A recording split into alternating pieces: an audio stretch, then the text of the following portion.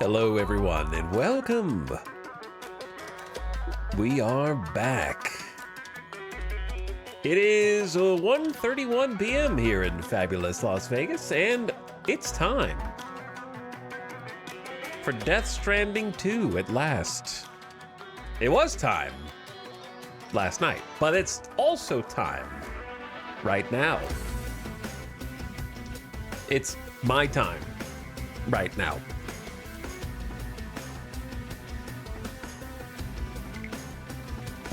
Got some coffee.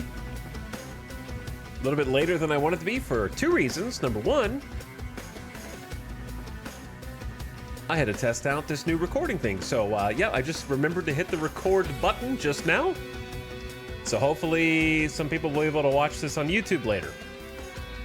That way, if there is a need to check out a VOD, I can have it uploaded. And I don't know what YouTube's gonna do with it, so I guess we'll find out. I don't even know if it's gonna be able to be uploaded. I haven't done this before. So there's a, I guess, non-zero chance it fails. But if you're hearing this on YouTube later, then it worked.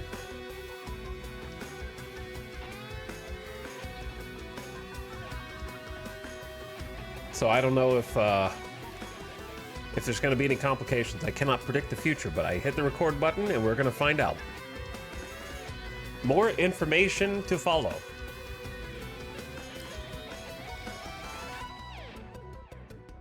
But that was the first thing. I was trying to figure that out. Make sure I had some settings correct on my end. We'll find out if they are. And then secondly, the cosmic allergies have seen fit to attack me today, and it's honestly been a huge pain in my ass.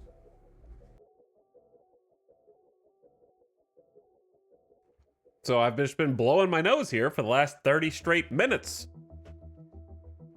waiting for allergy medicine to kick in. And I don't know if it will or won't.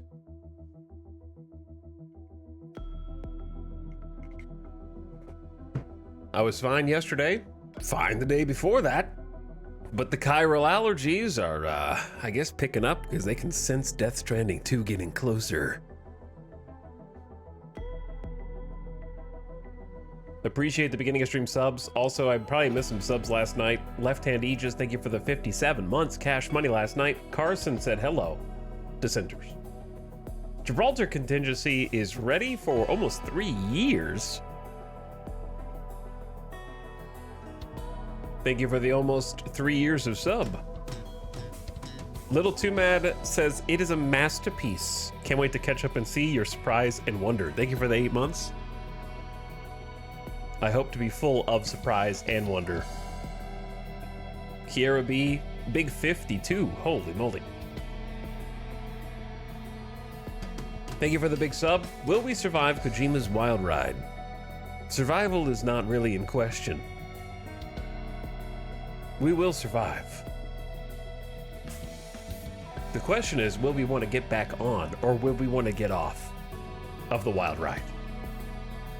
Thank you, Rumpeteer, for the 16 months up. Appreciate it. Just Mojo, welcome back. 80 months of fun. Hey, glad you've been enjoying the stream for so long. Thanks for sharing another one. Xenophades is yelling Kojima's name into the night sky. Well, I guess it's early afternoon here.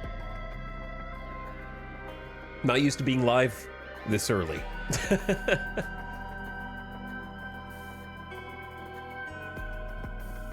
And Official Pearl, what's up? I appreciate the brand new sub. Thanks for the prime. Night XD says, oh no, I've been stranded here yet another month. Thanks for sharing another month. One more to add to the pile. And Nico Deliro adding another to the pile to make 92 months, approaching the big 100. Whew. Spicy. All right, I'm gonna, do the usual beginning of stream, blow my nose like 6 times quietly, and then we'll try and get started, question mark. I don't want to start, you know what I mean? The anticipation is so good. I know it's there, it's waiting for me, but if I start it, that means it's that much closer to finishing it. But its existence is exciting. All right, I'm gonna blow my nose.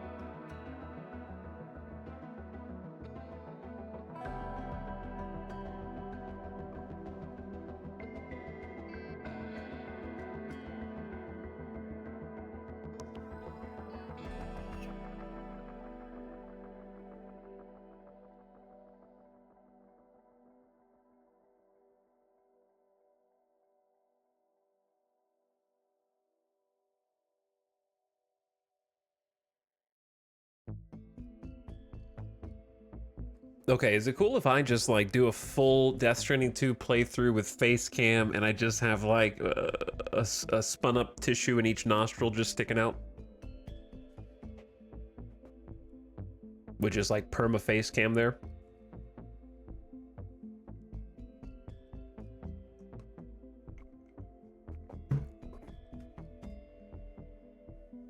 Hey, does anyone...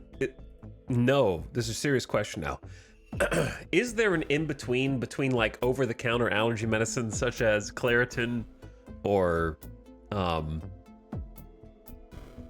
like somewhere between Claritin and Benadryl?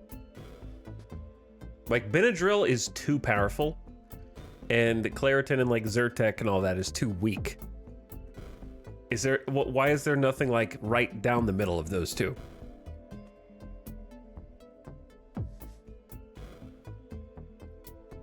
Flonase, in my opinion. I thought Flonase was for like you being stopped up. Is that not what it is for?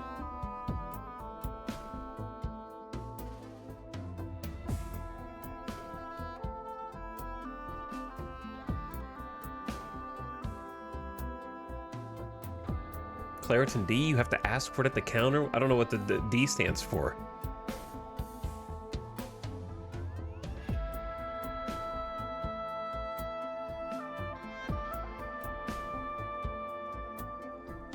Okay, let me okay. What does Flonase do? Reduces inflammation in the nose, relieving allergy symptoms like sneezing, runny nose, and nasal congestion. Wait, that's the AI overview. Shit, they fooled me. I assume that's correct though. Like, if all the things to trust AI about, I feel like Flonase is pretty low key. You know what I mean? Like that doesn't seem like far-fetched to me. Yeah, that's what they, okay. And it's just an over-the-counter allergy spray?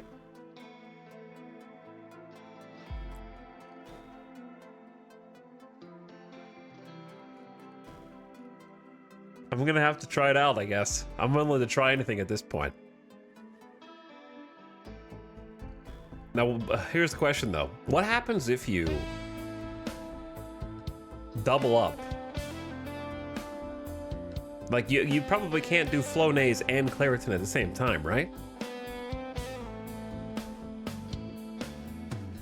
You can do both? Okay. All right, chat says you can. Chat's very trustworthy. You might get heart palpitations. Instant death. Oh, Jesus.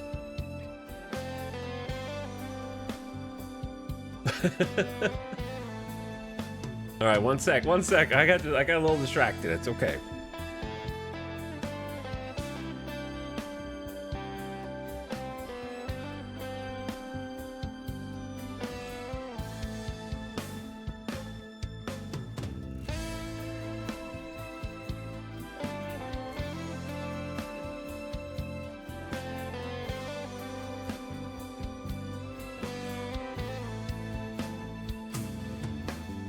Okay.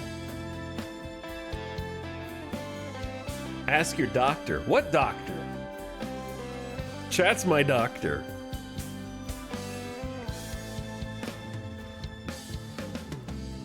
Hundreds of people here gotta be smarter than one doctor, right?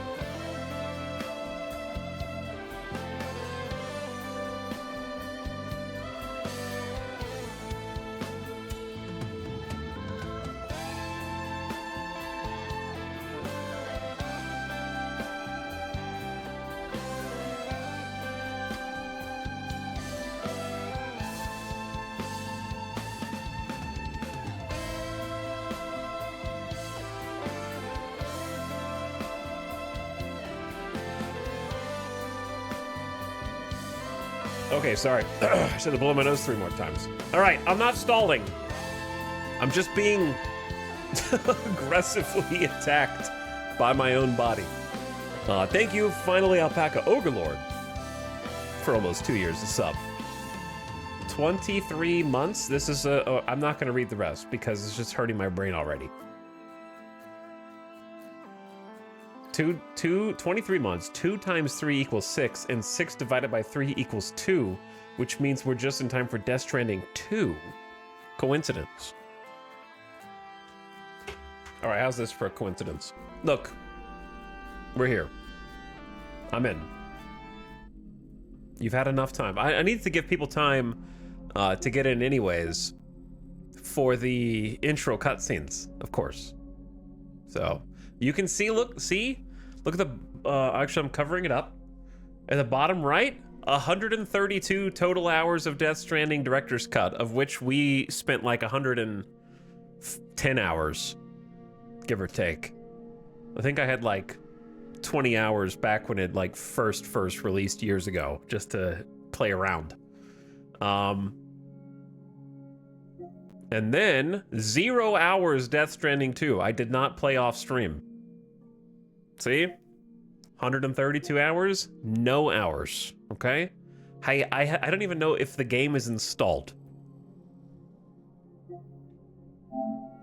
So let's find out. This is the first time even booting it up. We're going in.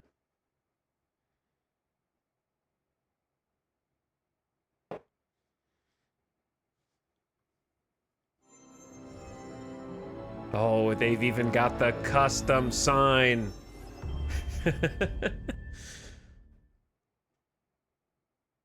They even got the like custom Marvel sign.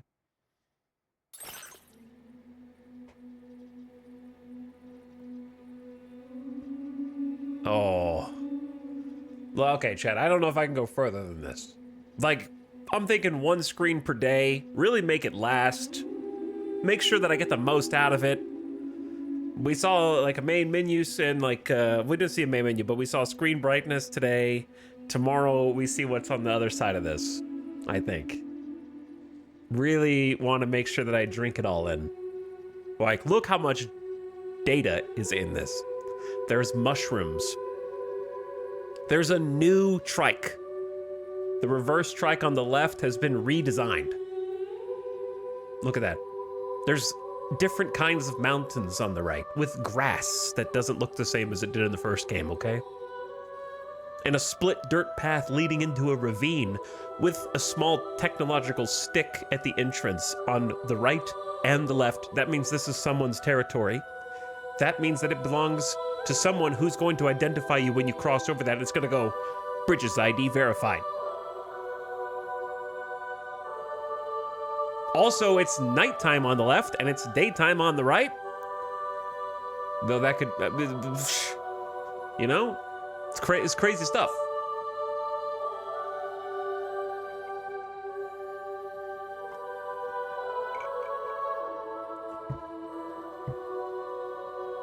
There's a moon. I never even saw a moon in Death Stranding 1. I thought they talked about it so much, but I only ever saw it inside of the book that Dads Mikkelsen like holds up to the camera. Binged the VODs for 3 days so I could be here to watch live. What's up, Lunchbox? No, seriously, I was so giddy and so hype. Like, I actually did manage to just, like I said, not even open it. I didn't look at anything last night. I just sat and hung out on the couch with Alice, played a little baseball out of the park, and just kind of like tried to take my mind off of it so I wasn't getting too like overly excited. I stayed up till like 3:30 a.m. or so, which is maybe an hour earlier than I normally go to sleep. I usually go to sleep like 4:35 because I'm crazy. And I fell asleep okay, and then I woke up after like 4. I was just tossing and turning, and like I was just half awake, and then I saw the sun on the ceiling a little bit because I don't have blackout curtains. And then normally not a problem, but this morning I was just like, oh man, I can't sleep. And then I think I slept for like probably 4 to 5 hours off and on, just kind of like in and out of consciousness. Never really awake, never really asleep, just like in that weird hypnosis in between. And then finally at like 8:45, 9 a.m., I'm just like, man, this ain't working, dude. I'm just thinking about Death Stranding 2. Like, I'm gonna play it today. It's gonna happen today. So I just kind of laid there and pretended like I was sleeping for like an hour. And then like 9:30, 9:45, I'm like, well, this isn't working. So I did the classic, maybe if I just look at my phone for a little bit, then I'll be able to go to sleep after. No, then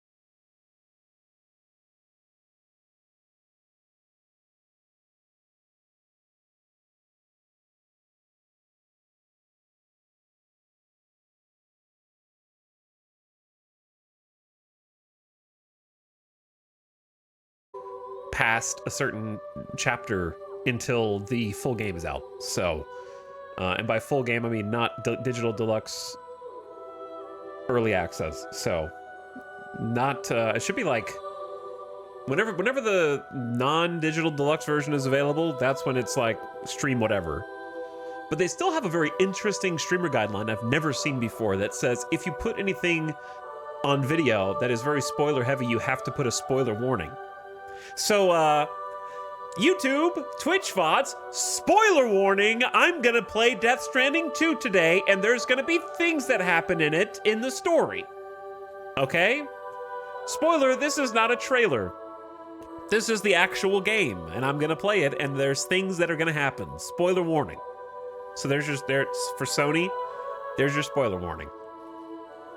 I don't know when the things are gonna happen, so I can't warn you beforehand. That I'm warning you now. Because I don't know. I'd have to know the spoilers to warn you before they happen. I thought this was a tech demo. Select your preferred brightness. 5 is recommended. Well, let's just... I think on my screen, 5 is slightly too bright. 3 is too dark. Like, for me, I'm a 4, I think. Chat, does 4 look too dark on the left for you guys?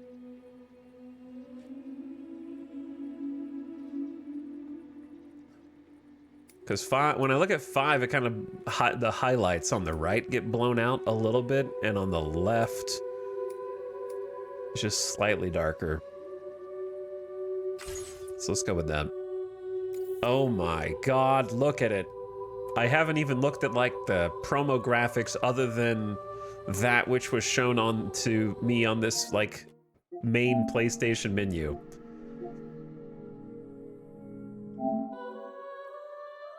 Early on, I don't want the early unlocks, please. Does that say multiplayer? Bonus data. These items and equipment will become available as you progress. Patch 70. Quokka. Patch 71. 71 patches? Patch 72, why me?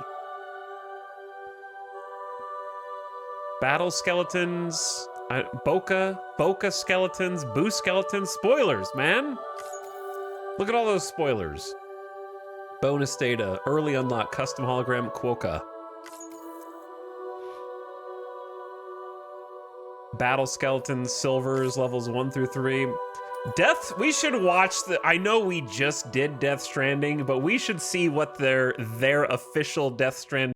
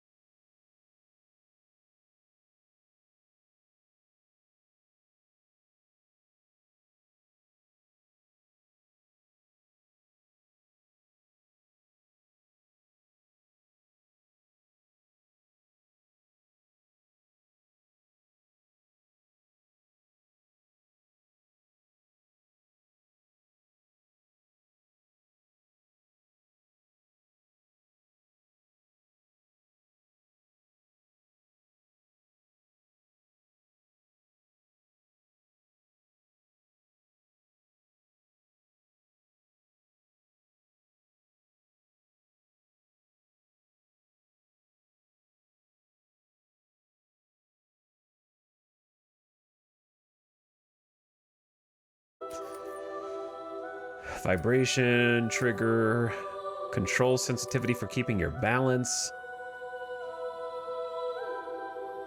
I think these were fine last game. Are there more controls than last time? I feel like there were more. I'll keep all this normal until I play with it. No camera acceleration.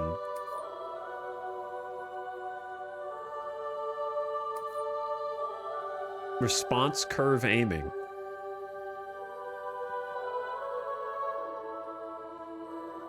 Fine adjustments and swift pivots. Okay, sure. Do not auto center. Good. These are good defaults, I think.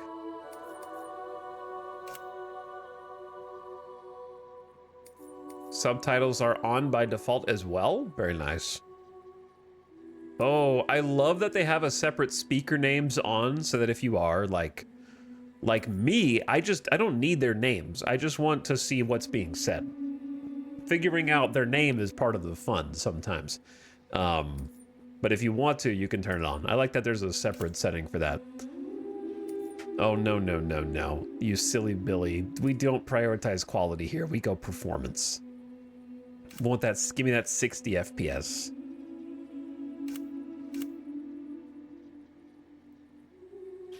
Master volume, shared structure audio, controller dialogue. Don't play voices from the controller. That would mess with the stream.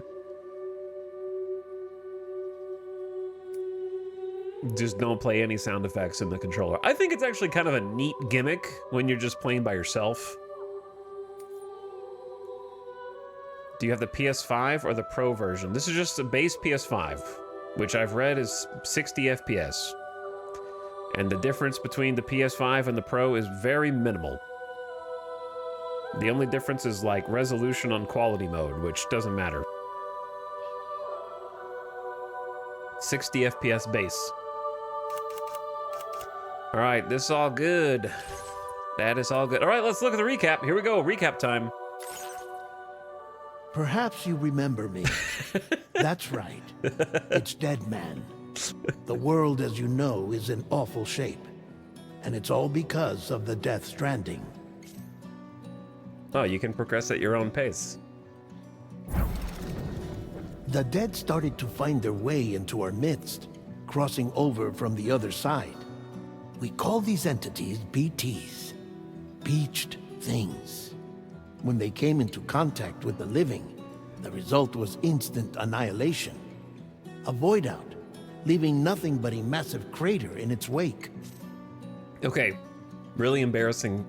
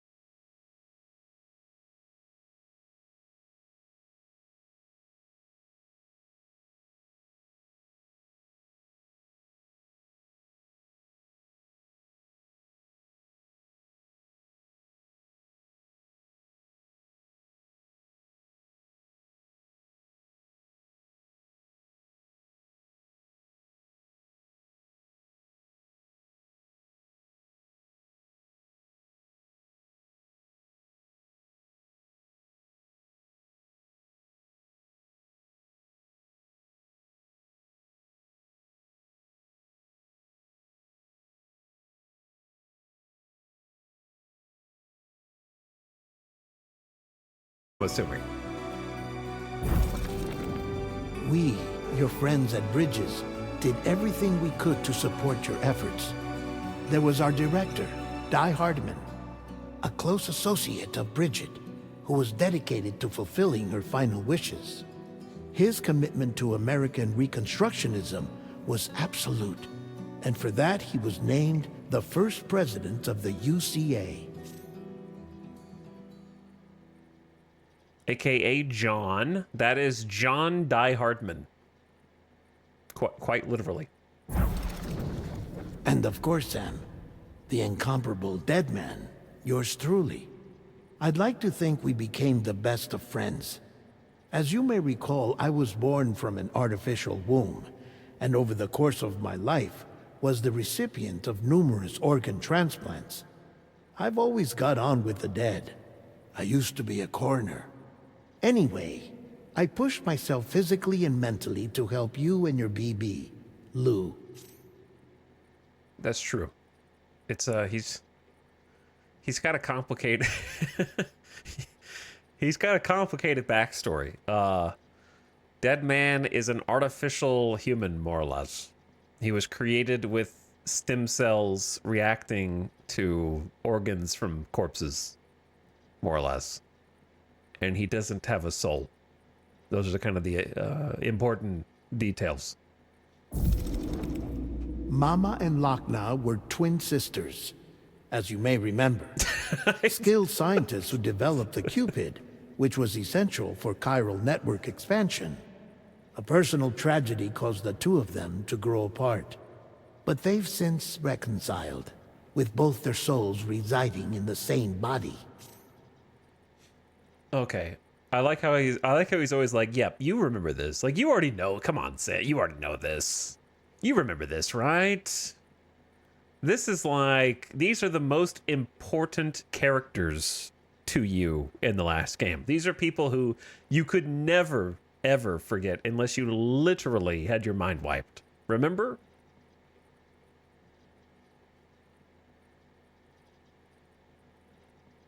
Yes, that's true. They're two souls in the same body. That's summarizing an entire arc. Every single slide is summarizing an entire arc of the game that probably took us like 20 hours, like 15 hours to figure out. Hartman. Every 21 minutes his soul departs his physical form, and for 3 minutes his body is clinically dead. During this temporary death, his soul is sent to the beach. That's why he knows more about the beach and the Death Stranding than anyone else. His knowledge proved indispensable in the execution of your mission, Sam. Okay, so a little slightly more detail on Hartman, besides the fact that these are all insanely cool characters who, if you only read the summary, look, well, very, very, very crazy. If I hadn't played this, I would be like, question marks. Yeah, Death Stranding doesn't lend itself to plot summary very well. It doesn't. It's like I said yesterday, it's a marathon, not a sprint. But it is hilarious that they are at least attempting to try and bring people up to speed in a very small way. Anyway, beaches are specific to each person. So it's like every person has their own beach, which is almost like a place in between life and death, kind of. But Hartman can wander other people's beaches. So he's able to kind of like go, and he was searching for his family last time we looked, because he got separated from them way back, and he's trying to find where they ended up. But also, man, this just does such a disservice to like the first game, in my opinion. Because yeah, it does sound like silly in summary. Leader of the private delivery outfit, Fragile Express. Exposure to timefall caused her entire body from the neck down to age significantly. It was the mark of a terrible betrayal. Higgs, a former comrade, used timefall as an instrument of torture, you see. To no surprise, Fragile was hell-bent on getting revenge. But after meeting you, Sam, she had a change of heart. have that effect on people. As your friends, we would stop at nothing to see you succeed. But ultimately, crossing the continent was something you had to do on your own, with only Lou for company. And with no end to the forces that stood in opposition. Deadly BTs, unforgiving terrain and unpredictable weather, ruthless terrorists. The list goes on. There were a lot of things trying to stop us, yeah. Without a doubt. Where's the Your song? greatest enemy was Higgs. Convinced that humanity deserved to go extinct, he kidnapped Amelie and tried to torment you and countless others. But neither he nor anything else could stop you from achieving your goal. The chiral network was finally completed. The bridge to the future was built. But your ordeal was not yet over. You had to learn the real nature of the Death Stranding. A secret that Amelie had kept hidden from us all this time. And a terrible truth you had to face. But you accepted this final revelation, Sam, and did what had to be done. Okay, I don't know if it's going to mention what the final revelation was in the game. Or is it just going to be like, that was something crazy, dude. It was freaking crazy. You just had to be there. You kind of did have to be there because there's probably about 4 hours of cutscenes at the end. And like, I would say there's at least 4 or 5 separate major story beat revelations that each take like 30 to 45 minutes to resolve. Like, seriously. I could just be like, oh, here's one ending, and then there's 3 or 4 other ones. America rose from the ashes as the UCA. And as the people celebrated your accomplishments, you carried out one final mission in secret. To save your BB. To save Lou. You removed the child from the pod that was their prison and began a new life together. And so it was that the two of you vanished without so much as a trace. Oh, so we're off the grid. So he didn't just bring Lou from the pod at the end. He actually, like, went dark. He went like James Bond being chased by...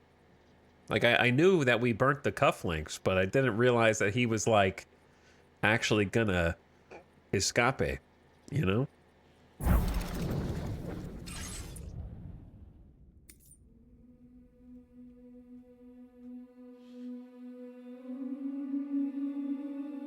All right, that was fun. We'll do the rest tomorrow.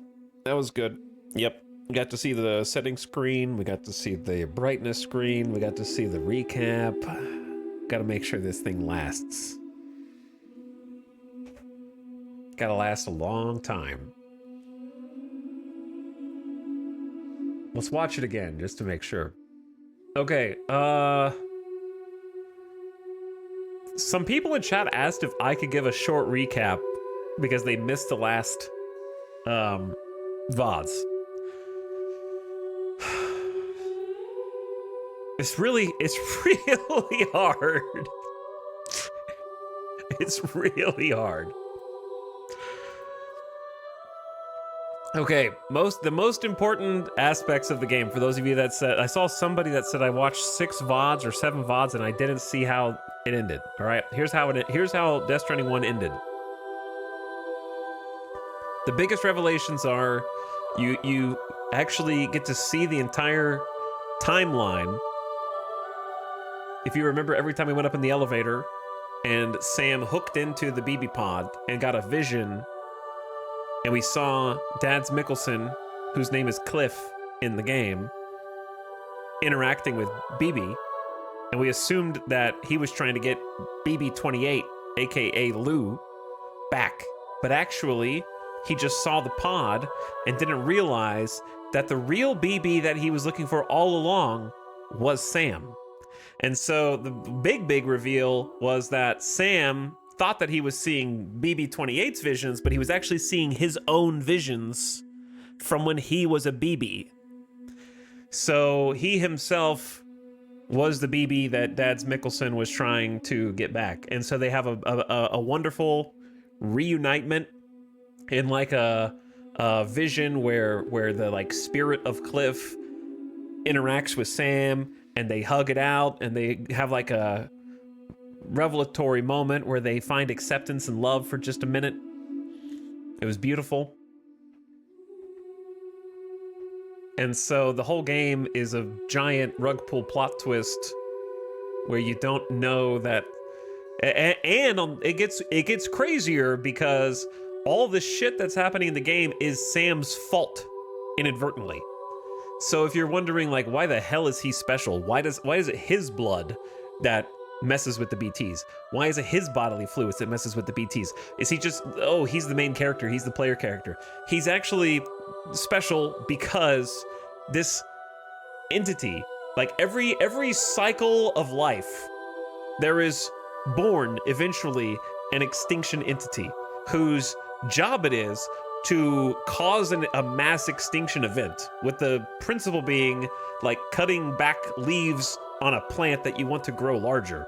Like there has to be like an extinction event every million years or however many millions of years so that something else can evolve past that and get stronger and grow to the other side. So in this case, this time around, it was Amelie who was the EE extinction entity who was supposed to bring about the extinction of humanity, basically. And it was supposed to take a very long time. It's supposed to take much longer than it is happening in the game. However, when she is like a split body and soul. So like Amelie is the soul, and the President Bridget Strand is the physical corporeal form. They're like the same person. But they just pretended like they were two different people for their entire life. So like President Bridget Strand would grow old, but Amelie never grew old. And would stay exclusively on the beaches, which is like, we'll just call it like a spirit realm. I don't know what else to call the beaches. They're like individual spirit realms, basically. Okay, so they're chasing down the BBs because they're doing experiments to. That's a whole different thing. Cliff is trying to escape with Sam because he loves Sam, and the short version of the story there is. When Sam is a BB, basically the government tricks all these people into volunteering their children to be experimented on for this BB experiment. And they don't know that they're actually committing their children and their wives to death, effectively, in the experiments. So Cliff finds out about it and is like, screw this, I'm just gonna escape with my baby who's in the little BB pod. And he gets killed trying to escape. In the process of him trying to escape with the BB pod, President Bridget Strand inadvertently shoots little BB Sam, who's just a little BB in the pod. She thinks she's shooting Cliff, who's escaping, but she accidentally shoots the BB.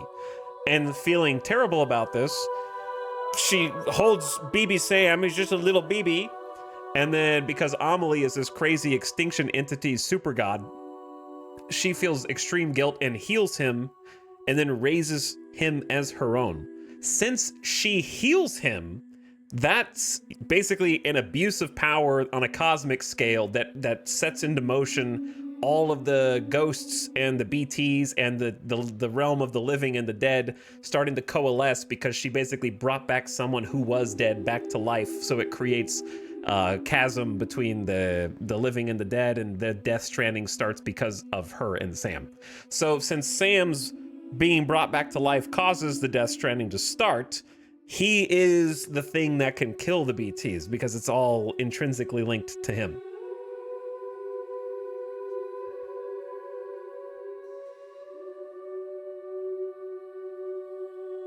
So then at the end of the game, Sam tries to get Lou out of the pod because he wants to save Lou, whose body is failing as a BB.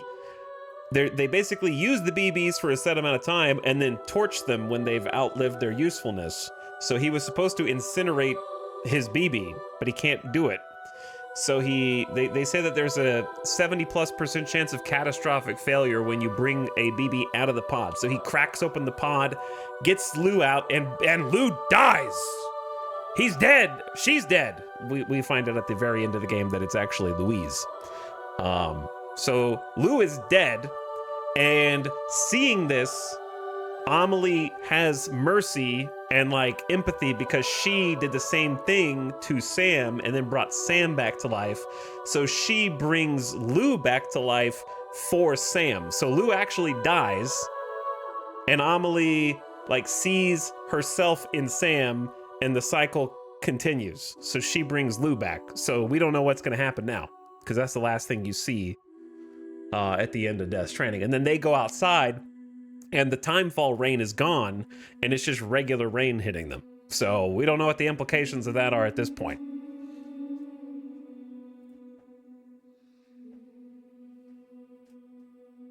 This is legitimately helpful, thank you. Okay, at least there's a couple people who are like, this is legitimately helpful amidst the, you sound like a crazy person, which is fair enough.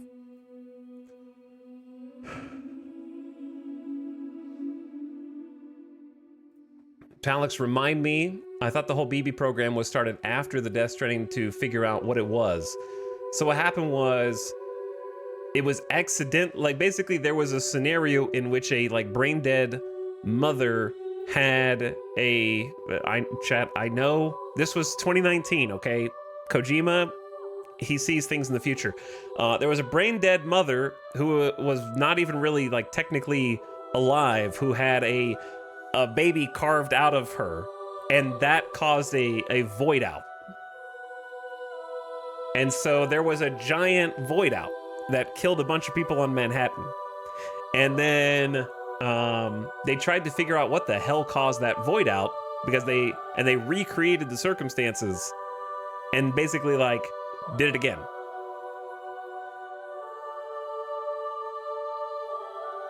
And so the Death Stranding hadn't started yet. There was just a particular circumstance in which you could create a BB basically to see to the other side. And so people started to mess with that more and more. So they were researching BBs, and that's why Sam was there. They were researching BBs. Sam was one of those BBs who was in the research program. And then when they brought Sam back to, when Amelie brought Sam back to life, that's when the full like Death Stranding started to really unfurl on a wide scale. That's my understanding. I've watched both your Death Stranding playthroughs and I still didn't get what was going on. Thanks for the recap.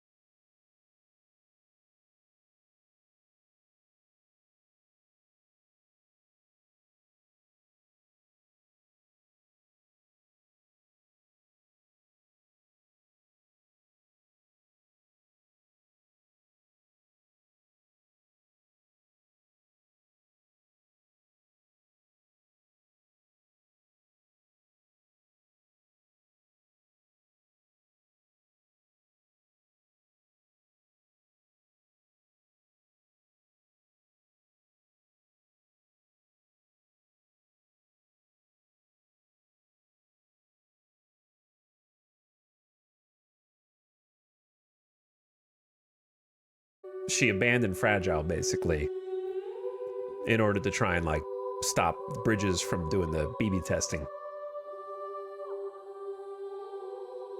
So there's a lot. There's a lot going on.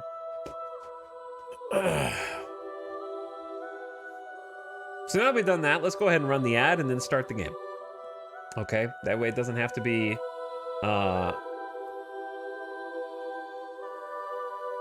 interrupted. So ad is starting soon. Turn your ad volume down. If you turn your ad volume down, you won't get blasted.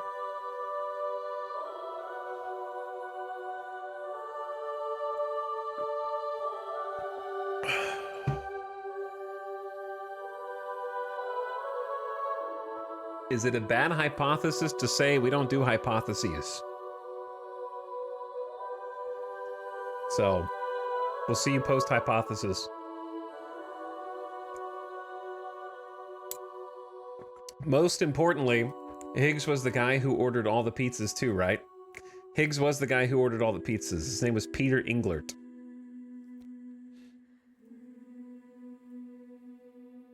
Do we need a pin message? Yeah, I need a pin message. While the ad is going, I'm going to make the pin message. Because it needs to be similar but different.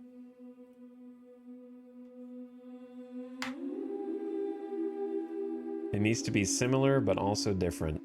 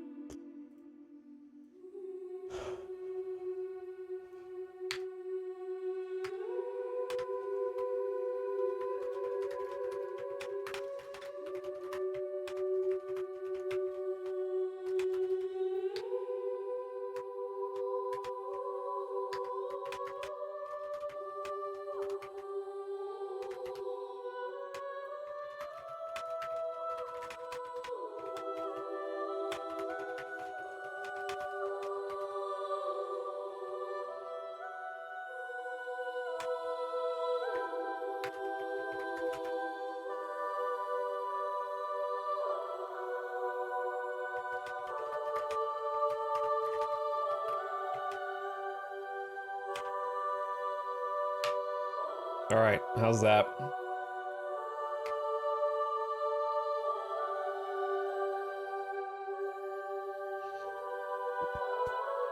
How is that?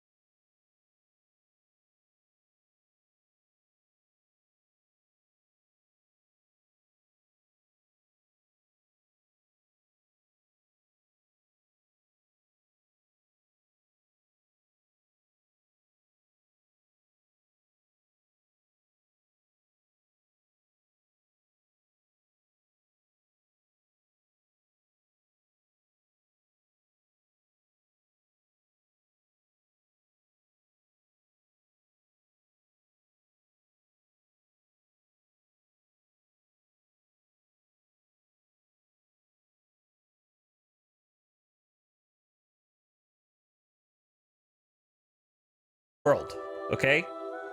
This is the sub cutoff point. But thank you for the gift subs, Chuckles. We're in. We're not in. Shh, gameplay recording paused. Shh, don't tell anyone. Don't tell anyone that we're streaming. Let's go April 1st. So far away, we'll never see the secret birthday scene. Whilst dooms can afflict almost anyone, those born under constellations with a greater connection to the beach, including Cancer, Pisces, Cetus, Delphinus, are said to be more susceptible to developing the condition. It is believed that such individuals are fated to walk a life path fraught with disquiet and turmoil. Is April 1st one of those? I'm not actually April 1st. I'm a Taurus. I just like putting April 1st in as my birthday in games. So I don't know. I don't know what April 1st is. Wait, that wasn't recordable, but this is recordable. Oh, hell yeah.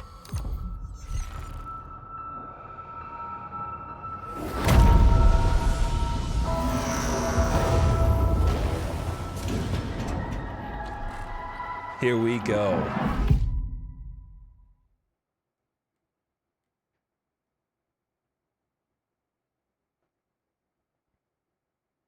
Once, there was an explosion.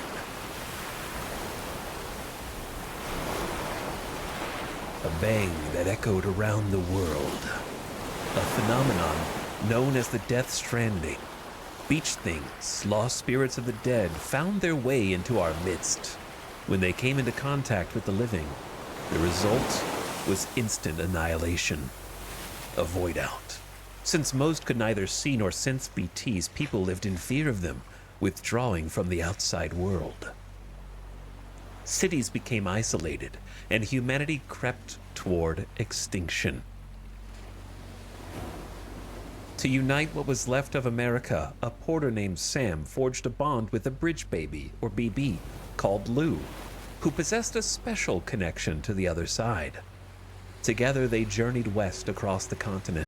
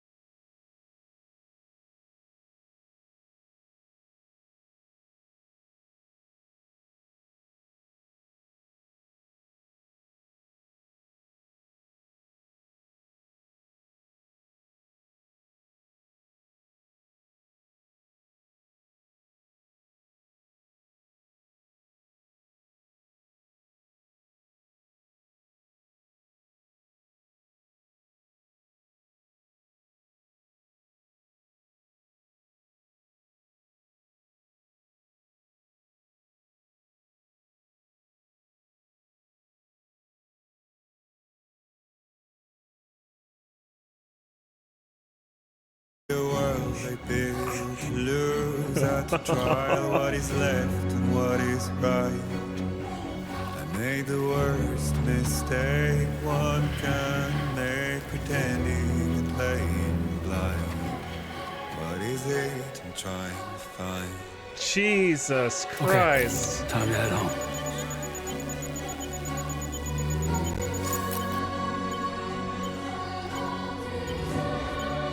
Holy, the zoom in control's still the same. He looks crazy. I can't even read the tutorial. Oh my God.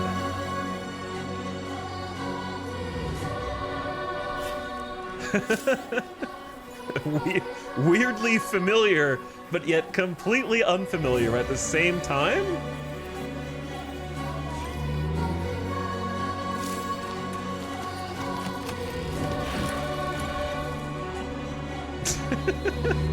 Hold on. Can I check on Lou? Oh my God, it's a baby! Well, now someone's in a good mood. It's a baby! Oh my God, Lou is just our companion now. Two Tiefys! Two Tiefys have already grown in! Hello, Louise. How are you?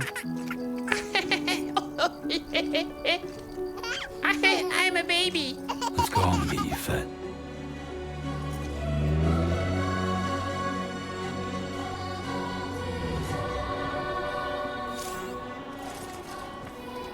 Bro, he looks insane too. Like somehow different? He looks different, but like he looks like Norman Reedus.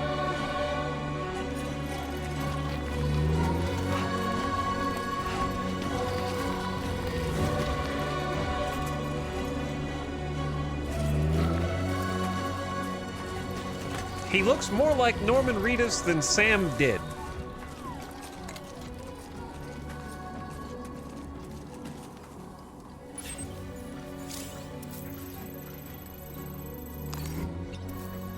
"1,200 meters that way, return home." And there's like a city and an upside down rainbow already?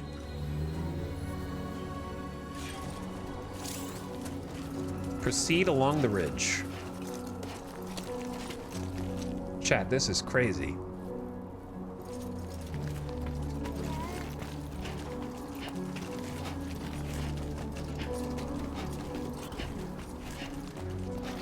What if I just, dude. Okay, there's already got to be a video on YouTube of somebody getting to this part, looking at the baby, and then instantly jumping off the cliff to see what happens. Like, there's got to be. This seems dangerous.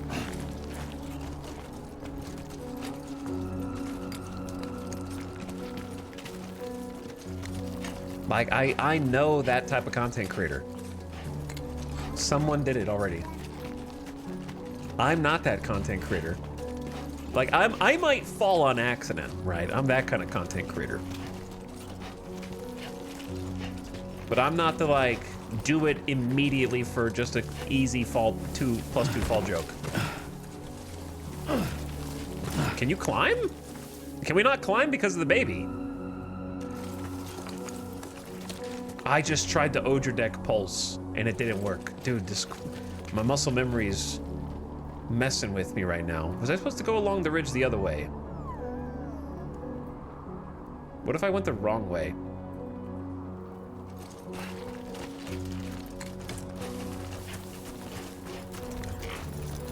You have left the delivery area. Wait, am I actually going the wrong way in the first scene of the whole game? Oh, that's listen, that's what happens when you pick brutal difficulty, okay, kids? Now, if you pick normal, it tells you where to go. But brutal, completely different. It said follow the ridge, so I followed the ridge left. I didn't know I was supposed to follow the ridge right. I hope Kojima's watching and somewhere he's like, I told them we needed to point the camera to the other side.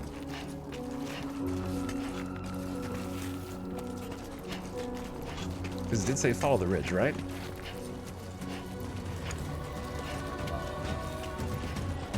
Oh, look at that distance.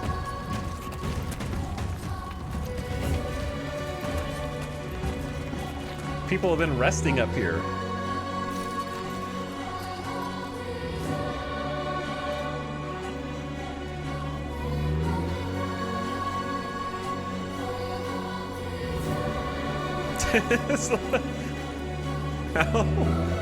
How does it? It's just a bunch of rocks. So how does it look so good?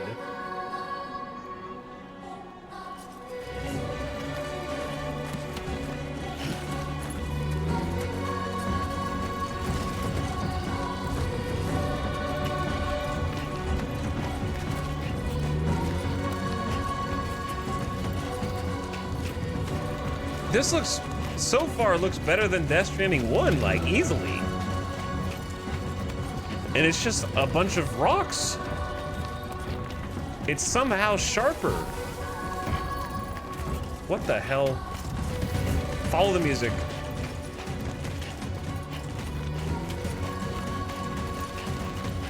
I think I'm following the ridge too specific. Oh, this ridge. All right, they need to go back to the drawing board on the tutorial. I just took the instruction too literally.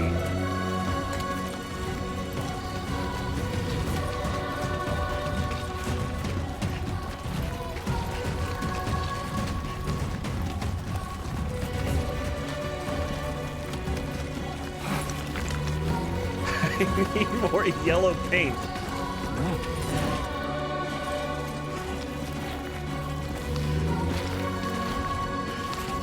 Look at all the debris that's being kicked up too.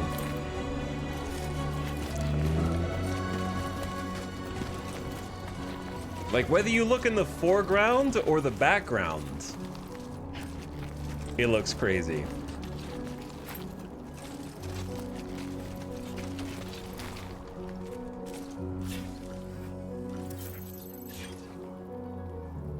Am I going the wrong way again? I don't know if I can make it down here. Listen, I'm used to Death Stranding 1 where you're allowed to go anywhere you want, Kojima, okay? I'm not used to on-rails Death Stranding yet.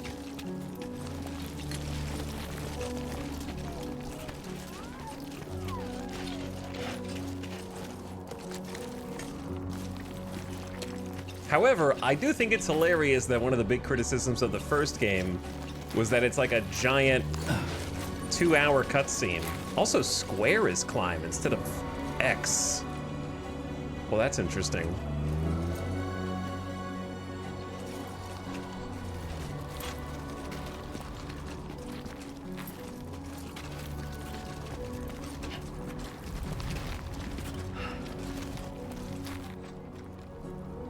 Oh God.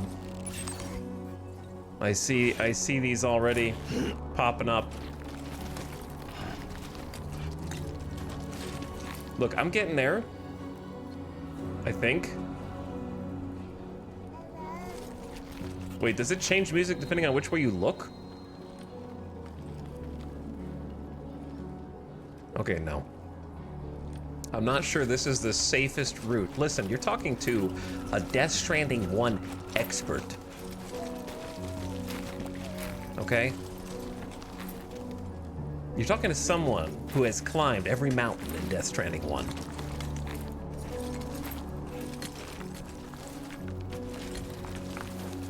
And I did every main story quest, and many, if not all, side quests. Okay, so this little, listen, Lou, I'm gonna chuck you through. That way I can climb safely. I'm just gonna throw you to the other side, and I'm gonna come pick you up.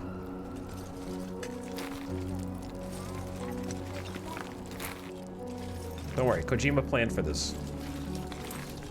See, look at that, look at that, look at that. Look at these new moves I got that you couldn't do before.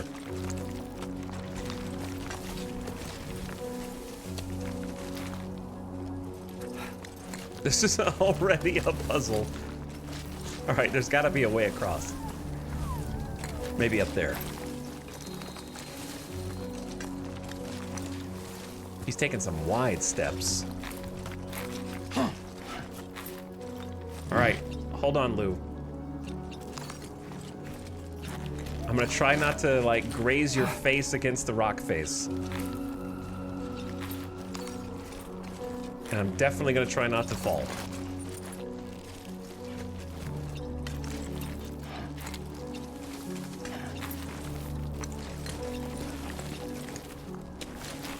All right, work together. There, oh boy, that's pretty steep.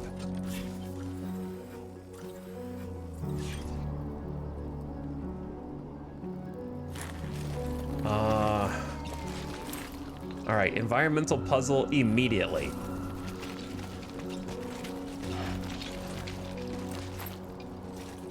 I got, we're okay, we're okay. I'm wearing, look how happy this baby is. This baby loves, I don't know how I'm moving. I'm not even moving.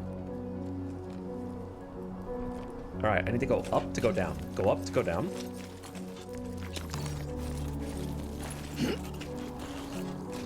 So we can be a little safer about this, right? I like this path.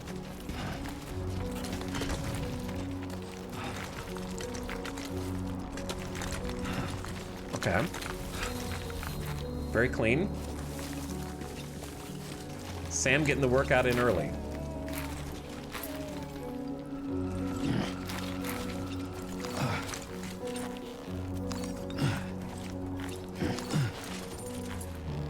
We're almost... No, I need to go... Oh, dude, you see, like, that little path right there. That's the one. Let's go along this ridge. But look at that view, dude.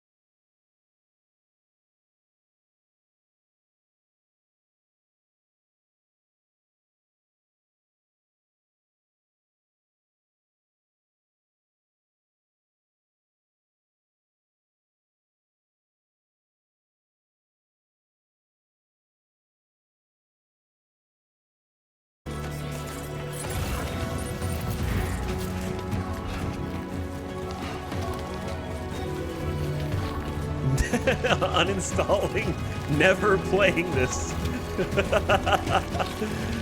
Oh.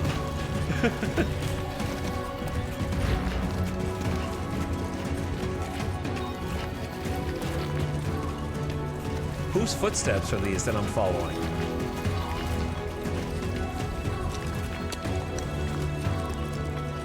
Oh wait, was the cinematic cam only for a certain part? Maybe. Oh, here we go. Potential gate quake? I feel that. What the hell is a gate quake? A gate quake measuring 4 on the G scale has occurred. Holy new environmental hazard features.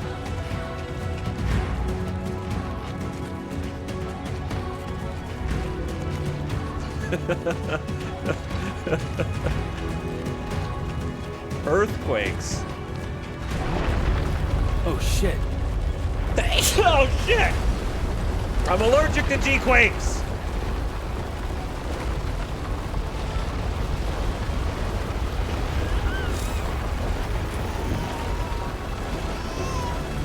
A quake measuring 7 on the G scale has occurred.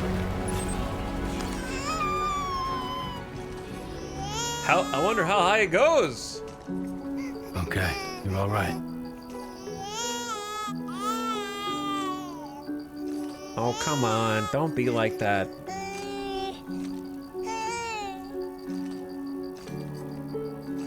Look how much fun we're having. I only got lost in the tutorial twice. I did it on purpose. I knew where to go.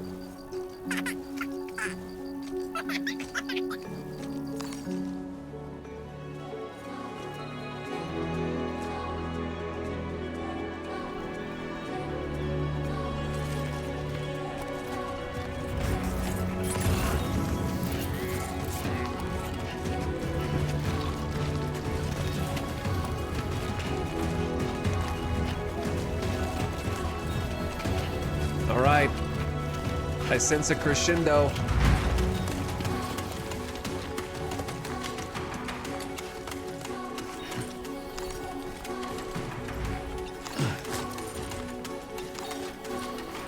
I like his new step climb.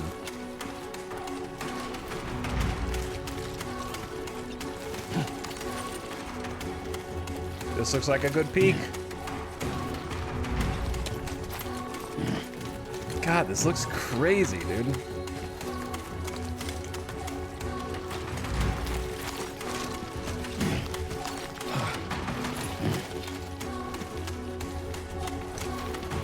He's doing a good job keeping his balance on pretty thin ridges up here.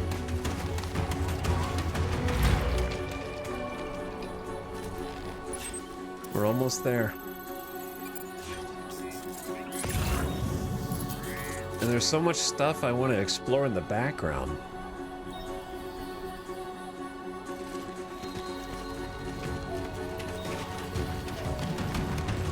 I love like the little rocks and debris that you can kick up.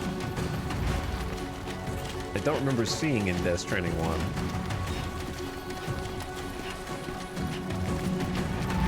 I saw a little bit of them, but I feel like there's way more now.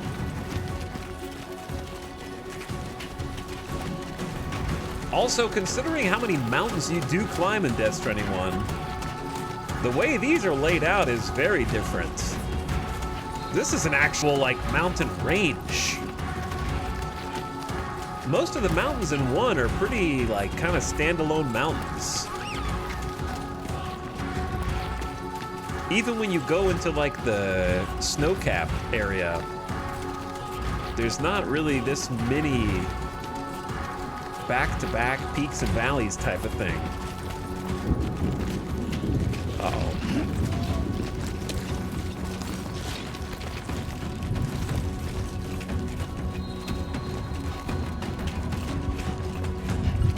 Uh-oh.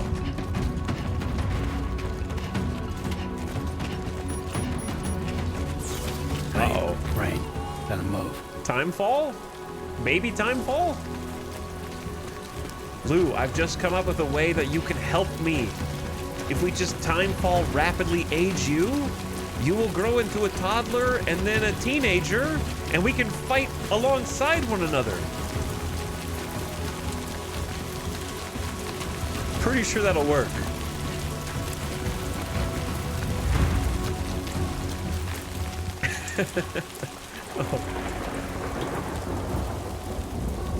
Yo, look, there's some new, like, lens effects for the camera.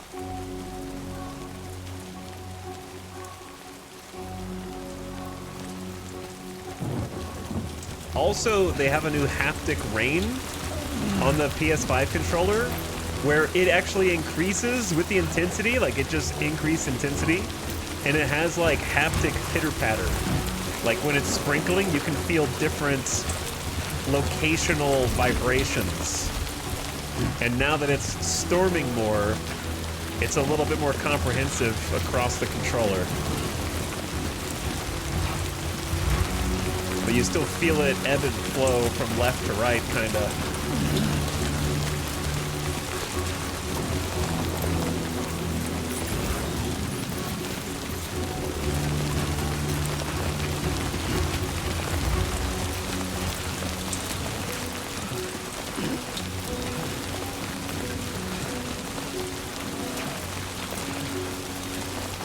But also the rain in general just looks different. Like it has more depth, I think.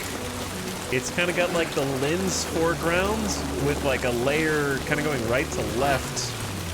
And it feels like you could see it a little bit further out too.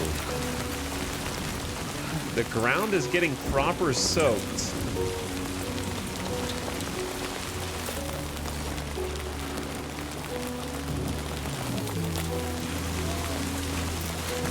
Is it mud? Or was this just a little trail? I think that's just a little trail.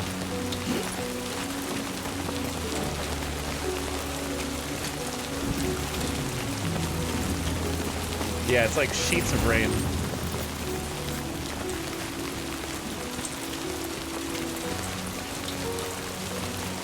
I like how this ridge is like the optimal way to get across to... Oh, a climbing anchor.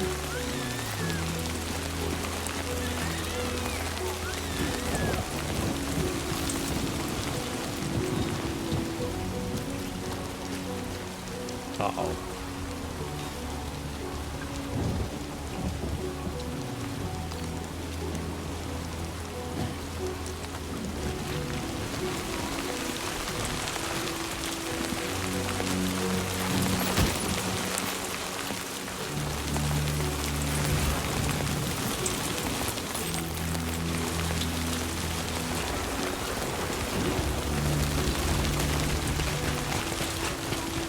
Seems like a dangerous slope to be going down in the rain, yeah?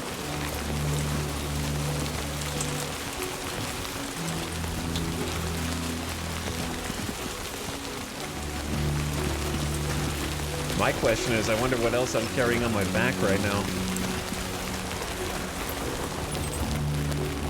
There's a river.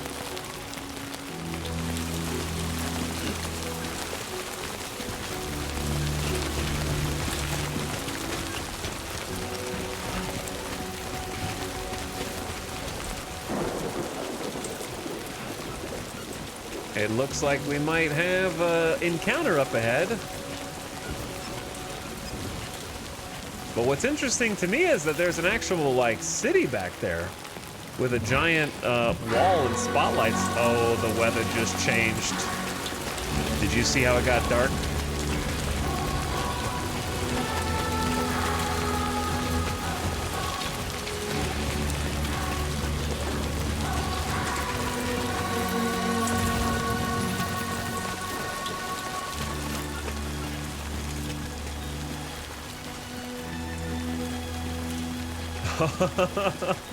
This canyon. Yo, we live in a cave, man. We get to go Obi-Wan Kenobi out here.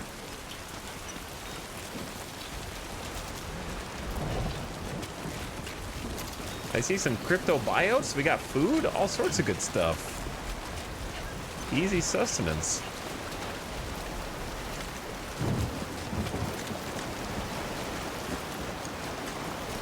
Look at all this new terrain. I have a ladder?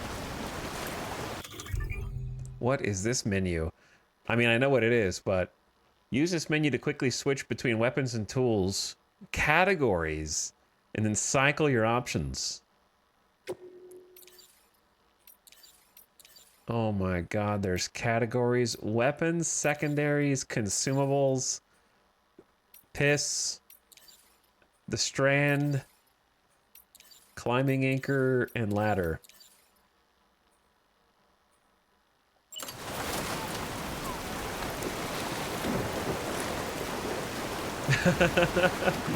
Look at our new ladder. It's got a bit of a different aesthetic to it. Even the backpack does. All the equipment and all the, like, equipment slots.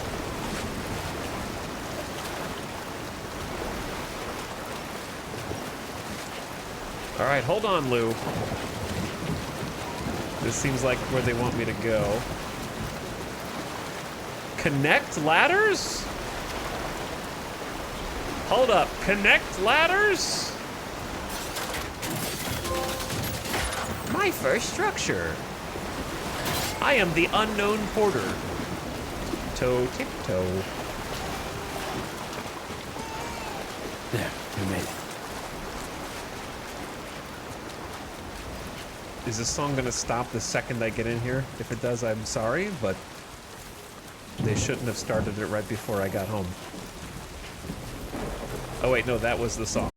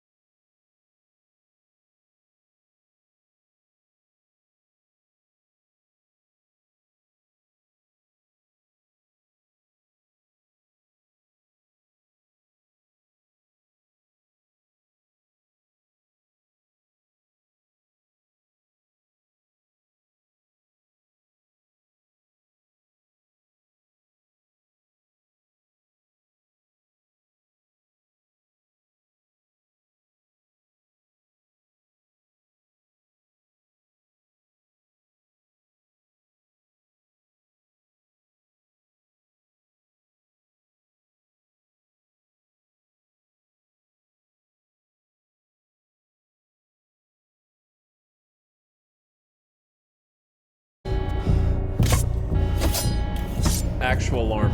Check the knives.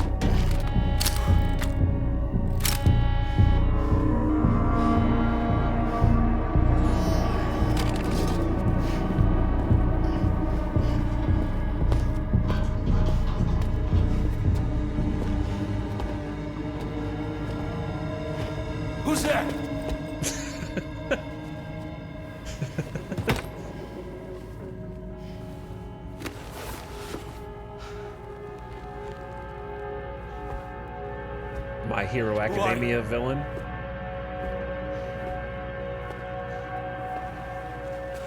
What Fragile? are those gloves, dude? Were you cooking?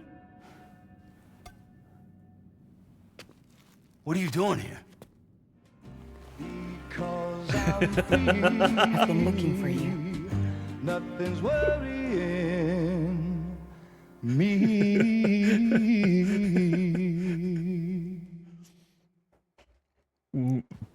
Neck glove hands.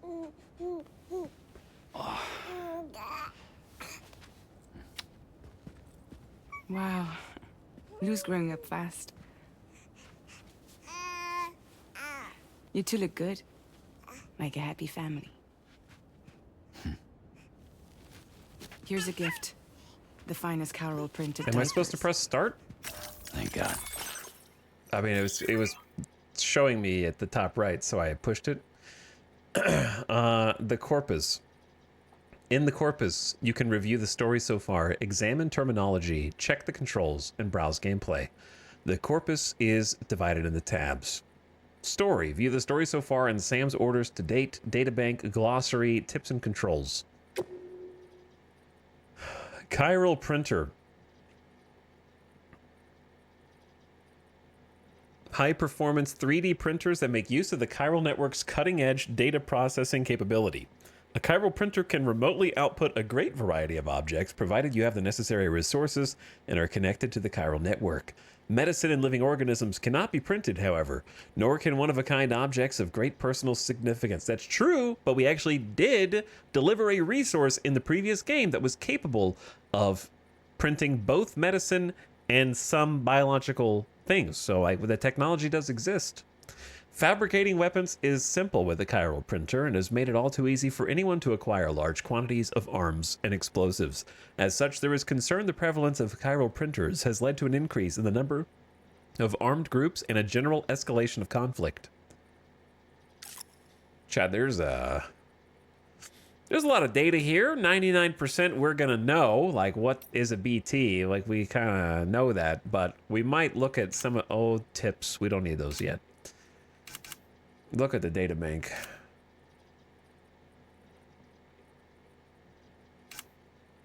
All right, well, maybe we'll look at this after a bit. How'd you track us down? Your neighbor got hooked up to the chiral network. Service now extends to the whole region. I let myself in with this. You can use chiral printers now, too. Guess it's time we thought about moving.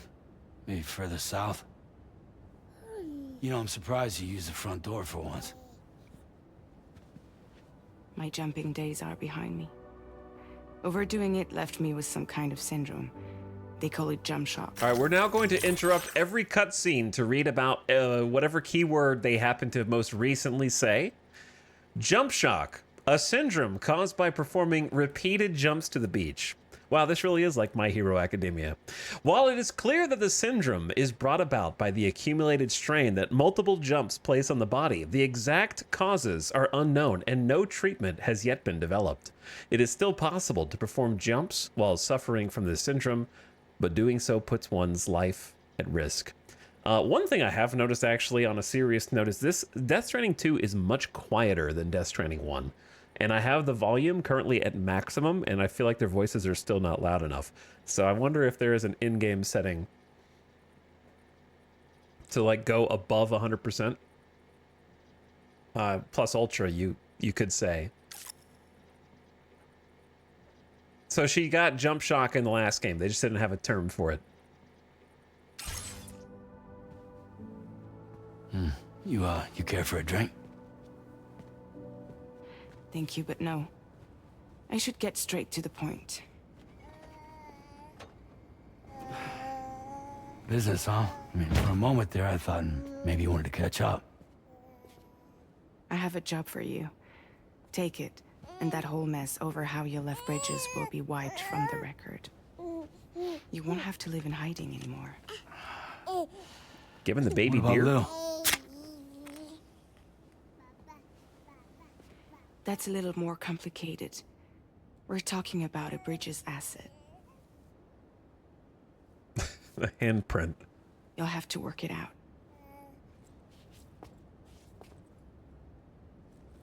Sam, you brought America together. Helped it be reborn as the UCA. Okay. It's just and. Oh, But dude, I'm it's the afraid map. Death Stranding is far from over. Humanity is still in danger. She said it. Still on the brink of extinction. Don't act like you don't see it. Giant crypto bio plushie. A lot of things changed after you went off on your own. Especially within the UCA. Bridges no longer oversees the distribution network. They withdrew once things were up and running. So your friends and co-workers all went their separate ways. And that's not all. Die Hard Man is not the president of the UCA anymore. Who the hell is Die Hardman? Prior to the Death Stranding, Die Hardman was a Special Forces soldier in the U.S. Army. Serving under Captain Cliff Unger, he was given his nickname, Cliff is Dad's Mickelson, on account of his ability to survive any situation. After the USA was destroyed, Die Hardman became the commander of Bridges and dedicated his life to rebuilding America alongside President Bridget Strand. Following Bridget's death, Die Hardman supported Sam on his mission to connect North America to the chiral network, and once the UCA was established, became its first president. He has since stepped down, and his current whereabouts are unknown. All right, well, I mean, even if we know who Die Hardman is, it's nice to see where he is now. Or rather, we don't know where he is now, but is, you know, it's good to know he's not still the president. In case you're wondering who's handling distribution now, A Pass 4000 has revolutionized the whole process. It utilizes the chiral network to manage and carry out deliveries. Within network coverage, The buddy bots there's no need to replaced rely us. on human porters Holy anymore. shit, we actually created our replacement. And no need for Fragile Express, of course. So after I closed up shop, I went and started a new group. One that handles work in regions outside the UCA. We decided to call ourselves Drawbridge. Drawbridge.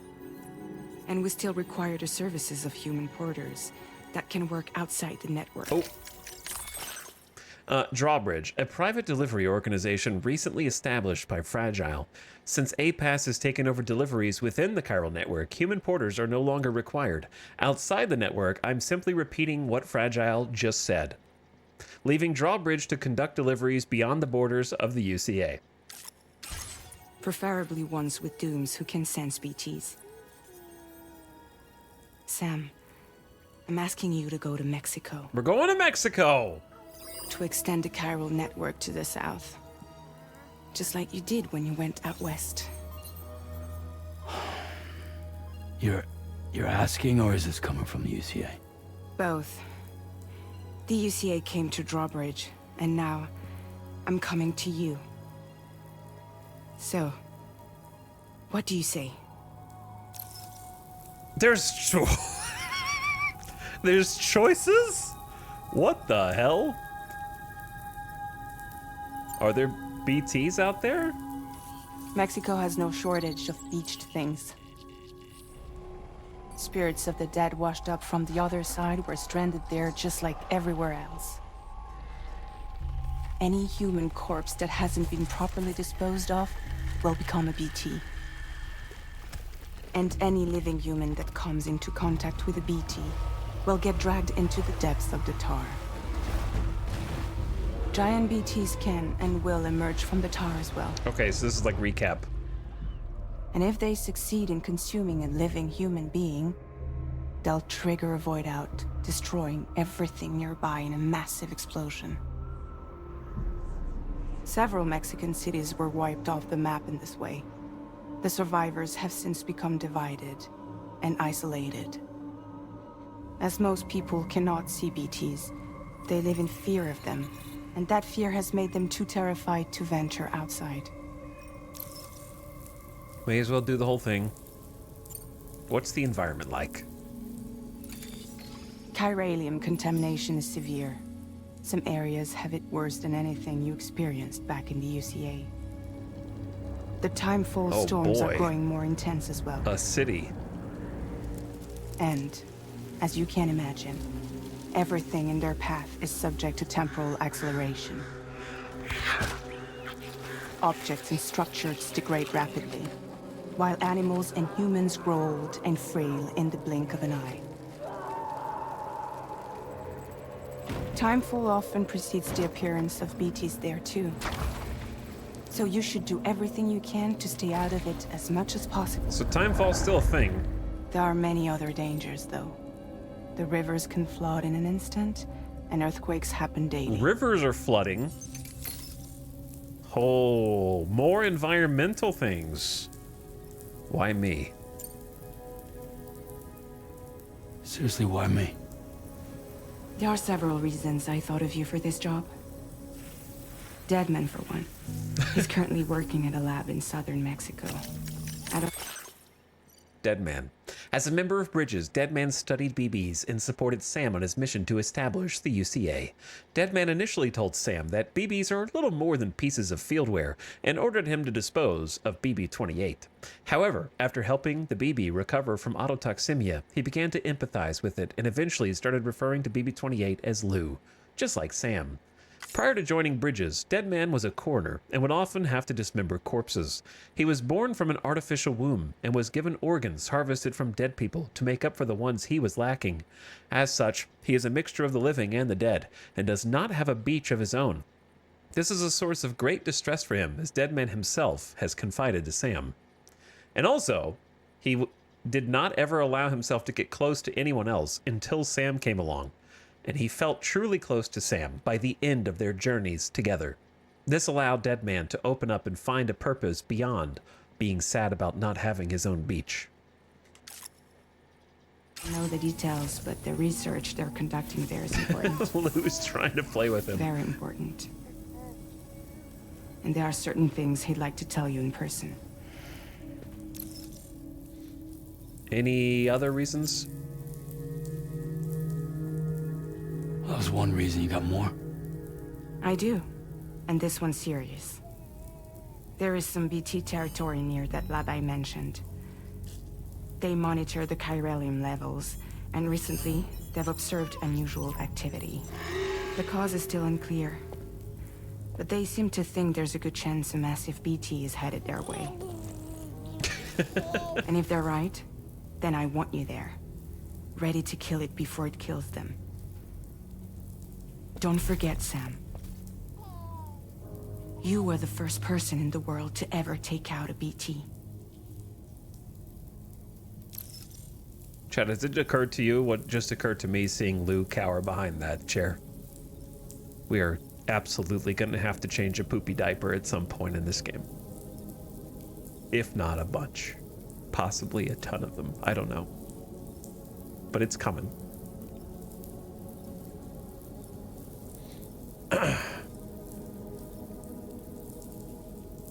Can I ask you something? I'll try to turn the overall game volume up after I get out of this cutscene series. Unless I can press start. I can't press start right now. Can I ask you something? I guess that makes sense. But something's still bugging me. What? All this talk about extending the network into Mexico. Isn't the UCA basically expanding their territory? Taking control? Claiming it for their own? Sam, it's not like that. They're not trying to take over the world. They just want to link up new areas with the chiral network. Like the internet before the Death Stranding. Public infrastructure to connect people. Which is why, instead of turning to an established government agency like Bridges, the UCA contracted a private organization, like ours, who then decided to employ... I had to. I didn't know if it was going to disappear at the top right. Porters! Porters deliver cargo to cities and other human settlements that have been isolated by the Death Stranding. Porters have a hard life, with chiral clouds making use of drones and aircraft impossible. All deliveries must be made over land, where timefall and BTs pose a constant threat. It's little wonder they are considered to be the heroes for the work they do. Some porters work for Bridges or other private organizations, while others are effectively freelance operatives. The effects of chiral contamination have led to some porters becoming addicted to delivering cargo. This is known as drone syndrome and has been observed in the mules who operate in the UCA. Am I crazy? Or did I not realize that was from chiral contamination? I thought they just became addicted to lycosin. Was that always a chiral contamination thing? I guess it's both. Maybe it's just both. I don't know. I don't feel like they mentioned it directly. I don't know. I don't remember it being... I'm pretty sure it explicitly said addicted to lycosin. That's what I thought. I don't know. Services of a freelancer like yourself. Okay, so she's coming to us as a freelancer. Please, Sam. Quote unquote. Won't you help us out? I won't do it. Does the game end? I think I'm gonna say I won't do it. Like, if I'm Sam and I've got Lou, am I really gonna get dragged back into working with Bridges after I left them?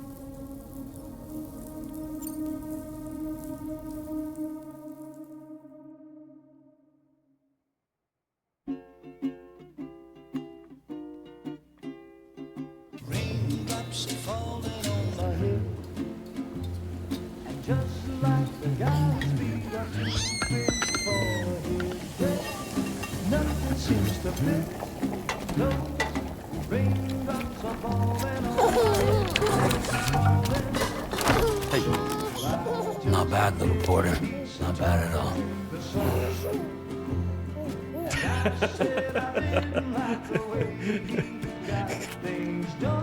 Wrong answer. Time for some nom-noms. Wrong answer, by the way. I'll accept the order. I won't do it. Wait, should I not have skipped it? Would it have done things differently? Maybe I shouldn't have skipped the cutscene. I wonder if it would have done the cutscene differently.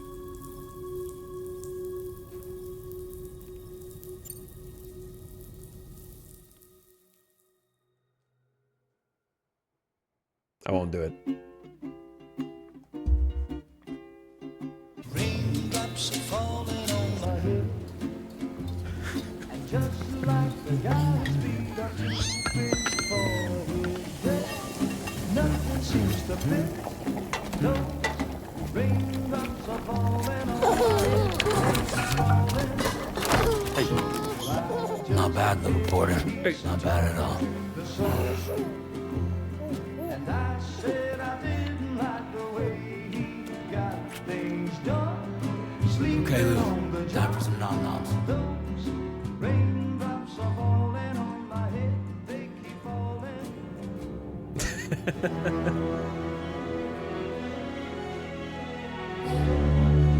No! No! -61.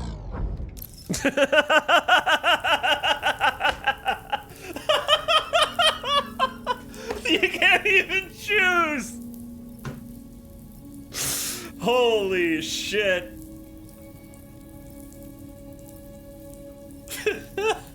That's so good, dude. Now I wish I would have seen what the second one looked like instead of skipping it. I assume it was the same thing, but with the other option.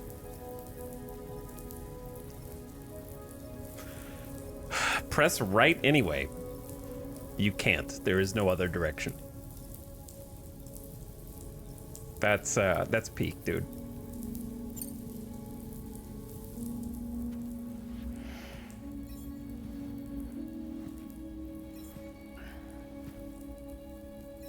Yeah, all right. So you'll do it?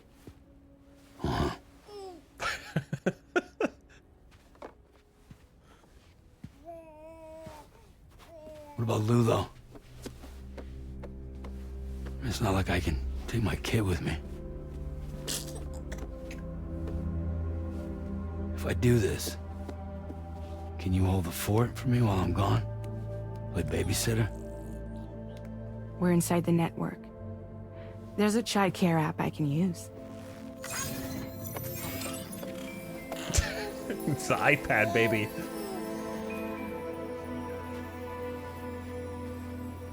It'll be fine.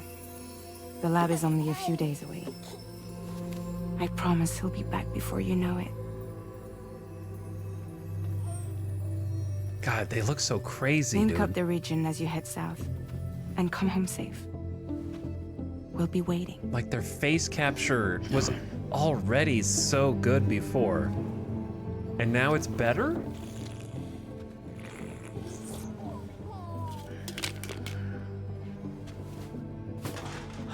Wow, just like the old Sam.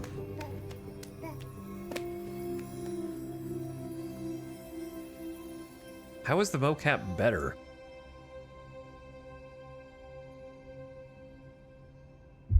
And it's just PS5. Here we go, episode 1, prologue complete. This is a great time to run the ad that I've been snoozing in the background so it didn't interrupt anything. And also, when you press start, you get access to the corpus at the top right with recent corpus items to read about and exclamations which ones you didn't read, which is a great feature. Immediate BT. Well, they're not real. That's our security system to hide Sam in the mountains. He's just going outside. Just so many features, dude. A scene progress bar? Oh, like that line is the cutscene. And how long it is. Huh. With like a skip. Okay. Interesting. All right, I'm just going to run the ad so it doesn't interrupt anything. Right now. In between, in betwixt. So turn your volume down if you're an ad watcher. Since it has somehow been 2 hours, even though it's only been 1 hour of gameplay, and of that 25 minutes of me getting lost in the tutorial, which is nothing if not peak Death Stranding, I am going to take a quick bathroom break and grab a drink while the ad is playing. And it should have just started. There we go. Okay, and while that's going, why don't we do a little bit of music? I'm ordering a pizza. Dude, I would kill for a pizza. It's only 3:30. This is like our normal stream start time. That's why we got started nice and early today. All right, I'll be right back while the ad's rolling. Mela James says, hey, everybody. Thank you, Mela James, for the sub. Hey, yourself. Appreciate you jumping in, joining. Thanks for hanging out, everybody. BRB.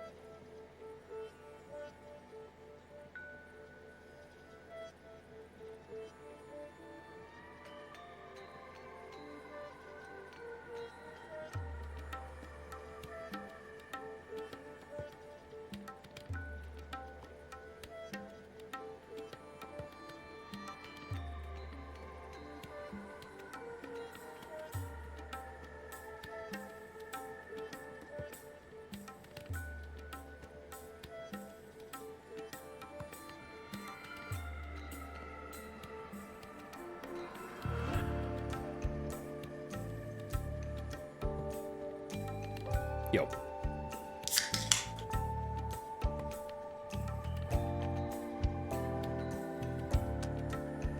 Dude, I want some stuffed crust pizza. It's a perfect day for some stuffed crust.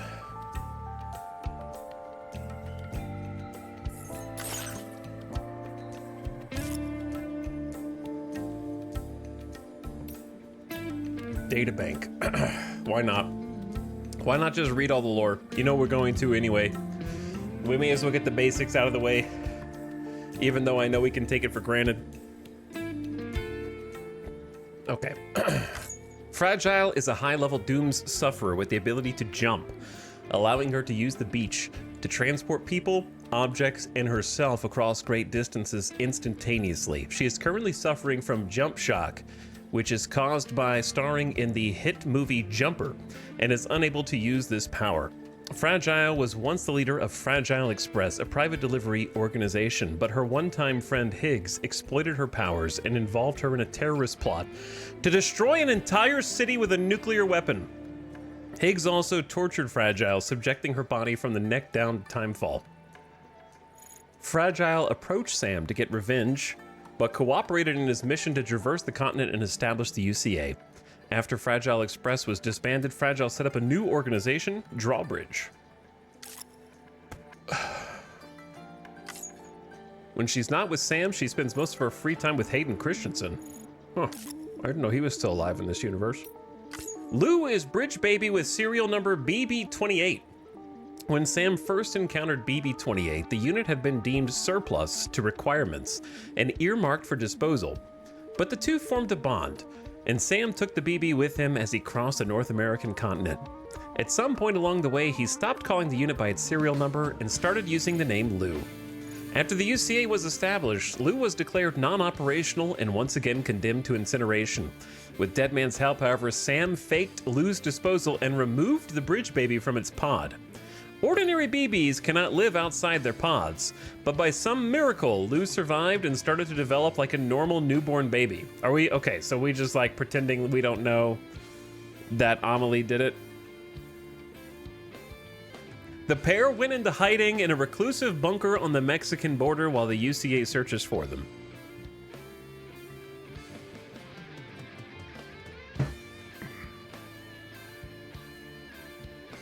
Didn't they say at one point? I feel like, chat, correct me if I'm wrong. Ordinary BBs cannot live outside their pods. Didn't Deadman say there was a 70% chance of failure? Did they retcon that?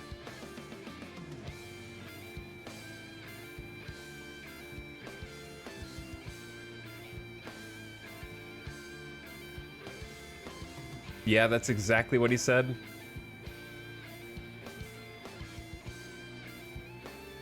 Deadman said the stats were like 70-30. But 30% can't be right for surviving outside the pod, though, because the director's cut lore is that all of the BBs that they tried, that Coffin and her company tried to save, died, and there were a lot. She said there were like 100 plus. So if there was a 30% success rate, there would have been more than just one girl surviving till, like, however old she was.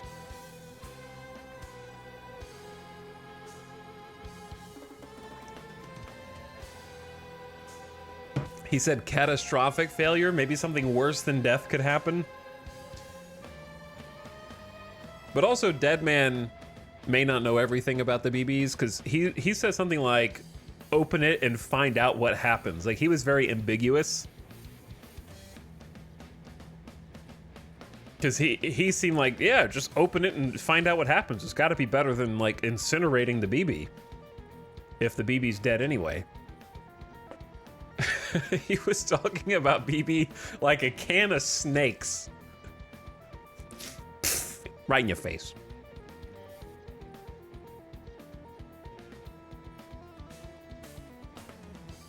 Okay, anyway. We're told now that they can't survive. BB, Bridge Babies, are BT sensors that were developed by Bridges.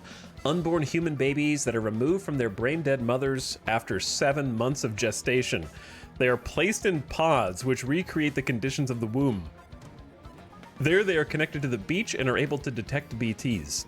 Connecting an umbilical cable to a BB's pod allows it to share what it has sensed with its human user. Chat, I just did a full second playthrough. Remember when we were playing Death Stranding 1 and I was like, sometimes the plot elements beat you over the head because even though they're so obvious, you can still miss them. Why did it not occur to me since 2019 that the connection to the BB pod is an umbilical cord?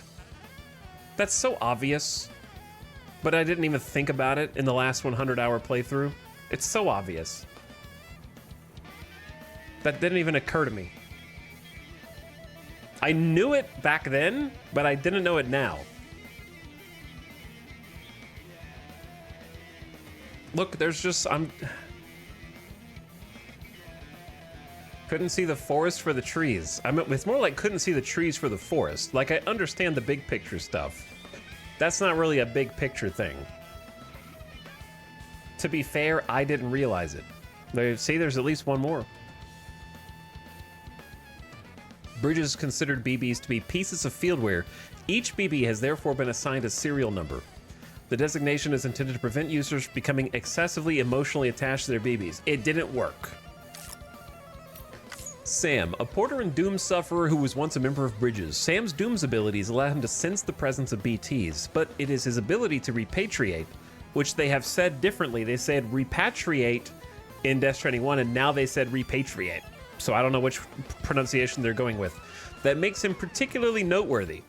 Repatriates such as Sam cannot die, even when caught in voidouts, and always return to the world of the living. What's up with this guitar solo? It's just Christo Dulo being distracting in Risky Rain. Risky Rain, aka Timefall. Sam crossed North America from east to west with his BB Lou for company and connected the entire continent to the chiral network. He also saved Amelie, who had been abducted by terrorists. With help, well, I mean, that's not really true, though. With help from Fragile and his Bridges colleagues, Sam took on and defeated a number of BTs as well as his nemesis Higgs. After establishing the UCA, Sam left Bridges without informing anyone. He is now considered a fugitive, and as such, he and Lou have taken to living a reclusive life close to the Mexican border. Yeah, like... it's not that I think... Okay, the only thing I can come up with is that this is the official story. Like, that this program, Corpus, is canon and, like, canonically just the official story. And not, and it's an unreliable narrator, which is kind of interesting to have a glossary that is an unreliable narrator. Like, it's mostly true, but if you played the first game, you know Amelie very explicitly was not abducted by terrorists, but was literally guiding the terrorists on how to start an extinction level event. It seems the lore is hiding all the EE stuff. Yeah, it seems like it's hiding all the extinction entity stuff, which is very interesting. This has got to be like... I'm actually kind of fascinated by an in-game glossary that is actually propaganda maintained by Bridges. Bandits, a hostile group that is active in the former Mexico. They are aware of the risk posed by voidouts and never use lethal weapons. Bandits are superficially similar to the mules who operate in the UCA, but are fundamentally different. Mules are afflicted with drone syndrome. Their only goal is to make more and more deliveries, and they're particularly attached to their own cargo. The bandits' top priority, on the other hand, is survival. As such, they've been known to steal other people's cargo, making them an irritating presence for porters. The Odradek, a scanning device primarily used by porters. Upon activation, it'll scan nearby terrain and inform the user of its features. Odradeks can also detect BTs when connected to a BB pod. This BT sensing technology was developed as part of the process that led to the creation of the chiral network. President Bridget Strand believed that BT's invisibility was one of the reasons they were so feared, and that rendering them visible could be the catalyst that would kickstart humanity's battle against the Death Stranding. Orcom BT sensing technology therefore rapidly developed under her direction. Odra decks are also fitted with a light that can be used to provide illumination in dark places or at night. All that's true.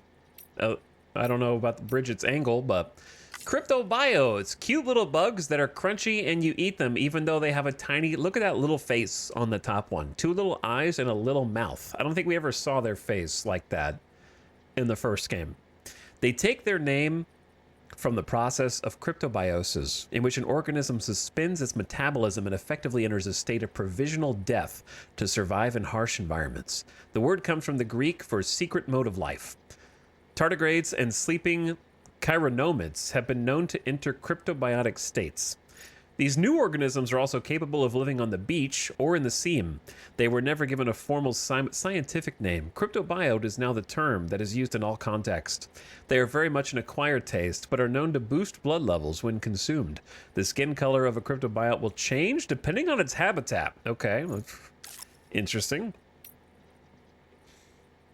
Dooms, a strange condition first identified around the time of the Death Stranding. Dooms imbue sufferers with a range of abnormal powers, although the exact nature of the condition differs person to person as the plot requires. One symptom common to all Doom sufferers is a strong connection with the beach and the world of the dead. Coming into contact with things related to the dead, such as BTs and Corallium, causes Doom sufferers to develop goosebump-like skin marks, a condition known as chiral rash.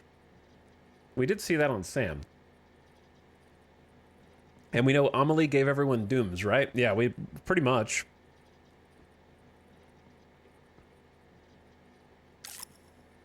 Though I guess they might elaborate on that more in this if they're kind of being coy about it a little bit. All right, I didn't stop to think of how big the scroll bar is on the databank. When I was like, because in my mind, I'm like, let's just clean up this because we're clearly going to unlock 100 more things. And it's easier to keep up with it as new things come in than to just wait until they further accumulate, right? But then I looked at the scroll bar. So we're at Dooms. So if I scroll down, are all of these new? Everything down the drawbridge. And jump shock. Okay, so like everything. Okay, there's a lot of things. I don't know if we need to read about what a ladder is. But maybe... Corpus stream, let's go. Listen, I'm not even allowed to stream past a certain point in the story anyways. What else are we going to do? Just read the corpus. This is a heavy lore stream. The chiral network, which was used to connect the UCA and now provide the infrastructure that supports all of society, is a complete and closed network. Chiral network services are only available within the network and therefore only in the UCA. To expand the chiral network south into the former Mexico and beyond, the chiral network gateway must be installed in Ciudad Nudo del Norte, C1, the connection point between Mexico and the UCA. The chiral network gateway will also act as a limiter that will gradually increase the amount of data transferred from the UCA, ensuring the network remains stable as it is expanded. Consequently, Mexico will not immediately enjoy all the same network features and services as the UCA. Boom, there it is! The ability to build structures and fabricate weapons will depend on the status of the network on the Mexican side. That's how we get nerfed.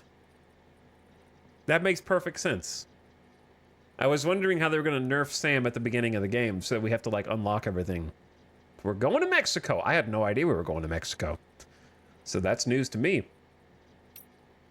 But it makes sense that we're not just stuck in the U.S. anymore. So does that mean Death Stranding... I don't want to say anything. But either later in this game or in the next Death Stranding, we're going to Canada, right? Like, that just makes sense, right? Mazer handgun, a firearm that charges and unleashes electrical blasts. It can be carried in a holster. That was also a director's cut content in one. The handgun makes use of the Mazer, magnetically accelerated stroke of electric reverberation. Is that what it actually stood for in the first one? Effect generated by the interaction between chiral and magnetic fields for a powerful shock. Takes a moment to charge with a slow rate of fire, but inflicts significant non-lethal damage on human targets and can immobilize vehicles. It makes no noise for silent neutralization. The assault rifle. It's interesting we have this information now. Equipped with a light and can be switched between semi and full auto. That's also new. Highly versatile and can sort different types of ammo. Be sure to check what kind of ammo you have loaded before pulling the trigger.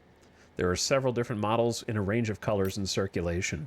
A porter suit for making deliveries. Its special weave provides full body protection from timefall, while its camouflaging pattern makes it harder for enemies to spot you.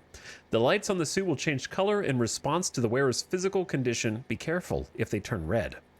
Chat would also like to know how the suit is resistant to timefall and why they don't just cover all of the buildings in this suit. S-sized pieces of cargo can be attached to the shoulders and hips.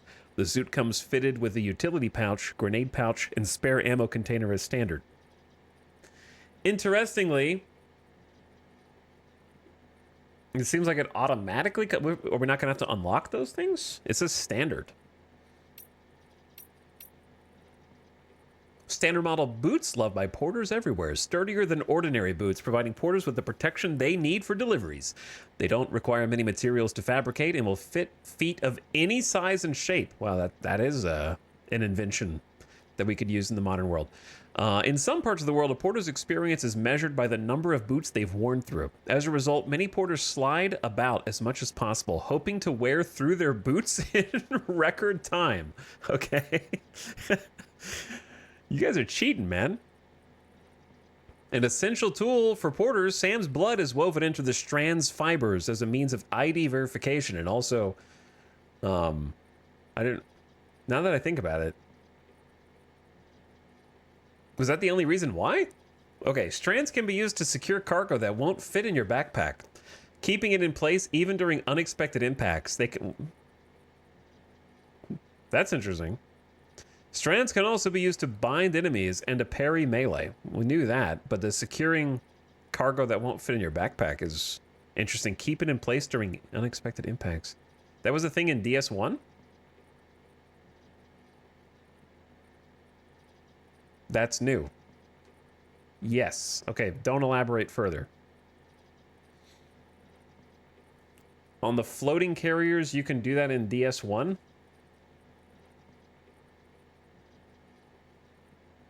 I vaguely remember that with the carriers from 2019, but we didn't do it at all this time. Anyway.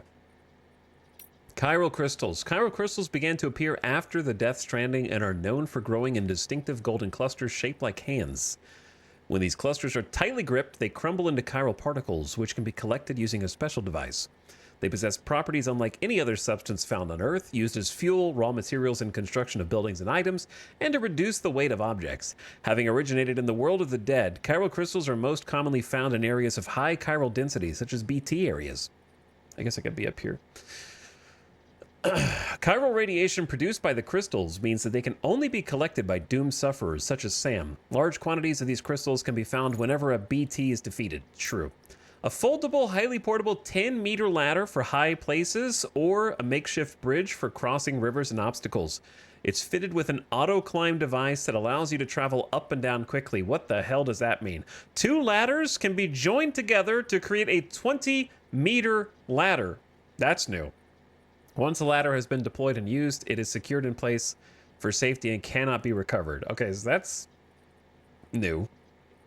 No undo this time. There was only an undo sometimes in the first game. Climbing anchor. 30-meter long rope to ascend and descend steep slopes. It has a winch attached. Jump while using the rope to rapidly descend. Okay, we're getting some new twists on old familiars. Canteen filled with an energy drink that will restore Sam's stamina. Drinking this Red Bull will be...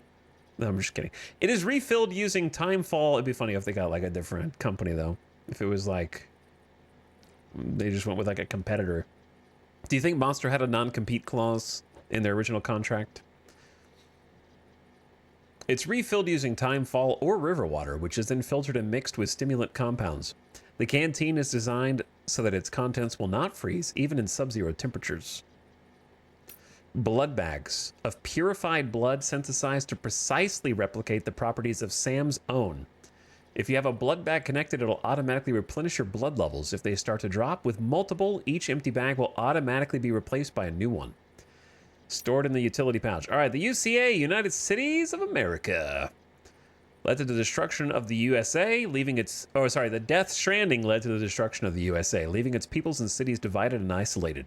Bridget Strand, the last president of the USA, devoted her life to rebuilding America by connecting its cities. Sam worked with Bridges, an organization under the president's direct control, to connect North America to the chiral network.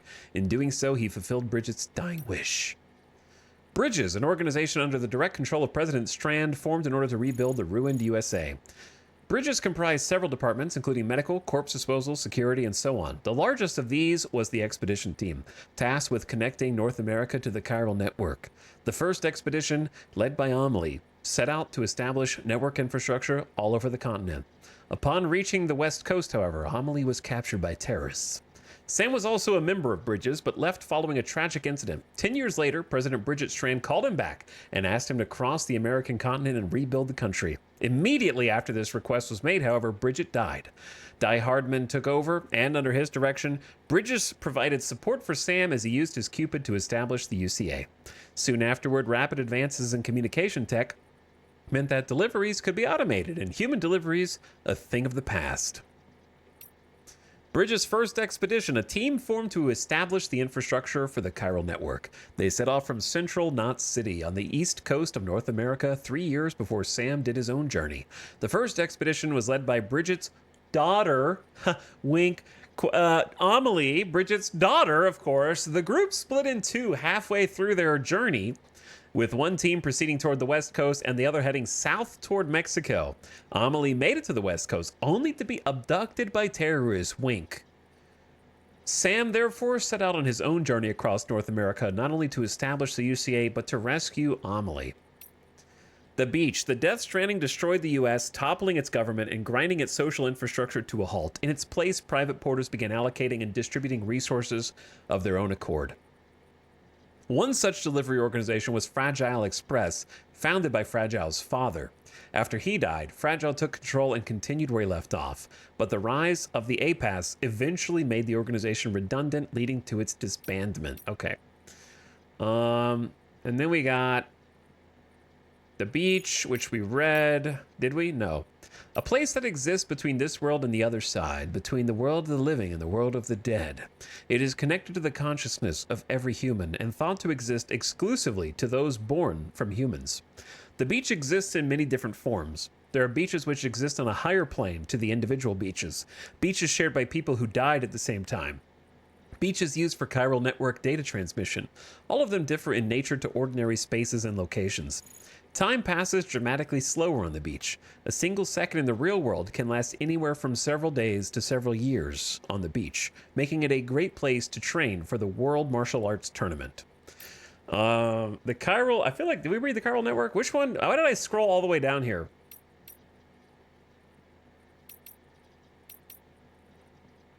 I don't think we haven't read these.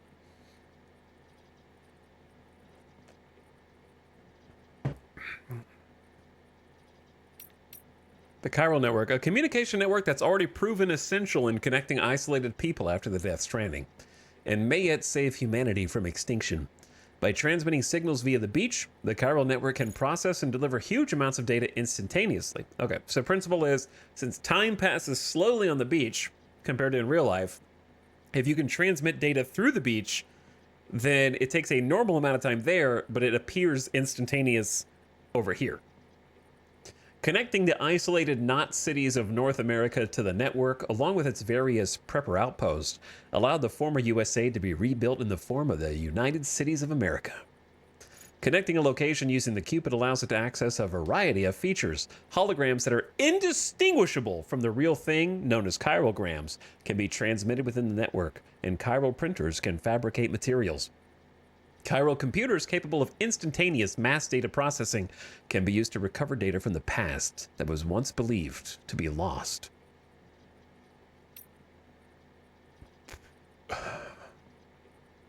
APAS 4000. I think this is one that we read. Are these the ones that have the squiggly? When do they get a squiggly? Just those are the ones that are part of the story. We did read that one, though. The Death Stranding. A phenomenon in which the dead cross over from their world and are stranded in ours, becoming known as BTs, or beach things. When BTs come into contact with a living person, a large explosion occurs. Known as a void out, this releases a huge amount of destructive energy, akin to when matter comes into contact with antimatter. Simultaneous void outs across the world led to the downfall of civilization and put humanity on the brink of extinction. The previous Big Five mass extinctions that caused enormous damage to life on Earth are no longer thought to have been caused by meteor impacts or climate change, but rather the phenomenon known as the Death Stranding. Void out, a huge explosion that is triggered when a BT makes contact with a living human. It's similar to the concept of annihilation in particle physics. An enormous amount of energy is released, wiping out almost all matter. Void outs often leave huge craters in their wake. When the Death Stranding first occurred, the phenomenon now known as void outs were believed to be explosions caused by nuclear weapons, a misunderstanding which caused mass dread and chaos. The absence of radioactive material and the discovery of corallium made it clear the explosions were connected to BTs and the mass extinction events that had taken place in the past. Fear of coming into contact with BTs and causing a void out has caused humanity to avoid traveling and leaves the world separated and isolated. Okay, we read jump shock, and then we got gatequakes.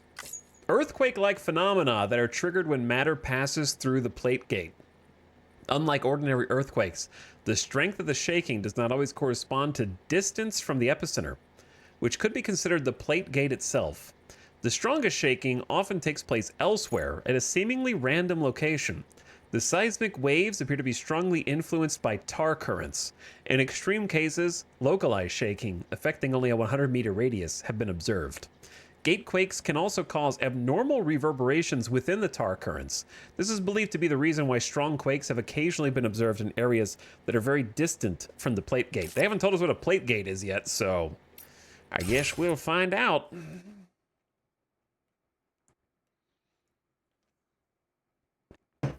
Do we know why the cities are referred to as knots? I don't know why that's one of the most asked questions from chat. My explanation is pretty simple. If official government entities came through the US and created way stations and distribution centers, they just came up with a naming convention. Simple as. There's a standardized build process. But yeah, on a metaphorical level, it's strands brought together to form a knot, but they just gave it a code name and built a shit ton of them and called them knots.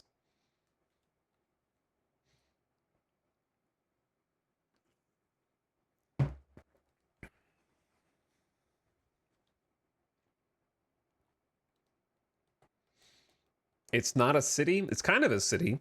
Like tens of thousands of people live in each knot. Like we went to the mountain one and like said 80,000 people live down there. It's like really deep.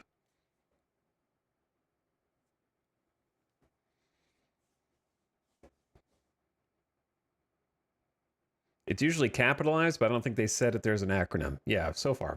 All right. I caught up on all the lore. Every single piece of lore. So, where were we? Sam has accepted his mission from Fragile to go to Mexico. And he's disabled his security system outside. And she's going to take care of the wee one while we're gone. Go on. Slide it on your thumb. Like a ring?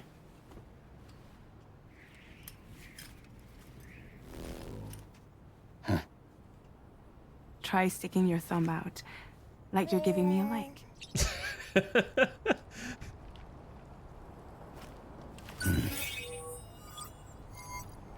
Access your ring terminal to view the map. From here you can check order details, as well as the cargo for delivery. Now then, let's review the mission that you'll be undertaking on behalf of Drawbridge. Your destination is a research lab in southern Mexico. When you arrive, you'll need to use the Cupid to connect it to the chiral network.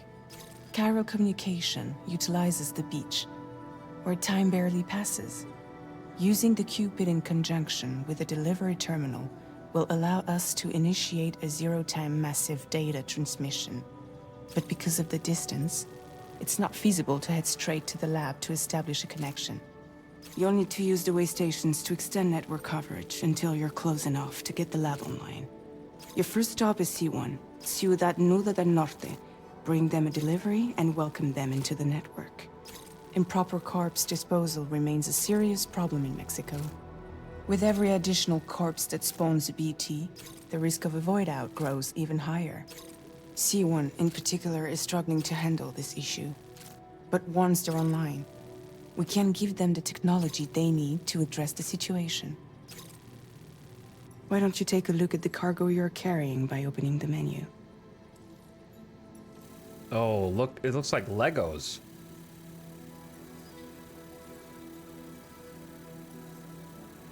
Why does it look like Legos, dude? It kinda is? Minecraft?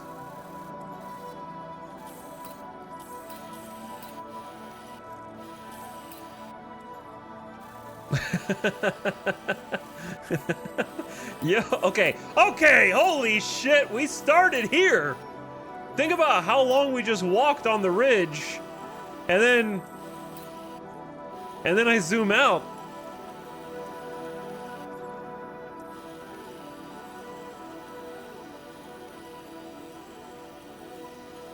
Okay, I'm seeing where the edges are for this map.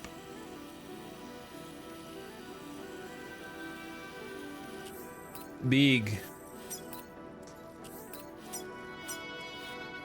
And you can highlight things and like instantly see their durability and like a picture of them. And like get details on Sam. And look at all those like, look at the new graph. I'd be interested to see what all those stand for. Cargo capacity, weight, how many chiral crystals, and like a new meter, a new bar. You can access useful information about your deliveries via your ring terminal. To review the cargo currently in your possession, select Cargo Management. This music is like, I know that you're gonna not like this comparison, but it reminds me of Star Citizen. This is the cargo you'll need to deliver. Be sure to get it to its destination in one piece. It's an excellent idea to place the most important cargo in your backpack. I like Star Citizen's music a lot. So, look at the little symbol at the bottom right. Oh, look at our new cargo management screen. We've given you some additional equipment. It can be carried in pouches or in special hooks, just like cargo. All these weapons can be used to incapacitate humans without killing them. So there is no need to worry about causing a void out. Be sure to weigh your various options as you load up.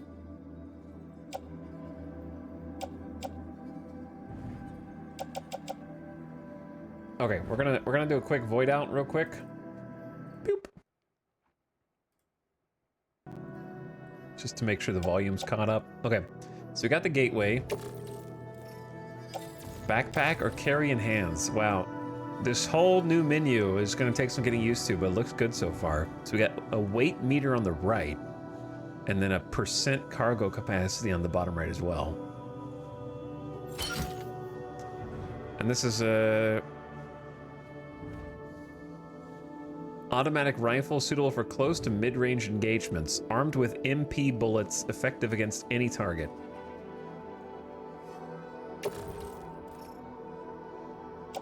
Okay, so we got the tool rack. Sam feels like he's so far over to the right-hand side now. Okay, mazer handgun for electrocuting close-range targets. That's scary because I thought the literal definition of electrocute was death. Don't worry, we're just gonna shock them. Silent, there's a handgun holster? Oh my God. And it's small with a separate holster. And then blood bags, utility pouches are no longer an unlock. They come standard. They're not going to make us unlock them a second time, which is crazy because think about how many unlocks were in Death Stranding 1. That means that they didn't see the need to try to stretch that into an unlock, which means that there's more shit. You know what I'm saying? And then we can attach this guy to her suit. Classic. Return to the menu when everything looks good to go. So familiar and yet different at the same time. Select multiple still there.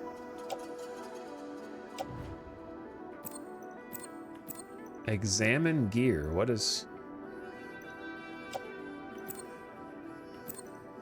that pulse? Is it corpus on everything? I'm not really sure what that does yet. Finally, before heading out, make sure to plot your delivery route. Return to the map. Social strand service. See your destination? Okay. Uh-huh. There's a river you'll need to cross to get there. Okay. There are bandits in the area too. Armed groups that have attacked borders in the past. Think about what route you might take from your current location. Hold to start drawing a route. Try drawing a route all the way to your destination. Commencing route creation.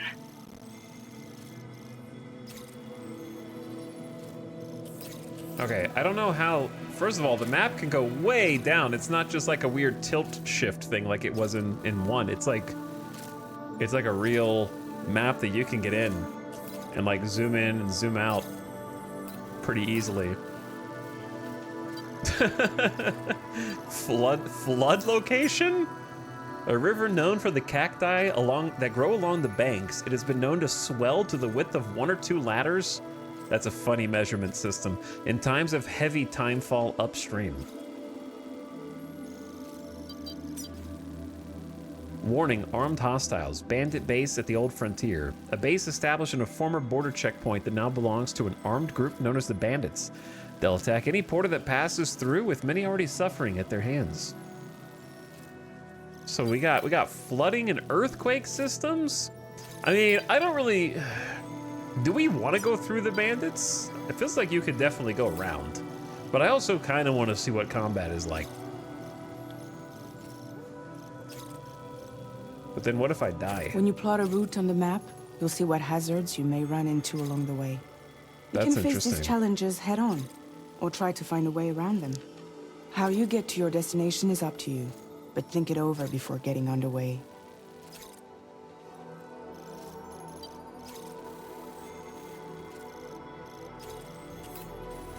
All right, I'm thinking, since this is like straight up a wall,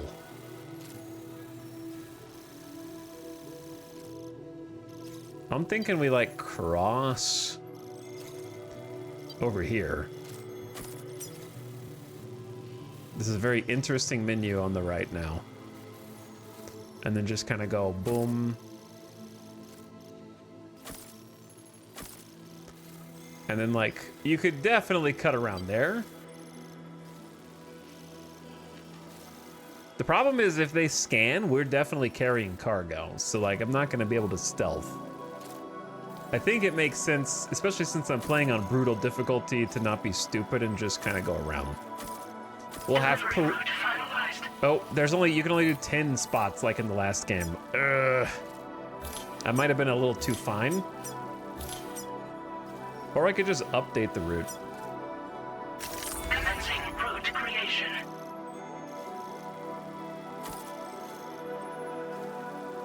Or can I just create multiple routes? Is it just me, or does it not look like there's a gap in the wall there? Delivery route finalized. Something like that.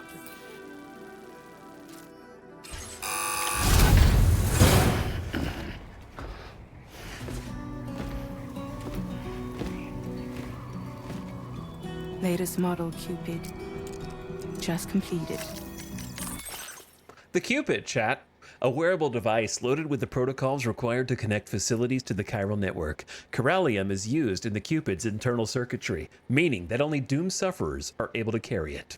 Sam established the UCA by using the Cupid to connect facilities all over North America to the chiral network, often delivering cargo on the way. The current Cupid is a new model developed especially for connecting areas beyond the UCA to the chiral network. We decided to put a hold on network expansion until it was ready to go. Like last time, you'll be using it to welcome people into a whole new world.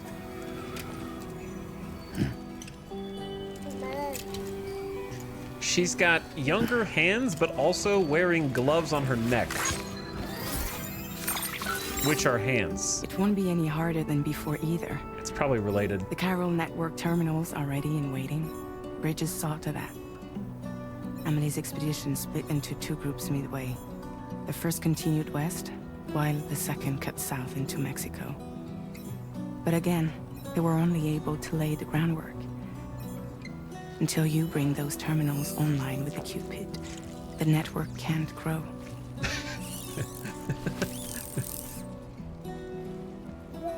Hungry? No.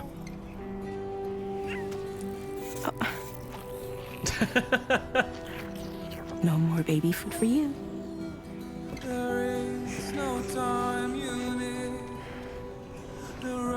Let you get fragile any trouble while I'm gone.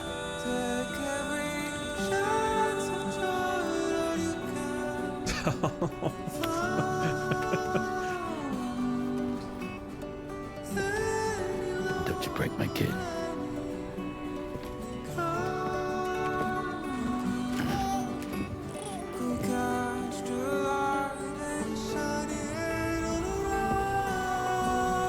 Now who wants to eat?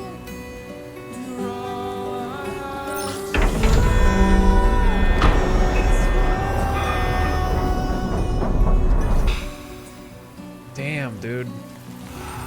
The music is so good and different from Death Stranding 1, but also just feels like Death Stranding at the same time.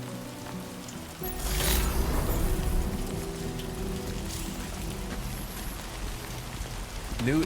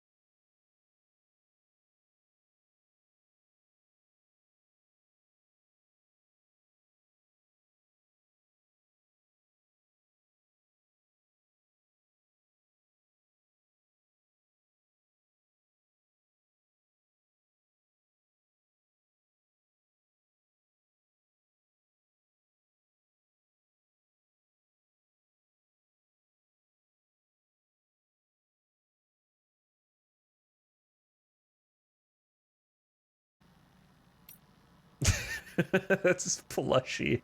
The crypto biote plushie. Oh, look, it's BB. You were so small back then. Doing the finger guns. And there we are in the mountains. Trying to escape from your pod. It'd be cool if it had my photo I took in the last game, but I think I just saved that to PlayStation.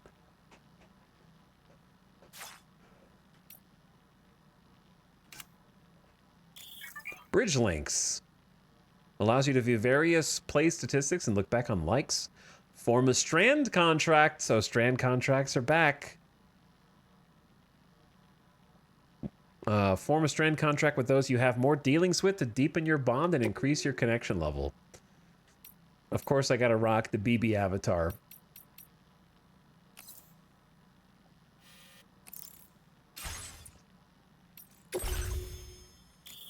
Sam's delivery, combat, and stealth stats. Higher stats indicate proficiency.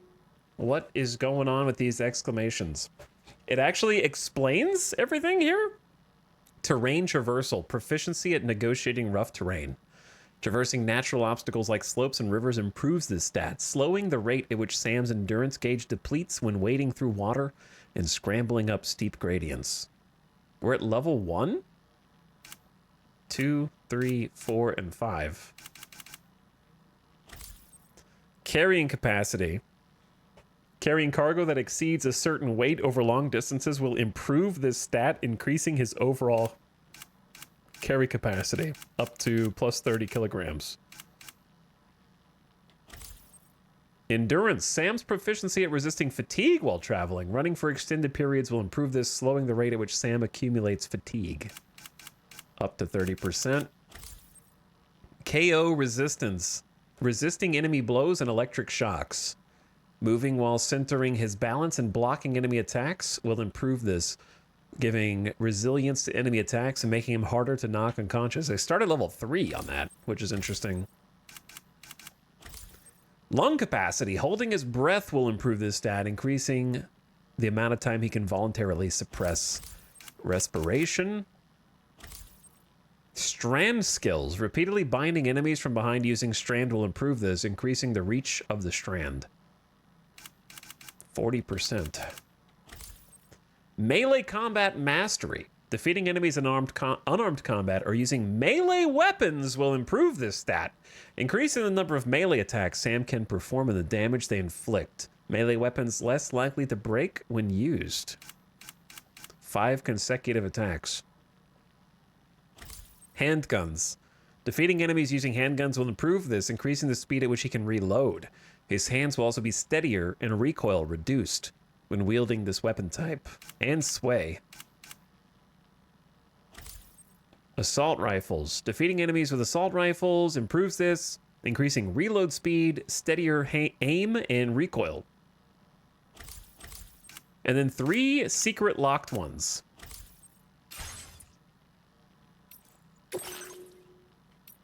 Is this the Corpus streamer? All right, I think we got everything. So much going on, dude. So in the bottom right, is that my elevation? Like, what's the left to right bar? That's the elevation differences of my route over time.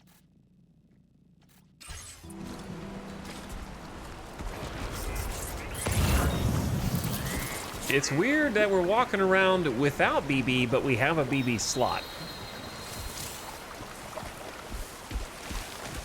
Also, I don't know how they made the game look sharper than it did before. And better somehow, even though it's just like I said, it's just a bunch of dusty rocks, man. But like all the people look better too, like face capture, body capture. Motion capture.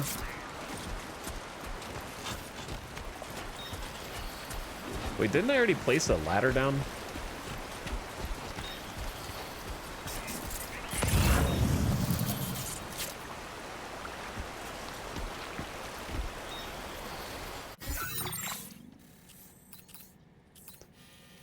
Oh, it's way down there. I'm not going all the way back there.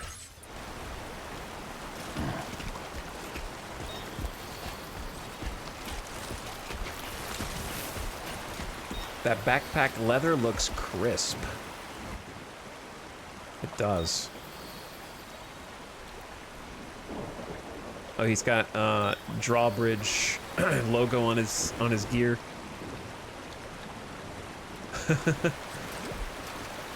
Yeah, and that's the drawbridge logo on the backpack.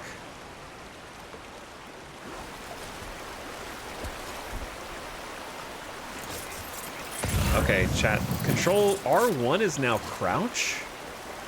What is circles? Circles punch? What, Kojima, did you do, dude? Hold on. Is there a different control scheme? All the buttons are different.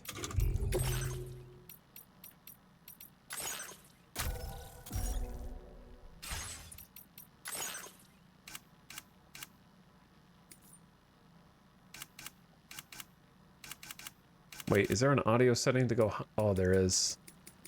We're going to 110.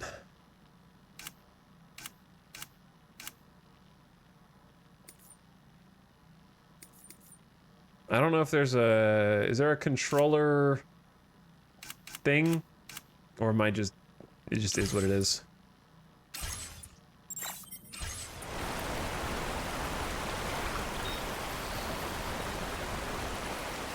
I think I just have to get used to it.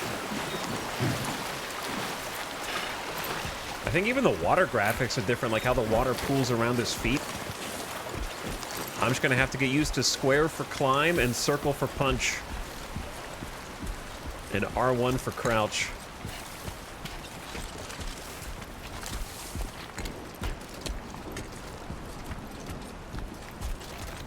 Yeah, that's the way. Even the footstep sound effects, I know it sounds like I'm just fanboying at this point, but even like the sound design is somehow a little better.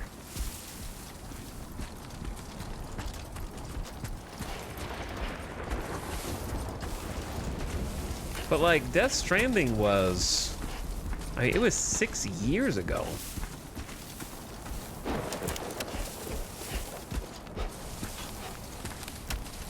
Like, even, like, stepping on the twigs and stuff as you walk by with the light, like, wooden... Not bad. Not bad. He likes it too, dude. Check the equipment Fragile gave you.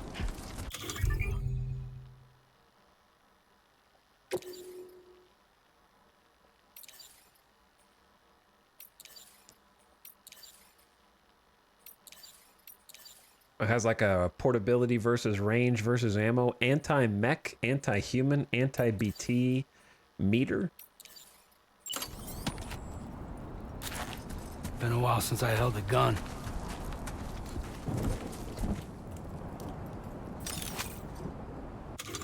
Anti-mech is interesting. I gotta get used to the new equipment menu as well. So she said this is non-lethal, right?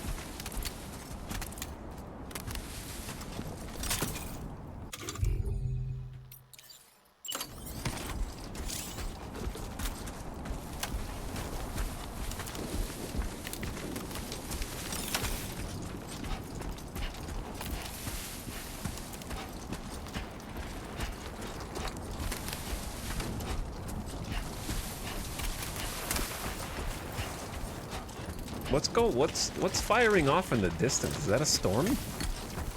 Just thunder?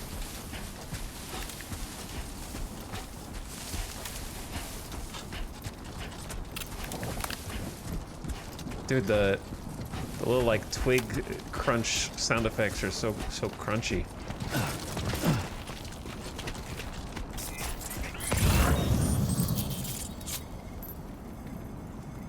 Oh, it's my first bit of corallium in the entire... we do have a collector. It's the little pod under the backpack. See that little, cylinder underneath the backpack? What is that noise?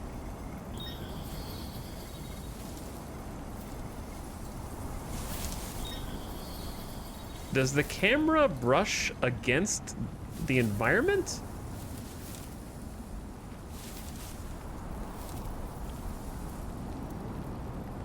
Maybe?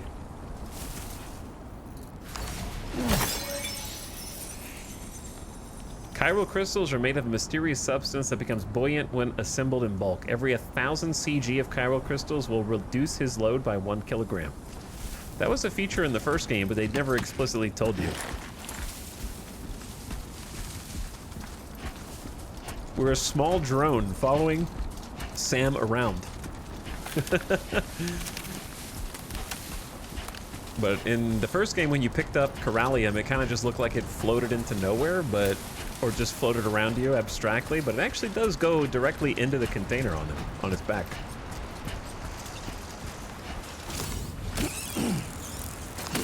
Cryptobiotes!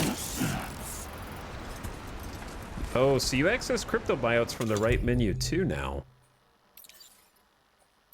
Canteen, blood bag, cryptobiote. We got the strand and the piss function. Nothing there.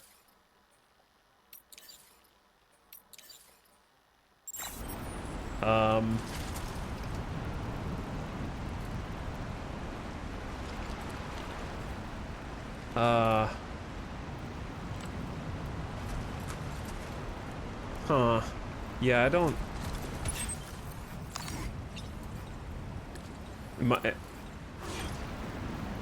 Do I need to put on like a... I'm just gonna... Where's my house? Yo, where's my house? There's a whole ass sandstorm? Gotta work on those core muscles. Bro, there's earthquakes, river flooding, and now sandstorms?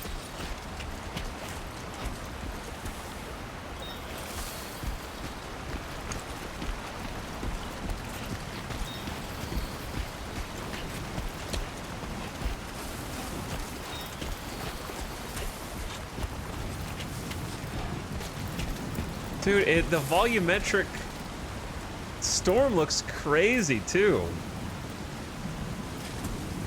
And you can hear the wind picking up here? Do I need to find cover? I'm kind of just out here. I don't know if it's coming closer.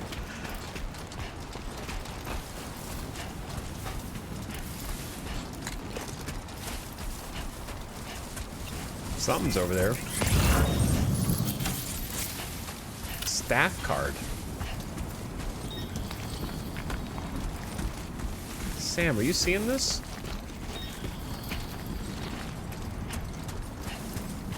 Wait, I bet we could sneak in that if I scan with the Odra deck for stealth.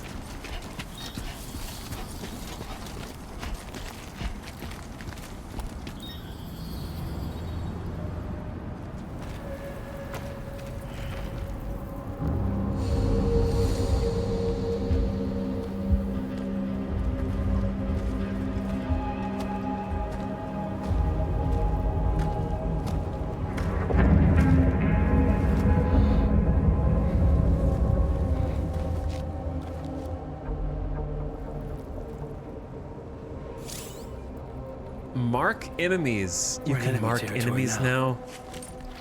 To deliver cargo safely, remain undetected by keeping aware of enemy positions. You can mark enemies now.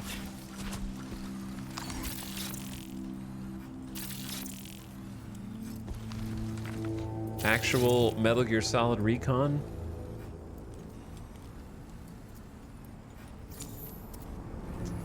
Also, if you have a PS5 controller, the haptic feedback while zooming around in cam mode is really nice. It has like almost an electronic whir when you move the camera, very subtle. But when you come to a stop, it kind of does like a haptic mechanical stop. They went ham on the PS5 controller for sure. So far, so good.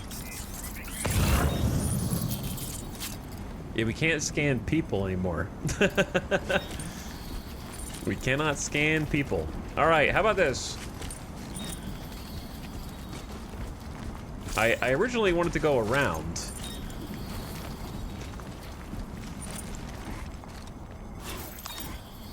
And maybe I should go around. But what if we ran the ad real quick before we get into crazy combat so that we don't interrupt it? Yeah, That's the way. Sam agrees and gives a thumb up. Yeah.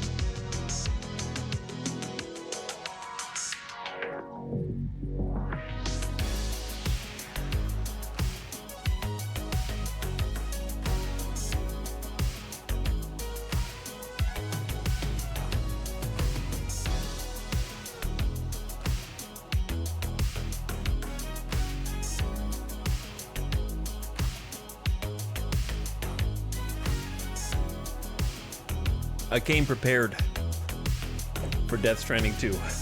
I got 2 PS5 controllers. So I can use one while the other one's charging. And then when this one inevitably dies, boom, reload. You know what I mean? Just got the other controller on standby. That way I'm never out of juice. Controller pit stop. Bedtime in EU. Hope the YouTube Bond stuff works. It says it's still recording over here. So what I'll do is after the stream, if I upload it successfully, I'll update the stream title with a command that will take you to wherever the video is. But I don't know exactly how long that's going to take. And so that's assuming it works. So I'll update the stream title with a command that should take you to wherever the YouTube video ends up going. I can't guarantee it'll work though, and I also can't guarantee that YouTube won't just be like, "Hey, idiot, you can't just play these songs. We're taking the video down." You know, so like that could happen too. So I have no idea. Okay, we back. Let's go.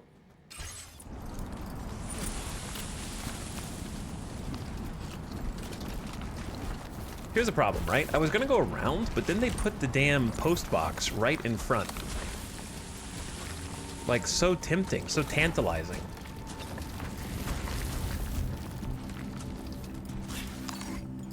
That guy's facing the other direction pretty consistently. That guy's facing the other direction pretty consistently, so I'm going. Interestingly, Sam moves much more slowly in crouch, but then again, I might be used to just having the speed suit on. Oh, is this that... Brother, this is even shorter grass than the last game. This tall grass is even shorter.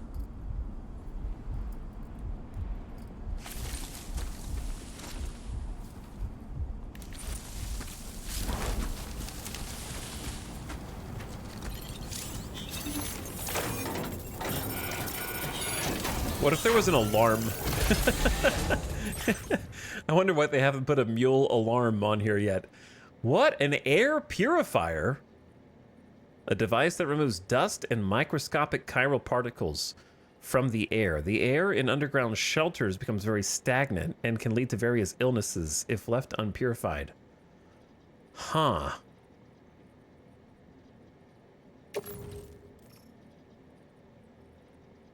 Big box. Heavy. I gotta take this, right? Another ladder.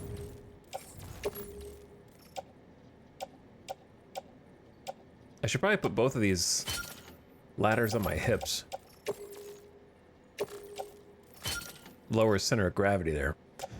Bandit boots? Beloved by bandits? The outmoded design of these boots makes them functional but flimsy. We have a boot clip, yes? My boots now. Chat, does this make me the bad guy? Nobody's done anything to me, and I instantly am going and stealing from them. Does that make me the bad guy? Or is it okay because they probably stole this from other people? That's an interesting box for the climbing anchor.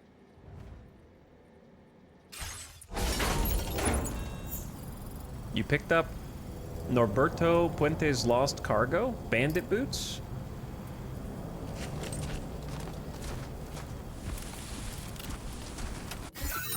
The thumbs up. Is there not a way to sort? Oh, chat, there is a last updated sort. And an unread first. Oh, nice. Just good job all around. Handshakes all around. Old school boots often used by bandits. Given their vintage design, they have low durability, a simple construction, no special features. They're designed to be lighter than other types of boots, and this seems to be why they're so beloved by the bandits. Well, I'm starting to get some cargo. Oh, this view is unlike anything else in Death Stranding 1. Desert, sandstorm in the distance, like old-timey trucks and 18-wheelers.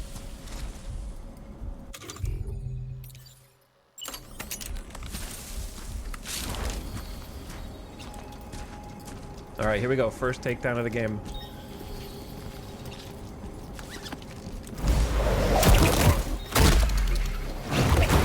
familiar, different, and he's bound.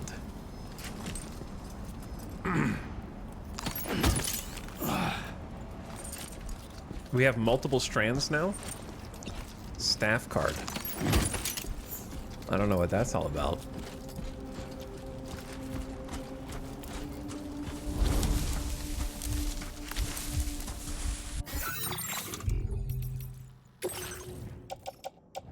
Where is... Do I really need 3 ladders? It's a little greedy. I'm not used to hitting circle to go back. I'm used to holding X.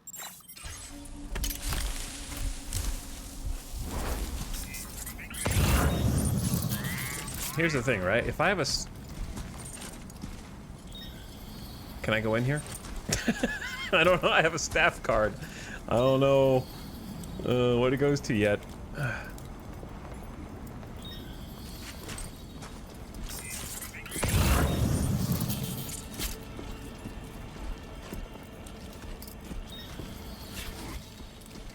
Is that a guy or just a random assault rifle? Okay, there is a guy.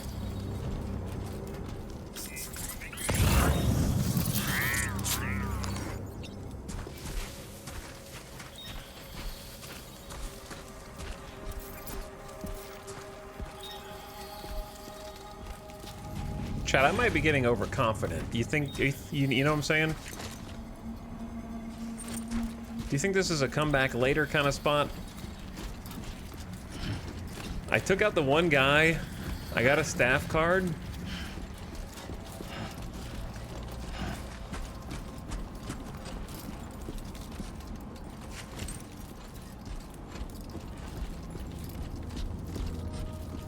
There's an upper deck as well.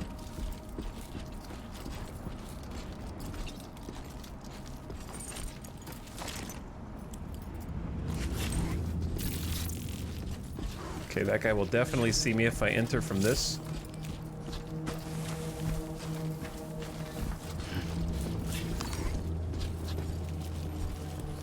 Problem is, I don't know who's over to the left.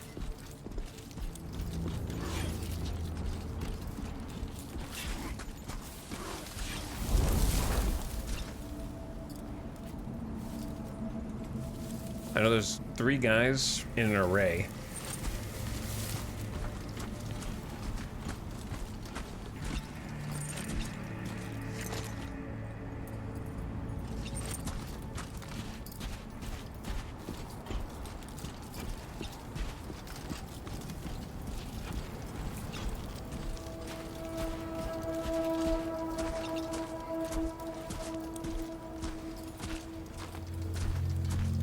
Everything feels so interesting and different, but also the same.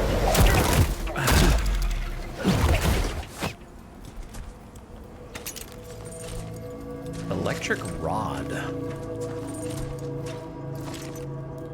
I feel like I'm getting a little too greedy. This is Baby Sam. Oh, look what you did. Quickly adjust your cargo. Hold up, then press X for the selected action. Some cargo-related actions can be performed quickly from this menu. No shot. Quality of life. Auto-arrange cargo from an up arrow menu instead of opening a whole other menu. Offload everything. Offload just your backpack. Offload things that you can't use. Offload your whole backpack. There's a remove backpack feature now? Oh my god. We are evolving. That's insane. Okay, but yeah, you can just go straight into cargo management from there. Or you can just auto-arrange freely.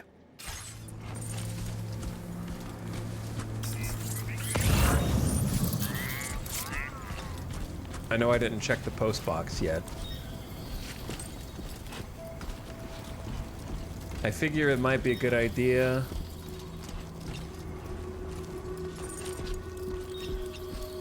to just clear. Oh, Okay, sorry. Old hotkeys are not what they used to be. Circle is punch, not crouch. R1 is crouch, not Odra deck. It's gonna, oh, I have to overwrite over 100 hours of muscle memory.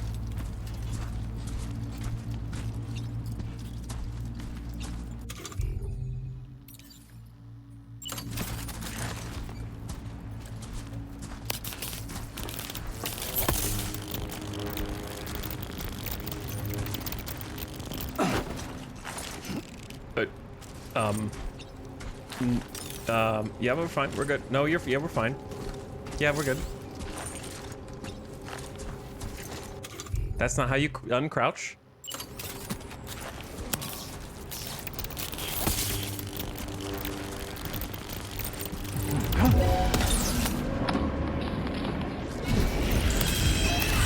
What? What? What? I zapped! Ugh. Okay, I'm getting my ass beat! Holy...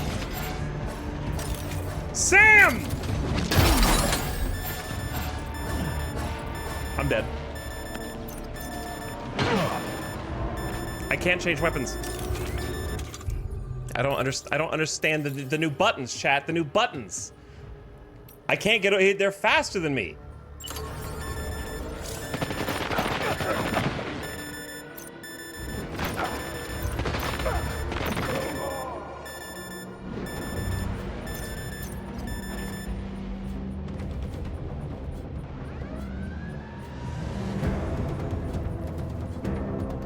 Non-lethal neutralization. Okay, I do not understand.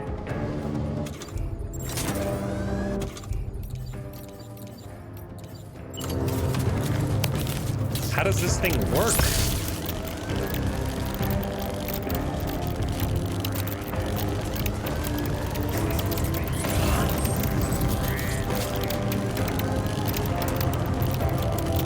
How much range do we have?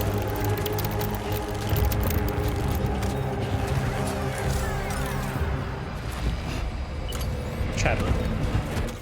What?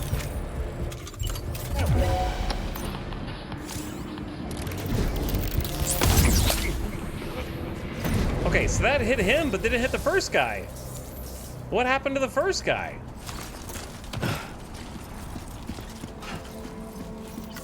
You hit the car, but was the reticle not on his face?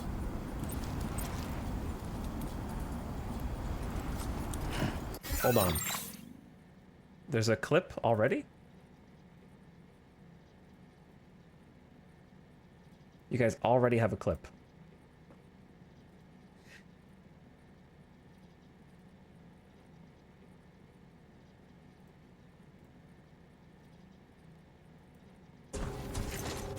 That's not how you uncrouch. Okay, he had been charging it.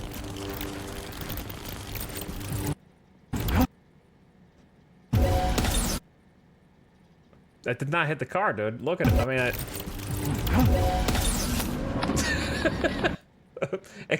mean, explain what I hit.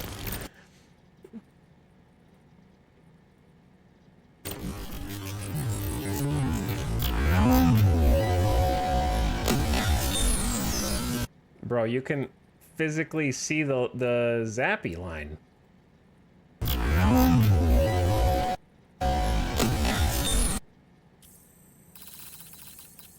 What is going on?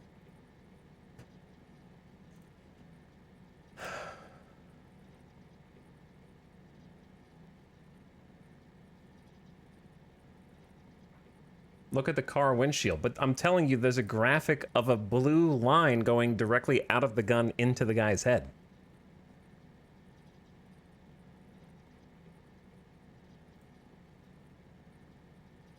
I think you didn't charge it all the way.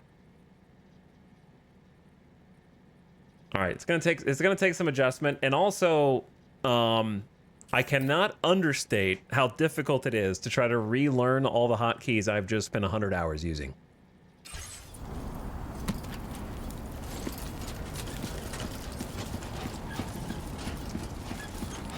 Everything feels strange I'm trying to crouch and I'm punching. I'm trying to Odra deck scan and I'm crouching. Everything feels odd. I'm trying to change weapons and I'm not used to like R1 to swap to other weapons after you get to a category.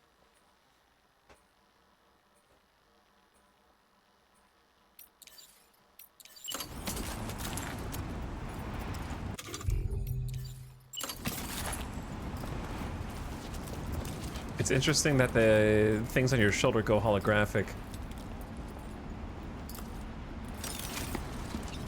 Alright, so anyway, my bad. I got my ass beaten and dude, my first delivery is gonna have damaged cargo. God damn it. Due to my own greed.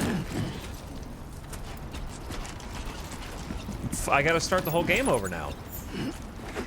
My flawless run is already over.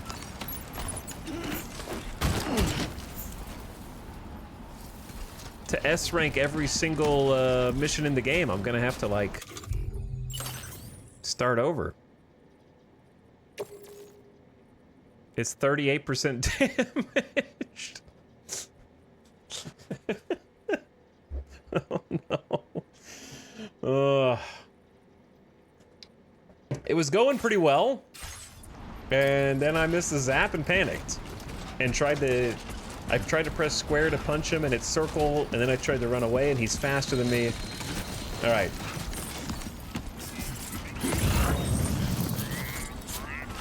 This is the learning curve.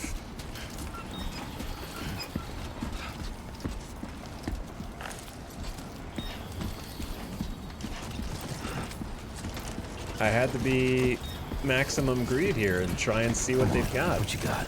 And I gotta figure out how the combat works eventually. I'm honestly shocked I didn't get killed.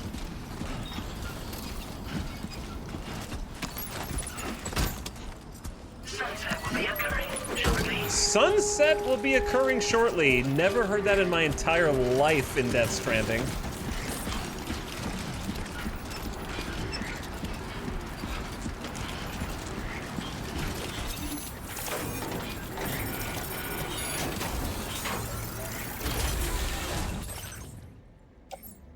A sports belt.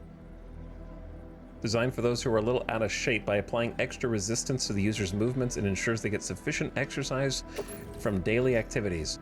All right, we're almost at actual max carry capacity.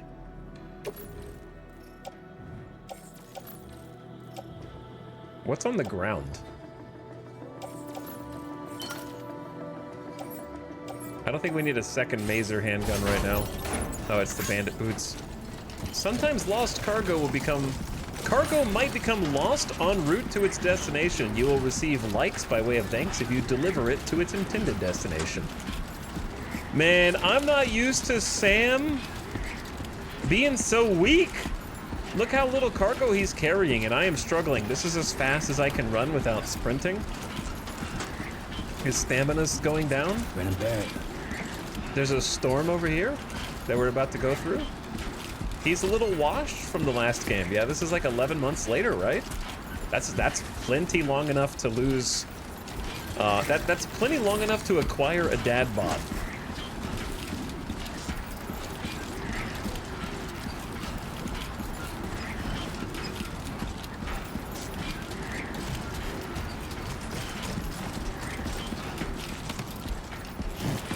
Even the way that you lose your balance feels a little different.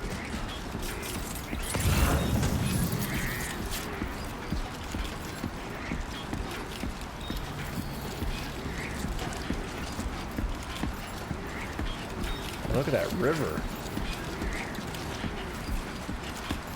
I guess I'm just going into the sandstorm. Just seeing like dilapidated human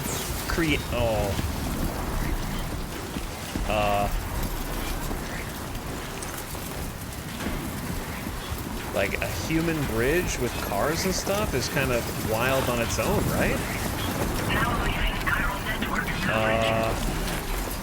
Walking into a strong headwind is hard, but a strong tailwind will speed you up.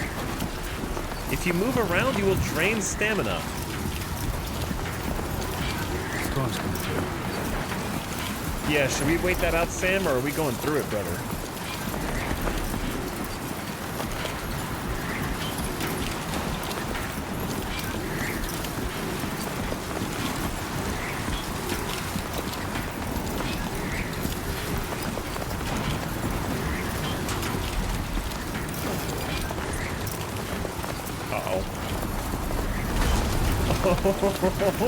You wouldn't dare.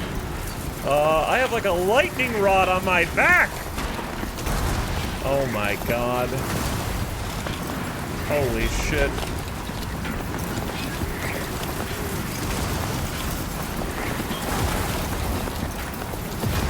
The haptics genuinely feel like I'm getting some resistance somehow.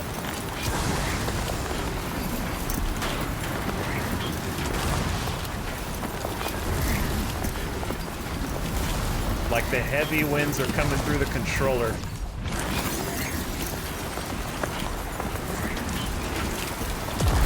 Oh.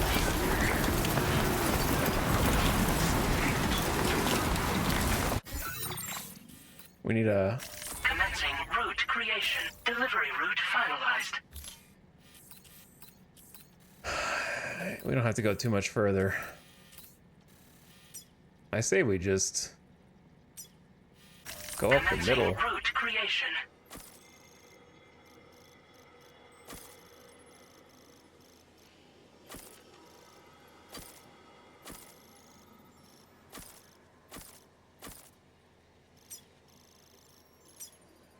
Delivery route finalized. Move close to a wall to avoid strong winds and take shelter. Holy shit.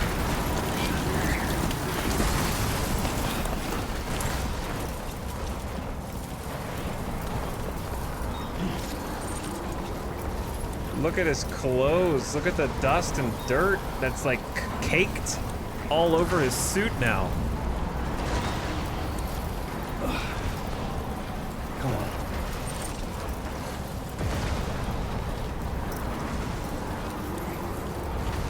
I don't know if we should just hang out here until the storm passes.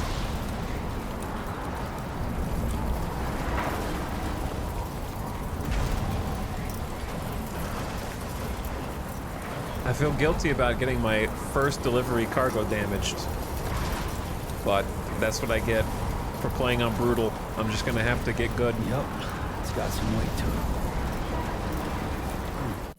it. I assume we don't have any kind of weather prediction. At least not yet.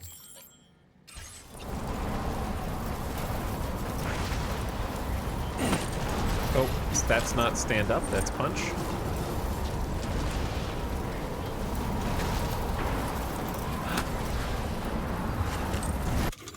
What if we had a little canteen drink?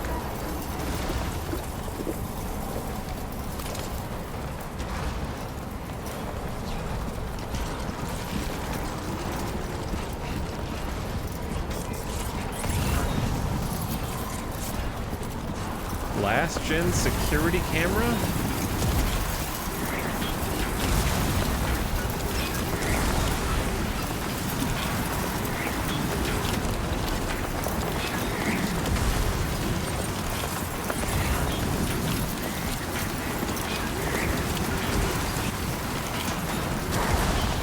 Dude, imagine I get picked up by the wind.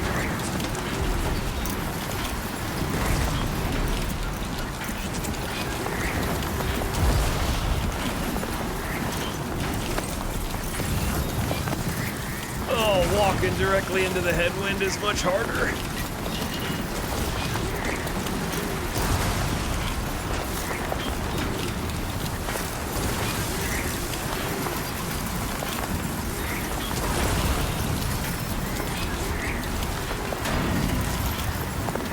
You guys hear that?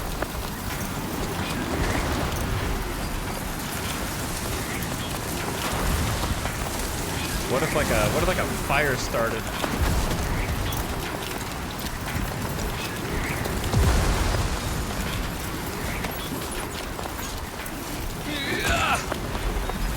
Uh-oh. I don't know if getting taller was the right play right now.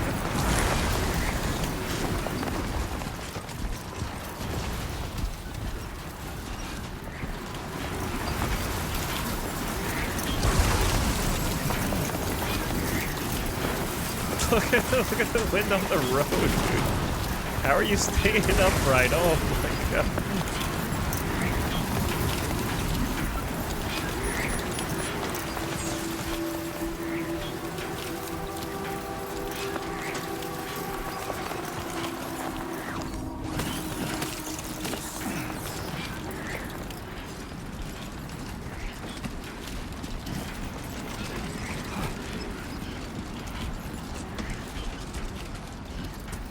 Oh, baby.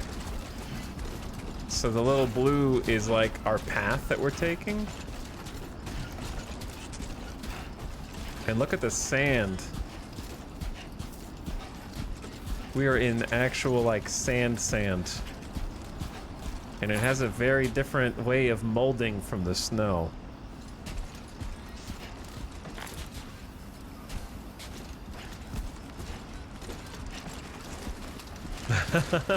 And like this Bridges HQ with this like big, almost monument-esque arch over it. And then like all these spotlights on the edge of the city with the huge walls.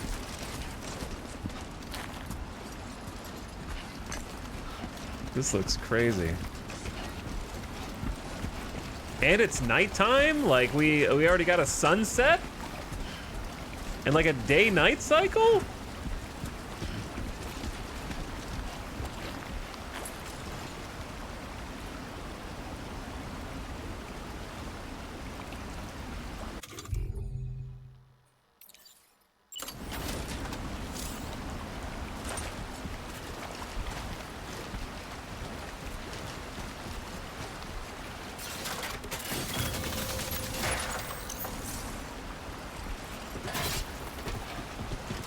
Ladder secured, it can no longer be moved. Wait, it could have been moved before? Yeah, it says you can collapse it. Didn't we read a thing that says you can't collapse it? Inside the log, or am I...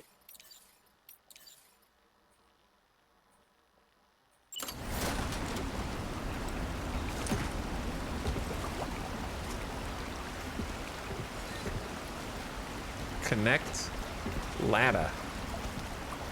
Oh, wait, what?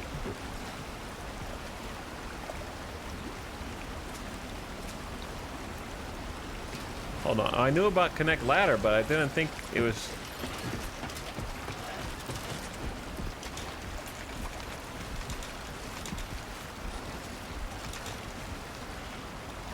I think I'm fundamentally misunderstanding how to connect them. It looks like you can almost pick it up and move it. I don't know if this is the right place to experiment with that.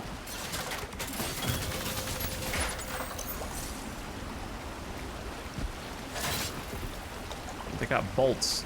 Fixing and dismantling ladders. Once a ladder is used, it cannot be recovered. As soon as you grab a ladder and start to climb, it'll be perma-fixed in its current position. So you can dismantle them. Just like in the first game. But except once you use it, then it's just there.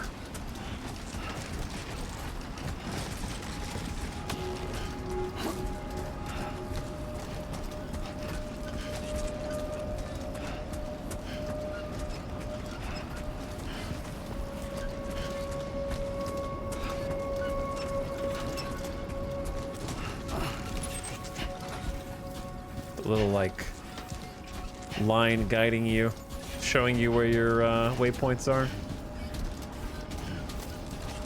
But yeah, this looks crazy. Still got some in the tank? Sure you do. Were you able to pick up ladders in DS1? Yeah, as long as you picked them up from where you deployed them, you could. It was a little finicky though, sometimes. Sam's carrying capacity has increased to 2, endurance to 2. Are we leveling up really fast? Usage is restricted inside facility grounds. Access the delivery terminal to process your orders and requests. Don't worry, Sam. How does it feel to be back out there, Sam? I'll try to use the social strand surface to keep you up to date with everything going on over here. Lou was having fun playing around just a while ago, and is now fast asleep in dreamland. I'll send you another message soon, which you can check out on your Ring terminal. And don't worry, I'll take care of Lou. Send a like for the first time. Hell yeah, first likes of the whole game. Need any help with deliveries?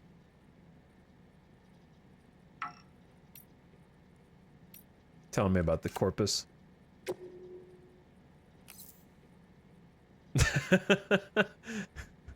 It shows me like where the post was as well. That's funny. I was looking if you could respond.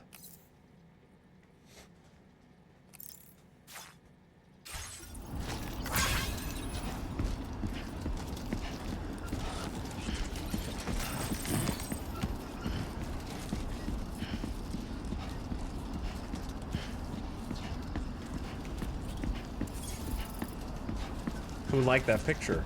Me. I did.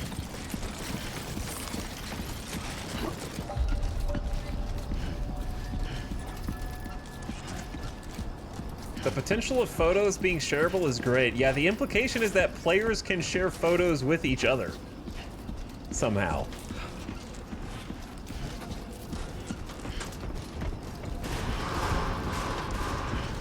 Bro, I'm covered in sand. Chiral decontamination in progress. No anomalies detected. Welcome, Sam. This is gas. Decontamination fumes. Our first distro center. Familiar and yet different. All right, I apologize in advance for my not S rank.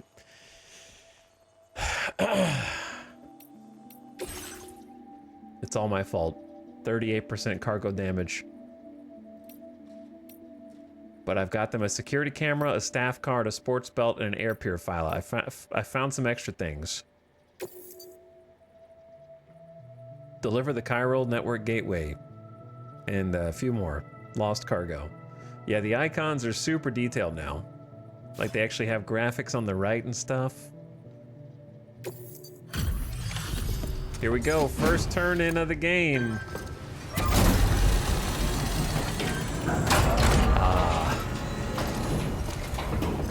Well, this is familiar. You must be Sam. It can't have been easy to come this far south. You're here to bring us onto the chiral network, right? Ah, that's a relief. We'll be able to dispose of corpses properly once you've got us online. That'll be one less thing for our residents to worry about. Anyway, I believe you have some cargo for me, yes?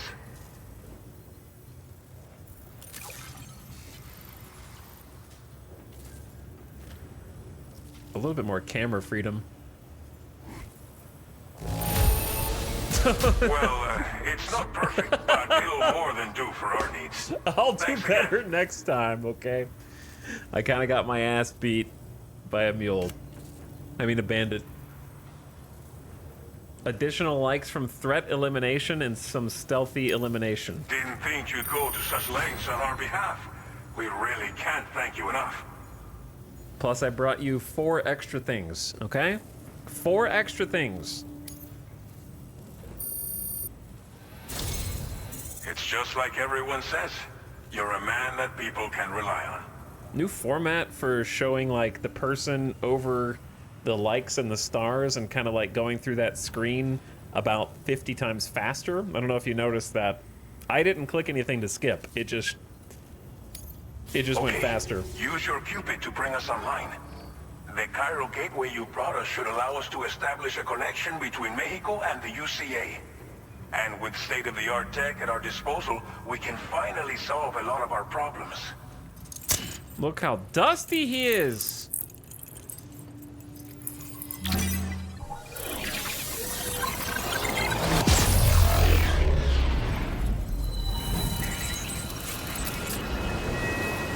Where's BB?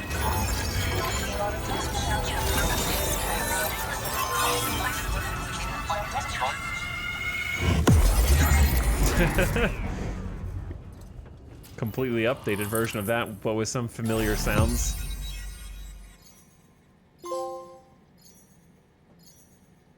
Starting point.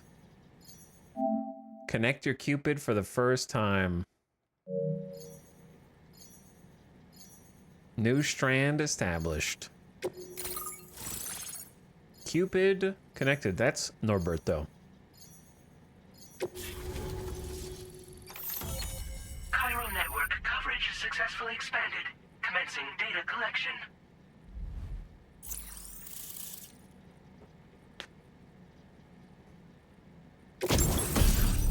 Bonus data. Machine gun. Wait, is this the early unlock from the Digital Deluxe? A powerful mid-range weapon with considerable ammo capacity. All right, we're going to skip on that. Now displaying your current porter grade. Bam, bam, bam, bam, bam, bam, bam, bam, bam. Wow, went straight from level like 0 to level 15. You've earned the nickname Handler. I got to establish my reputation all over again. Porter grade increased. Congratulations. Every evaluation you receive as a porter will contribute to your overall porter grade calculated by APAS. This provides a snapshot of your experiences as a porter, as well as your delivery style, calculated from the number of likes Sam receives during the course of an order. Open the corpus for a detailed description. Sure. This is an upgraded version of the UCA's porter evaluation system and provides a snapshot of your experience as a porter, as well as your delivery style. Okay, so porter, 5 categories. Number 1, porter indicates Sam's experience completing orders that involve delivery and movement challenges, combat with enemy assailants throughout the course of the order, stealth, how you covertly dispatched enemies and avoided detection, servicemanship, to the extent which Sam has gone above and beyond to help ordinary people, and bridge link to help other porters. Interesting. Oh yeah, we got some data banks. Container repair spray can be applied to cargo containers to repair damage, restoring their ability to shield cargo from impacts and jolts. It's less effective when used during timefall. Seek shelter before using it. I gotta remember that. Raw materials used to fabricate equipment and build and repair structures. There are 5 types: metals, ceramics, resins, special alloys, and chemicals. Okay, so they kept that. Raw materials are extremely precious in the timefall-ravaged post-stranding world. All prepper shelters are fitted with small mining devices to extract materials, but their output is severely limited and material shortages are a constant concern. Mining, you say? The machine gun MP bullets, a fully automatic weapon that excels at mid-range suppression. Its impressive clip size allows it to be used for extended periods. The machine gun has a powerful recoil that must be carefully controlled for accurate targeting. Consider using it against larger targets when precision aiming is not required. It can also comes equipped with a light to dazzle nearby enemies. Interesting. Your backpack. Designed to carry multiple cargo containers fitted with hooks and attachments to allow easy access to boots, accessories, weapons, and tools. Ideal for porters in hazardous terrain. Fully customized with further attachments to improve its functionality. Offloading your backpack relieves you of your cargo, letting you move more nimbly, climbing over high walls, and performing more powerful combat actions. It also makes it harder for enemies to spot you. Porters must sometimes switch their focus from delivery to stealth or even to combat, and removing your Dude, that's why the grass is shorter. Because you can remove your backpack. So you either have to have very minimal stuff on your backpack to hide in grass, or drop your backpack somewhere and go do your stuff if you want to be stealthy. Don't forget to go back and recover your backpack. Sam is first and foremost a porter, after all. That's very interesting. Plus, it'll shed weight, because weight seems a little bit more like, I feel more sluggish in this game. Like, just in that first time where I just got my ass beat by the bandits. In Death Stranding 1, even early on, I could just sprint away from them and generally be fast enough to get away from them. This time, I could not sprint fast enough to get away from them. So, like, you either have to stand and fight or take them out or stealth a little bit more. So that's interesting. Like, I'm sure you can get a speed suit and sprint away from them faster, but, like, at least base level Sam, I could not. They were faster than me, for sure. When I had cargo on. APAC Automated Public Assistance Company is a private body that operates and manages the chiral network in APAS on behalf of the UCA, a new company. And they're looking very Illuminati in this logo to me. Ciudad Nudo del Norte. 3 years before the UCA was established, the first Bridges expedition set off from central Knot City on the east coast of North America to establish the infrastructure of the chiral network. At some point, the expedition split, with one team heading for the west coast and the other heading south to Mexico. Ciudad Nudo del Norte was the first Knot City that Bridges expedition founded after crossing the border. Nudo equals knot. There you go. Norberto was a guard on the Mexican border, just like his father before him. After the death Stranding, he continued to maintain the security of the border region even when societies on either side collapsed. A shortage of materials and equipment left the border security system on its knees, however, and the threat from extremists only grew until the situation became dire. It was around this time that the first Bridges expedition arrived, promising to bring the chiral network in the near future. Norberto therefore left the border where he'd been born and raised and moved to Ciudad Nudo del Norte, C1. His hope is that the chiral network will bring about the peace and security that he and his colleagues were unable to maintain. Continue to develop your network, your connection level with him and his facility, and you might receive ... an automatic handgun. 2 things. Number 1, ... Number 2, it actually tells you what you might unlock if you keep leveling up that facility, which is interesting, instead of sort of it being a total surprise at the end. Anyway. Career statistics. It took you 2 hours and 43 minutes to go through your first order. That's probably slower than anyone else who's played the game, but I bet I'm the only one who read all of the Corpus lore. And that's without even looking at the tips. 5 cargo pieces, 5.1 kilometers. 1 area connected, 3,000 chiral bandwidth. Chiral network connection confirmed. And now we can begin fabricating the latest corpse disposal equipment. Until recently, we've been dealing with our dead by burying them in tar, but that solution was growing untenable. We should be okay moving forward. I really can't thank you enough. You must be exhausted after your long journey. We've prepared a private room for your exclusive use. There are countless dangers in these parts. You should rest until you're fully recovered. Don't push on until you're ready. Oh my god. Please, stay here. Oh my god, is it time? What is untenable about corpse disposal? As I mentioned before, we've been taking them to a nearby tar pit and dropping them in. Unfortunately, we took it too far. And it wasn't long before the whole pit turned into a BT area. In trying to prevent the emergence of BTs, we ended up facilitating their creation. And with the constant timefall in the vicinity, chiral contamination has only grown worse.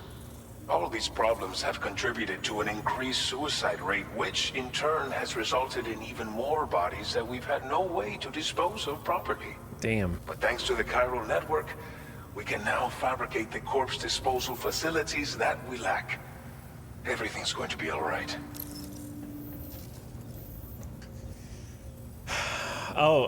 I agree. That chirogram is crispier than any of the ones in 1. Yes, for sure. He is like a real person, but like a hologram. Like, it's just saying it's higher definition is sort of doing it a disservice. It's very like, I don't know. It's just a face and mocap. It's just so much higher quality. Yeah, next gen. How are things in the region? Well, our corpse disposal problem is no longer an issue thanks to you. But there's nothing we can do to get rid of the BT area we created. Fear of BTs and damage from timefall and chiralium exposure will continue to be a concern. And let's not forget about the bandits willing to attack travelers and facilities. But so long as we remain connected to the network, we'll have access to new tools and technologies to help combat these threats. You brought us more than a connection to the outside. You brought us hope. Okay, I go to sleep now. Thank you again for everything. I'll get started right away on preparing your next order for you. By the time you wake up, it should be good to go. You'll just need to access the delivery terminal here. I hope I can count on you.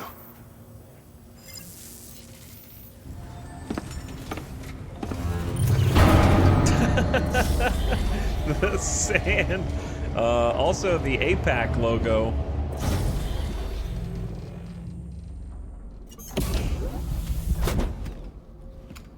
Let's go. Oh. Welcome, Sam.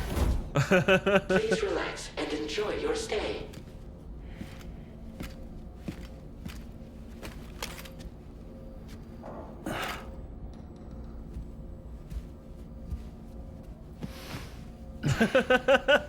It's even like caked on the parts of his body that were exposed.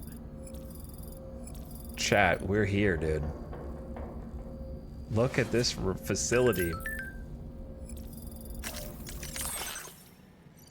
Sam, the shower and toilet are outside your private room. Chiral crystals will be recovered from any waste you produce, so go ahead and make use of the facilities. View comments. Because we've been connecting everyone up to the Chiral network, they turned the Chiral network into a social media platform, which is extremely Kojima and relevant. There is now a comment section. There's also a sink in your room where you can freshen up and check your look in the mirror. It's a good place to try out new hats or sunglasses. You've also got access to an armory where you can check out various weapons and learn how to use them in VR. Go ahead and give it a try. It's definitely worth checking out everything your room's got to offer, once you've rested up, of course. That's so funny, dude. Tons of new entries on things, probably mostly tips. I see drinks. I see beverages. What do they want me to do first? They probably want me to do the shower first. We're probably not like free. Can you do this though? Oh my God, look at his face. I meant like not, okay, Norman Reedus, if you're out there, I mean that in the nicest, like detailed way possible. Not like in a, oh my God, look at his face. Is there a comparison somewhere of like Sam from Death Stranding 1 and 2? I want to see them like side by side. Is that a figure on the back? There's already a figure.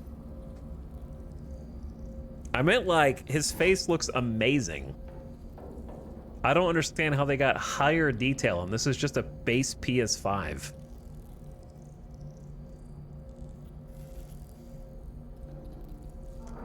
Wait, are his his tattoo's still there. This garment contains corallium leak detection dye. You can even read the text on his pants.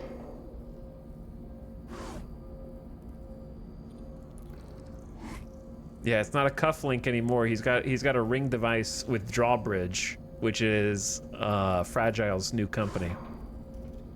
Yeah, he doesn't look like he's feeling great right now. He probably misses Lou. 2019 Sam graphics just don't compare. There's a PS3, PS4, and PS5 Reedus comparison. Wait, did I just forget that Death Stranding was on PS3? I thought it was released on PS4. Oh, PS3 was Walking Dead. You for a second I was like, wait, did I miss that this Death Stranding 1 was on PS3? But no. Death Stranding Sam comparison face. I'll just try to find a picture.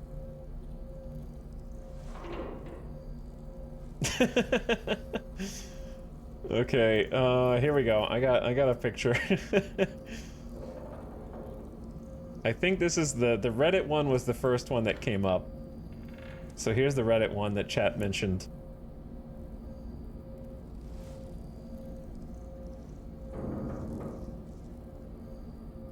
Jesus. Like, I thought the first one was so good until I see the second one. You know what I mean? Like, the first one's not bad, and it never was bad. I just... It just took seeing the second one to put it into perspective. Also, there could be a bit of camera focus, like focal length could be a thing here as well. So focal length can make people look different as well, but it is definitely more detailed.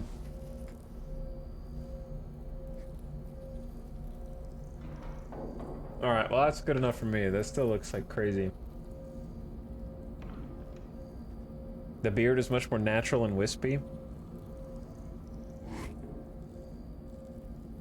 Yeah, it's just plus like the dust. All right, I'm ogling. I'm sorry. I gotta drink it all in, man. It's all new. I'm trying to let it soak and let it simmer.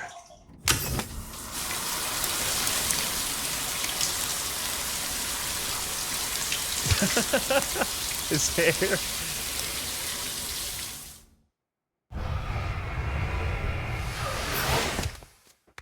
I heard the sound, but it seems like we're staying in a hotel. This is like a hotel. 7 chiral crystals extracted from your bodily fluids. You have 66. You showered. Sam's sunburn has he gets sunburn, and he has made use of the toilet. Wait, did he just do a thing? Are you feeling better, Sam? Or did you just stretch your neck?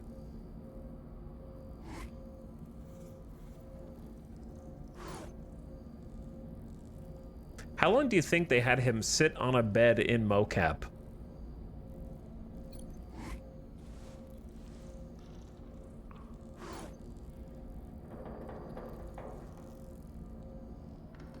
Too long. All right, sleepy time for now. Sleepy time for now.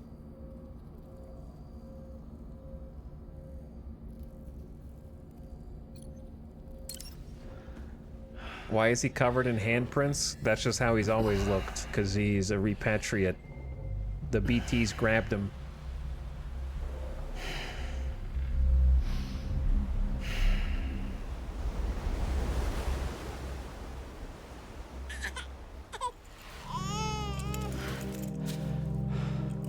Finally, the title of the game. We are so back.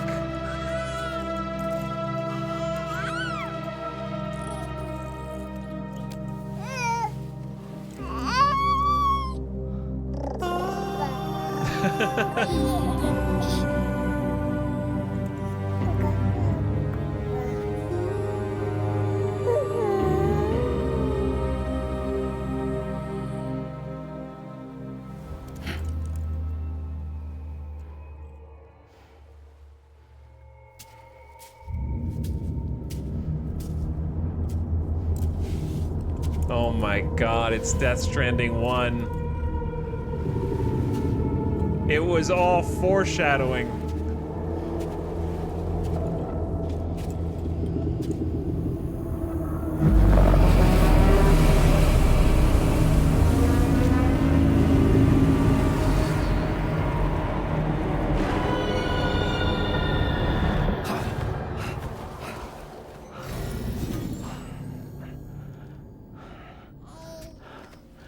Lou. Are you alright?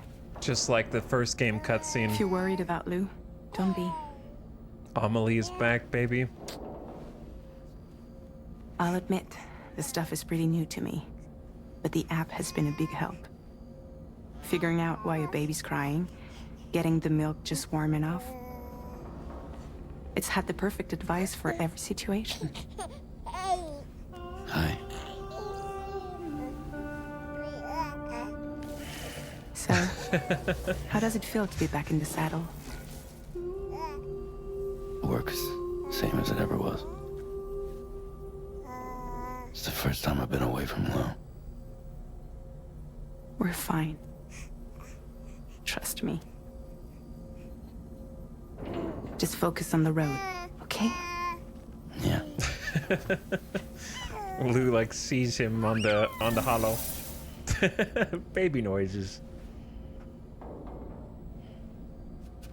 Why is her skin smooth? Keep watching and find out. Blood volume and stamina at optimal levels. No irregularities detected at this time. We're gonna start chat. We're gonna begin the timing out of questions of things that don't have answers. Private rooms. Entering a private room gives Sam a chance to have a replenishing drink, use a shower, toilet and sink, and to sleep in a proper bed. Private rooms also allows you to examine your weapons and access the firing range.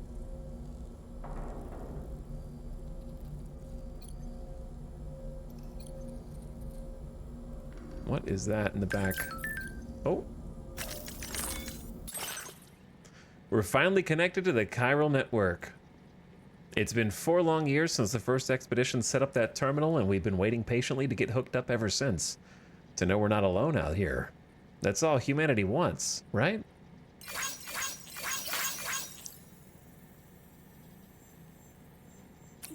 And not only are we connected to other locations, we can also fabricate new equipment using chiral printers. Living the dream! Oh, dude, you can check at a glance what your contacts list is based on the facilities you have and how many stars you have for each one. And then track that down instantly on the map so you know which one to go to in order to do more.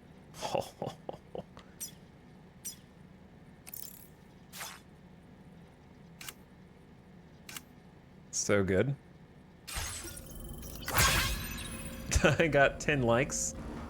In return for liking a post, he liked me back. Oh, there's a lot in here. Even though I'm sure this is just the beginning, but I think... You know what we have to do first? We have chiral tea? And red cryptobiotes. They said they changed colors depending on their region. Cryptobiote consumed. Sam's hunger somewhat satiated. Wait, his hunger?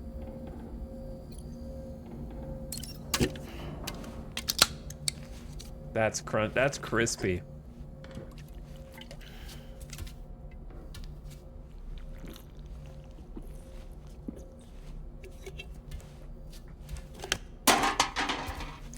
The same trash can noise. Stamina. They only put 3 on the table this time. Gotta chug.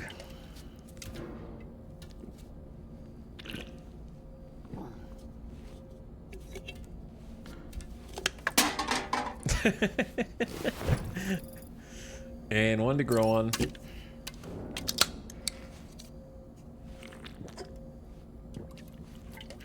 I never noticed his, like, bicep tattoo before.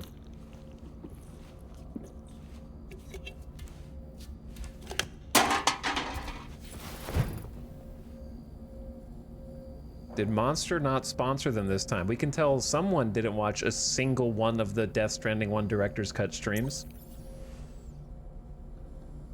Chatters out here just ratting on themselves in real time.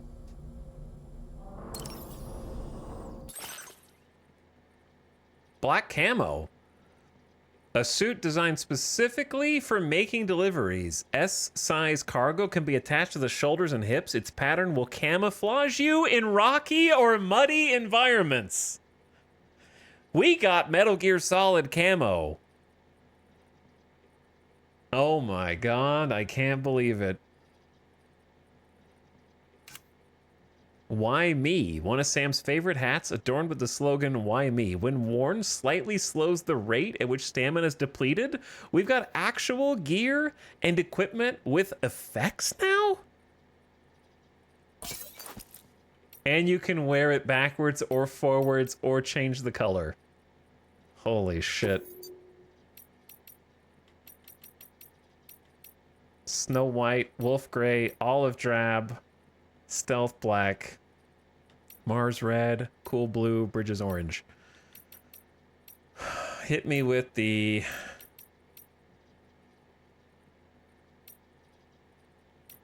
Olive? Actually, no, I'm gonna go Cool Blue. I don't think we're cool enough for backwards yet.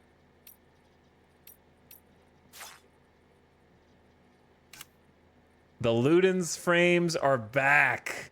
A reminder that one should never forget their playful side. Fitted with special lenses that block direct and reflected sunlight. Sam glasses. Custom made specifically for Sam. A perfect fit and show impeccable craftsmanship. We're not ready for these yet. We're not. We have to earn them.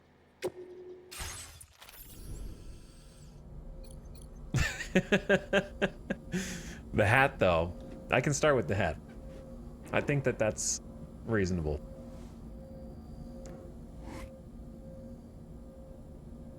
Sam, not feeling especially silly right now. He's like, why the hell am I here? Also, I snoozed the ad and somehow it's already been another hour. And therefore time for the ad. So turn your volume down, ad watchers. Good in between ad break. Anyways, he kind of looked over and then was like, yo, what's up? I know that everything we've seen up until this point is sort of just like Death Stranding 1, but like, you know, like even more iterated upon and quality of life and stuff, but like it does feel better so far. Like even just moving around feels better. The how if when you got stuff on your back, kind of sluggish, but it doesn't feel like I'm having to like hold left and right to balance like the ding ding ding ding ding ding ding ding like 100,000 times. Everything's crisp. Yeah, everything is super crisp and clean. Like the environments are crisp and clean. The mocap and the facial capture and like all the new UI and the menus and everything just feels elevated. It feels like a level higher, you know?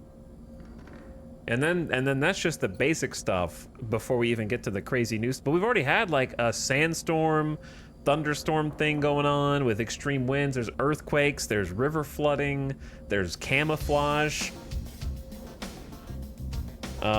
Taking off your backpack. Yeah, even the stuff we do know about, it's just like, huh, didn't know I needed extending bridges, but here we are. Recap? There's not much to recap. I'll get some water and then I'll we haven't really done much, to be honest. It's quite easy to recap up to this point, but I'll do that when I get some water. I'm gonna get some water.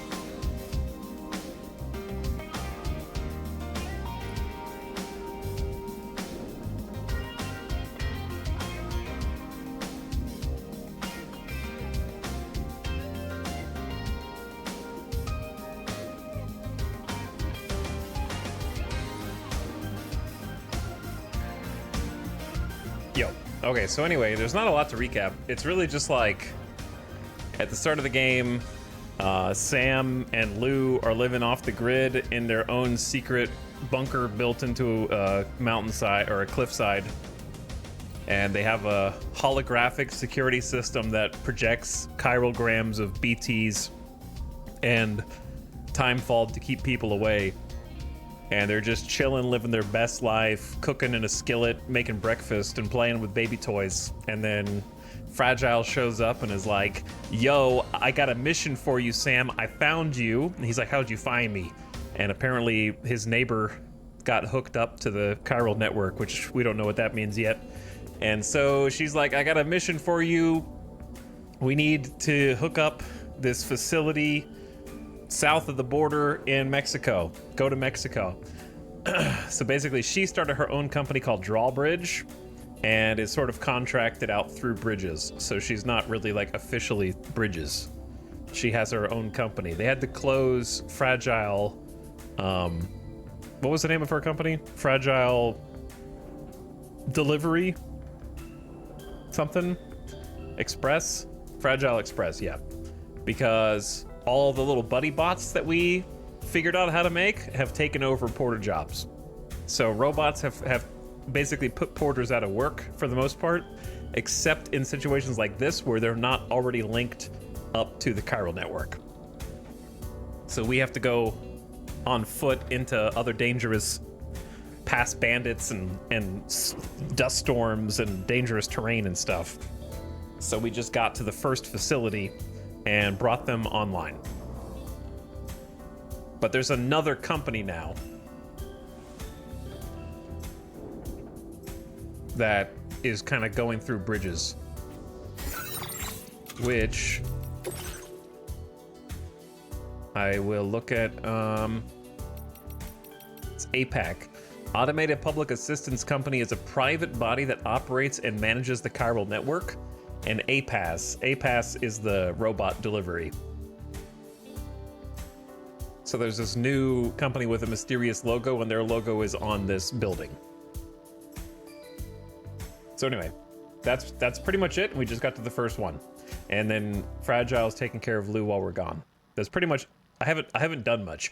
We've been fiddling with new controls and reading the data bank and ogling the new graphics and just going slow, going real slow. I am in no rush. This is not a sponsored 2-hour stream where I have to go as fast as possible before I never play again. You know what I mean? A room for tired porters to rest and recuperate. Sleeping in a private room will fully restore blood levels and stamina. Private rooms are equipped with showers, sinks, and other features, and also an armory. You can also practice your delivery skills there, not just combat. Holograms that make you... Okay, chirograms are holograms that make use of the chiral network's capacity for instantaneous mass data transfer. They're three-dimensional and realistic enough to make one think the speaker is in the room with them. However, the enormous amount of data they require means they cannot be displayed outside the chiral network. Patches. Fashionable patches that can be attached to your backpack. There are a number of designs allowing you to customize your backpack to your taste.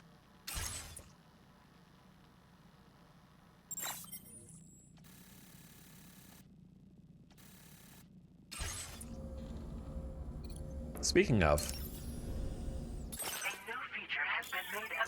customize your backpack by fabricating attachments to fit them to the backpack. Weigh your options and see what's available to you. Right now, probably not much. Just your quintessential. I do love American Cryptobiote that says yummy on it. Why me? Chiral feline patch. Express their individuality. We're grateful for everyone's support. Quokka. Happy. Thanks for supporting Death Stranding 2. Golden toadstool. Is that what they're calling it? Depicts a large mushroom. Ah, yes. The golden toadstool.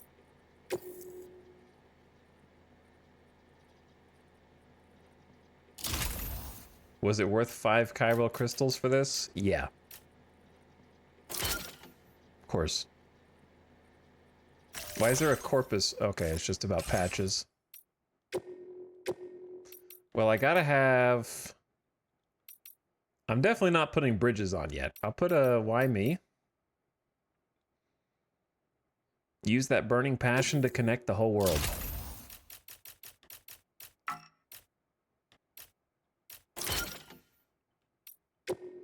And then, of course, chiral feline.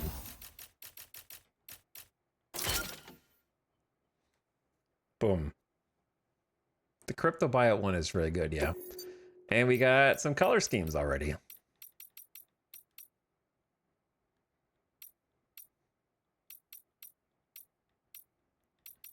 Let's go... Does cool blue match my hat? I think it does. That looks a little different blue than my hat. The lighting is different, which is interesting.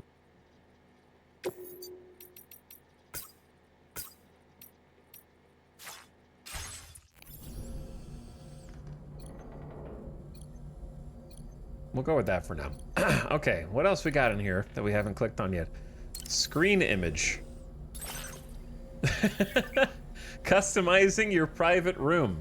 Choose from a list of presets or use a screenshot that you've captured in photo mode.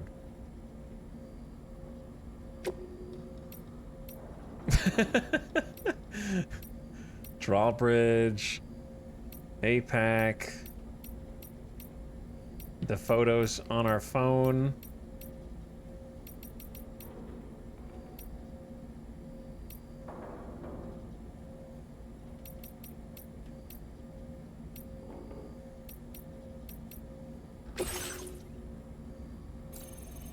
You can even move it and rotate it, dude.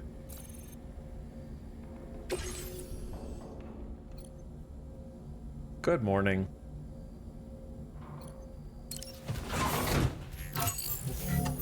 Classic. Wash face. Got your hat wet a little bit.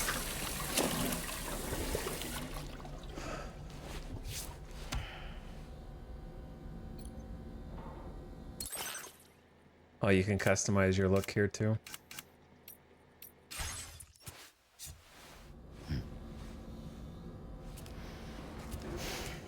Looking good, Sam. Looking good. All right, there's no like directional things, at least yet. Toilet, shower, go to surface, view test weapons, or eep. Sleep till morning and sleep till evening are two separate things now, which is crazy.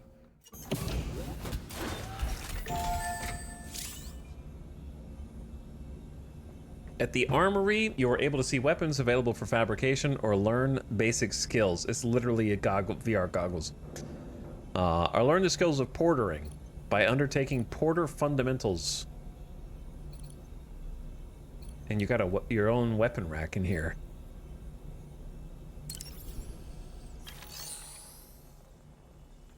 Porter fundamentals program. Do I really want to do any of this? Make your way to the objective area without being discovered. We ain't doing all this. Proceed to the weapons training. I feel like they want me to do one of these. We should at least do one to check it out.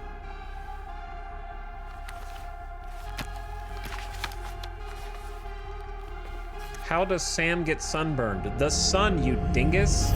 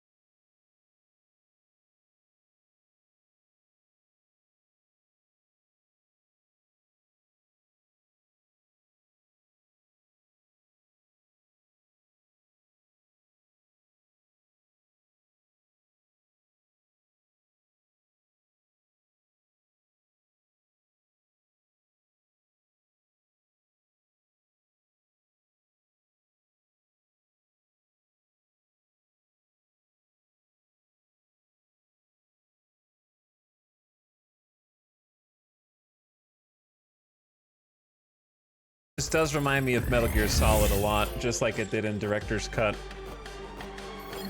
Like, they even have the graphics. Oh, that's not... Observe their movements to find gaps in their defenses you can exploit. Bro.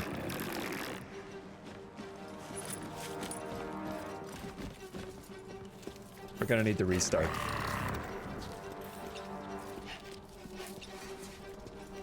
Or are we? The Odra deck, their Odra deck emits yellow when they investigate. Get out of the area? We're good.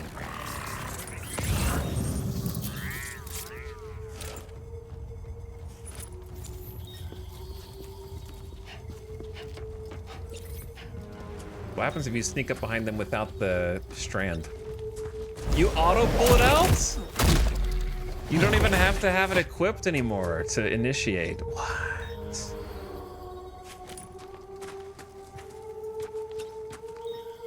That's a game changer.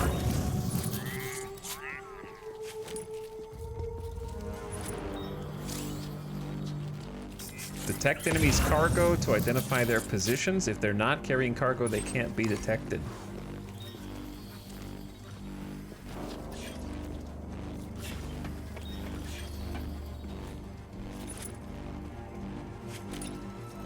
Hello.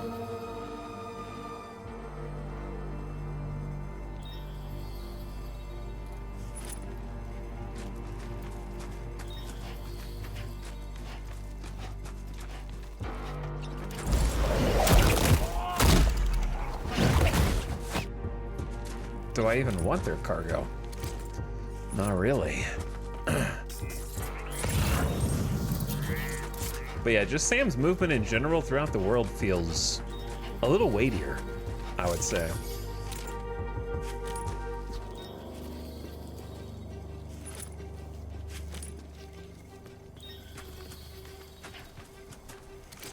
I should have gone.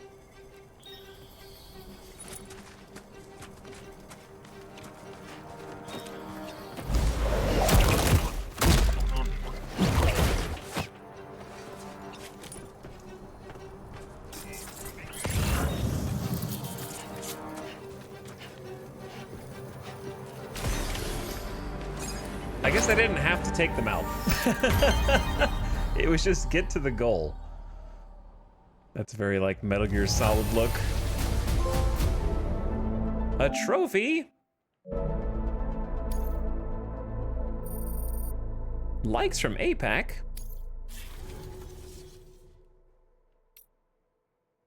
It does track whether you've gotten 5 ranks or not. I wonder to what end.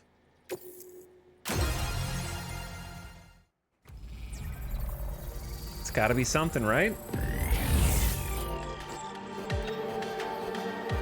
Defeat all enemies.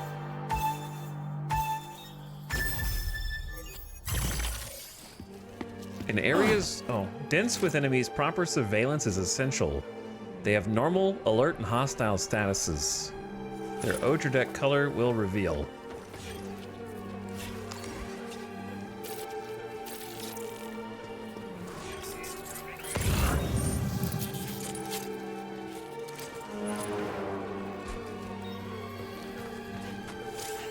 Shadows? In bright places? Enemy visibility is limited at night, but you are still likely to be spotted in brightly lit areas?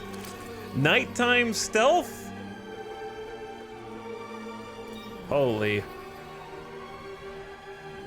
Splinter Cell moment. Wow.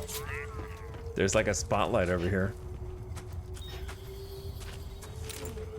And someone working the spotlight.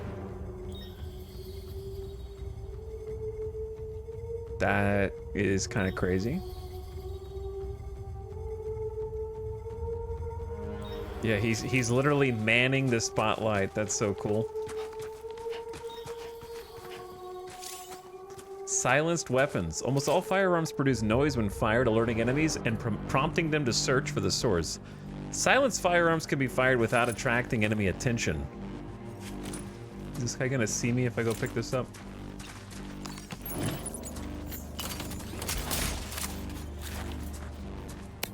Here we go again. So it has to be red, otherwise it's getting blocked. See how the circle in front is on the wall? So if there's a yellow icon in the crosshair, it's obstructed. When enemies notice something is out of place, they'll come and investigate.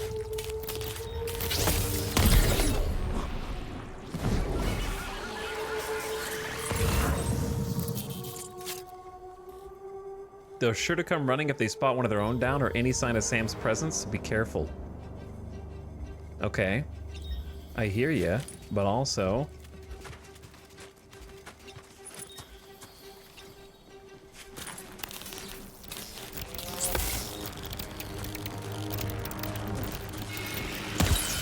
Shit!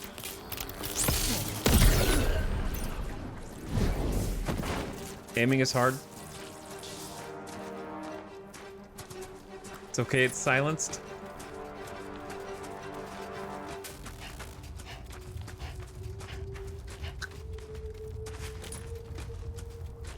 And then I think it's just the guy in the watchtower. But I don't know what the range is on this thing yet.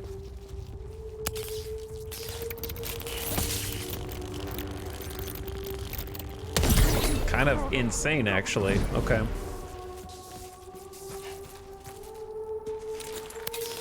Oh, hey there. I don't know if you can hold this charge down forever. Because it said I'm supposed to go unnoticed, right?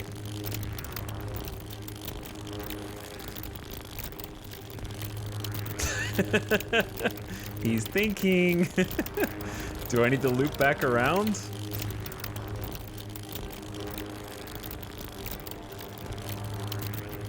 Anyone hear that crackling? You guys can hear crackling? Hold on. There's crackling, right? Okay. Do you still hear crackling?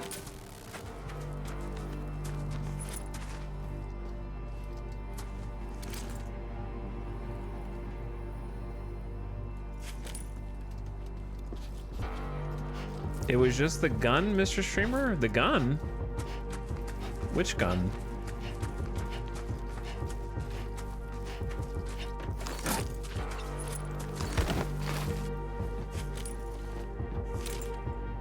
The electric crackly gun. Which one?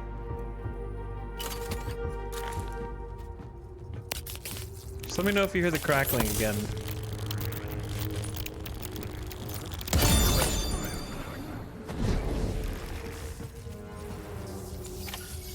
I think that was a pretty good spot. Can't climb over that wall though, it's too tall. Ooh, that's too tall. Careful. It's a joke about the gun being electricity. Which one?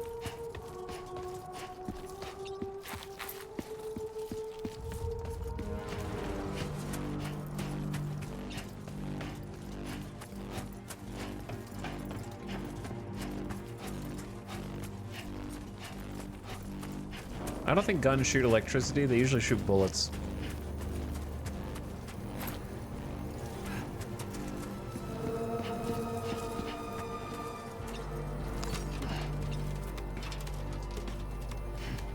Oh, look, his hands match up. His feet match up with the ladder.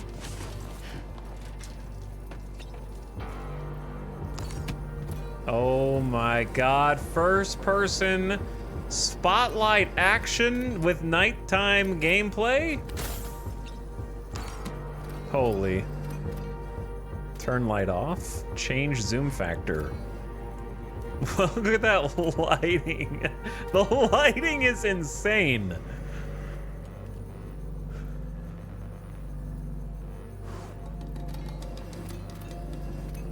Like the shadows and how it changes when you turn the light off to kind of elevate the highlights and the shadows. That looks really good.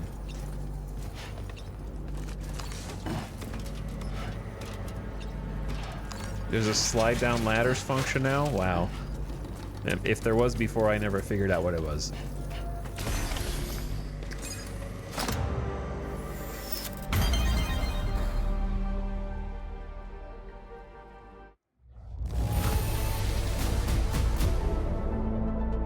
I wasn't gonna do these, but I feel like I'm actually learning stuff about the game, including new systems. So, may as well, right? Recover the cargo from a base and reach the objective area. I miss Sawsum. Yeah, I kind of miss the Sawsum as well.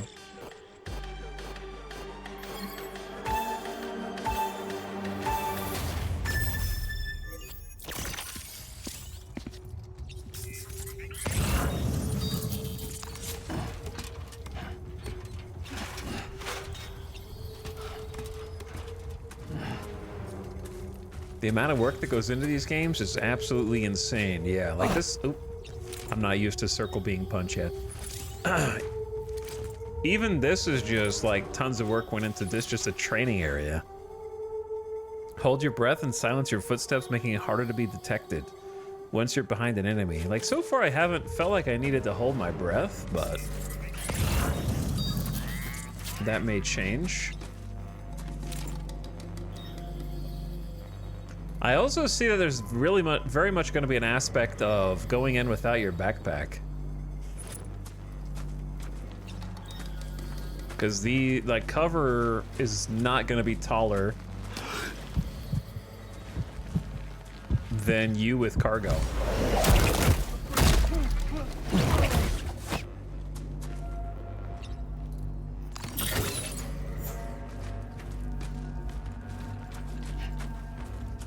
Oh, did not see that guy there. I am so sorry. He's wearing headgear. He doesn't have peripheral vision. Oh, yes he does. He's moving. I just got lucky is all.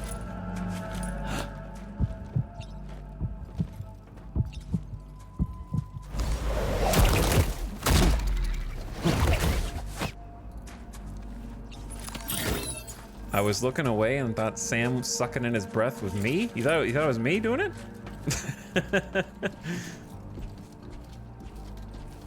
It wasn't me. Sam's going.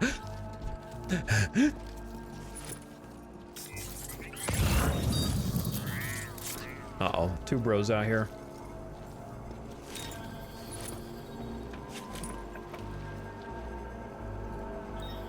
Can you take the right one out before the left one, or are they gonna patrol? That's kind of the question. These are like the baby level enemies that don't really move very much. Am I crazy, or is he gonna see me coming down the stairs?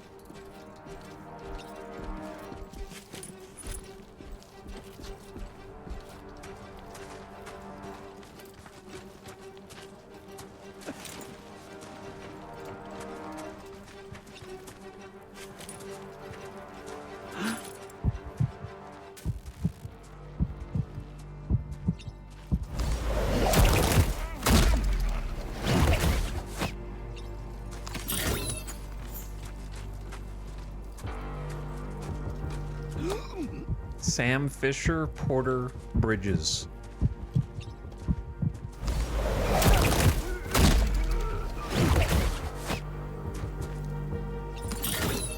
Do I need to do all this too? Yeah.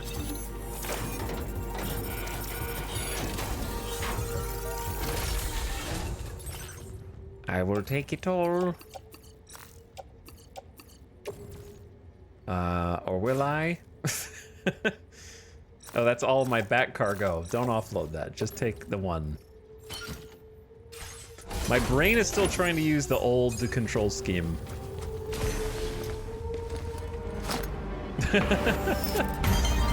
Okay.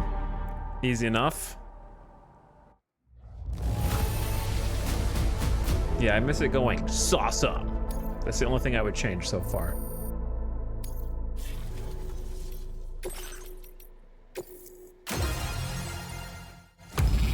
Time to fight?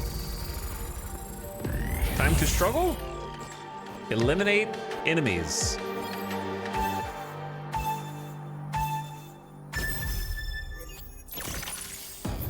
Spam circle.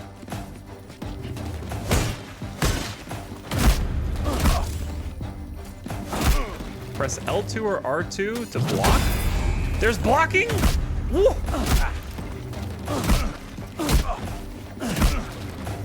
dodge?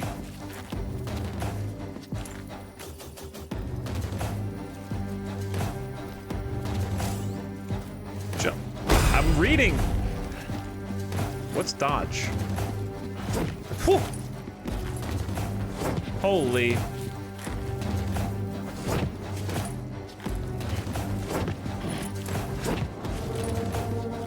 This is new.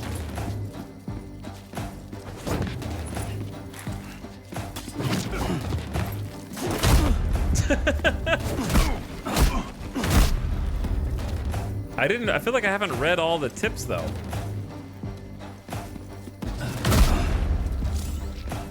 Attack with cargo.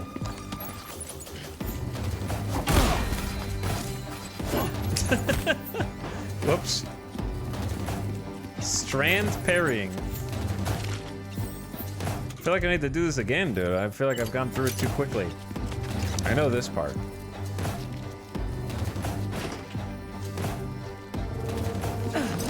What the hell? Dodge roll? I didn't even mean to do that.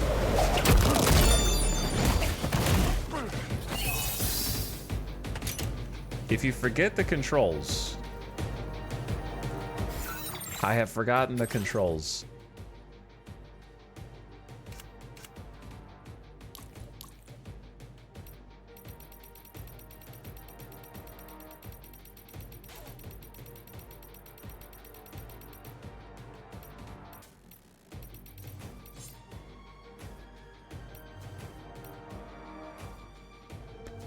Hold L2 to ready a weapon, then down to quickly drop it on the ground to dispose of spent weapons?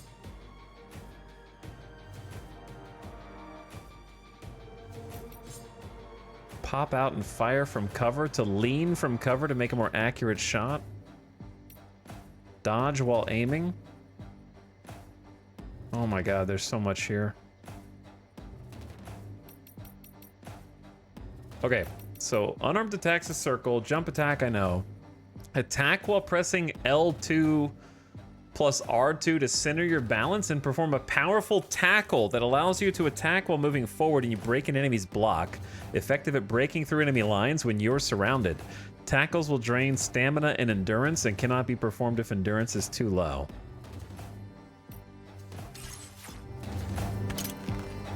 I need to read the rest of those.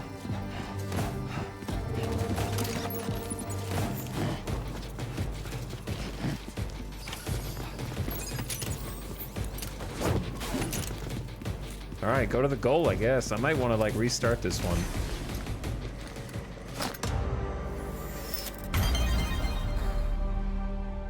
A lot going on here. It seems more detailed. By a lot?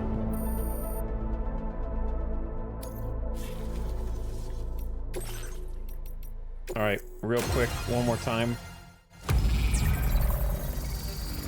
Okay, I just didn't read everything that was down there. Because I don't need to know every single combat move at once.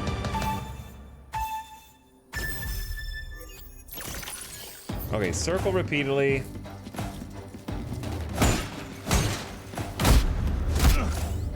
L2 or R2 in response to an enemy attack to block. Reduce the damage you take. Press R2 to block even when a weapon is equipped. Some powerful attacks cannot be blocked. Okay.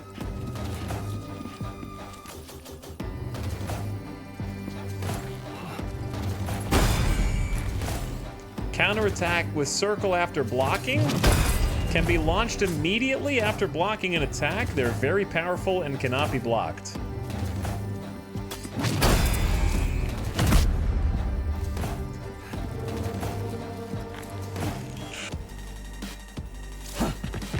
Oh, I wanted to read the rest of it before clicking the damn button.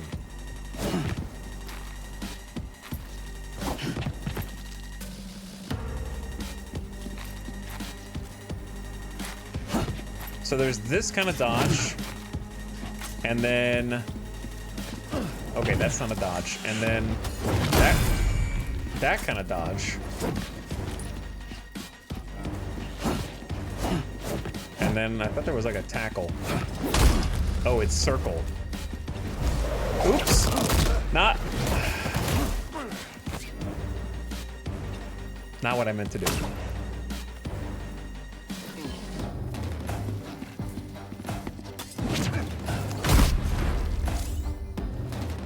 Attack with cargo. It's a potent weapon. They cannot be blocked and inflict a lot of damage to you and the cargo.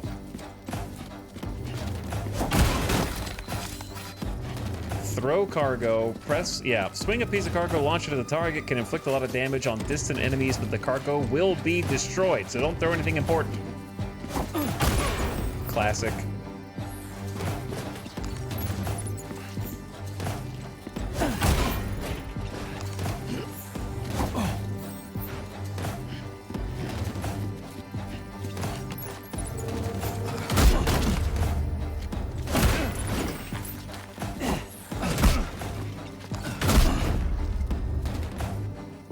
Okay, so tackling is like...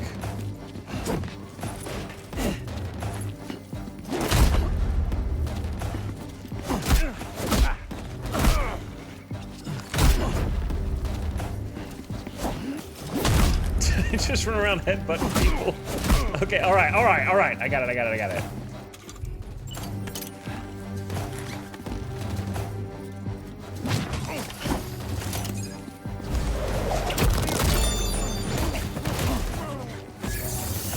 I'm good. There's more combat controls, which is crazy, but did I just level up my strand skills just from doing the tutorials?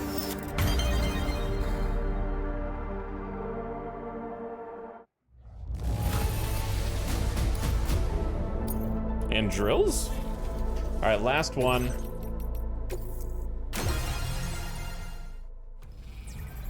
By the way, thanks Tyler the Lee for 11 months of sub. I appreciate it. I saw Rocco Bacco post BL, but thank you, Tyler the Lee.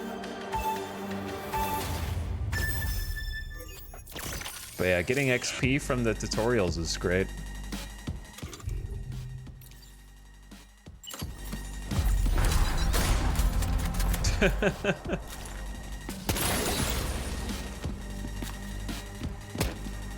Okay, I have, like, the problem is, I think I have light auto aim on, so it feels a little funky right now. Yeah, there's something I don't like about it.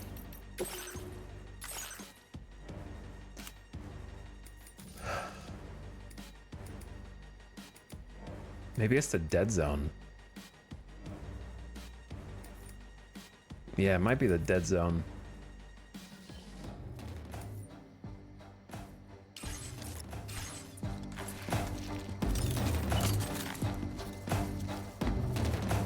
I think any auto aim just feels funky as well.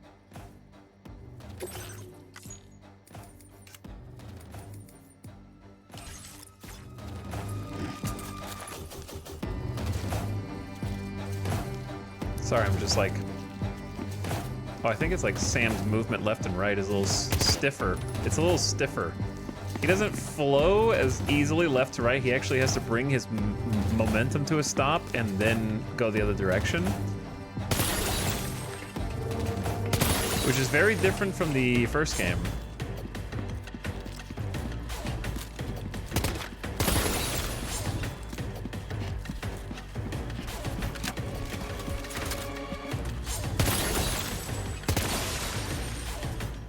Yeah, I wouldn't mind like light auto aim. Sorry, this is where I gotta fix all this for later. Can't spam AD anymore, basically.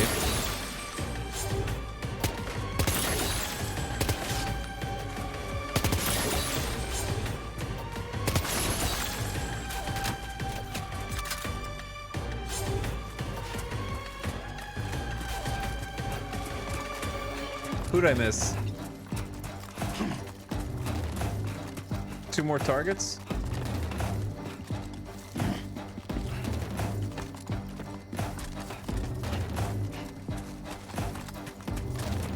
Whoops.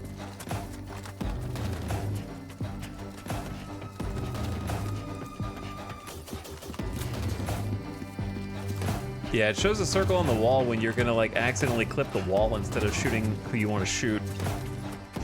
What's up, Markman? I agree.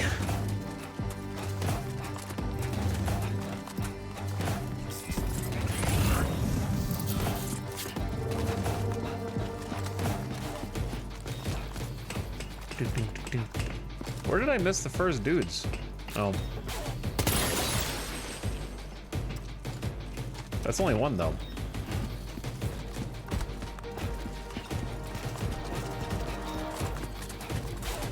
Oh, dude, the momentum.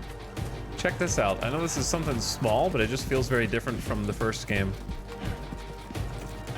Like, if you run downstairs, and I take my hand off the controller, he has to come to, like, a stop.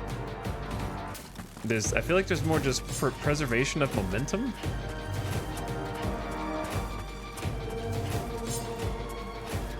Alright, where is the last dude?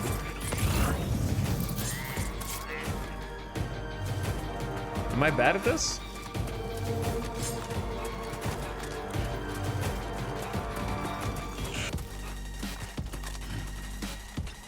Wasn't that always a thing? Well, what I just said was there's a lot more preservation of momentum, I think is what I just said. When I say something feels different, you're just gonna have to take my word for it instead of questioning it, you know what I mean?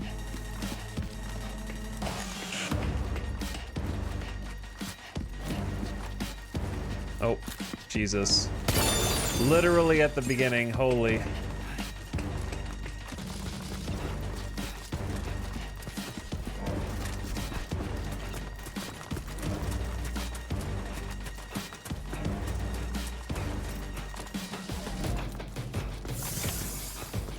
My bad. Okay, I didn't realize there was gonna be people here.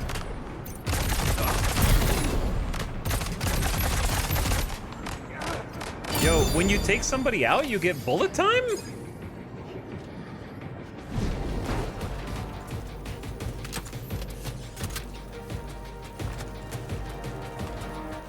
Kinda? A little bit?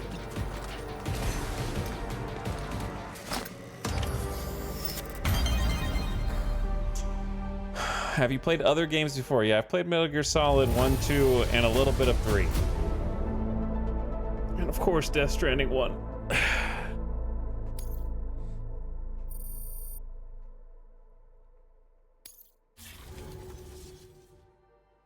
Okay, we did it. Yay. I did all the drills.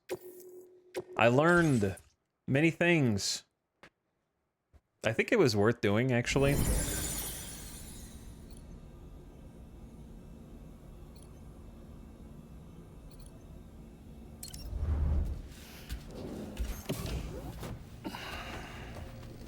Feel like I learned there's a bunch more controls that I haven't learned. All right, sleepy time, I think. We can't do everything in here yet, I don't think. They're just kind of like letting me maybe sleep till morning.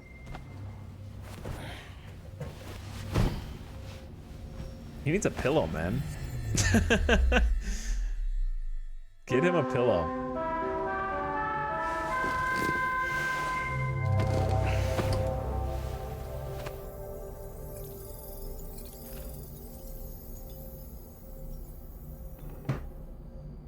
Time passed while you were sleeping. Oh, you can have a different photo on each side. Oh, that's cool. All right, out we go.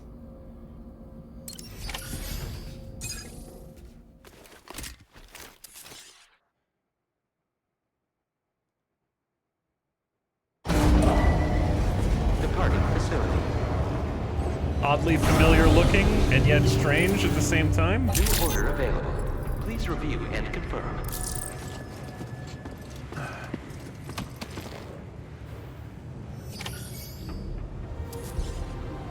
Good morning. Oh my god, our first chiral network connection, dude. Wait, no, not rest. Good morning, Sam. Did you have a good rest? We're already making progress in addressing the corpse disposal situation here. Once again, I've got to thank you for that. If you access the delivery terminal, you'll find that you can fabricate equipment for yourself now too. Oh boy. We have some materials on hand here that you can use to make supplies for your journey. Take as much as you need. Now, we don't have all the same schematics in Mexico that you have access to in the UCA. But as you link up more facilities to increase chiral network bandwidth and improve your connection level with the locals, we should be able to share all kinds of new data with you, expanding your fabrication options further. I heard that you're planning to extend chiral network coverage to the south, down as far as that research facility. So go ahead and pick up the order I posted for you.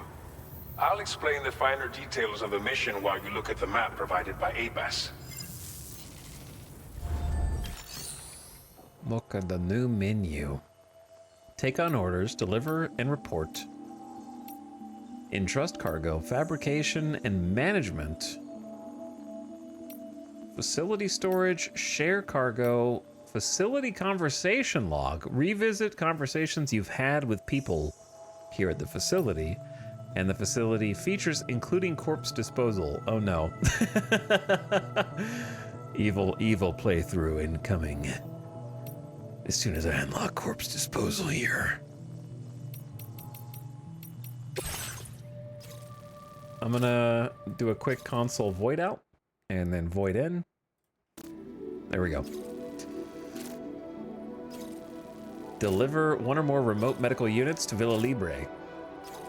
Villa Libre is home, or Villa Libre, is home to a pregnant woman and many elderly people. But with no local doctor, they have no access to vital medical care. To help the residents and gain their trust, bring them at least one remote medical unit. The next location that needs to be connected to the chiral network is Villa Libre, a small prepper settlement populated by elderly and a pregnant woman. There's no doctor there, meaning its residents live a precarious existence without medical support. As such, you need to bring them a remote medical unit. When connected to the chiral network, it allows medical diagnosis and treatment to be conducted remotely. Hey, I remember that from Death Stranding 1. We did a mission in the mountains. It also allows APAS to provide support for patients. There's a significant bandit presence near Villa Libre.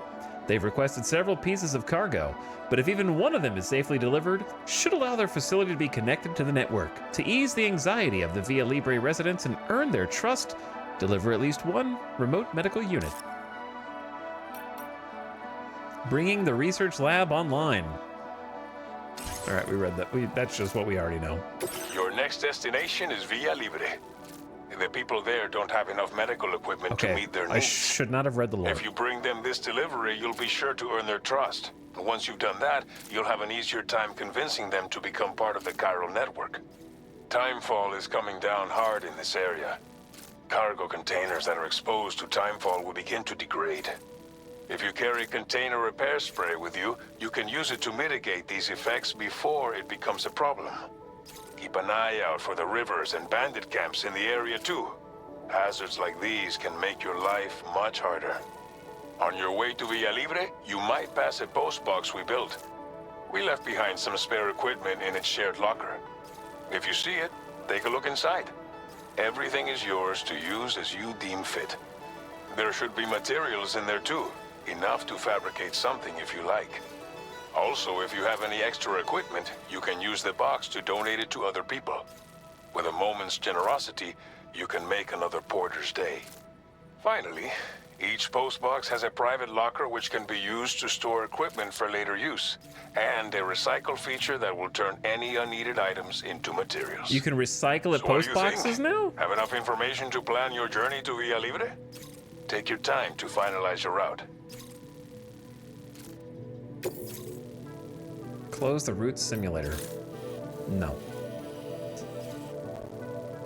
Okay, so we got armed hostiles, a bandit base, multiple reports of noted porters en route to and from being attacked and robbed by bandits. Freight vehicles have been seen there.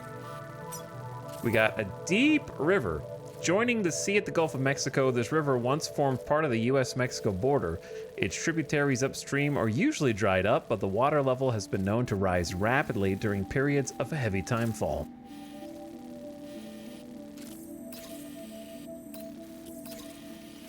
Which way is north?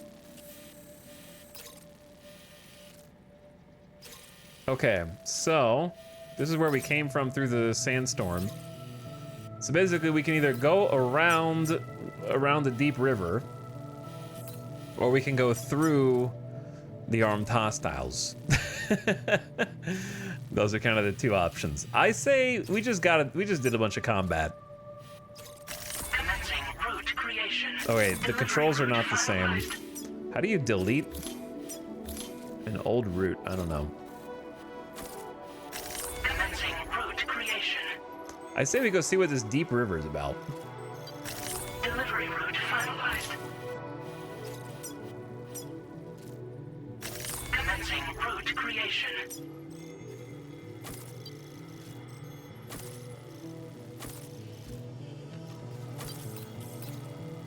And they want me to go past these dudes.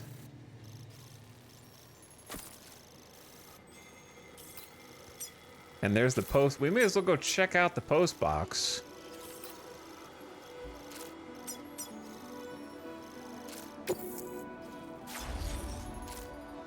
Delivery route finalized. All right, I gotta figure out the new controls, but I think we're good. This order calls for some pretty hefty cargo to be sure. But don't forget to take into account all the other extras you'll need to carry to get the job done. Every piece of equipment you take also adds to your overall weight. So think carefully about your loadout. Try to pick critical items that won't weigh you down and wear you out when combined with your cargo.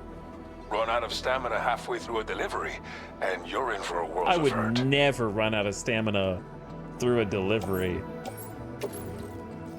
Chad, do you see how big this cargo is?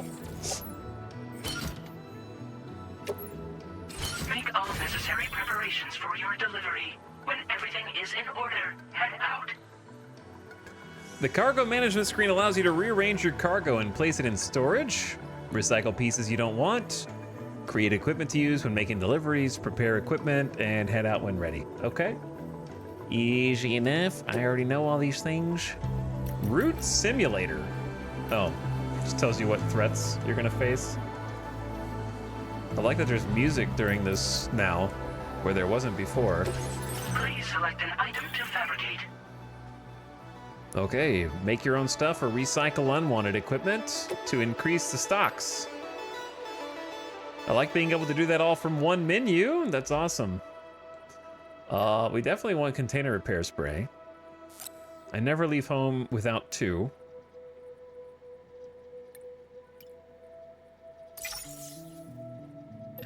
Okay. An extra ladder, of course. We should have climbing anchors and extra boots, and everything else looks good. Takes a few Cairo crystals, some resins. Easy peasy.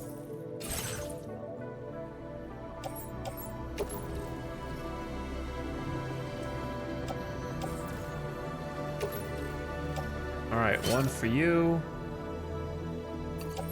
I don't know if I like the new cargo shelf. I kind of want to see the rest of my stuff, but I'll just offload it and then I can like manage it from here and it's fine. We got an electric rod. I don't even remember picking this up. I got 2 of them. Melee, dude, they let you use the electric rods from the mules now. A melee weapon that extends telescopically when swung, delivering electric shock that can stun enemies, can also be used to block melee or thrown like a spear to administer an electric shock at a distant target. It cannot be recovered once thrown. All right, well, that's crazy. Actually, awesome.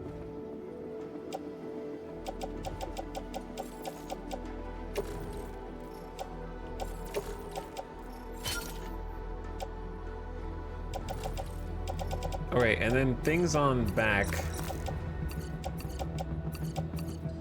I don't want the MP one. Wait.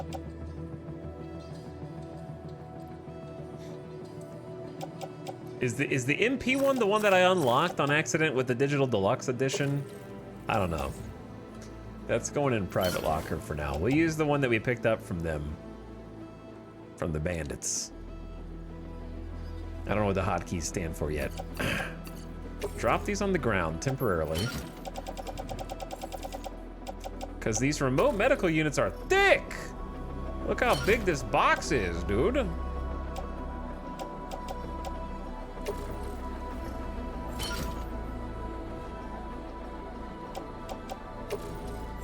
Okay, throw that up, chuck that on top. We're going a little tall, but I think it's fine.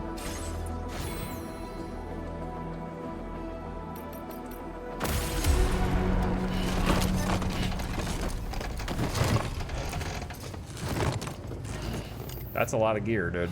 Might be too much. Order accepted. Thank How you. heavy are we? It's counting upward. 73? It's probably fine.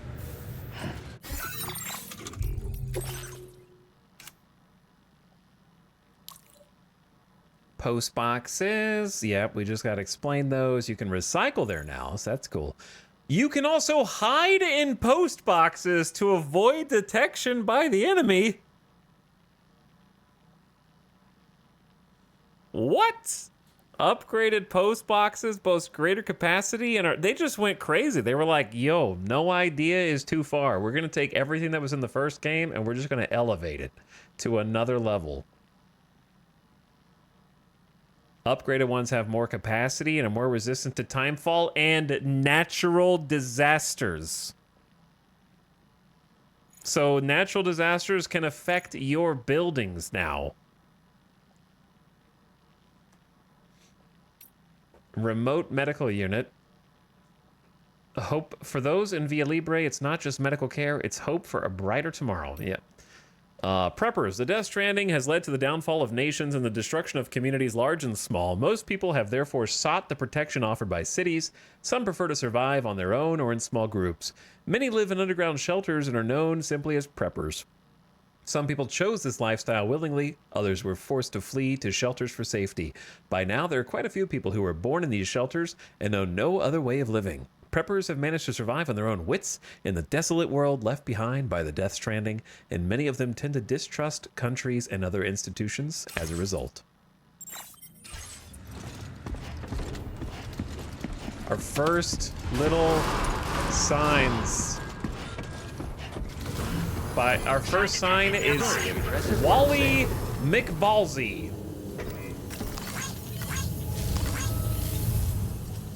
There you go, Wally. New signs. Safety first. They're kind of weirdly see-through. I will always support you. I will always support you. Okay. Likes for everyone.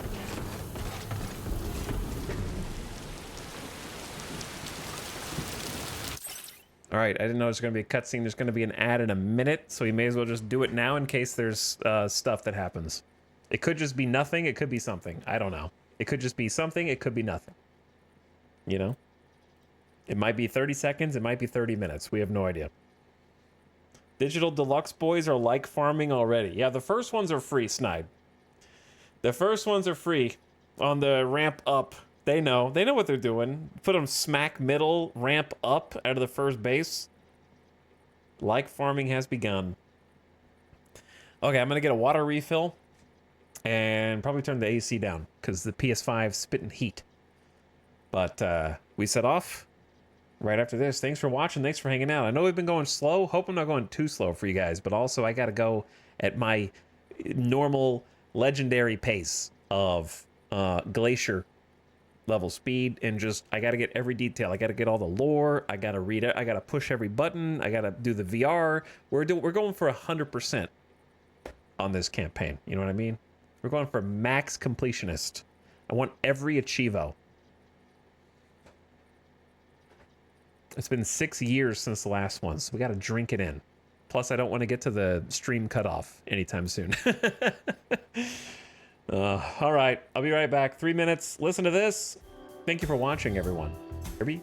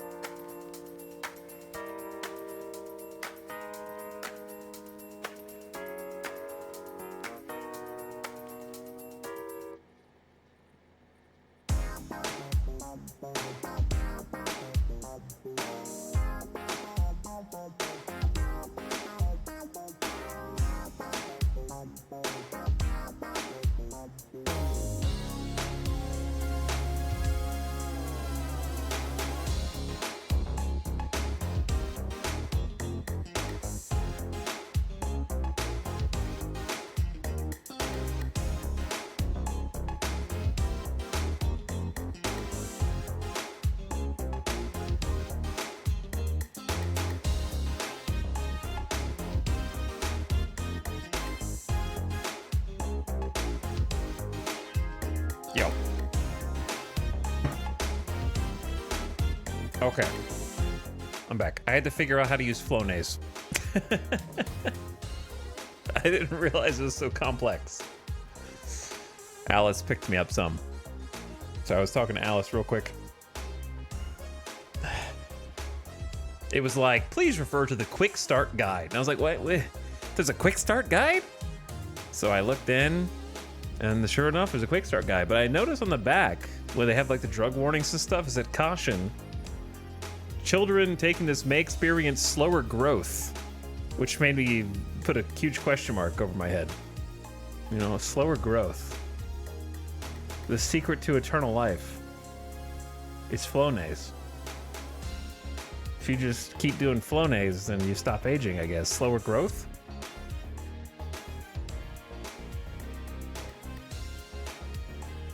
I have no idea. Opposite of Timefall. Anyway, you have to like... It's not that complicated, but since they had a guide, I wanted to make sure I didn't do anything wrong, because I've never done it before. Never taken it. It's like 6 steps, and it literally just boils down to gently shake it and then spray until mist comes out. And that was it. Okay.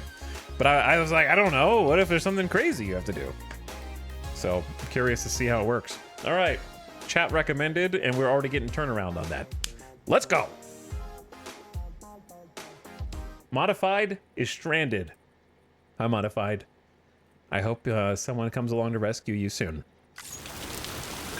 We just walked outside. And there's a box going sour real quick. Yeah, that wasn't really a cutscene, was it? Exposure to Timefall damages containers. That we know. That we know.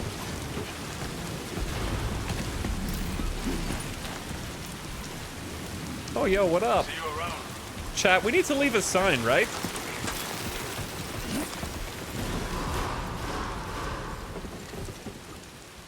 Wait, are we allowed to leave signs yet? Or do I just not know how to...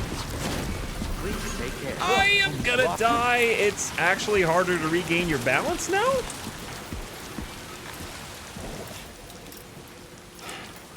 Sunrise will be occurring shortly. The signs menu. Use this menu to browse signs by category, so you don't have to go into compass mode anymore. Select them for use. Everything's a radial menu. Didn't we mention radial menus on the director's cut? We got fun, rock, paper, scissors, cheery smile, winky face, target, you got this, love it, I did it, amazing, time for rest, bon voyage, keep on keeping on, don't let the heat get you down, stay warm. Check this out, point of interest. I climbed up here. I climbed up here. I jumped across. Go up, look down, go left, go right. Warning. P-ban, X marks the spot. Shelter from timefall, nothing. What is it? Why is this like everything? All right, what are we feeling? I'm feeling like we just do a traditional. No one's done a bomb. Well, yeah, they did do a bomb. No one's done a keep on keeping on here, I don't think. Chat, where would you keep on keeping on? Like right here? But this is someone else's sign. I mean, there's not gonna be a spot no one else is taken.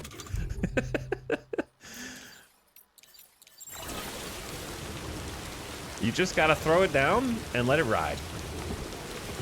Keep on keeping on.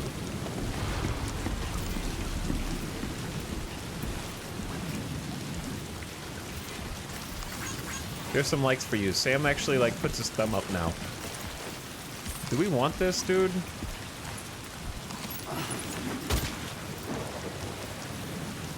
You know how hard it's gonna be to get out through here with all this stuff? 11 months of not carrying anything, Sam is weak. He's struggling.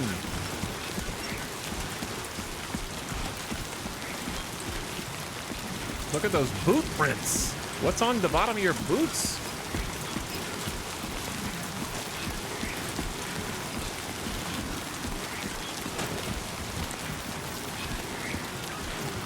It looks like hostile conditions out. Are those BTs this way and I'm carrying all this garbage?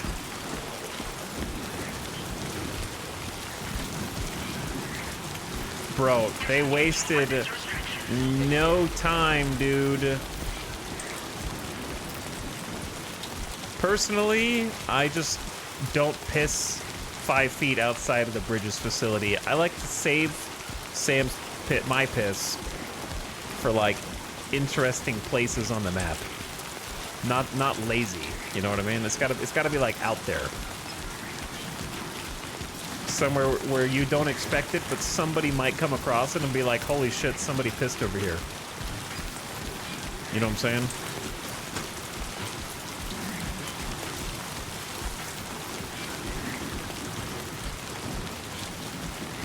Look at those storms in the background and the BT tendrils. The sand is mushy too.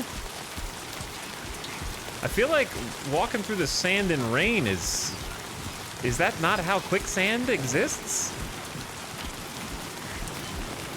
If it's deep enough?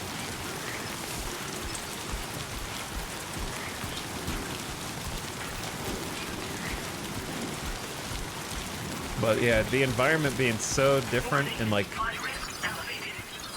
rain falling upstream nearby river. Rivers will rise if it rains upstream. As a river's water level rises, there are fewer places to safely cross.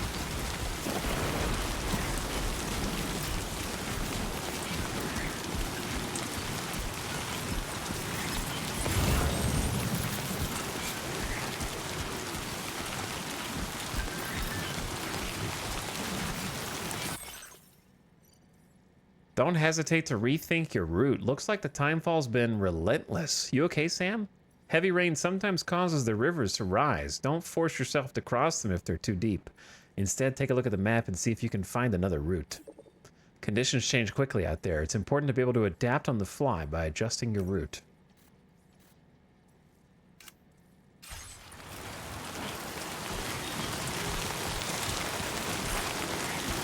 The more likes you exchange with another player, the more things will be shared between your worlds.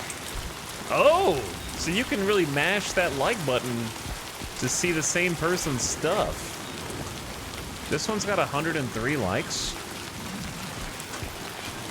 This one's got 0. Griffith. Does Griffith already have 34,000 likes? This one's for you. There you go, Griffith. There's 5 likes for your rope.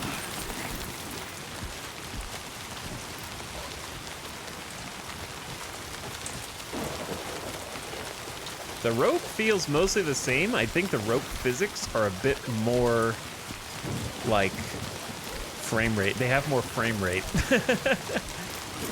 The old one like updated the position of the rope less frequently, I guess. Would be the right way to put it. So it just looks a bit better. Yo! Holy... That is insane, dude. Enough already. Oh, we got water physics. Some guy's up there playing City Skylines right now, and I'm just over here trying to deliver medical equipment, man. All right, let's repair some cargo containers. I don't have any shelter from the timefall, so we take what we get.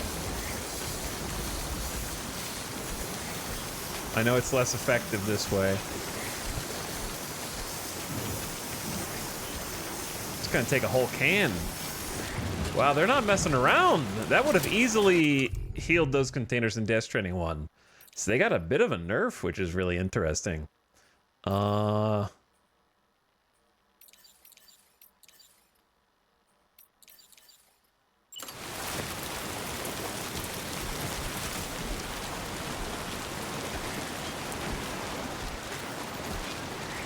Chat. This seems sketchy. What if a surge goes down while we're... Oh, this seems real sketchy. Uh-oh! I'm okay. I'm okay. On the ladder, Sam.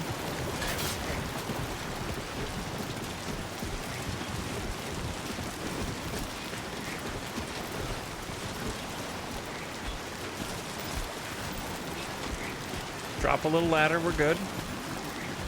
Yeah, imagine like a surge of water comes down there while you're crossing on the ladder and you think you've got enough clearance.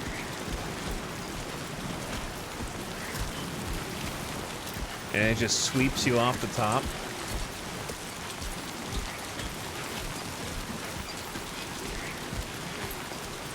It's all sorts of stuff right here.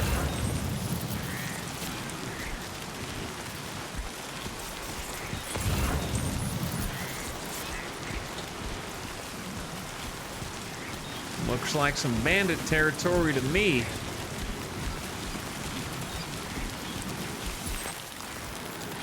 It's like a waterfall there, too. All right, let's keep moving.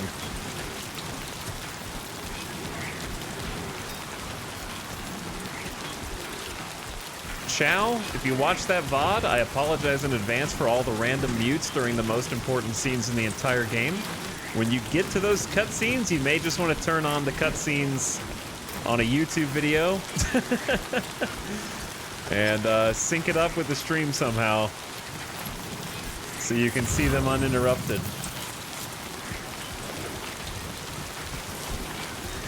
I'm gonna try and fix that for this because I'm recording locally. So like, we're gonna see if I can upload this to YouTube somewhere. I'll give it a shot. Now, I don't think you have to keep repairing this. Field wear, categorized by where it's equipped and can be switched out quickly in the menu.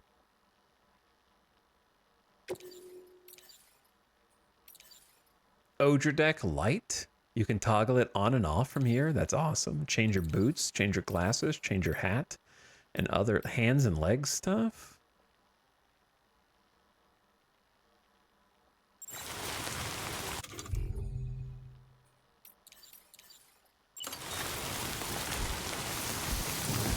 I feel like I'm not able to heal as much of the box as I was before.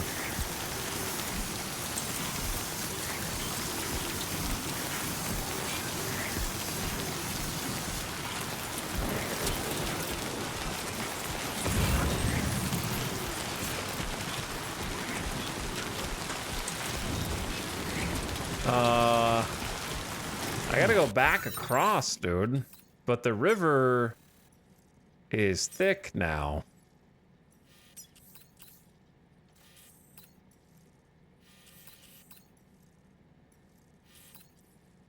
And I only have like the one ladder, dude.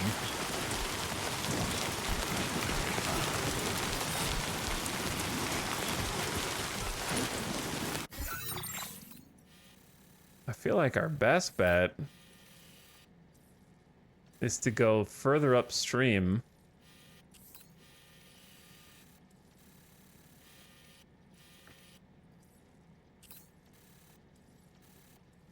And like try and cross. I don't know, man. It's gonna be deep. You see how it's got like the red line through it there? But like cross maybe there? Just go down?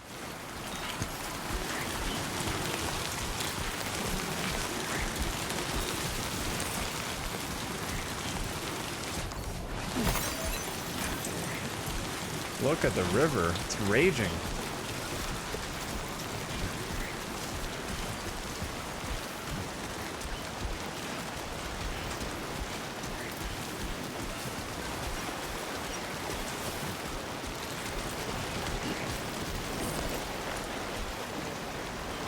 This ain't gonna work, brother.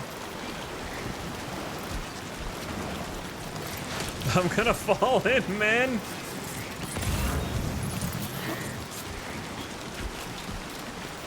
I'm gonna slip.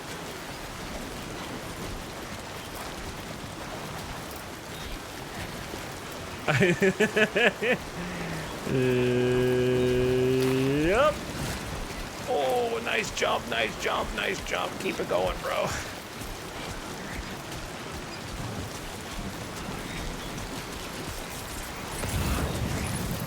Look at the super deep sections, man.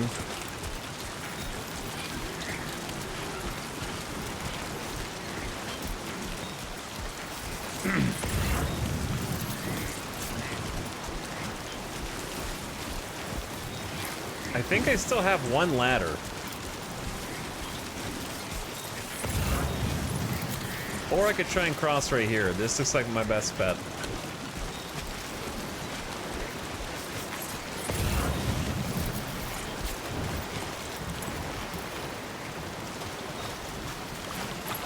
Oh, this is way deeper than I thought it was. That's way deeper than Death Stranding. That's like up to your neck.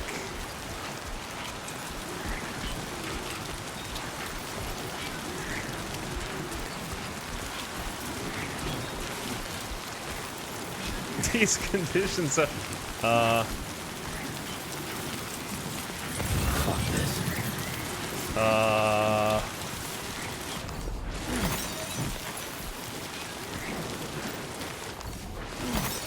Is this a trap?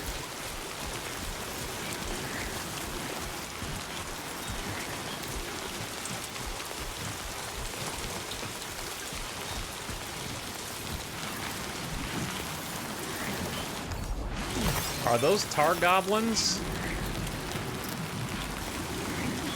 What the hell?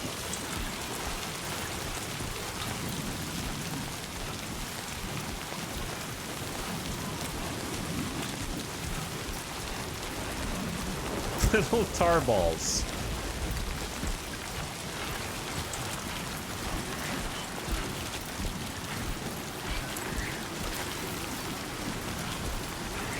All right, maybe the box will help us, but I have to get to the box first. Oh, there's a lot of tar pits now. They mentioned throwing the bodies into the tar out. Oh, sheet. I don't know, they're too cute. I'm scared. You know what I mean?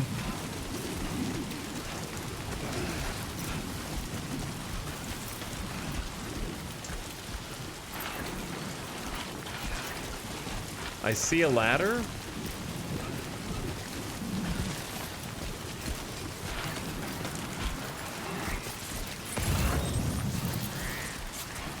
But is it not with the tar dudes?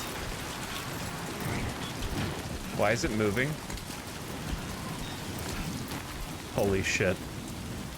Death Stranding 2 is insane. What happens if I try and grab that?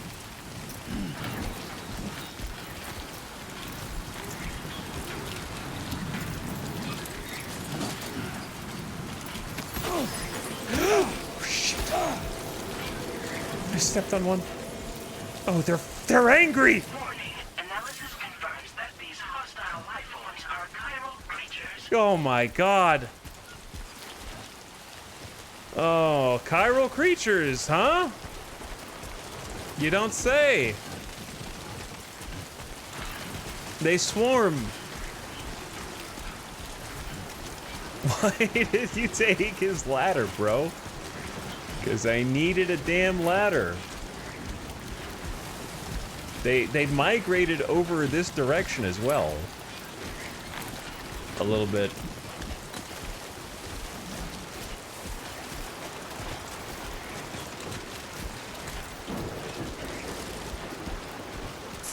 Okay, if I were gonna cross, the river dynamics are kind of crazy.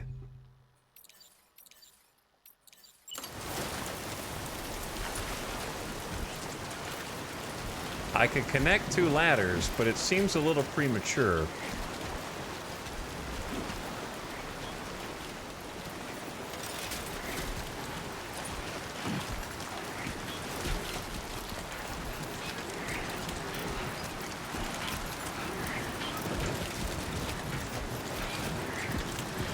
But then, how are you gonna get over there? Enough already.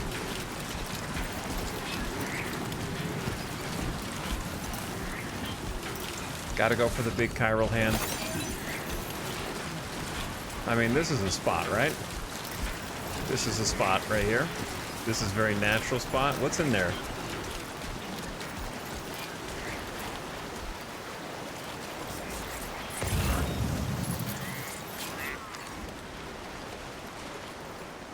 I don't know what that is.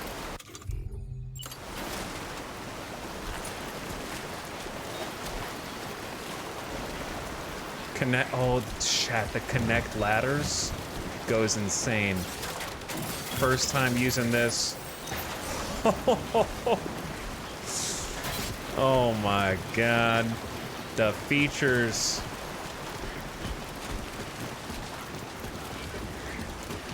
Tiptoe, tiptoe. Don't turn. Let's just focus on getting across. I see a vehicle over there too.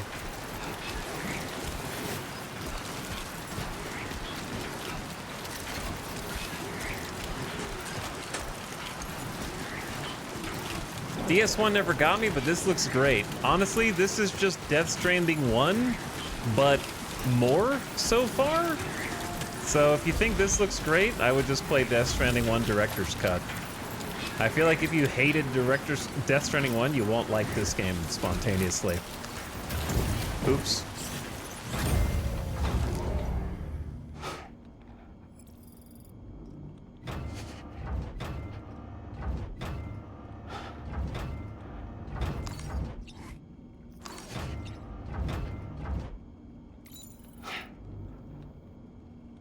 Slyvux delivered repair materials to a post box. Sam post box bridges. Thank you, Karen. Change like icon?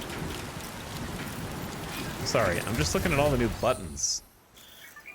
Yeah, I think that playing the first game is absolutely worth it from a pure story and lore perspective as well. Like, this is a direct continuation of how the first game ends. This is not a 20 years later, different stories so that it's approachable by everyone. Like, this is, they try to give you like a previously on, but it just sounds crazy. You have to you'll appreciate all the new stuff. Yeah, you'll appreciate all the new stuff so much more. And having just played the other one, it still holds up incredibly well. So I would highly recommend playing 1, because it's a fantastic game that doesn't feel super dated. So I would definitely say play Director's Cut to tide you over. Especially if it's still on sale. Yeah, it's still 16 bucks on Steam for the Death Stranding 1 Director's Cut. Highly worth. Post boxes have a variety of features. You can store cargo, entrust cargo, fabricate equipment, or recycle or store your own materials. Okay, bear with me while I click on buttons. So we got the ability to fabricate things remotely at post boxes, which is kind of insane on its own. Recycle things remotely. Top up a facility's stockpiles by recycling unwanted equipment or storing mats. They made post boxes like way more useful.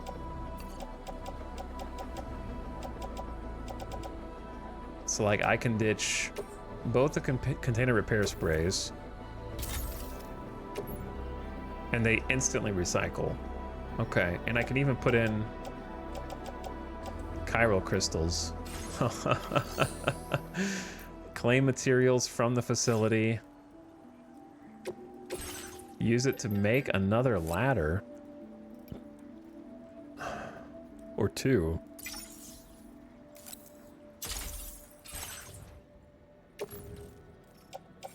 It's so fast now, too. I love the animations in the first game, but they streamlined this a lot. Facility store. Oh, I should have looked to see what they had in here. Private lockers. You can store excess cargo to retrieve later. It is specific to the container it was stored in. Chat, you can, oh my god, quality of life out the ass. I don't know if you could do this in the first game. You can hold square, not let go, and then just tap down, and it auto checks everything below it. Or unchecks.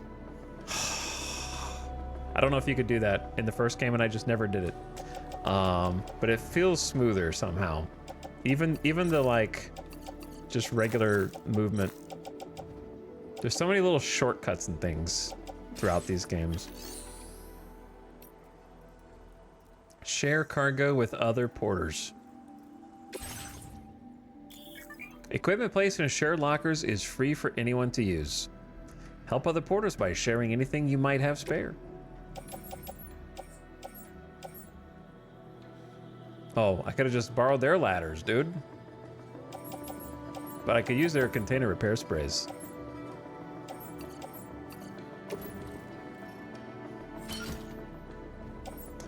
And then I'll give them, if you want an electric rod. Wait, it's damaged by timefall though. So I feel kind of guilty. Thank you for your cooperation. All contributions are welcome. Okay. Yeah, I don't really have much to give right now. And then we got the ability to upgrade a structure by providing them with the necessary materials, makes them more durable, or can unlock new features.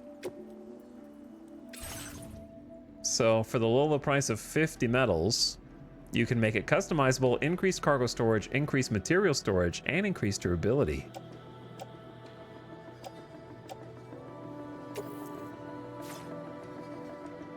Do we have 50? I have 50. Do I have 50 metals on my back?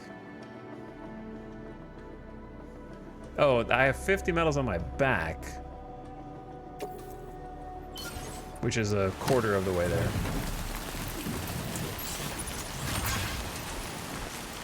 All right, I haven't looked at chat in a minute. I'm gonna look over and I'm gonna time out every backseater that I see.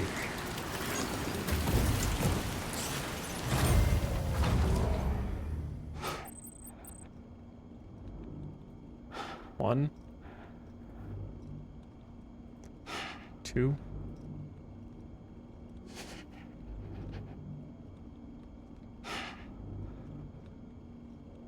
Okay, only 2.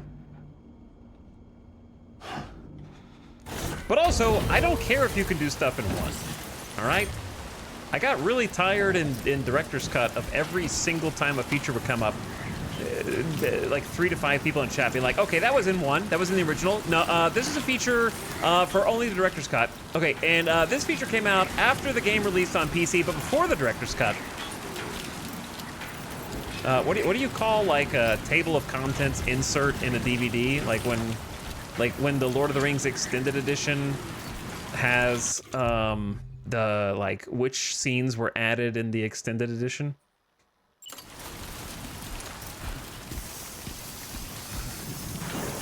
Whoops, I'm spraying in front like a dingus.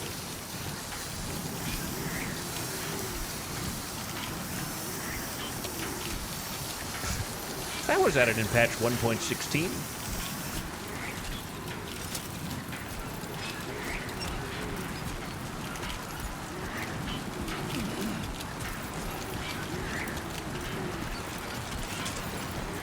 Are we finally getting out of the rain?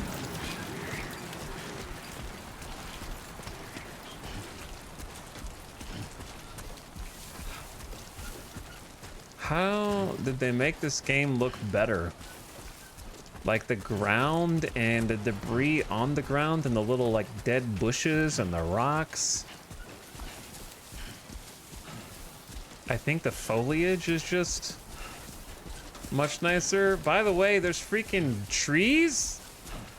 I saw someone on Twitter earlier being like, yeah, no wonder Death Stranding looks so good. It's just a bunch of rocks. It's an empty game.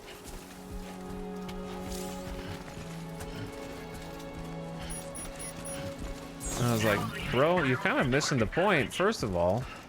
And second of all, you're just judging it by one screenshot of the mountains. Their contents and other weapons, tools, or fieldware cannot be repaired. That's correct.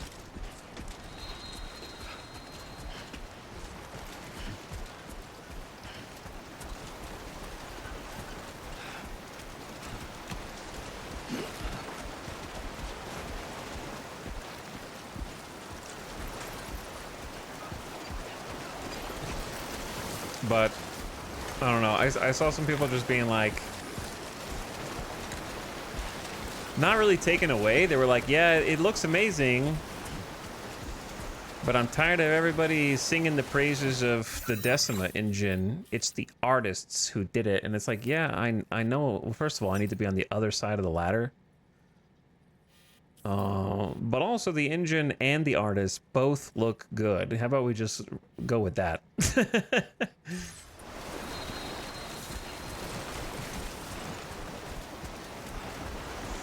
Okay, can it be not both? I think they were trying to say, like, if there were as many games made with the Decima engine as there are with the Unreal Engine, we'd have plenty of shitty Decima engine experiences too. And I think that that's true. However, I can't think of one Unreal Engine 5 game that runs good. So, I don't know. That's just me, though. So, like, I agree that if there were unlimited Decima Engine games, we would also have bad running ones. But even the best studios with Unreal Engine look kind of worse and run worse.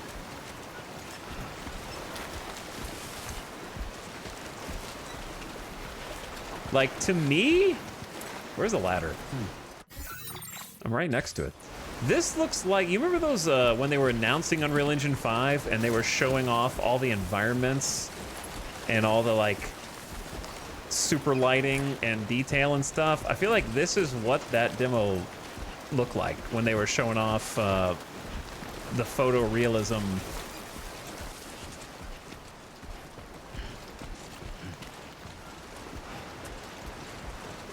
If only there was an entire position that was making art look good in the engine. It's called technical artist. It's not magic, to your point. Yeah. Like, the artists who use the Decima engine are extremely talented, because literally from the opening scene, which is breathtaking, and we're already in an environment that looks quite a bit different from that opening ridgeline, where there's a lot more like brush and dead foliage and like that thing right there with all the thorns on it, you know, and those trees in the distance. And getting it all to like blend and also feel like different environmental terrain, not just visually, but technically from the first game, right? We never had these kind of like rocks leading down to a bit of a ravine where you can see that water might fall off through here into, I guess this is the Rio Grande. And did I just hear an animal?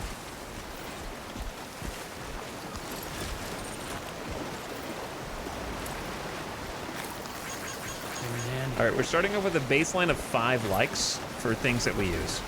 That's the baseline.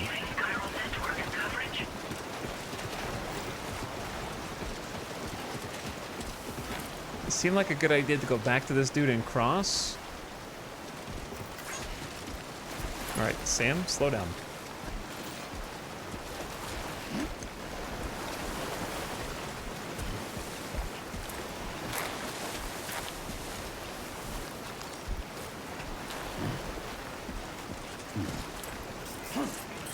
And yes, there is a day-night cycle, which we just learned about not too long ago.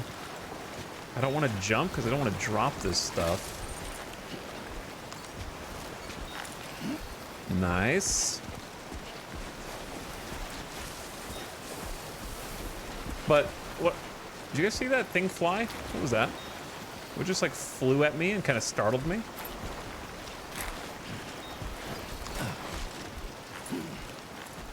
Boog. Yeah, just navigating the terrain feels different than in Death Stranding 1 as well. Like I said, there's more, like obviously there's mountains, but I don't even think we really ever scaled a mountain that looked like that. But how can I describe it? The way that the terrain is formed, it's almost like there's a low, medium, and high plateau. Disney? Dude, I don't even know when I last opened Disney, man. You guys are still updating? All right. There's like a low ground that feeds into the Rio Grande. Go away. And then there's like a medium kind of plateau, and navigating between them is like taller than Sam, which is interesting. Moving at night. Select the Odradek light and switch it on or off. It's harder for enemies to find you at night, but the darkness makes it easier to lose your footing and fall over.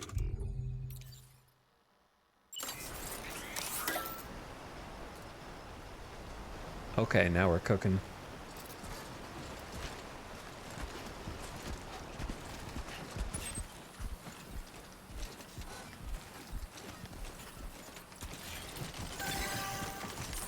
Water level receding now that the rain's over.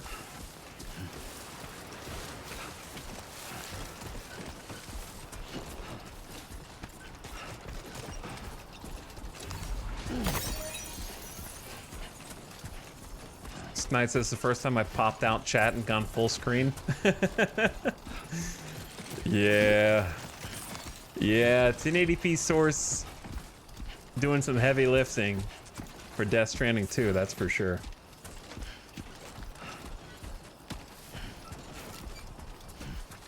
I enjoy the dynamic environmentals also. Does anyone else get sad that eventually the river levels going up and down and the earthquakes and freaking dust tornadoes are not going to be new after like 25 hours? And you're just going to be like, oh damn, another earthquake. Like right now I'm in soak in all the new stuff mode where every single new thing is just like, holy shit, that's the coolest thing. No, because there'll be something else. That's true. I was right to trust in Kojima. 16 inhabitants here. And just iterating on the last game. I'm honestly a little surprised that it's still like deliver and also connect stations. However, the shoe hasn't dropped yet. You know what I'm saying? Like the true call to action has not become known. Like we're still before the story has actually started. So I think this is just a false sense of familiarity and security that we're leading ourselves into. But I've enjoyed it nonetheless. Like I think some people were like, from what I read, I didn't read much, but just from tweets I saw, a couple people were a little put off that the intro was like very similar to the last game.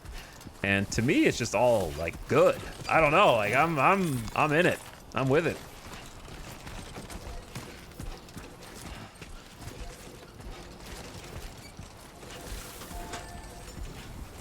Because I just like the game world so much.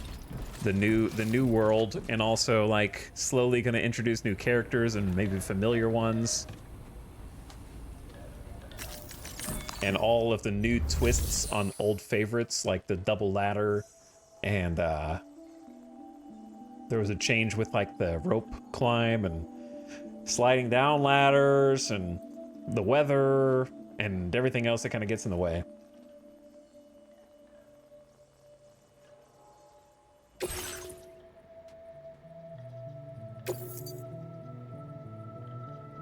Deliver one or more remote medical units to Villa Libre.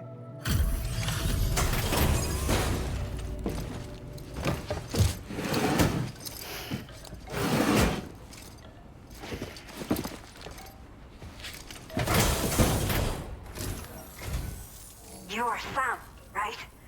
Did the timefall give you a lot of trouble? Thanks for making the trip. Allow me to assess the condition of your cargo. Perfect. It's perfect this time. Not many porters care for their cargo this well. But that is why you are the best. Ah, so you have heard of me. Undetected by hostiles, plus 100. For stealth, exceptional quantity target, no damage. They've simplified the things that give you bonuses, which is for the best. This was well worth the wait. I had a feeling you wouldn't let me down. Time to connect the Cupid. Once we're part of the chiral network, we'll be able to use these remote medical units you brought. I can get myself checked out as well. We've all been looking forward to this. So go ahead and link us up.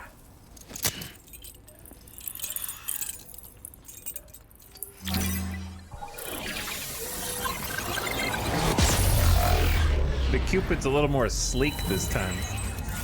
Wait, it's them all pointing upward. Like the BTs. When he sees the BTs on the horizon. In the first game.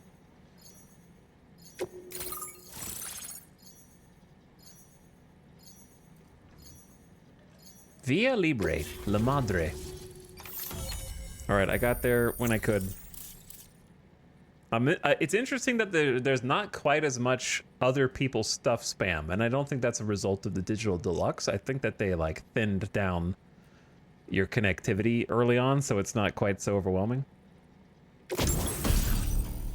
Hey, the PCC, a device that allows you to build basic structures in the chiral network. Building structures consumes chiral bandwidth. Keep an eye on how much you have left. You can use this to build watchtowers and post boxes.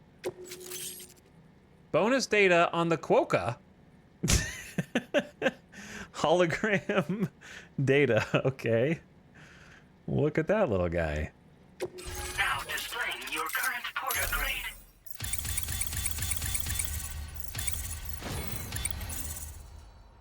Ding ding ding ding ding ding ding ding.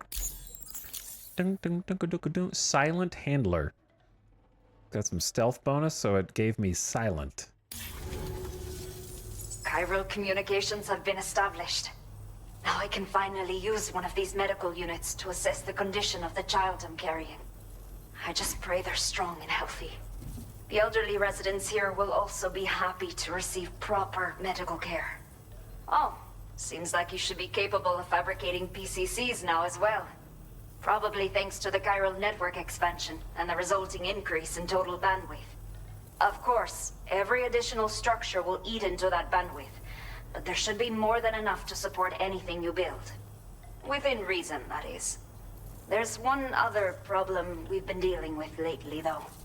It's not a critical issue, so I've posted an aid request with further details. If you're interested, you can check it out via your ring terminal.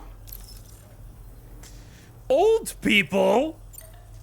The only people that still live here other than myself are elderly. The last of the younger residents decided to risk it all and leave for Ciudad Nudo del Norte a while back. Too many bandits in these parts. Like the one I used to be. We took what we wanted and didn't care about anyone but ourselves. Get that bandit. But after I got pregnant, I realized I could not keep living like that. Had to clean up my act. Start living for someone else. My friends didn't understand at all. So they ditched me. Left me to wander on my own. Until the people here agreed to take me in. Even though the poor souls are struggling with all kinds of health issues. That's why we put in the order for these remote medical units. What issues are you dealing with? Some of the cargo we had stored here was washed away during a massive flood. The water carried it into bandit territory, so we're in no position to reclaim it ourselves. I know this isn't the sort of thing a porter like you normally does, but if you're willing and able, please check the aid request. All of the relevant details should be available for review on that ring terminal you're wearing. You can use it to confirm the cargo's location. So, if your travels happen to take you out that way, we'd really appreciate the help. Is something the matter with your baby? That's a very personal question. I should have given birth to my child ages ago. Oh no. But for some reason, the fetus seems to have stopped growing at 7 months. If something's wrong with my body, I can't tell what it is. And not knowing is driving me insane. But with one of our new medical units, I might finally be able to get answers. I want to believe I can still bring this child into the world someday. Uh-oh. Do you have a new order for me? A new order has just come through for you. Looks like the residents of the C1 South Distribution Center need you to recover some cargo from a bandit encampment and bring it to them. You can review the specifics of the order when you get around to accepting it. So once you're good to go, access the delivery terminal here to get underway. I'll share additional info with you as soon as you do so. Order completed. Well done. I got entries. Thumbs up. A new feature has been made available for use. Aid requests. View all aid requests received so far. Aid requests are issued by the inhabitants of facilities and do not need to be accepted like orders. Oh, so these are specifically considered side quests. More or less. Recover 4 beloved walking sticks washed away in the floods. The cargo was intended for locals, but the floods carried it away. There are bandits in the area. It's too risky for us to retrieve it. Any help would be appreciated. Well, we're definitely going to be doing that. Place a marker.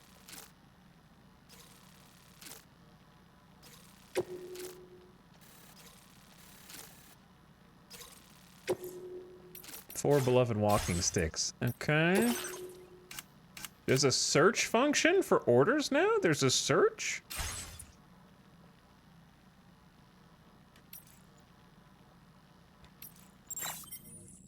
Oh yeah, I was gonna look at the corpus.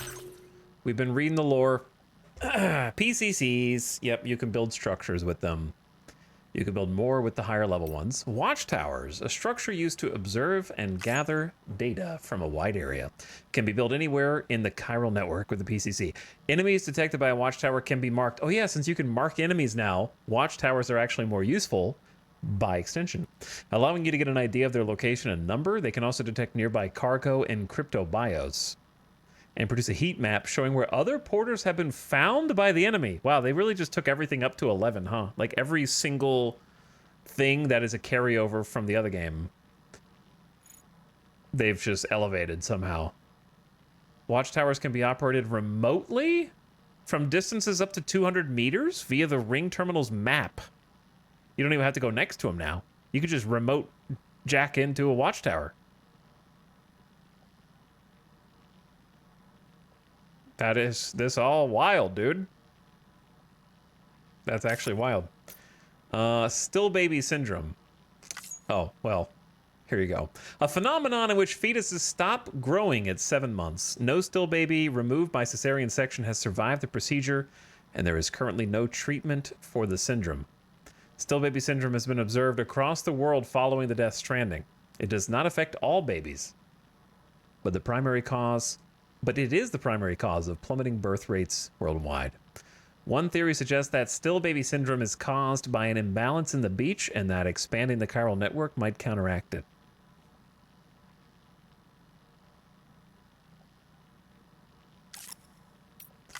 Aid requests. They do not need to be accepted or reported as complete, but we're going to. Recover cargo from a dangerous area, build infrastructure, eliminate armed hostiles, all that stuff, okay? Mule post boxes. Unlike those built by SAMs, these have no connection to the chiral network, meaning they can be built outside of it. They function as simple storage containers that can be freely used by anyone. Try storing your cargo inside a mule post box. I don't think you could do that in the last game, because I tried a few times. To protect it from enemy attack, some post boxes are also fitted with a hologram generator to disguise them. Yep, we've seen that. These post boxes are named after mules. VR training. We actually just did this, so I don't know what it would tell me. A visit to the firing range is recommended whenever you get a new weapon. There are a number of score attack style drills tracking your performance. Regular training will also allow Sam to develop physically, though this is no match for experience gained completing actual orders. Via Libre, people have gathered here for safety and came together immediately after the Death Stranding. They helped each other to survive, and the powerful bonds they formed saw them through the toughest of times. But they found it hard to have children, and those who were born often died young. In time, the inhabitants grew older, until eventually, only the elderly remain. Mysterious creatures dwell in the areas surrounding Via Libre, warding off bandits, but making it difficult for the inhabitants to leave. As a result, they've lost contact with the outside world. Well, I think we saw some of those creatures. And maybe made them angry. La Madre, a woman who had the good fortune of finding herself in Via Libre. Via Libre. She used to be a bandit and insists she has no choice but to do whatever was needed to survive in a lawless world. She writes, I didn't have the luxury of being able to consider the future. I could only think about surviving here and now. But that all changed when I became pregnant. The other bandits saw me as nothing more than a burden, and I was cast out, eventually ending up at Via Libre, a settlement inhabited exclusively by elderly people. My new companion's wisdom and experience became the raw materials from which I could build our future. They taught me that today is connected to the past and forms a bridge to the future, and so I resolved to live for the sake of my child. But my baby still has not been born, despite reaching term. Will our tomorrow ever come?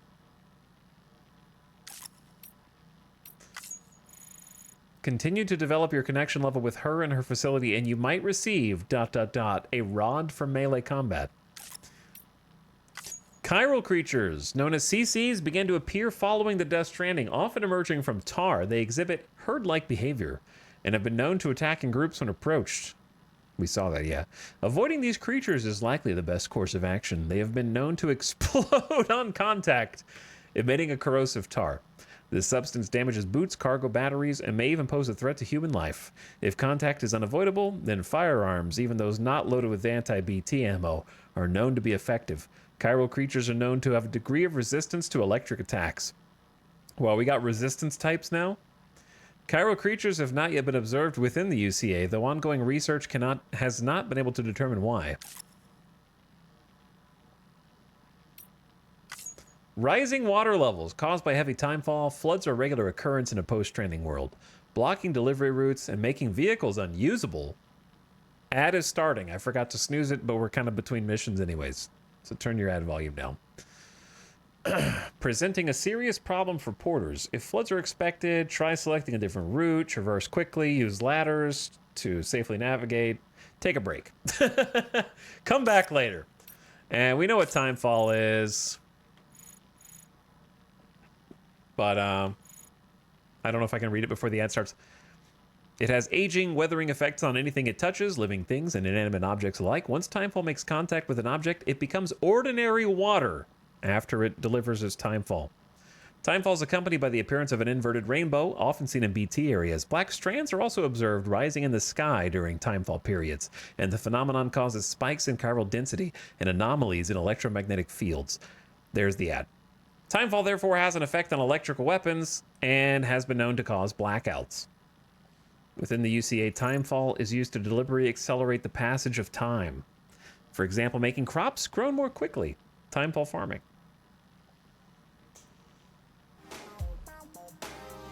Hello, ad watchers and non-ad watchers. Brutal Offender, thank you for 20 months. We're in the Death Stranding 2. We are. Thank you for the 20-monther.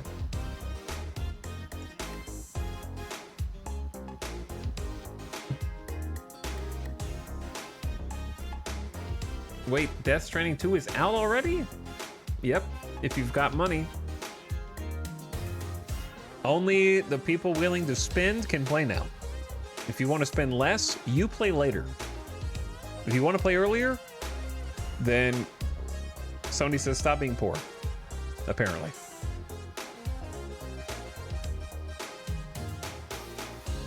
Personally, I don't like early access things like that, but it is what it is. Because I end up paying more money too.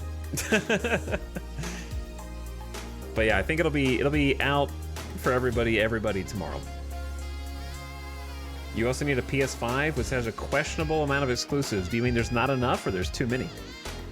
The reason Death Stranding 2 is PS exclusive is because Sony Dev Studios actually helped co-develop the game in tandem.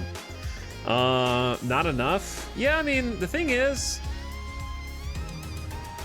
should the PS5 probably have more? Yeah, but now the Nintendo Switch 2 exists. So by comparison, it has a phenomenal number of exclusives. So you have to consider that. Would you rather have a PlayStation 5 or Mario Kart?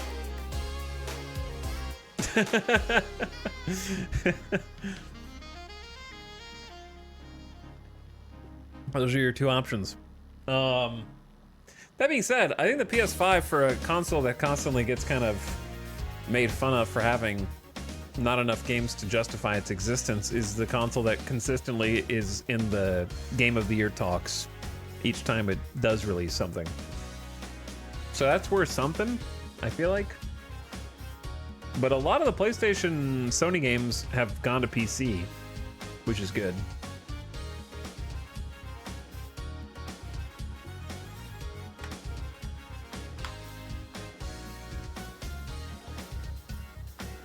Because, like, let's see, best games on PS5, sorted by newest releases. Actually, it doesn't work. I still need to play Astrobot.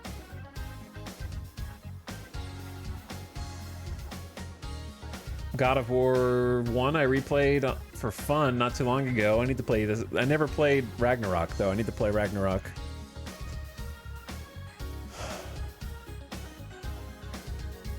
How about mine for Final Fantasy VII Rebirth? I want to play Rebirth also. I don't know what else is PlayStation. All right, anyway, welcome back from the ad.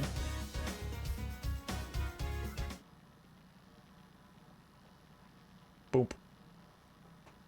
Demon Souls is fun, but it's very old now. It was like a launch title, which I did enjoy very much.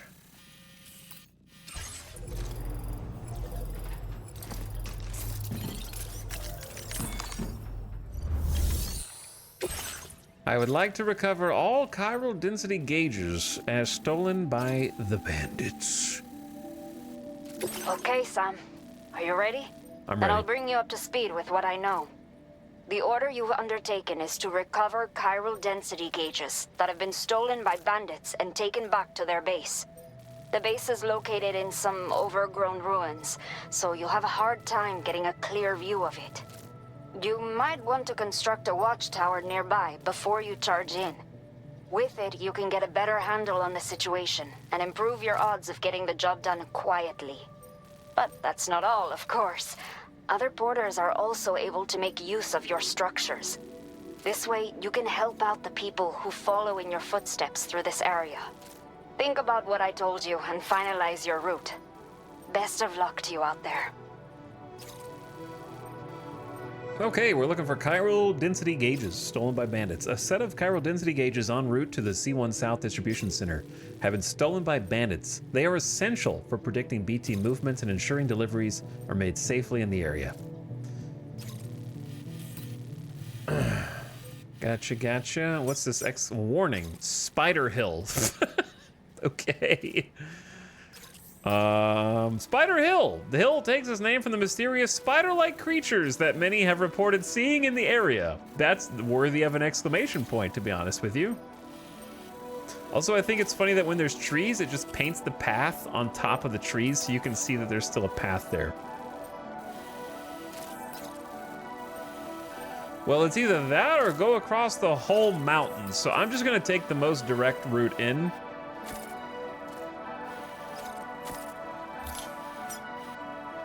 Commencing route creation. Delivery route finalized. Commencing route creation. All right, I am aware that there are spooters. But also,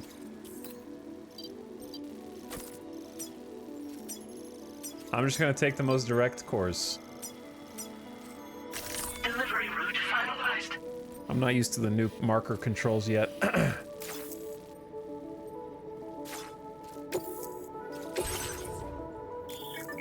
I can build a watchtower.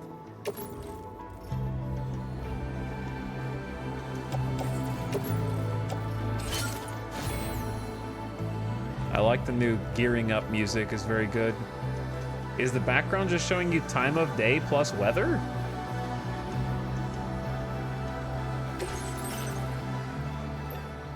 I can fabricate transporter boots now.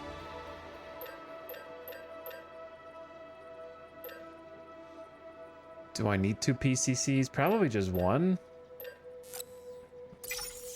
I don't like leaving home without 2 container repair sprays.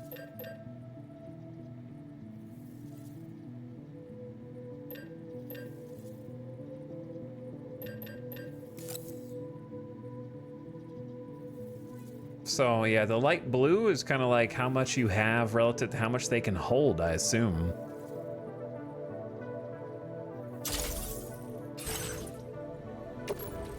Everything is just so snappy now and good.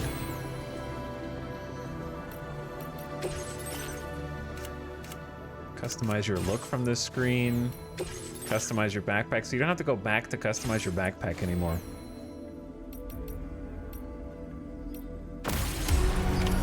Order accepted. Thank you. I want to do the optional objective as well. Oh. I'm Sam! My name's Sam too. Who said that? Thank you. Kindly. Till next time. 2 thumbs up. Thank you, Sam. Thank you, Sam. Chat, I want to keep leaving. I want to be a sign lever this time. Gotcha. You'll stop by again, won't you, Sam? I mean, this is as good a spot as any, right? It remembers your last sign, so you can just instantly put it back down again, too.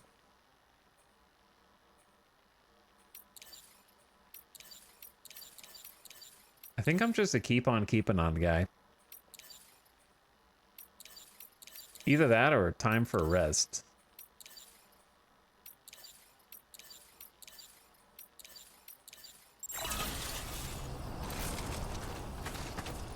Keep on keeping on. We're gonna be sign levers now. I did it! All right, where's the aid thing? Recover 4 beloved walking sticks. We could go do that first, to be honest.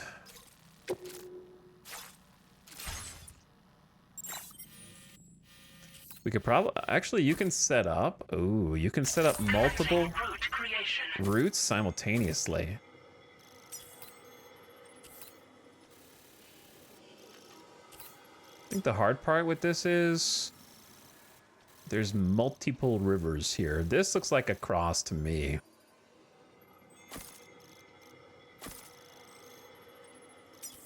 And then we can go all the way over to my ladder.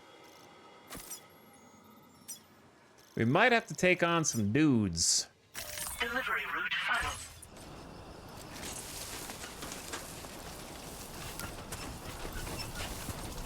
final. The creaky, like, boxes that you carry are so good. I like all the new sound effects. So at nighttime, it's easier to be stealthier. It looks pretty bright to me, Kojima. I don't know, maybe there's gonna be darker places in the game where I actually do need the flashlight. Maybe it's also because it's not overcast. There's a freaking moon. Which I don't think we even ever saw in the first game other than in Cliff's book. Or that, well, there was like one area that was nighttime. It'll be interesting to see how the moon and the weather changes over time and affects the like brightness level.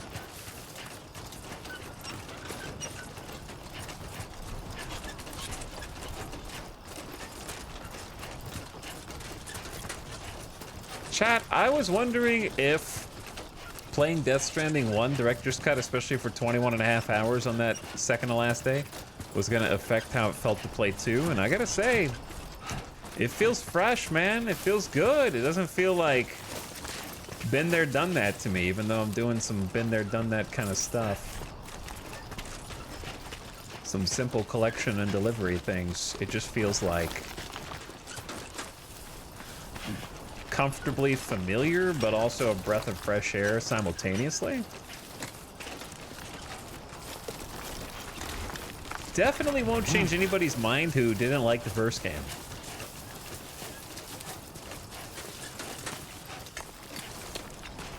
But if you're, I feel like fan of the first game is an automatic W so far.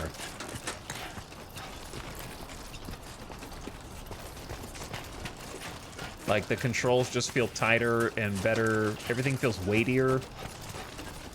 The combat seems like it is spicier. and there's more options in combat and enemies a bit more threatening. Environment is new and fresh, and just the first place of presumably many.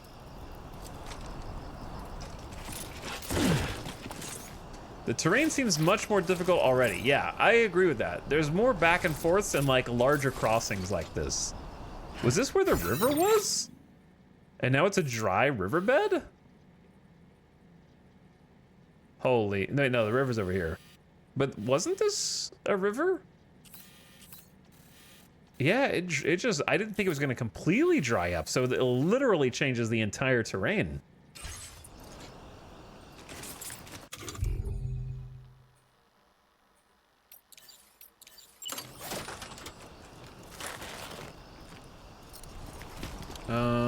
It's too long?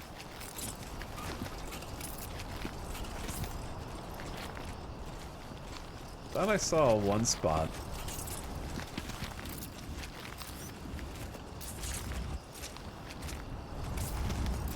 Bro, is that more than 10 meters? It's 11 meters. Oof. Don't look down. Oh, I almost fell. All right, let's do this. This feels like very sad to do, but we may as well do it.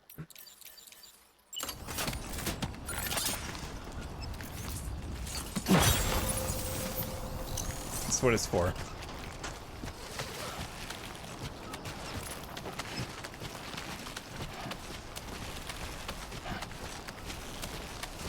I hope nobody thinks ill of me if this is full of water and they're like, why the hell did somebody put a rope down into the water? You know what I mean? I'll be like, no, you don't understand. The riverbed was dry, bro.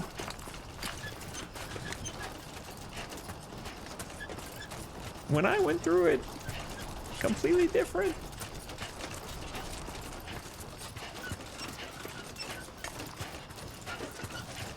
Okay, we're about to go, I guess, into not mule, but bandit territory. They're functionally the same as mules. But contextually, they don't steal cargo because they're addicted. They steal cargo because of survival. So they don't have lethal guns or bullets.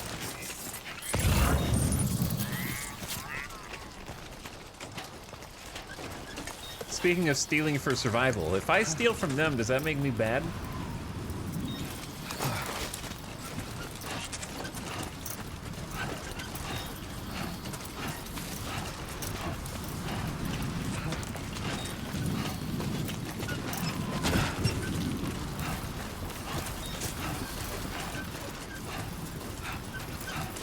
Oh, dude, did somebody rest down there?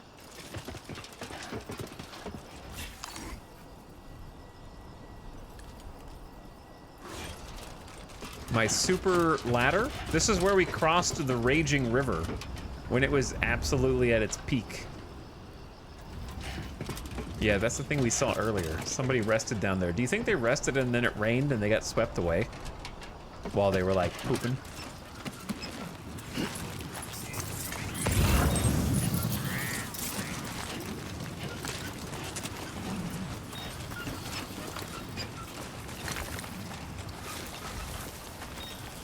Hi. Aid requests are issued by inhabitants of facilities who will reward you with likes. Completing someone's aid request will also increase your connection level with the residents. They don't need to be completed. The request will be deemed... They don't need to be accepted. You could just do them. Alright, so this is like an easy one. Chat, check this out. Look at Death Stranding 2 quality of life. Oh, your cargo is imbalanced? Huh. That's too bad. What if you just hit up arrow and then auto arrange cargo and voila. Fixed.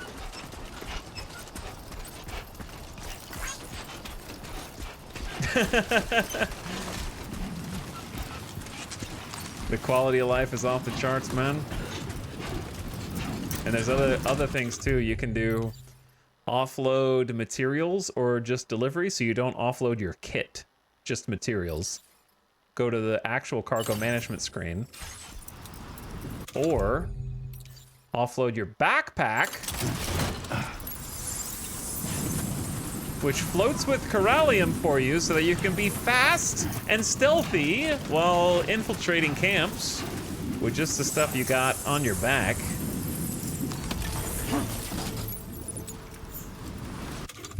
And offload unusable items, which I haven't tried yet, but I'm assuming it's stuff that's like spent already. Trash.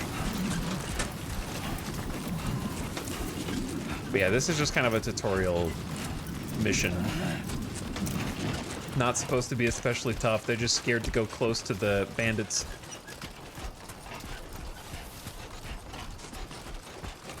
But yeah, this is the riverbed. And when the timefall comes, it does flood.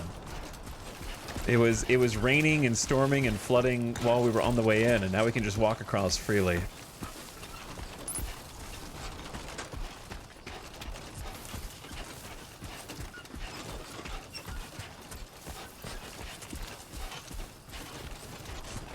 My biggest complaint with DS1 was all the little things, like the shower taking so many skips. The shower taking skips. Can't relate. That's the difference between a legendary porter like me and a mule like you.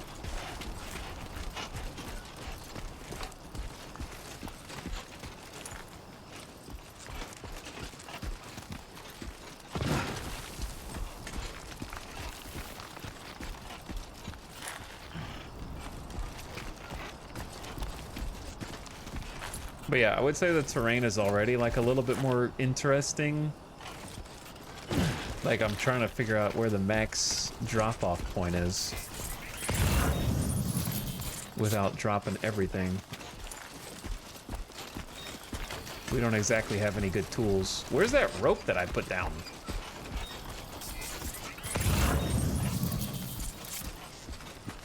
I actually need it now.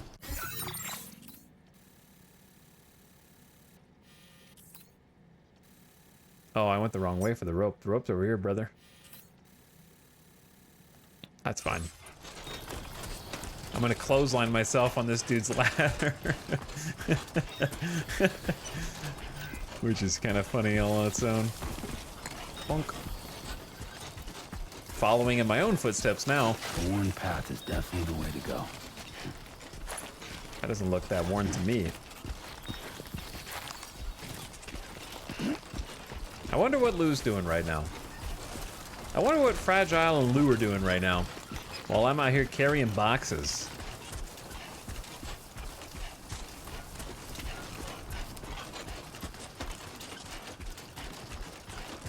Sleeping, watching movies, eating crypto bios together. What'll be interesting is I can't tell where Desire Path is or isn't yet. Like, I don't know if this is just a path or is it a Desire Path. I don't know. So it'll be cool to kind of like go to some spots where that's a little more obvious and see how those have changed between the first and second game.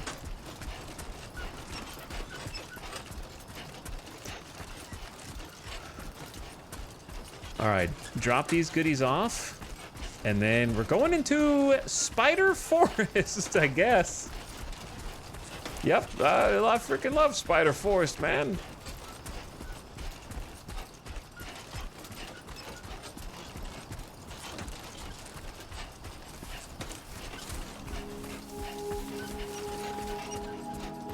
Like, they gotta put some scary bugs. They can have scorpions in this game too. You got scorpions and stuff. Just imagine if they said the next Death Stranding in Australia.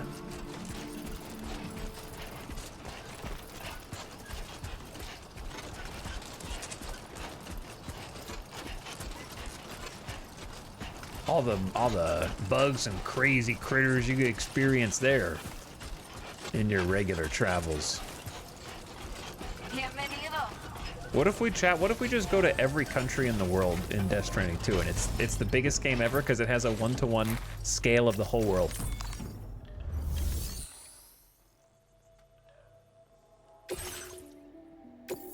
So take my money.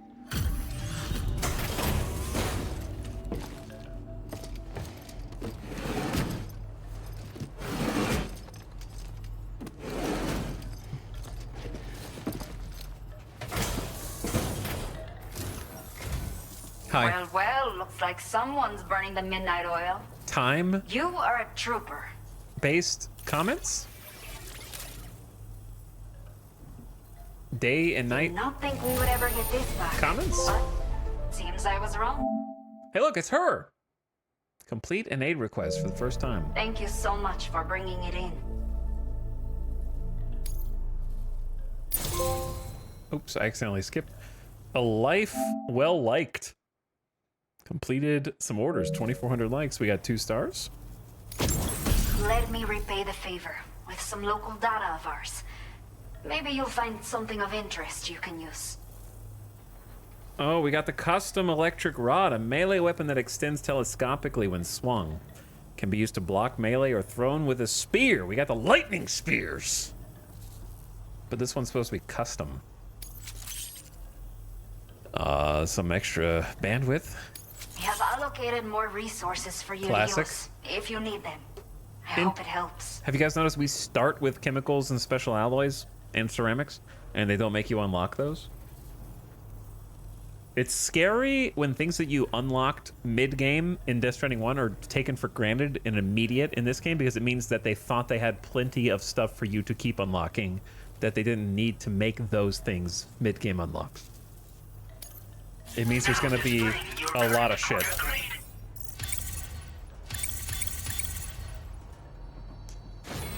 Porter grade increase, 28, running through the forest. That's me, or it will be. I wonder if it copies the hat or if that's just a coincidence. Probably a coincidence. The data I've shared with you is the schematic for my custom electric rod. While this design is tailored for use with our fabricators, it's functionally no different from the ones bandits use. The rod extends with a quick shake and can be used to stun enemies over a wide area. I just want to throw it. It can also be thrown like a javelin. Okay. Though you won't be able to retrieve the rod after doing so. A thrown rod will release a burst of electricity when it strikes the ground. And no bandit can shrug off a direct hit from this bad boy. Test it out, and you'll see. Order completed. Well done.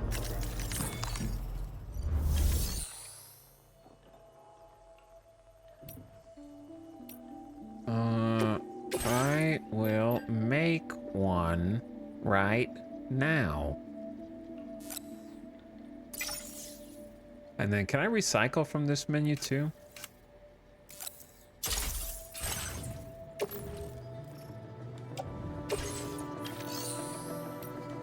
No, but I can. Look how fast it is to do all this stuff now. I'll keep the other one for now so I can throw that one.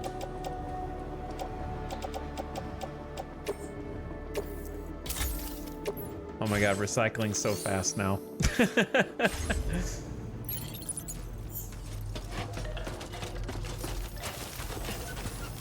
again. Be safe out there. Kind of looking like a badass, to be honest. Not allowed to attack here.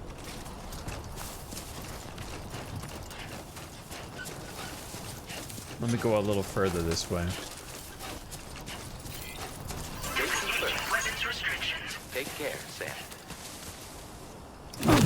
Oh.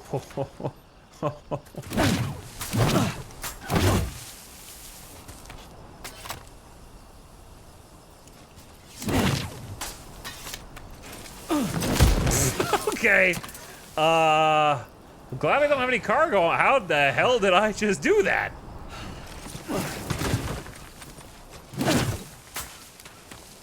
I think it was I holding L2 forward X? Holy, what is L2 backward? Okay, so that's just dive in a direction.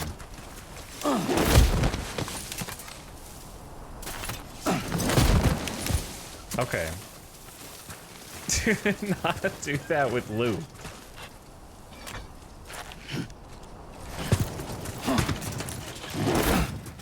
Dude, getting used to all the new combat controls and actually being able to apply them is going to be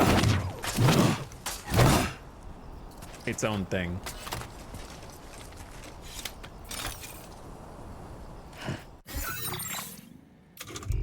It's actually much more complex. How open? Yes. Thanks, Sam. You really helped me out. Folks here should be able to walk around a bit easier now. Inside the facility, at least. Don't hesitate to rethink your route. Conditions change.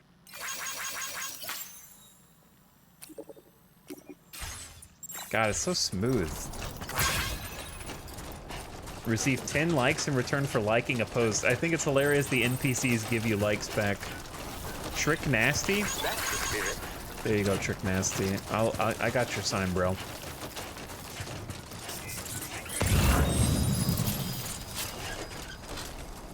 Does Coralia make a noise now when you scan it? Oh, look at the sunrise. I mean, it's not rising yet, but it's getting brighter outside.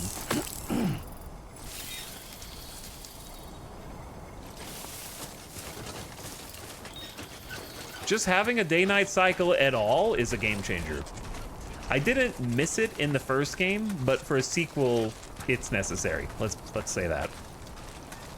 I don't think one is worse for not having it. I think it's perfectly designed to embody the time of day that each environment is taking place in. But being able to go through each of these environments that you're going to be getting intimately familiar with, making mini deliveries, whether obviously on foot early on or by vehicle or other crazy contraptions later, still just gives a new, like, plus the weather changing, plus the environment changing dynamically with the rivers and stuff like that. Gives it a lot more walkability when going back and forth through different... Wait, did this just make that noise?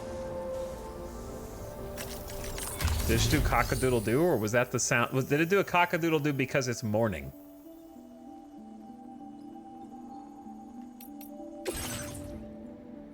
There's a PCC in the share locker.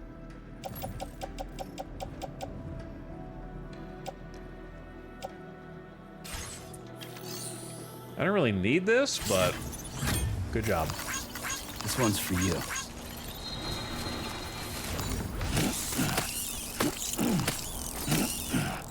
Gamers are delivering additional materials.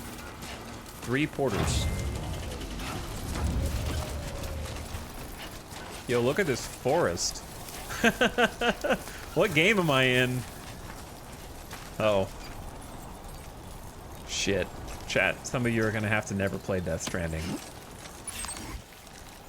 Okay.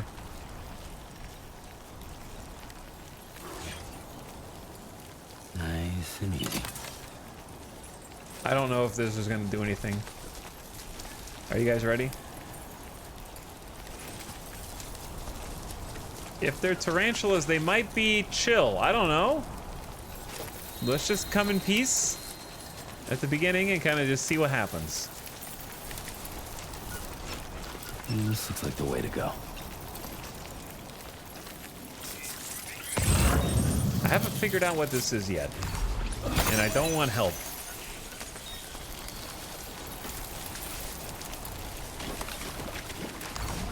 Obviously, it's tar. But I don't know if it's like, I feel like if I step in it, something happens. You know what I'm saying?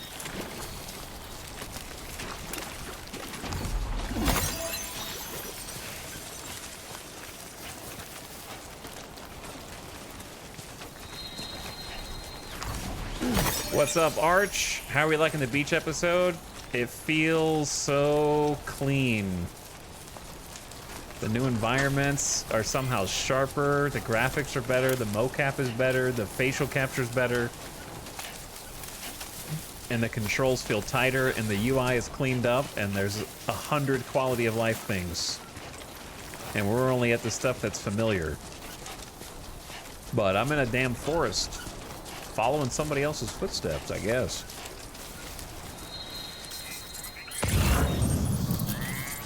I kind of want that vitals analyzer, but also, like, do the spiders want the vitals analyzer?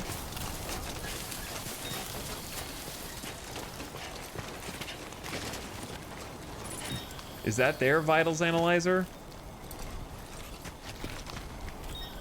Does this not look like Time a to nest? shine, Sam.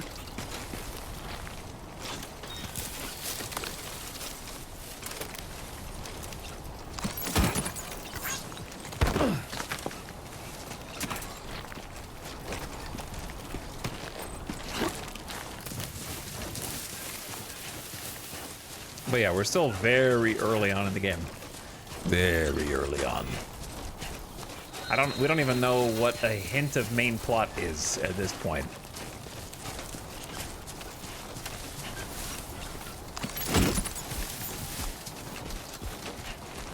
Kind of just exploring all the new controls, all the new combat. There's like a level up system almost.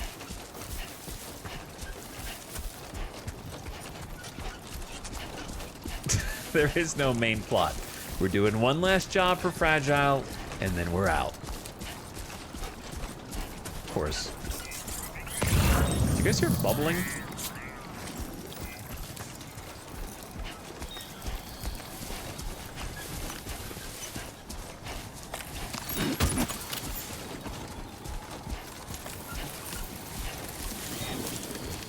I was having the same thought as this dude.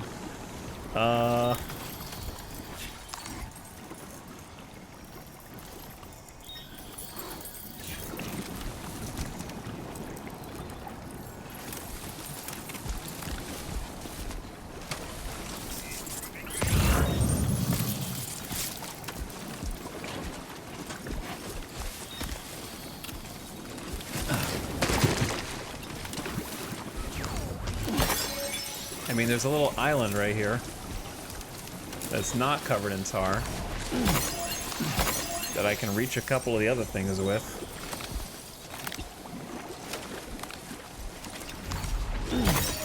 I don't know how you reached that one, but he did.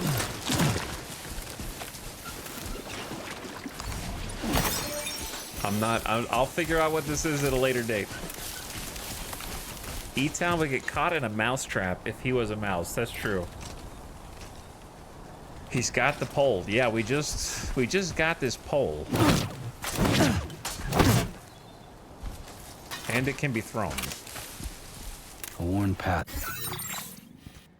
So what I'm thinking is... It's definitely the way to go. Chad, are you thinking what I'm thinking?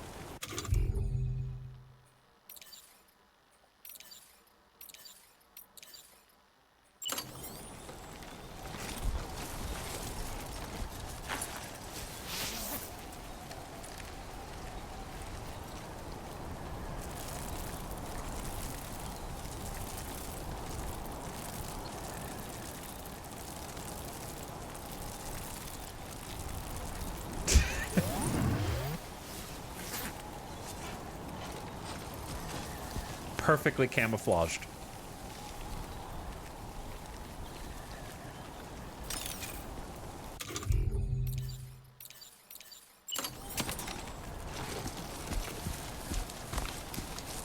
Excuse me.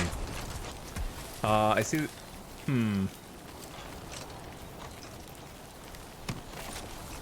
Interesting. Why are they so... Wait, these are tarantulas. Holy shit. I had that original thought, and then I looked over at chat and saw somebody else write it. Alright, I'm timing that person out for stealing my idea.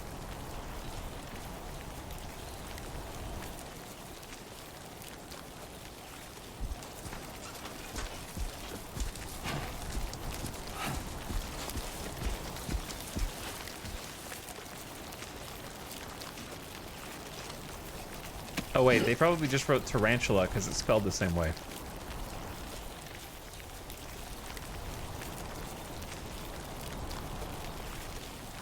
I'm sticking with it. Looks like a path. I'm sticking with it.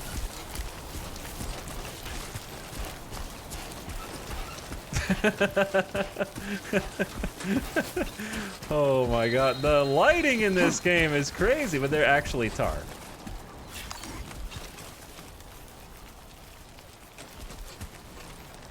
What if it jumps the camera right now? Sorry, I had to just do a quick jump scare for you since it was quiet. What if it jumped at the camera there right then, though? What if it just went, Pya!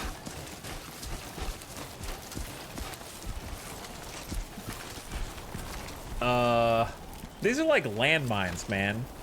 You know the second you step on any of Keep it them. up, Sam. How big is their hitbox, though? You know the second you step on them, it's gonna go crazy.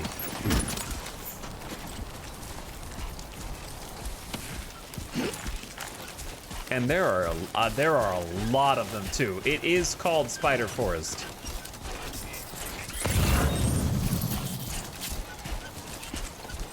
So you can't say that it was inappropriately named.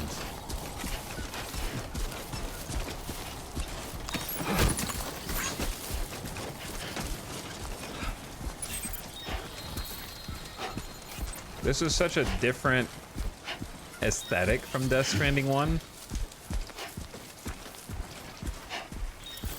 And even different from where the intro of the game starts.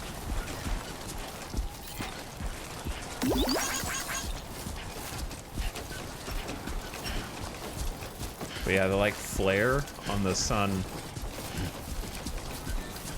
definitely looks nice. Get it done. I'm going. There's bad guys over here, I'm told.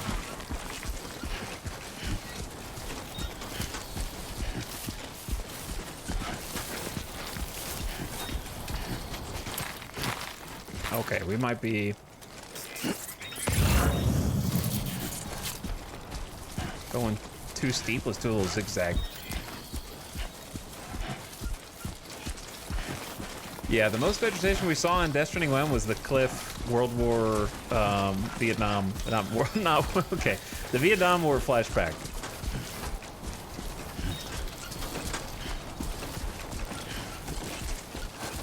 Oh. Yeah, that's the way.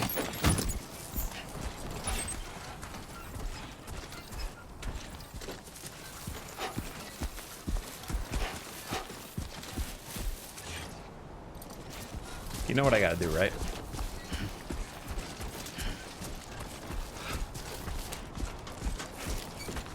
Like right here.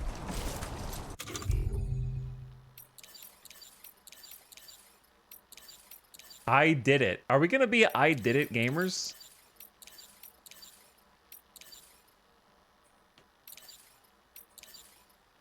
Also, I need to void out this video. I climbed up here. I don't think this is really a climb to me. This is just kind of just you just walked.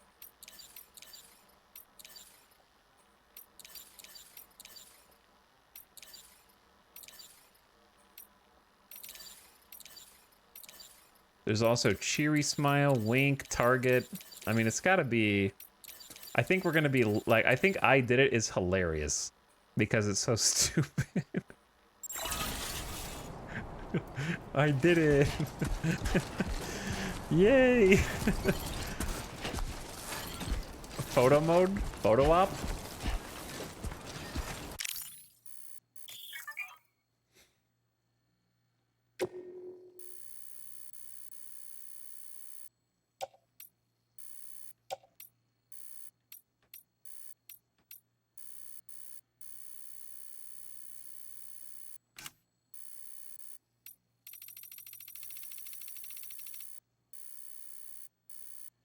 Get that at like, let's say like 40 millimeters? No roll. Probably no depth, maybe a little depth of field, but like not much. Honestly, depth of field is tough because you need the actual like you could do autofocus as well. Oh, that's cool.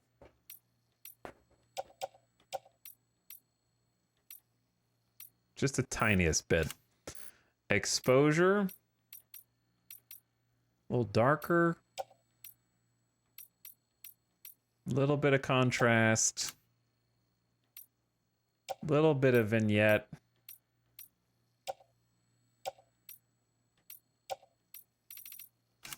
And then Sam's pose. Okay. He's kind of too... I need to, like... He's under... Chad, this is a bad photo because the sun is this way. He's against the sun. This is a terrible photo. Unless you want a silhouette. If you want a silhouette, then it's good. But it's against the sun.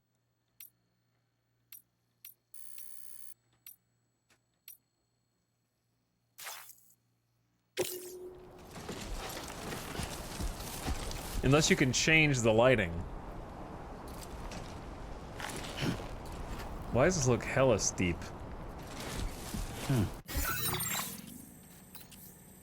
Secondly, surprisingly, no one has built a watchtower.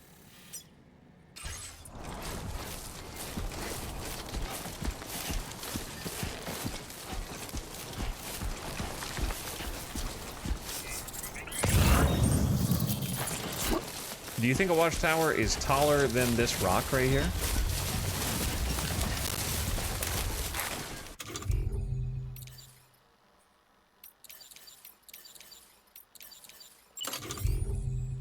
Oh, you have to select the thing you want from here. Oh no, you can switch it whenever you want.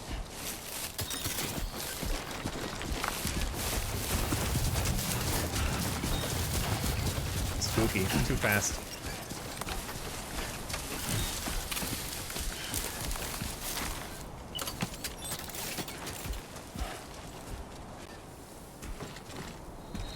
Is this taller than the rock?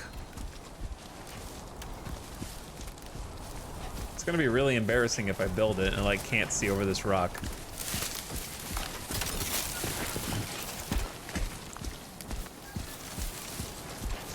I could put it on the rock. Maybe. Because you can access it remotely. The question is, are other people gonna know you can access it remotely? Oh boy, slow down, Sam. This looks like a job for a ladder.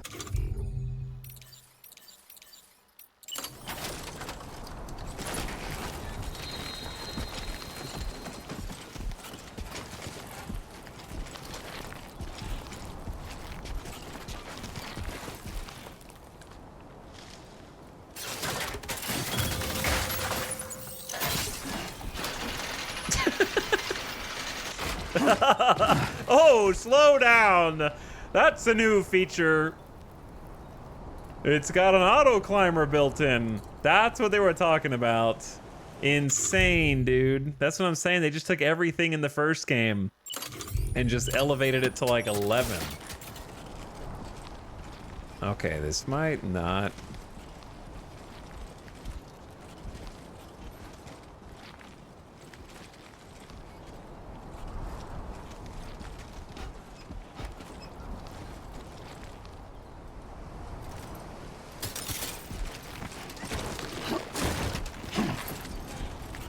Is that too big of a drop?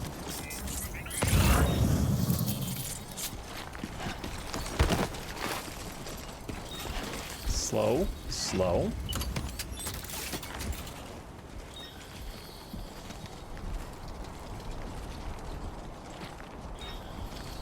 It's the steep slope. If steep slope goes away and it's just an obstacle, then I can just remove the ladder. But it seems like it's always steep slope here.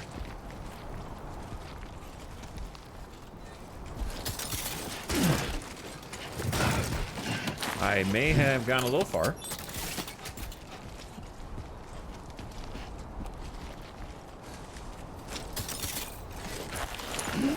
Well, now that I'm up here,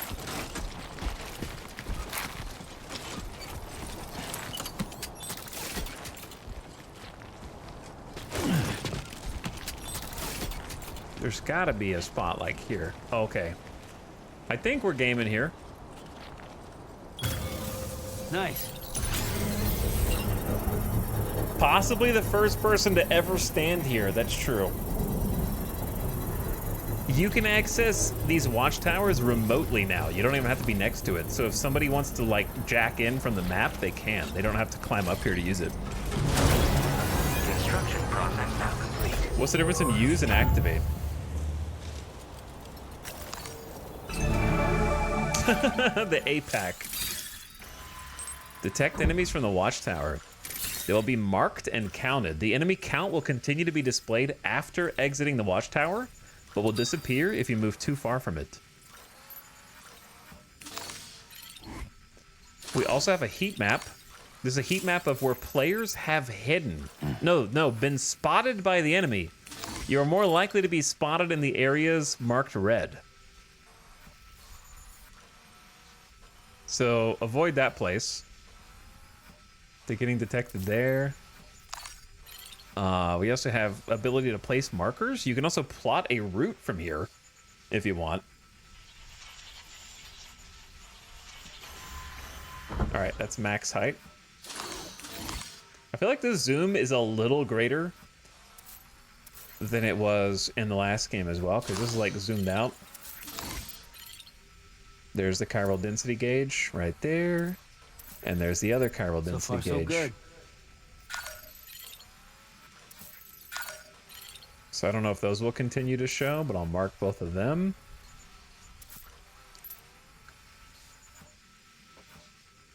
So I think should be able to sneak right here, but if you go up, people probably try and like go here to get that guy, but then get seen from across the way by the other two dudes. What happens if you activate it? Okay, that's just upgrade. Chiral crystals and metal, customizable and increased durability. If I had 400 metals, then sure.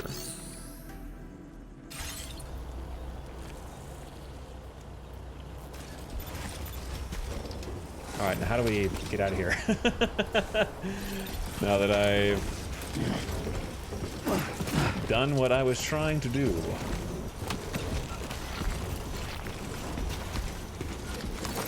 Feeling good.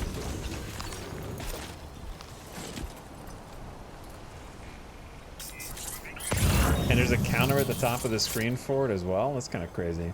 So we know the first one's right there, so let's focus on that.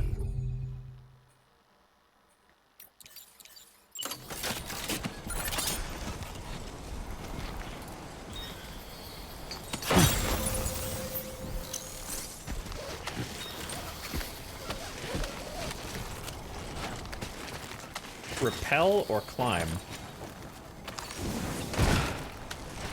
Oh my god, that's insane.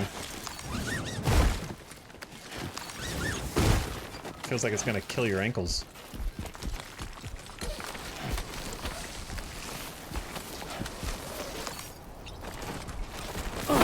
Oh my god, I keep using circle for crouch, and it's not crouch.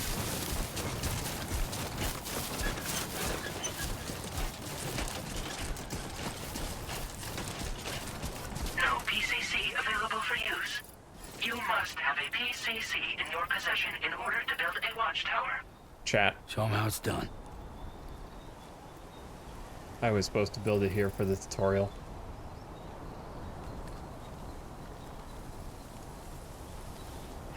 Do I have to do that?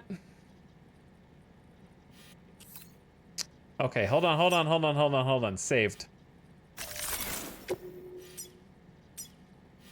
Commencing route creation. Delivery route.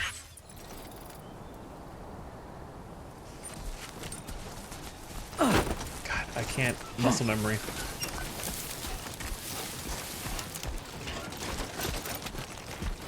Oh.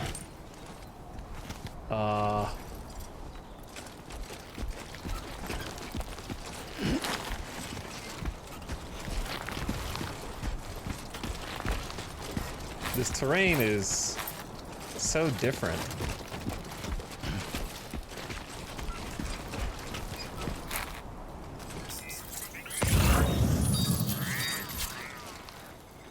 I need to kind of just get down to ground level.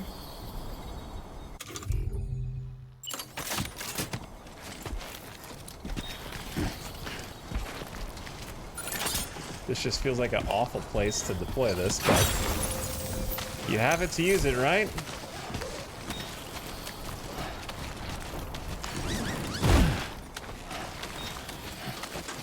Where are you going? Where are you? Where are you going, Sam?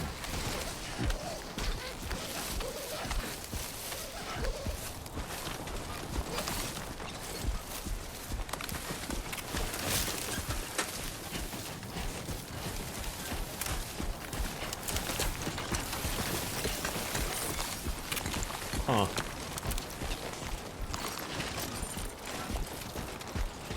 Please don't get detected, that's all I'm asking.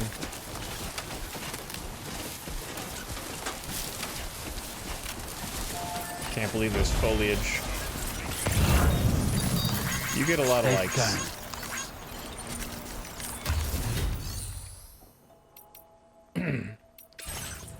What you got for me? A ladder? A container repair spray?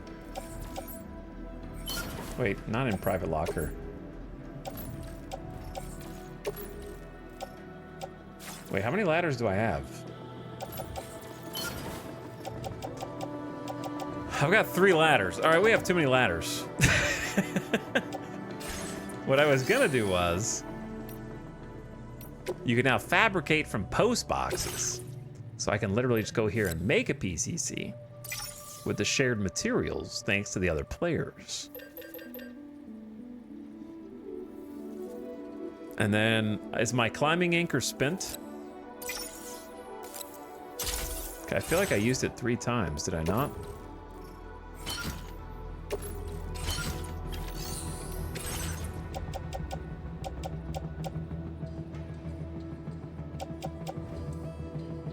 Or do I found an extra one. Oh, so now I just have 2, because I'm stupid. All right, whoops. Wow, that's so smooth. That's just so smooth to just go in. Actually usable post boxes now. All right, so now that I have that,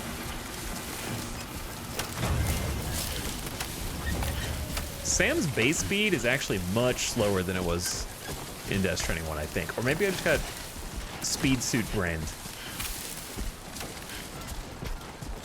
Because, like, him sprinting is this. He's not that fast, and I'm not carrying that much weight.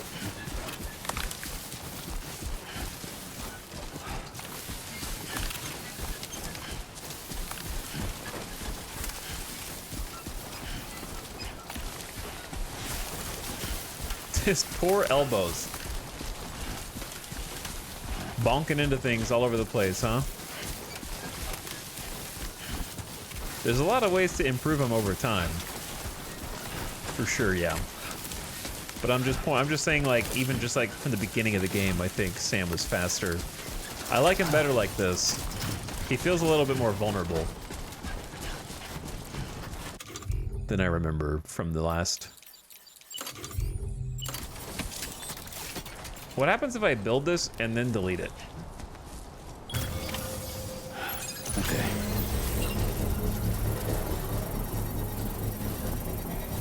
I like my other one better. But now I feel silly for just not doing the tutorial the way they wanted me to. I could always just go back up there and delete the first one. Construction process now complete. Chat, what do you think happens if I just delete this?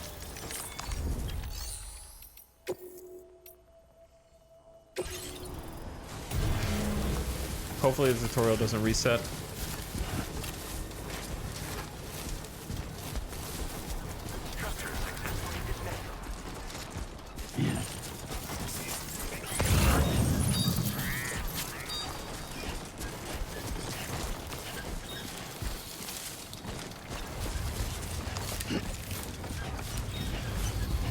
Alright, so we can kind of see where the people are, but we can't... There's one guy on that ridge up there.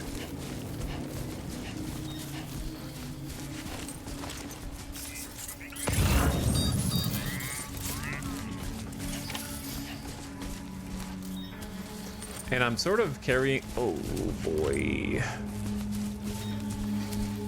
I'm sort of carrying like a stupid amount of stuff already.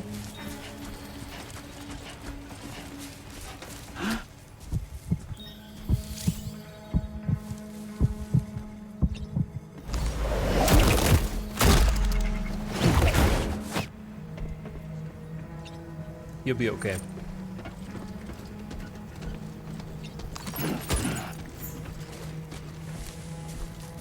Because there's like a mule box here too. Now the question is, if I take that dude out with the mazer, will everyone on the other side see and go on alert? We're gonna find out.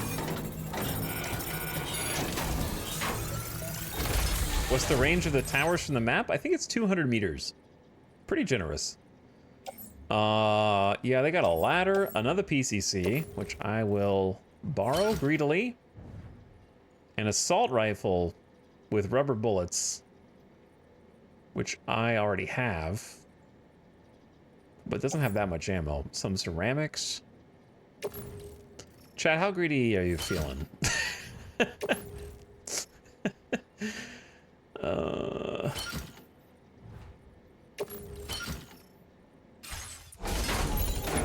Tall.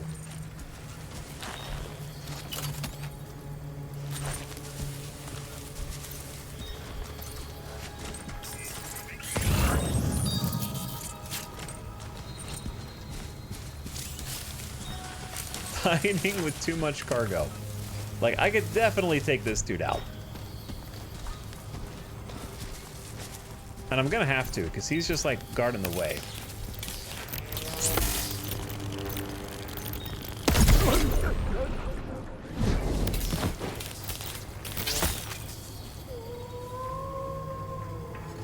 Animal noises.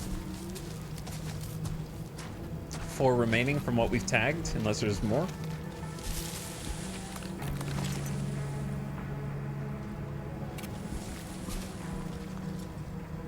Three on that, are all 4 on that side.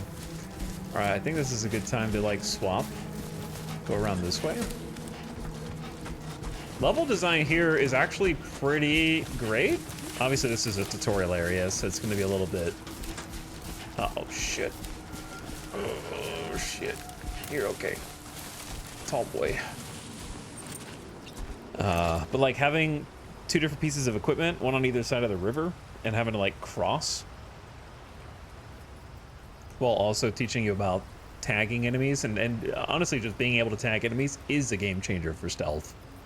I know it's very Ubisoft, but it actually gives the Watchtower a ton of value. By the way, Ace Tech, thank you for 82 months. I appreciate it. Intensely torn between watching the stream or waiting until a PC port. Well, you need to decide quickly, because if you say I can't watch because I gotta wait for the PC port, then we just help everyone along, and we just time them out automatically. And you'd be the first one today to say that after 7.5 hours. So I'm chomping at the bit.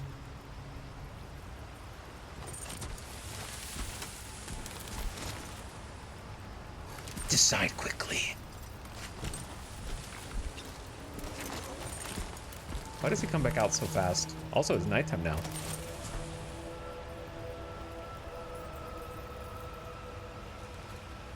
Which may or may not help me with stealth. I'm gonna back up here. It's gotta help more than it hurts.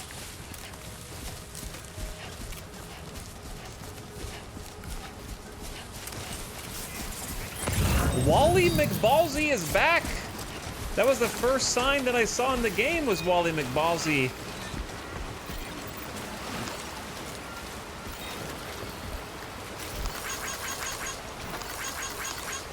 There you go, 15 likes. Oh, missed.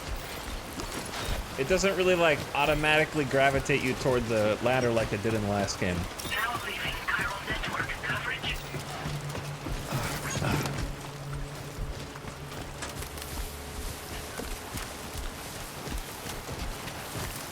Damn, look at all this foliage. Is there just no time fallout here?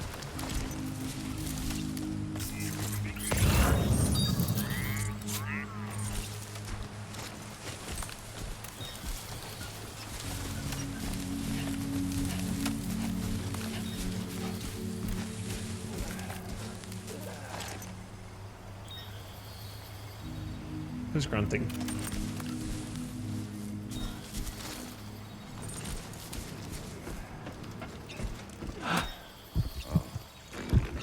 He's gonna see.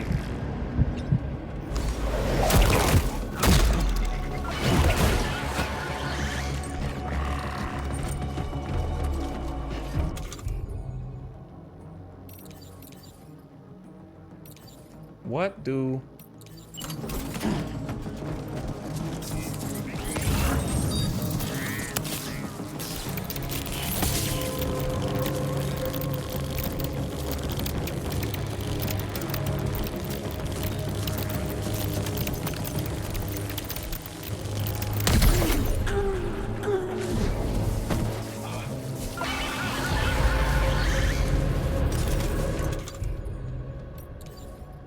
All right, rubber bullets.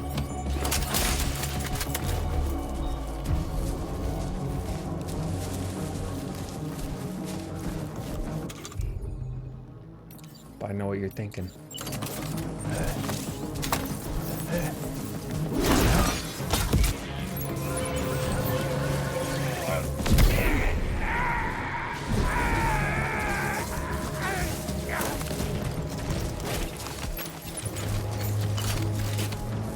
Wrong button?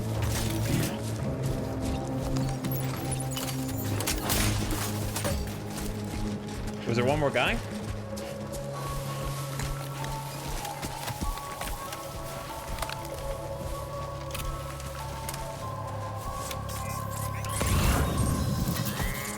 Where the hell did he go? Oh, I see him.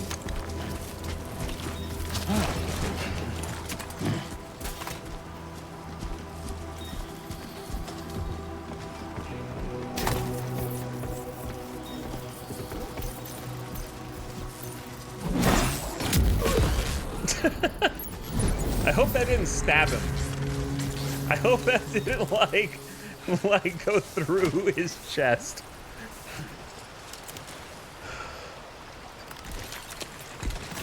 I can't believe they finally did the one thing that I desperately wanted from 1, which is to be able to use the Thunder Spears. And that's not even something you unlock later. That's just like the first thing that they give you in the whole game. Which means that's not even the crazy shit. Nothing to worry about.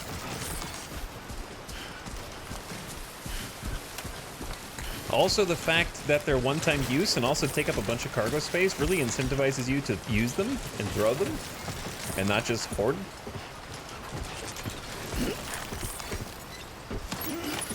All designated cargo successfully recovered. Proceed to delivery. Check this out. Boom. Auto arrange. God, I love it. All right, and there was one more cargo container, yeah?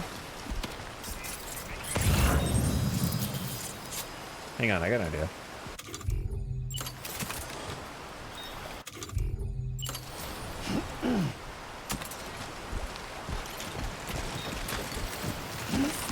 I'm gonna fall to my death.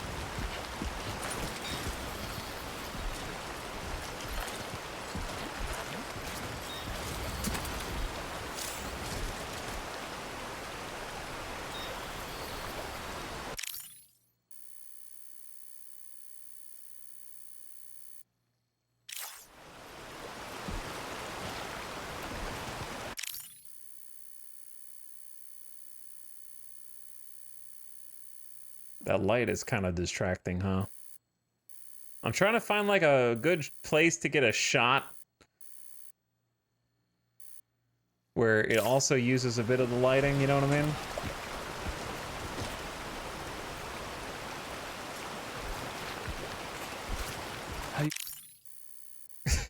Without, like, I feel like that stick there is just too much. Roll them up, Sam.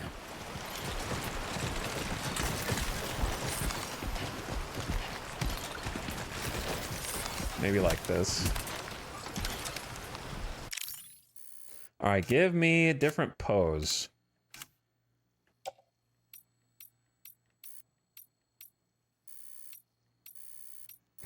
Okay, okay.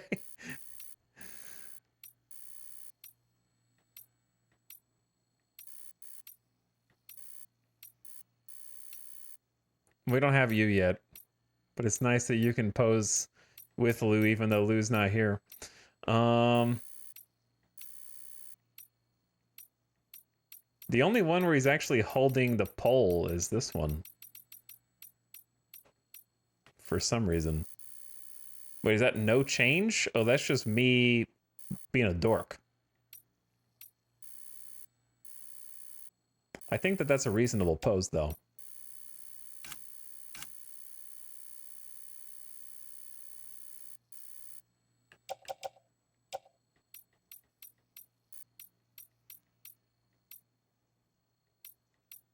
Is he winking? Tongue sticking out?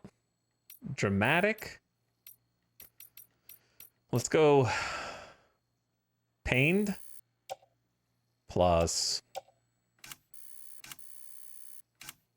you can bro, you can create light sources.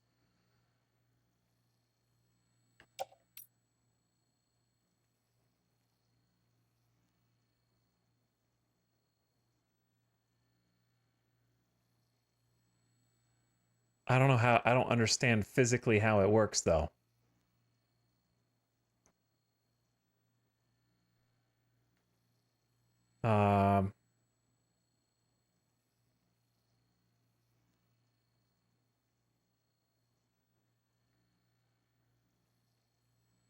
Oh my God. Right in his face. Yeah, I don't even get how this is like more complex than I'm ready for.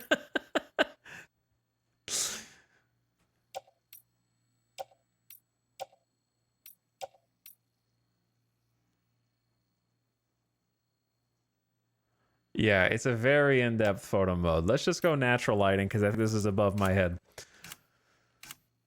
Vignette on. Little exposure. Ad in progress. I forgot the ad was coming, but we're just doing the photo anyway. My apologies. They can't hear me. They can't hear me say apologies. Let's go 35.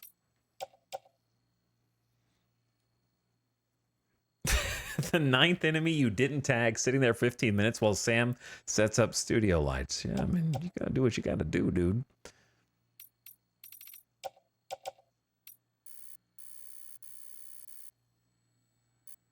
It doesn't have to be like an actual, like, crazy photo. You know what I mean? Like, it just needs... It just needs to be a document of our work so far. I kind of like the leaves in the foreground. How do you do, there we go, grid.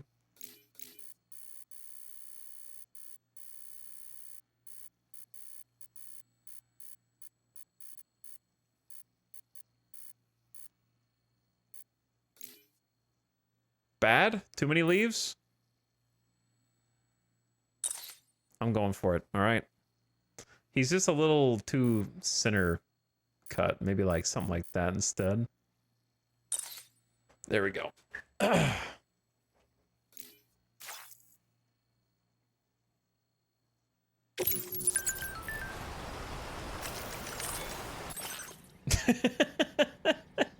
Okay. All right. Look, I got a minute. I'm gonna get some more water. I got a minute and 30 seconds. I got too distracted with this. I gotta get some water and take a quick pee break. 1 sec.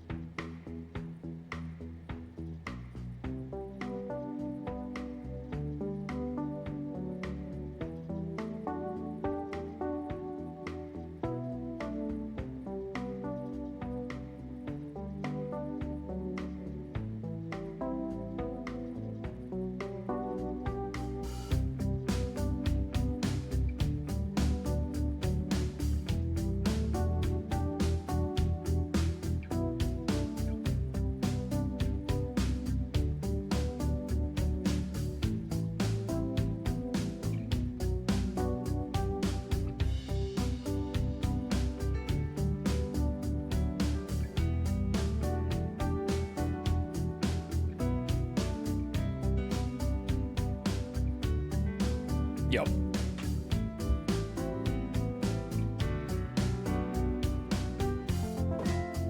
So.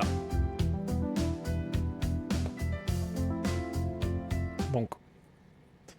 Okay, controller number 1. How we doing on controller 1? 1 battery. I got controller number 2 ready to go. Mouse battery's dying, though. I didn't account for that one. Oh, look, my picture. I want to delete the first one. What happens if I click share? That's what I don't want to share it like to social media. No. I want to share it to the world.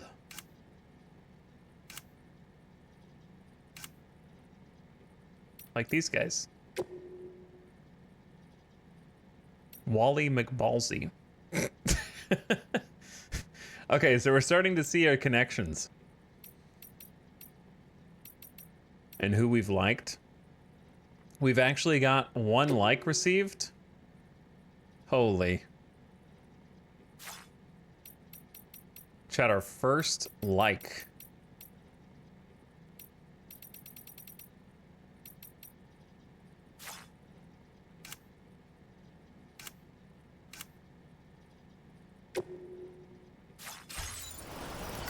Feels good. Feels good. What? Yeah! Oh. Calm down there, Sam. I don't even know what you tripped on, brother.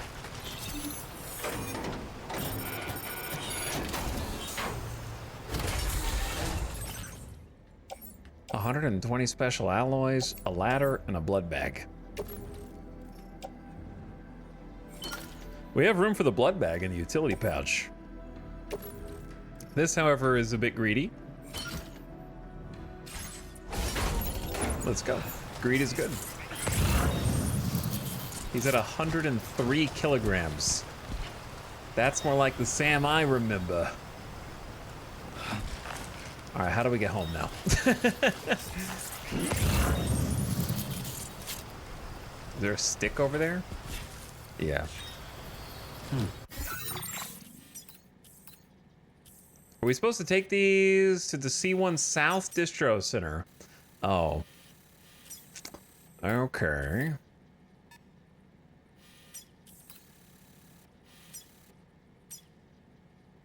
Commencing route creation. So that'd be like, watch out for a fall.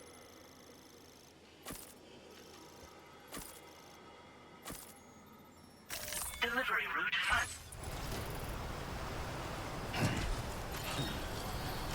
Sam's already tired. All right, listen, bud.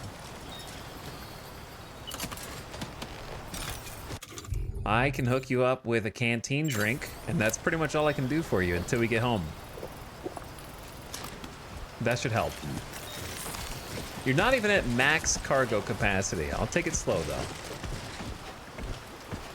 These environments just look so much better.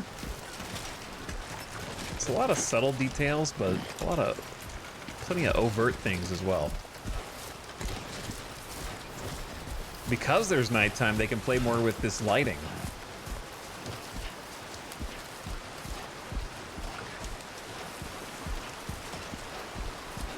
Like seeing that off in the distance is great. The city that we, I guess, are avoiding.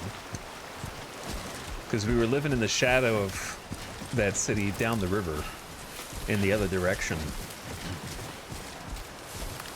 Only gonna get harder.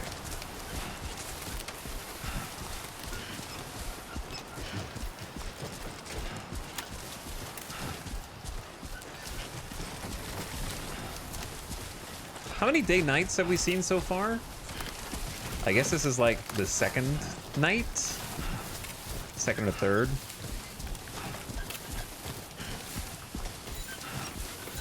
Delivered additional repair materials to a post box. See, I don't really know what that means. Just like materials that you can use for crafting. Like repair materials. Presumably to repair the station, or the box itself, but if they were doing that, then wouldn't they just repair it? Look at that. Water source all the way up the mountain.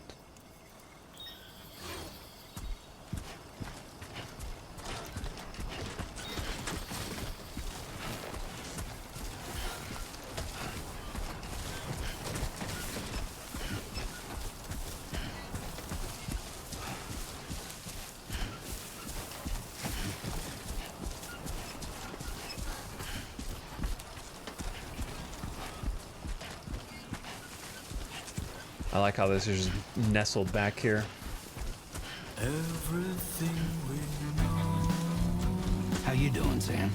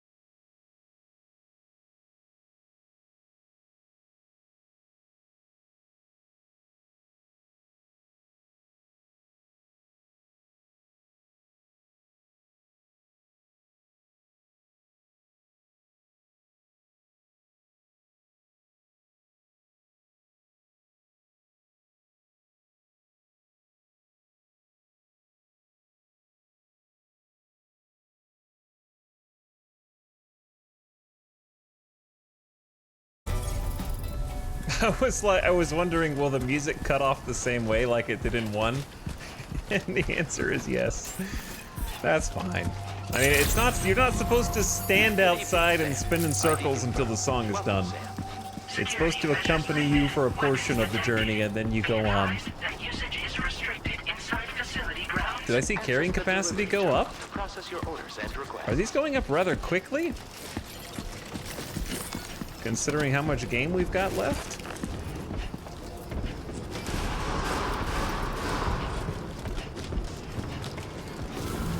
Chiral decontamination in progress. No anomalies detected. Welcome, Sam.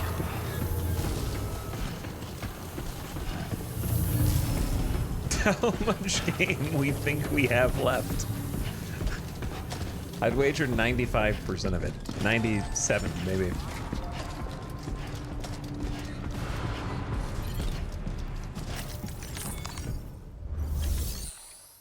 I was gonna say something before that song played, and I don't remember what it was, because that just like wiped my brain clean.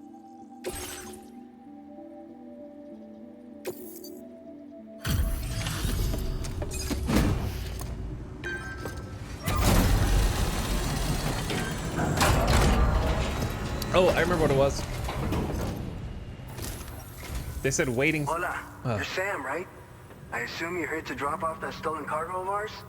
With those chiral density gauges in our possession, we'll be able to determine where BTs are likely to appear in the future. So, let's get a look at those containers and see if we're good to go.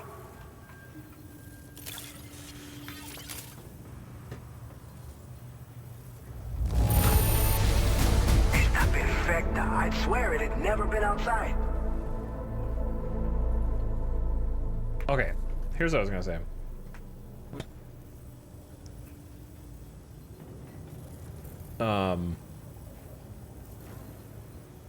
I don't think that it was meant this way, but the song was Indigo by Magnolian from 2020.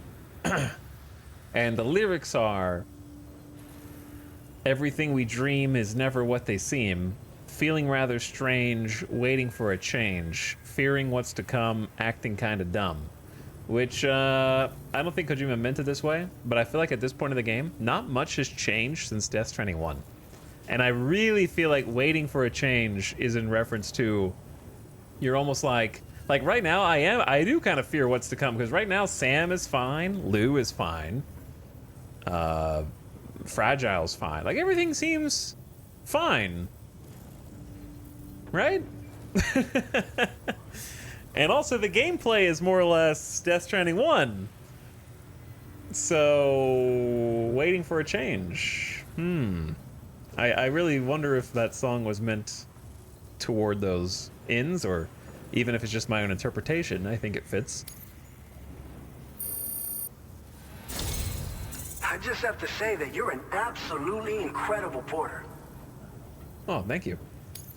Looks like our chiral density gauges are just about good to go. So, let's see what that Cupid of yours can do.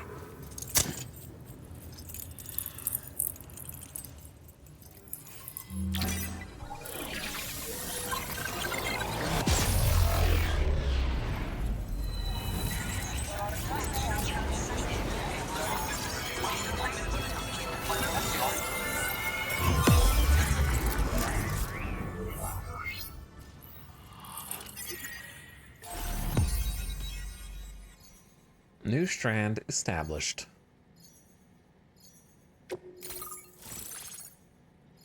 C1 South Distro Center, Benjamin Rivera.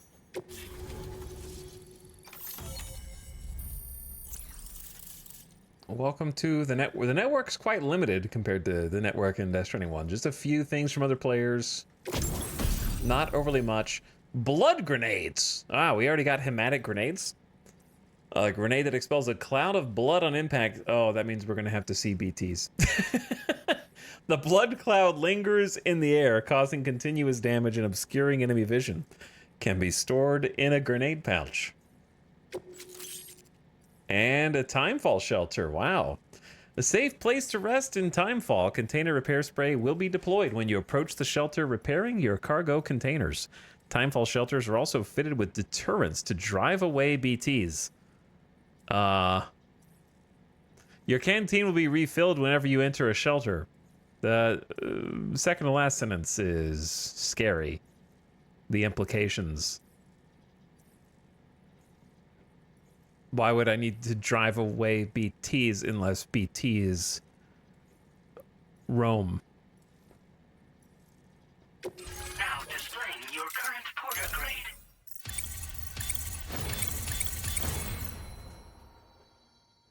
Thank you.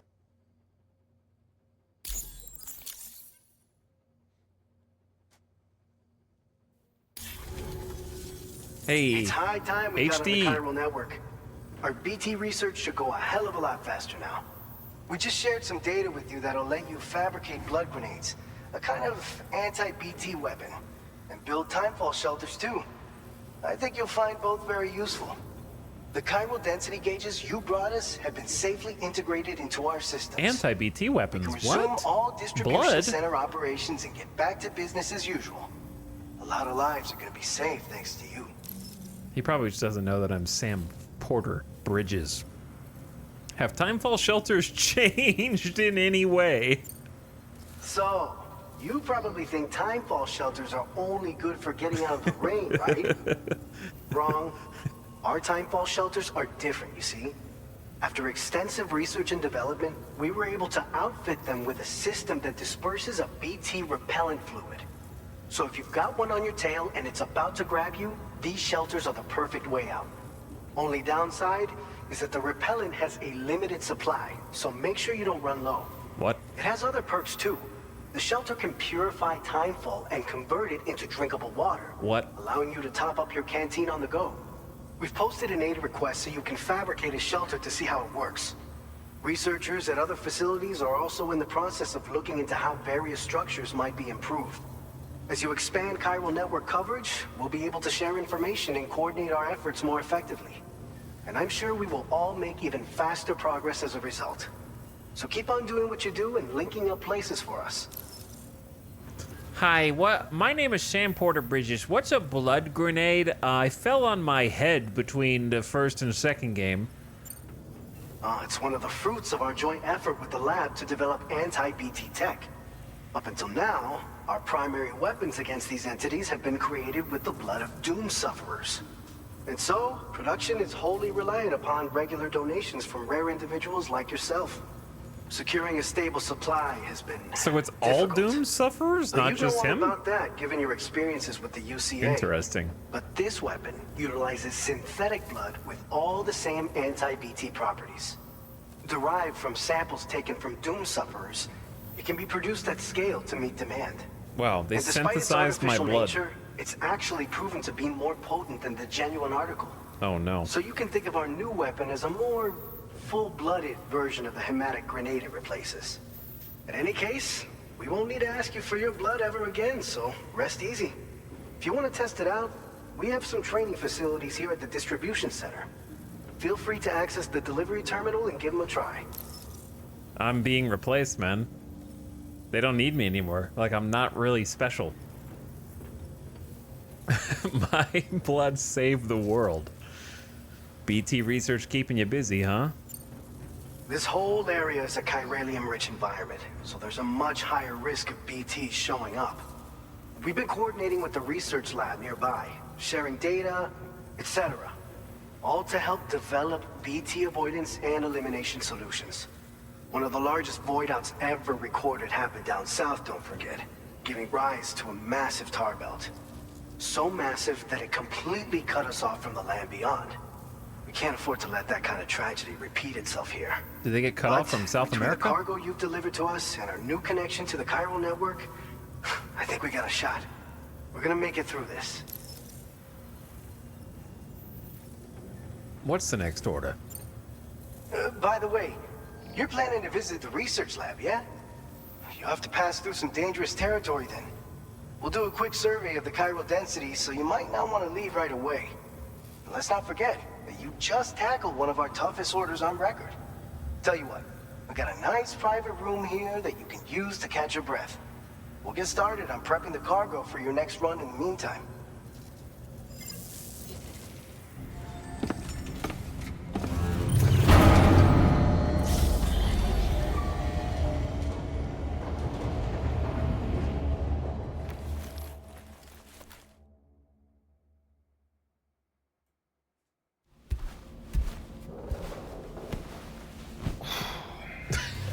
He's just got like, if you can't see Lou, it looks like he's got a picture of himself on the wall, which is kind of funny.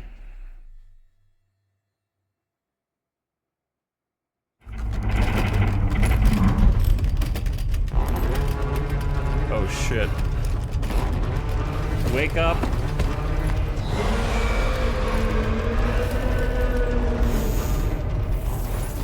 Gate quake detected. Please seek shelter immediately. Uh-oh. Why does this room look so scary now? Sam, are you okay? I'm fine. You guys? The facility's intact, but the research lab might have taken a hit. The local chiralium levels appear to be rising. Better hurry over there, Sam. Head to the delivery terminal upstairs and check their order. When you say hurry, you mean... Oh! Okay. That was the other controller that I just knocked off the table. Hello? The sun has set, stamina restored, ammo replenished.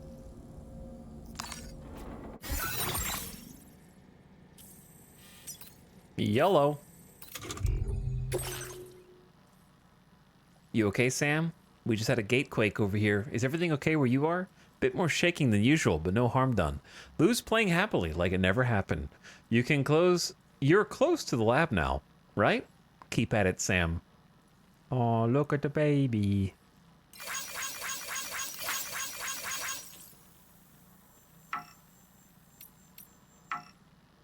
Okay.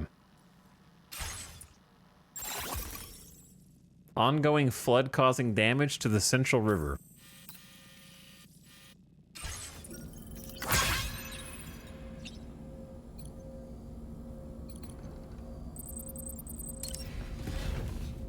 First things first, gotta use the toilet and shower. Simultaneously.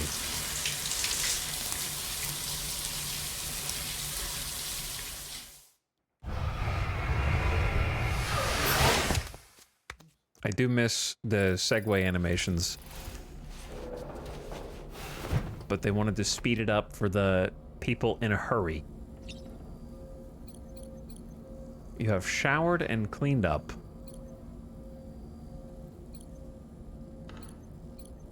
Also, I'm sure there will be more stuff added to this over time.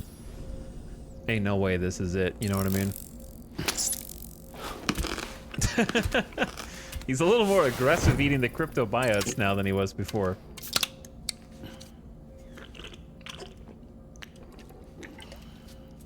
Sam's hunger is somewhat satiated. Only hot water for this, Chad? Yeah, I gotta have a mixture, man. It's gotta be like medium. I'm definitely not a hot water shower person. I like how we switched to just drinking tea. I don't know, I can't see the nutrition facts on this, though.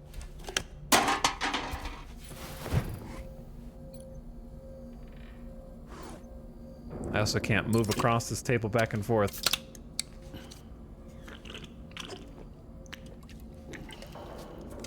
What kind of tea is this, anyway? Can't be thrown back 6 timefall porters. He's got a kid to take care of. True.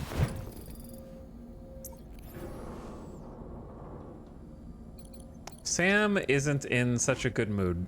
He can still be zoomed in on, but he doesn't really have much to say to you yet. He's probably just grumpy that he had to leave Lou behind.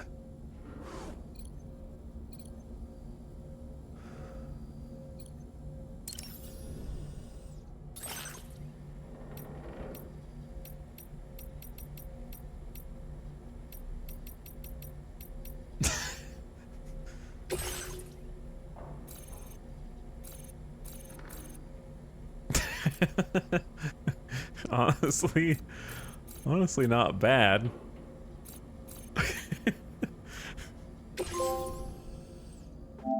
Use a screenshot in photo mode to decorate your private room. Oh. And that's what we did to this side too. Except we didn't take that photo. But yeah, you can do whatever you want.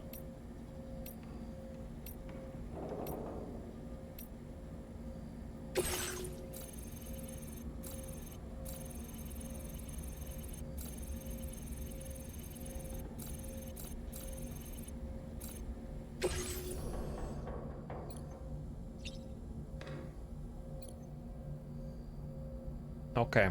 I think we're pretty much ready to go. They kind of stream. I don't think we've got any customizations to worry about, so let's just go check the surface.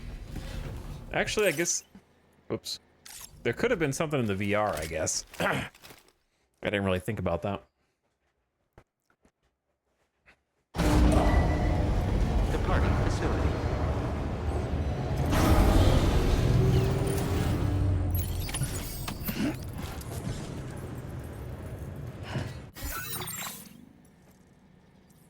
Okay. Corpus? Haven't looked at the corpus in a while. Blood grenade. Hand-thrown explosives developed for use against BTs. Their contents have the same potent effect as Zam's blood. These will explode on impact to release a cloud of vapor that hangs in the air, damaging BTs caught in it. Since Doom's blood cannot be artificially synthesized, blood grenades can be mass-produced using chiral printing. They have not, however, enabled ordinary porters to easily dispatch BTs, as there remains no way of accurately identifying a BT's position. Yeah, it's pretty much like they still can't really see the BTs, they can just sense what direction they're in. So they're probably only used for when they alert a BT and the BT starts getting close, and they probably just throw it at the BTs crawling out of the ground like I do to get rid of them. Timefall Shelter. They kind of explain this pretty thoroughly. I like that upgraded Timefall shelters are more resistant to both Timefall and natural disasters.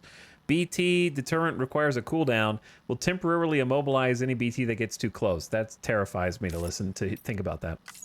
C1 South Distro Center. The distribution center was set up with the aim of delivering resources and other cargo to Ciudad Nudo del Norte and surrounding prepper outposts. Not intended to be a place for civilians to live, it comprises facilities for its delivery and support staff, as well as infrastructure for cargo management. Benjamin Rivera. Before we started working at the Distro Center, Benjamin was involved in medical anthropological work, where he observed and treated the symptoms of a number of different patients. He was interested in how the changes brought about by Death Stranding were affecting people's bodies and minds. The knowledge Benjamin gleaned from his fieldwork proved useful when the first Bridges expedition arrived in Mexico. Ever since the UCA was fully connected to the chiral network a year ago, the environment has been unstable. There have been earthquakes, sudden floods, and spikes in chiral density. Fear of BTs is also putting people on edge, straining them further. Benjamin believes that it's necessary to expand the chiral network and develop new tech to put people's mind at ease. Benjamin's medical background has also allowed him to contribute to the development of blood grenades. The grenades can now be mass-produced. Continue to develop your connection level with him in his facility, and you might receive a grenade that can drive away BTs and slow large BTs. Spoilers. The custom melee weapon emits a high voltage of electric current capable of rendering human targets unconscious. The rod is telescopic with excellent reach. Holding it at the ready enables you to block incoming melee attacks. The rod can also be thrown to release a high voltage shock on impact, but it cannot be reused then. The improved version used by armed groups is now available for fabrication.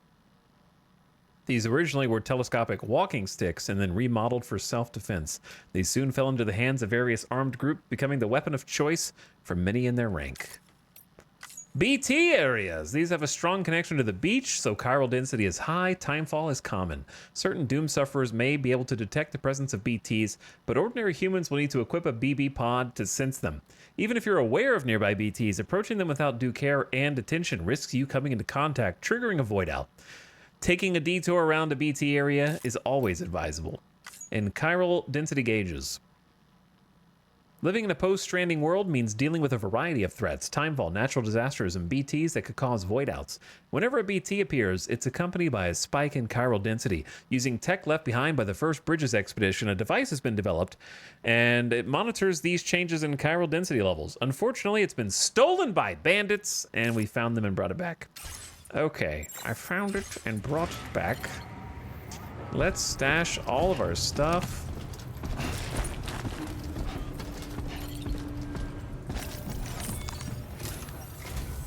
Sam, we've got a situation. The delivery for the research lab is ready for transport, but the chiral density is higher than anticipated. This may be due to the gatequake just now, but we've identified a new BT area in the vicinity of the lab. However, we have no BB pods on hand. I know you've got Dooms, but without a pod, you're gonna struggle to determine exactly where the BTs are.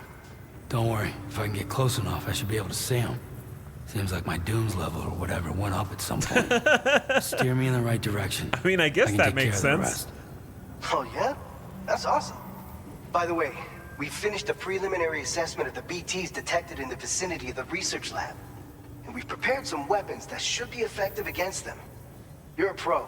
I know you can handle this. Like, there's a bunch of lore in the first game about how Higgs gets more powerful over time from his, like, journals from years ago. So, I mean, I guess it makes sense that Sam's done all this in the first game and never even went up one level. They didn't really explore that too much in the last game. What kind of BTs are there? According to our initial survey, you can expect to encounter gazers in the field. If you make contact with a gazer, then another type of BT, a hunter, will emerge from the tar and try to capture you. Excuse me? If they succeed in this, you'll come face to face with a massive BT known as a catcher. Now, you don't want to ever let a catcher consume you. It'll trigger a void out, obliterating the surrounding area and everyone in it. When the dust settles, there'll only be a giant crater. So make sure to escape the catcher before that happens. Or use the weapons at your disposal to eliminate it. Oh, yeah, no problem. We've got new super BTs. We've issued you a number of blood grenades. They use an active agent based on compounds derived from the blood and bodily fluids of Doom sufferers, making them highly effective against BTs. You can practice using them in VR training. If you'd like to try them out, just access the delivery terminal to get started. Your other weapons won't do any damage to BTs. Shoot them all you like. They won't die. Make sure you're well prepared.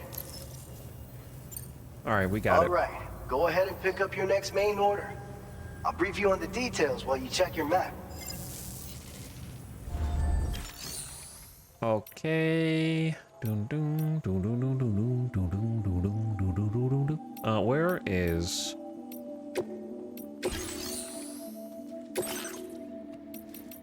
There's a throne... Oh, throne weapons.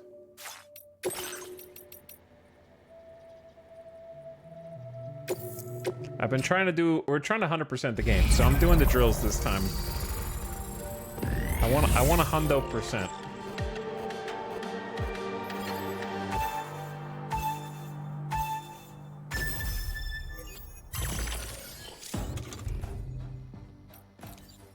Blood grenades. Wait, does it say it can cause continuous damage and obscures enemy vision?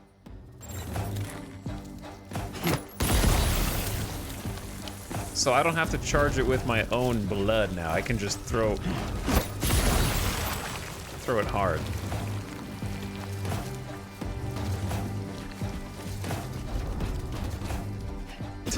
Look at the blood that gets all over you is way more detailed than it was in the last game.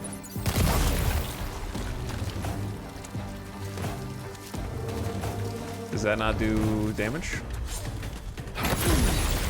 Oh, I guess I just want it to explode near them.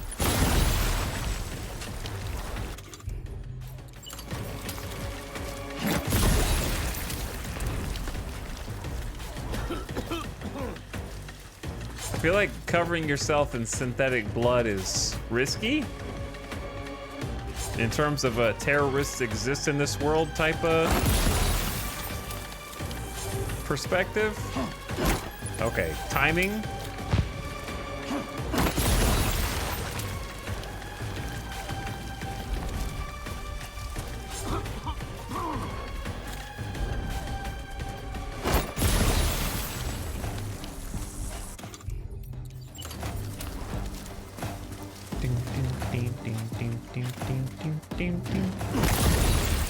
I'm missing 4?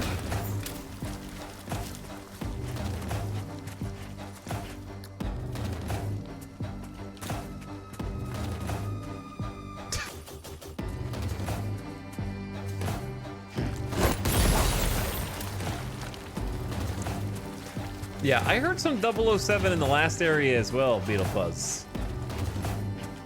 Like in the last VR training. I could definitely hear it.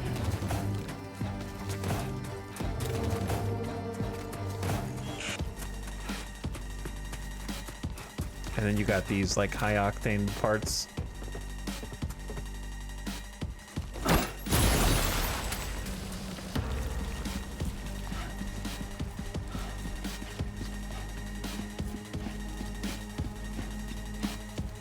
I'm missing 2?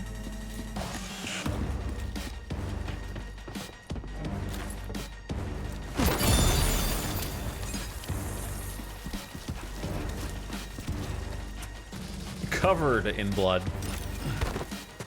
I gotta figure out how to climb that faster because X doesn't do it anymore.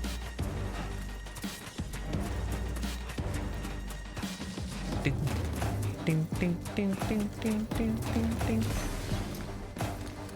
Disgusting. Alright, straightforward enough. You actually do improve your stats from doing these occasionally.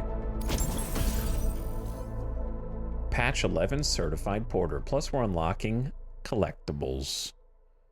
Proof you've completed the Porter Fundamentals program.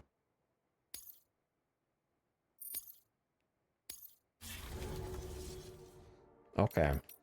Exit VR.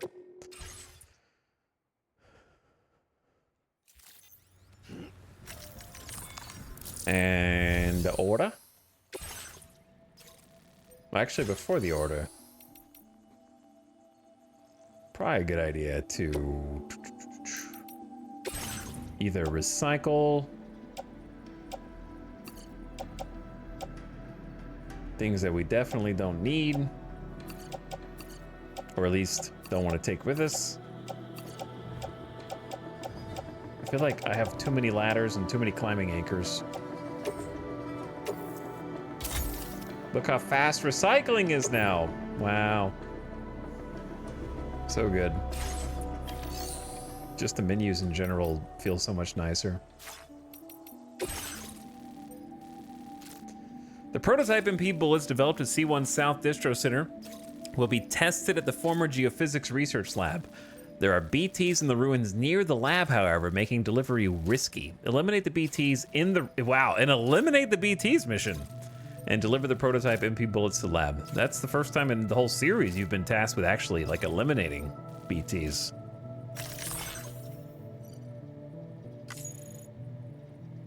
Gatequakes are known to occur in the area, and BTs may appear in the ruins, potentially causing void outs. All right, Sam. You good to go? The new BT area we've identified is located in these ruins. If we don't do anything about it, eventually someone's gonna trigger a void out. So to prevent that, we need to neutralize all the BTs in this area.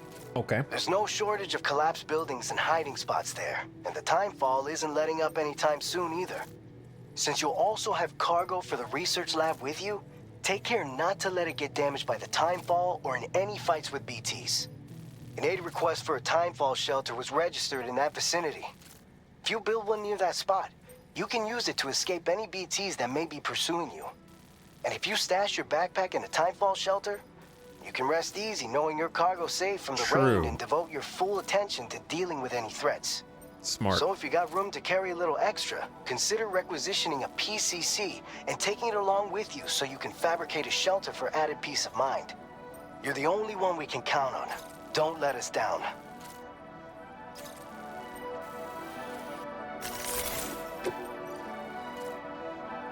I'm with you.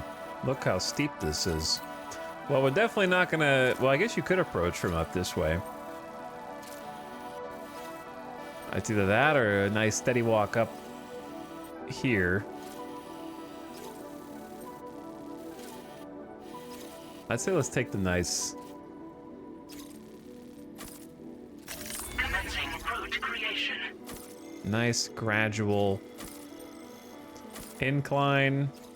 BT area. Get the things. And then up you go. Delivery route finalized. Oops. Alright, so prototype MP bullets. Improve the versatility of MP bullet weapons by making them effective against BTs. Each round is injected with the same active agent used in blood grenades. Put that in the old backpack, and then we got nades for the first time, so all three of those can go not in the grenade pouch, because we have too many. What is in my grenade pouch, then? Oh, your grenade pouch starts at 2. Okay, that's fair. Totally fair. Since we don't expect... Oh, dude, I could do some recycling of this. I'll put it in the private. Oh, you can recycle from this screen? Oh, chat, you have no idea, dude. You don't have to go to a separate screen to recycle? Oh my god. Oh my god. The vitals monitor was supposed to go to you. I will put in private locker for now. Private locker for now. Ain't no way we're gonna need 4 ladders.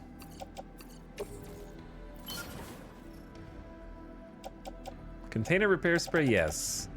PCC, also yes. These quality of life changes are ruining DS1 for me right now. Shh.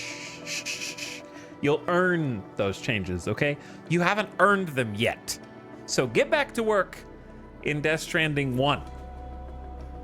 You don't deserve quality of life changes until you've seen the credits, and then the other credits, and then the other credits. Once you've seen all of the credits, and then done the missions after the credits, and then listen to the songs that could serve as credit songs, then come back and get into Death Stranding 2. Okay, then you'll earn it. Like, do we realistically need the custom electric rod? Maybe, I guess. You could argue if you run into any of those, like, little guys, you might want that to try and kill them. I don't know how good it's going to be, but... Backpack customization? What did I get? New patch? I'm a certified porter.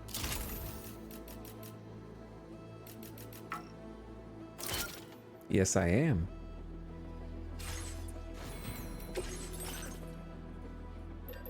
All right, and then nades, and then... Good to go. What's up, Purple Page? Thank you. How's the game? It's very good. I'm only in the tutorial. Worth the hype? It's kind of just like, so far it's like everything from Death Stranding 1, but is significantly improved, either through Omega quality of life, streamlining smoothness, new features for old things that you've taken for granted, and that's before even diving into any new stuff, which we haven't really gotten to yet. There's just revamped old stuff. And it looks freaking gorgeous. Oh yeah, I said I was gonna do, Somebody lend me a hand. You think I need help too? Hey, I need help too. I gotta get some signs in here.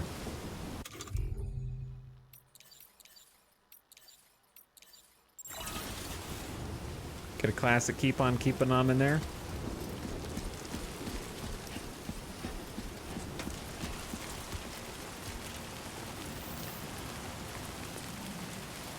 But yeah, it feels very clean, very smooth. Combat feels updated in a very interesting way. Traversal feels more weighty. The new environmental features are insane.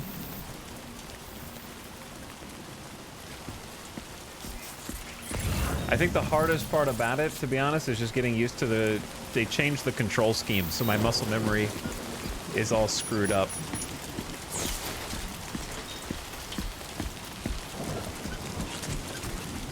Oh, this is a great opportunity to do Odra deck light. And there's a day-night cycle.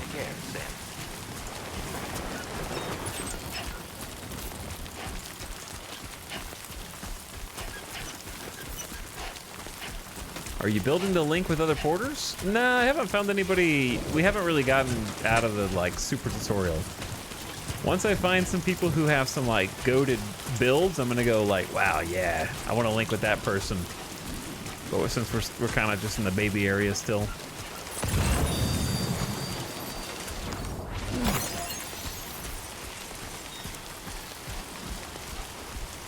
So I don't know if I want to link up with that ball sack dude. It's like the only guy. Nobody can replace Big T. I know.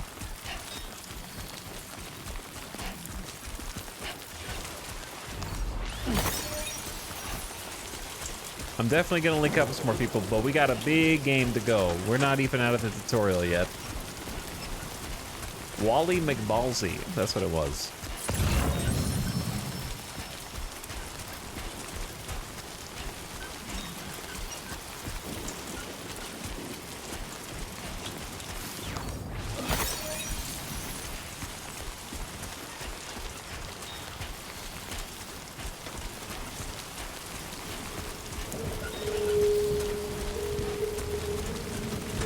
though. Yeah, nighttime does add a lot.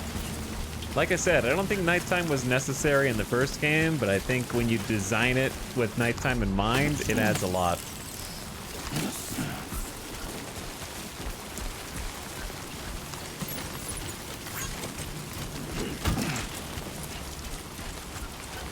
Alex Weatherstone?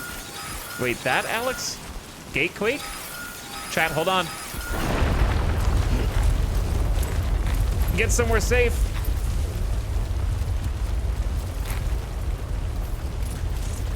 Gatequake detected. Intensity. G-scale. Gatequake measuring 6.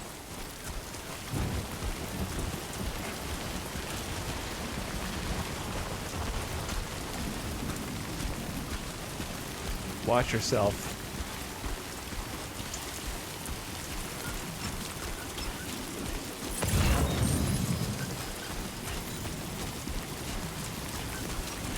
All right, we're gonna follow the path to the right. Oh, someone's heart. Did it just say a ladder was inundated with water? Because the rising river?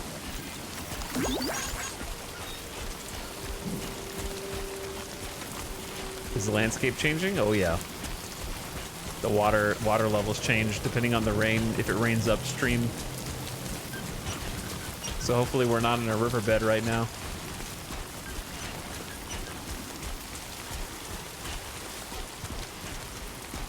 Yeah, it's insane, dude. There's earthquakes, weather elements like dust storms, like lightning storms.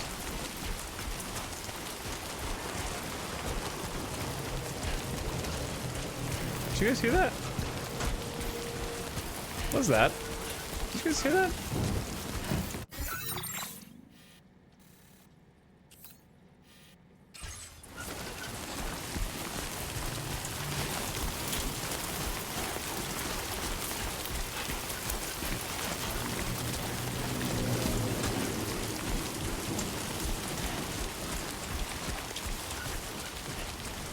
Some nice haunted ruins for us to explore in the time fall, as you do.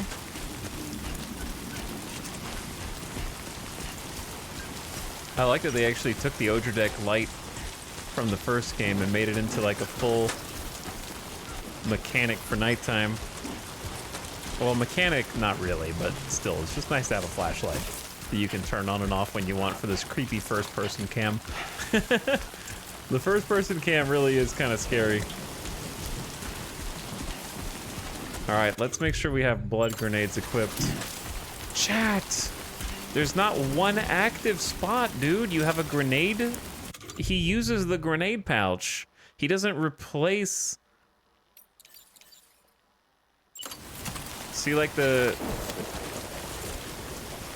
rod stays in the shoulder slot, and the grenade doesn't replace it. It's like its own thing. And then same thing for the sidearms. It's like if you use the, I don't have a sidearm actually, I think I put it up. You use a pistol.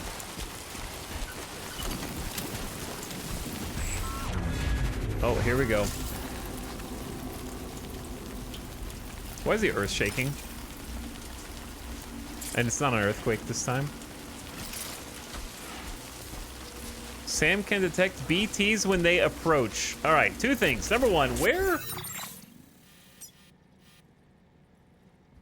We should go over here to a timefall shelter, yes?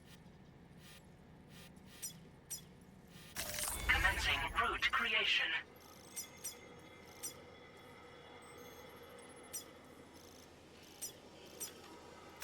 Delivery route finalized.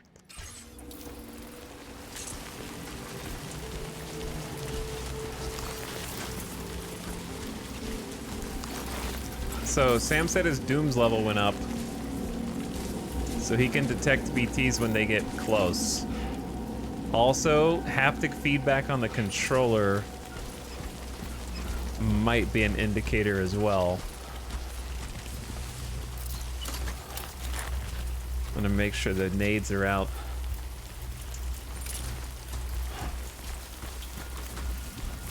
month also. Seems like a good time to just do a little bit of this. Wait. Actually, let's just go build the thing.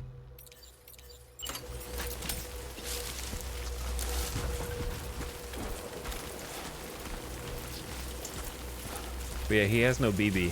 So there is no Odra deck letting me know. Well, they gotta start me off on hard mode, bro. Did you just hear something, chat?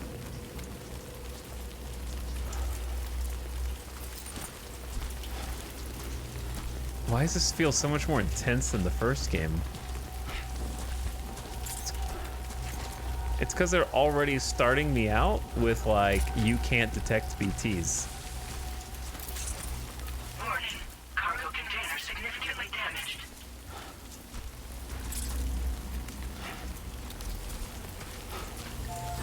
Is this a trap?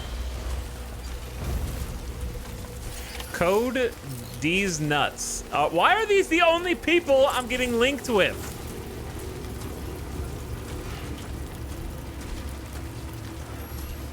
I need better bridge links.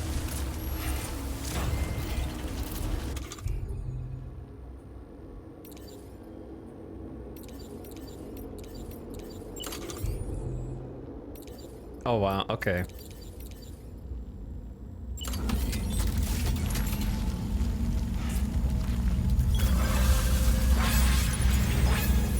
There's our timefall shelter. We fulfilled the aid request. 300 likes received.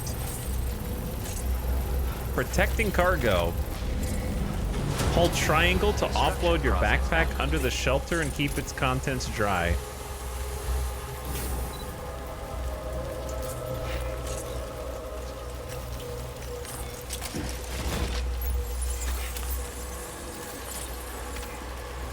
That's insane tech, man. That's insane tech. I'm trying to get BTs here, man. You're sending me a text message. It looks like you built the timefall shelter.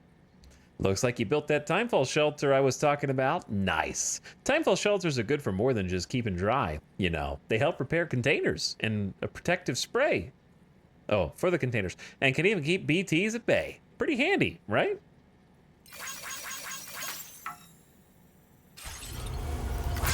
So I'm supposed to eliminate the BTs in this area anyway.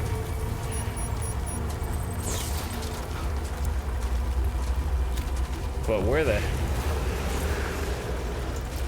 Okay, so it's actually a fairly generous... Your Doom's level has increased substantially, Sam, if you can see him from that far away without a BB. I'm impressed.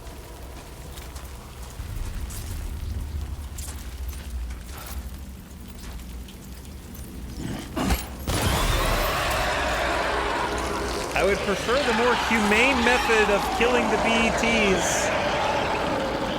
But they told me to use the blood grenade, so here I am.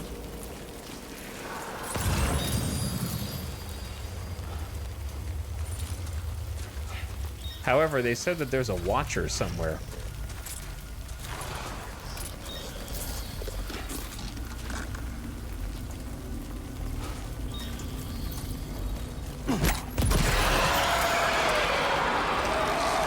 New types of BTs somewhere?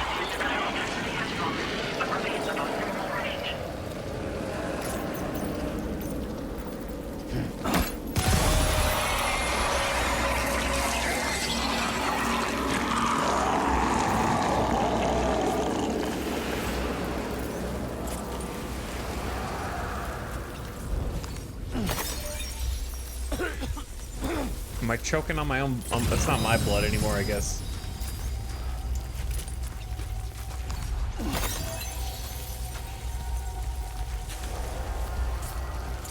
I heard you.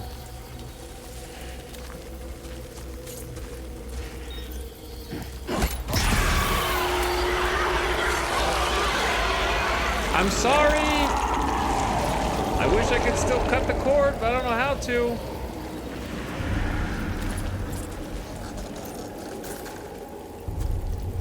You do be moving a little bit.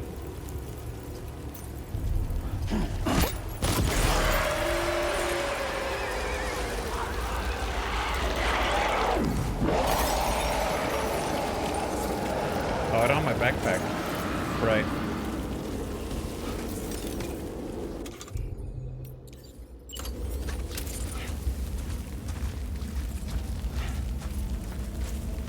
Should I play DS1 first? It's on sale, but it seems like a long-ass game. It is a long-ass game, brother. So is this gonna be.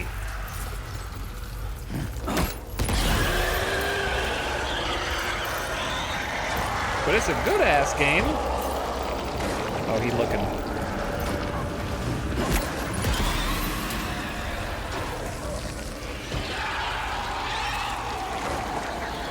It's very good, and let's just put it like this. If you wanted to play Death Stranding 2, your Death Stranding 2 play will be significantly enhanced by playing Death Stranding 1 first. And it's a very good game that I just got done replaying, and it holds up extremely well.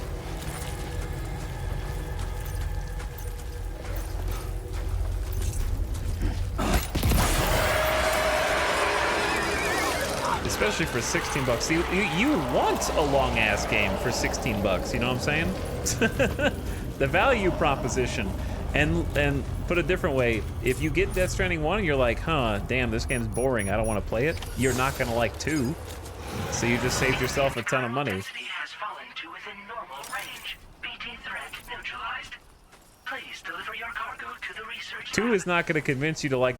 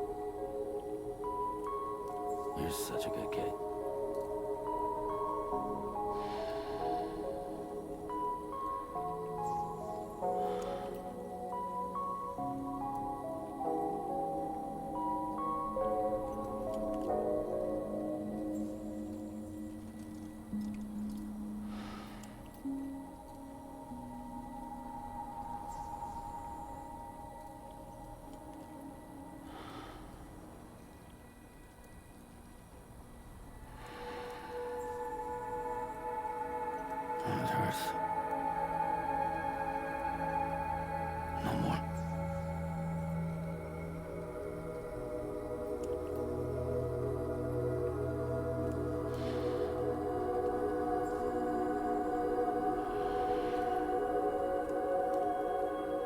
Okay. Oh, it's daytime. Holy.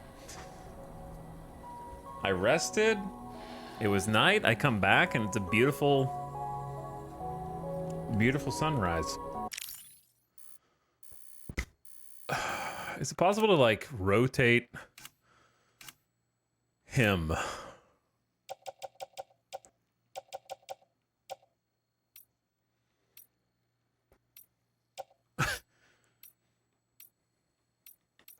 Cool.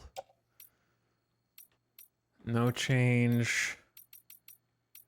You can only rotate him when he's doing a pose, I think.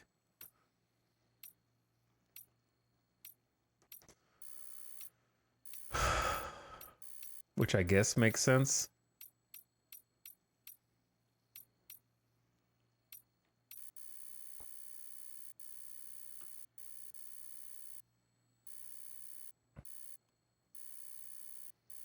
I wanted a similar angle to where... Stupid question, but will this give me spoilers for Death Stranding 1? Shut up!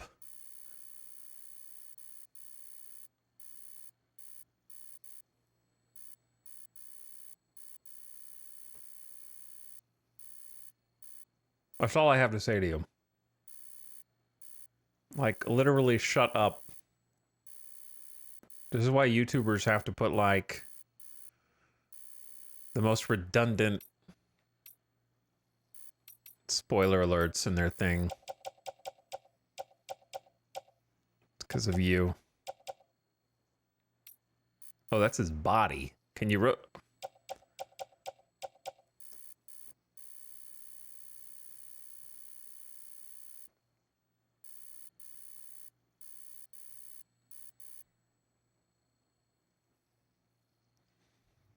Maybe I will do something like this.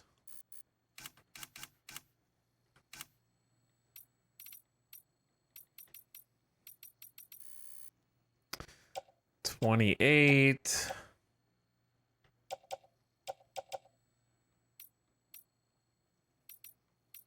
Little bit of background blur. Looks good. Exposure down.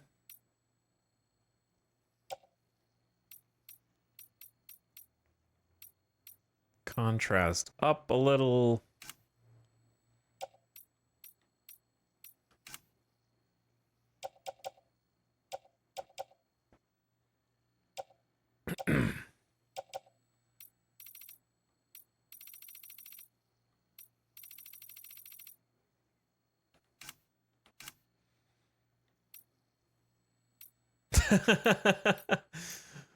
Oh, you can do like a Polaroid thing? That's funny.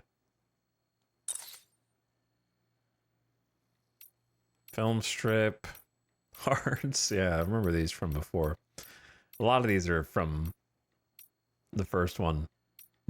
Like action lines. Speed lines. Okay, this one's kind of funny to me.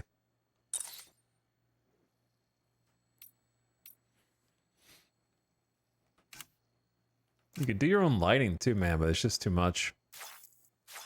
Did I take a regular one?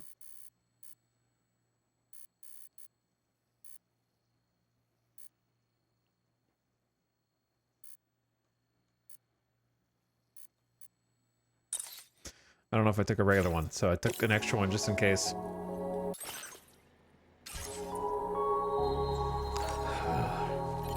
All right, I'm back.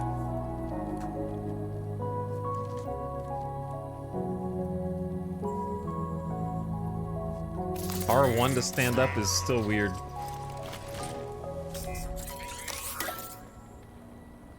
Hey guys, just wondering if I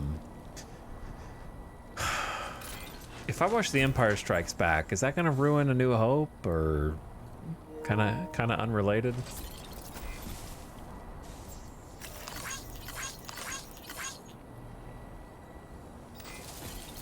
All right, let me flip controllers real quick.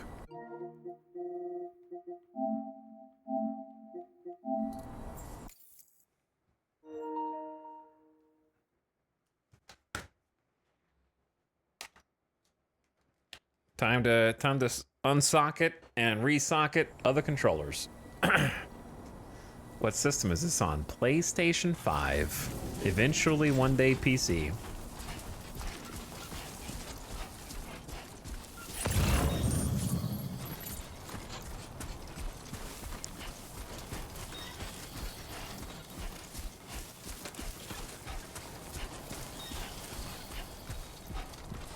But yes, major spoilers for Death Stranding 1 in this game, of course.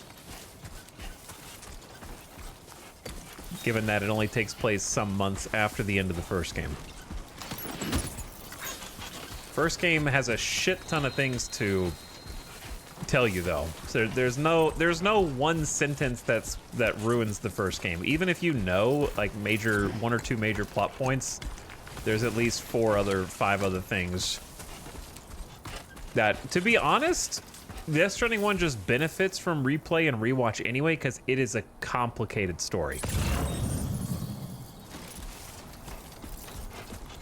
I don't know if I wouldn't call it overwrought or overcomplicated, but it's just very complex, given that it takes place over like at least 45 hours of gameplay. Like, and that's if you only do, I would say if you only do story in Death Stranding 1, only main missions, that's at least 35, 40 hours still of just pure story.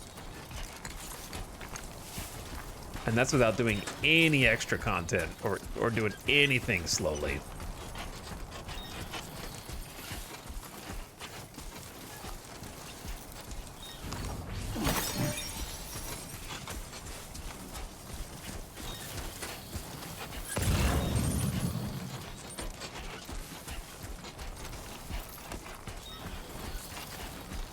I don't know why. I'm just gonna go around and pick up some lost cargo, you know?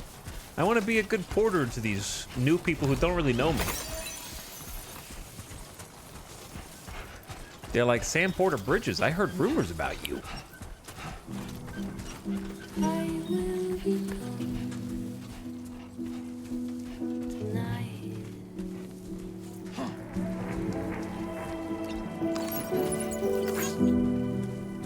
Everything's done for a while,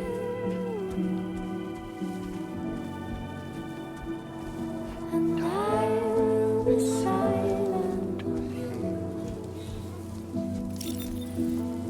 In the fire and the night,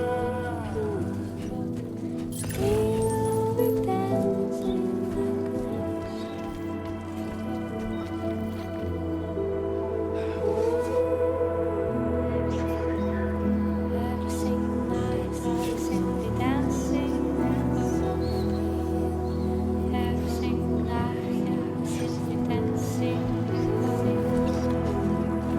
every single night. I'll simply dancing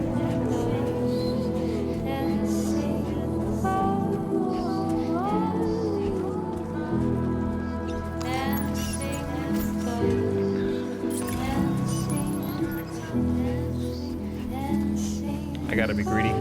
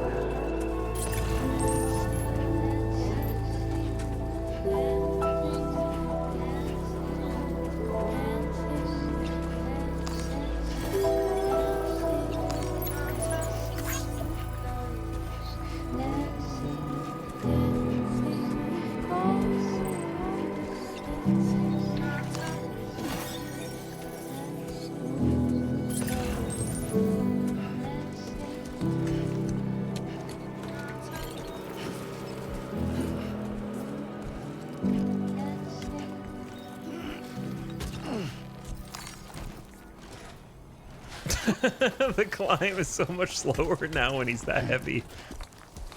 Also, those handprints are huge compared to normal. All right, I don't think we can get the other tar sample like this.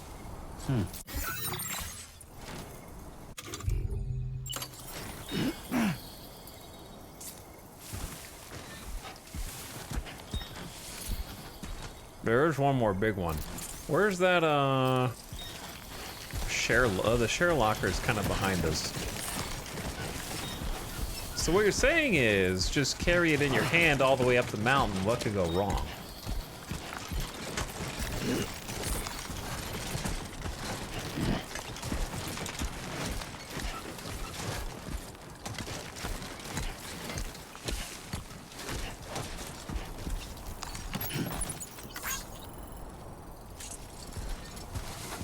$119 over $136. All I gotta do is just be careful. Maybe.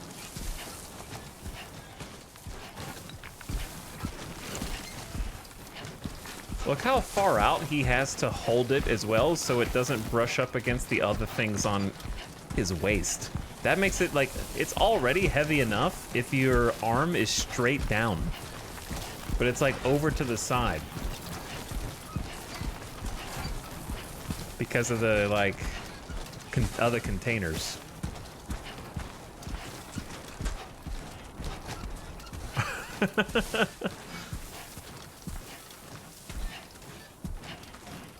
Anyway, chat, are we gonna walk slowly up there like this? Yes. So, buckle up, baby. Okay, we could have taken the route that doesn't involve going off the side of the rocks here.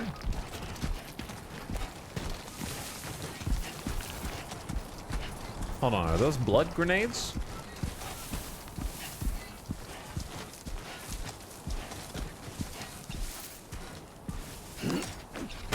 Okay. I didn't know it could go that tall. Yet. I mean, I knew it could go that tall in Death Stranding 1, but I didn't think we had achieved that here in Death Stranding 2 yet. And now we can do the old automatic auto-arrange without even going into a menu to get it center of gravity down. Because yes, the center of gravity does matter. You don't want the heavy things up top, right? Okay, well that makes it a little easier. My boots are wearing out in the bottom left, but I like to wear them all the way out. Oh, damn. They hit me with the cinematic cam, dude.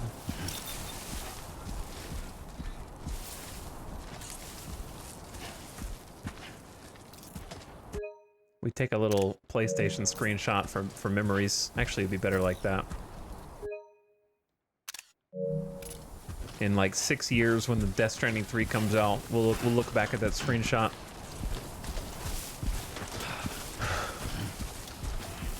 Yeah, that wasn't me. You can only do the cinematic cam under specific circumstances, otherwise it just switches shoulders.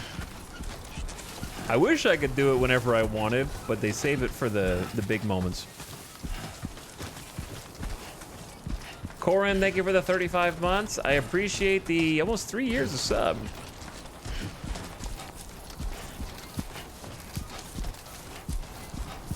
When I'm marathoning the director's cut of this game. Death Stranding 2 director's cut. Upgrade for PS6. Featuring 120 FPS. 1440p to 4K. Or 4K quality mode with 60 frames per second. And at this point, we're not even like carrying this cargo with a regular backpack up a hill. We're in like a freaking battle mech with blood turrets on each arm, stomping through the BT land, just like fire hosing them with blood.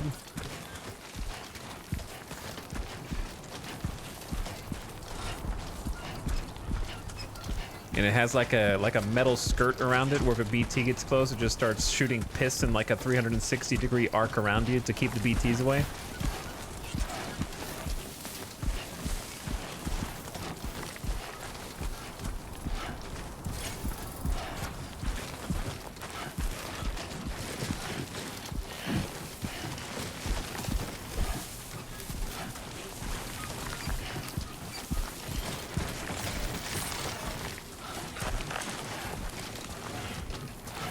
Man, yeah, this... Don't take your hand off the controller for even 1 second.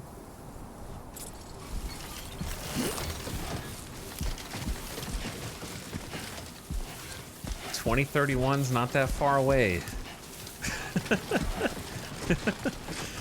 Oh.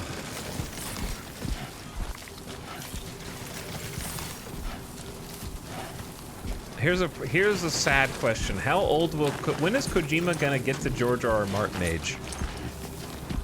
How old is he now?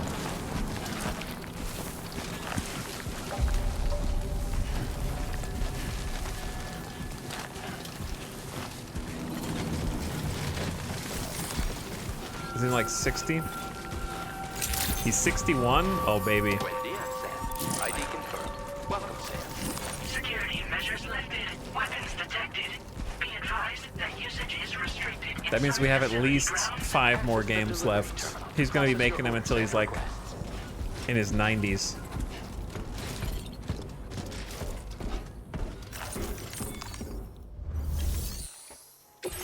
Hello, new cargo plays. Do these all go here, or are these supposed to go to other places? Do we know? I don't know how, like, entrusting... I don't think we can entrust yet. I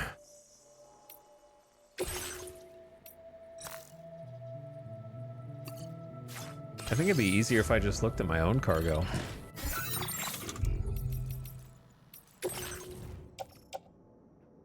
No, yeah, these are all for the research lab. Interesting. So we got headache pills. Provide instant relief without causing drowsiness. More people are suffering from headaches now than before the Death Stranding, possibly due to increased fluctuations in atmospheric pressure. We got the prototype MP bullets. That's the main quest. Anti-timefall clothing. Clothing engineered to repel timefall by means of minute vibrations. Its weight and thickness may be uncomfortable, but going outside without it is tantamount to suicide. The same tech is used in suits worn by porters. Hey, finally, some lore on the materials used to make porter garb. Cuddly toy duck, an adorable toy duck that is simply soothing to look at. It seems these were developed as a means of improving staff welfare at the research lab, where the relationship between researchers is often at risk of breaking down. And tar eruption samples. Samples of tar that erupted from underground. It seems they were collected by a researcher hoping to investigate the properties of tar immediately after it sprouted to the surface, but they appear to have been lost on the way back to the lab.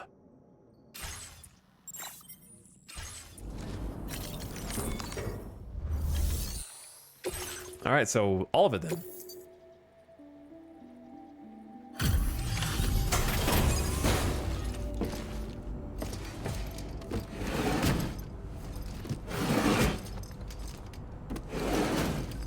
You fit through the door. Yeah, they make the doors specifically for us porters. It's like they know we're gonna show up. Long time no see, Sam. Though, having said that, I realize you probably don't recognize me like this. Okay. Anyway, why don't you let me take a look at your orders? Now I'm curious who it's gonna be without chat guessing first.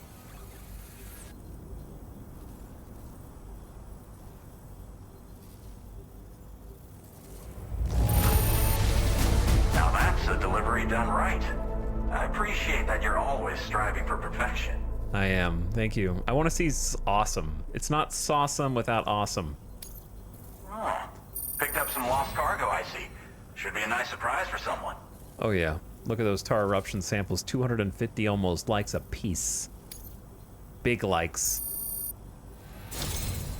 We never doubted you'd show. Reliable as ever. A man you can count on. We're ready for you to link us up with your Cupid. Once you do, you'll have fulfilled your objective of bringing the entirety of Mexico onto the chiral network. The entirety of Mexico already? That means Mexico's only tutorial.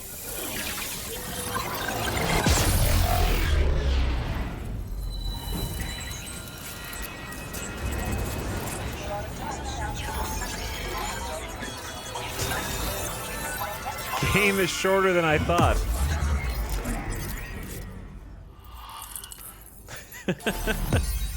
It was short but sweet.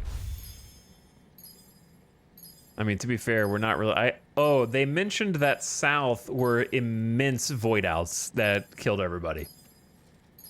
So Mexico's a little smaller now than it was before. They mentioned like down there, down south, there were some huge void outs that like severed land connections somewhere. Alex Weatherstone, I knew that was him because we were picking up cargo for him. Former geophysics research lab. Okay. Are you playing on brutal difficulty? I am, yes. So far, it hasn't been brutal, but it's been mostly tutorial.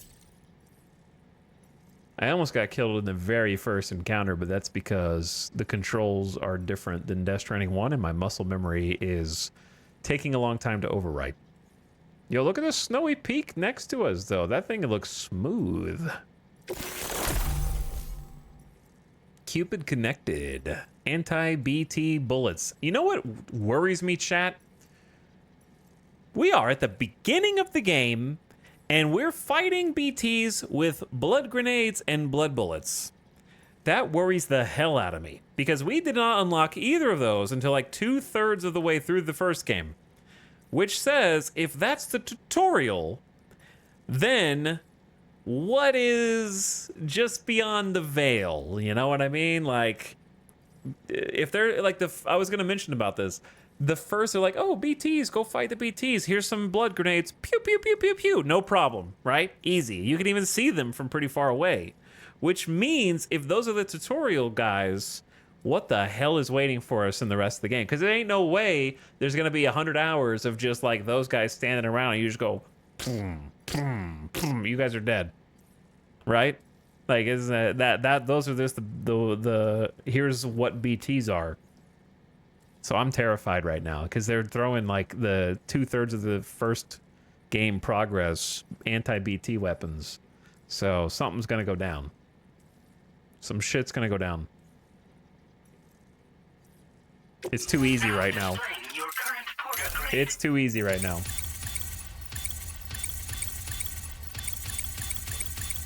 Bonk, bonk, bonk. Mini servicemanship, no bridge link yet. Mini stealth.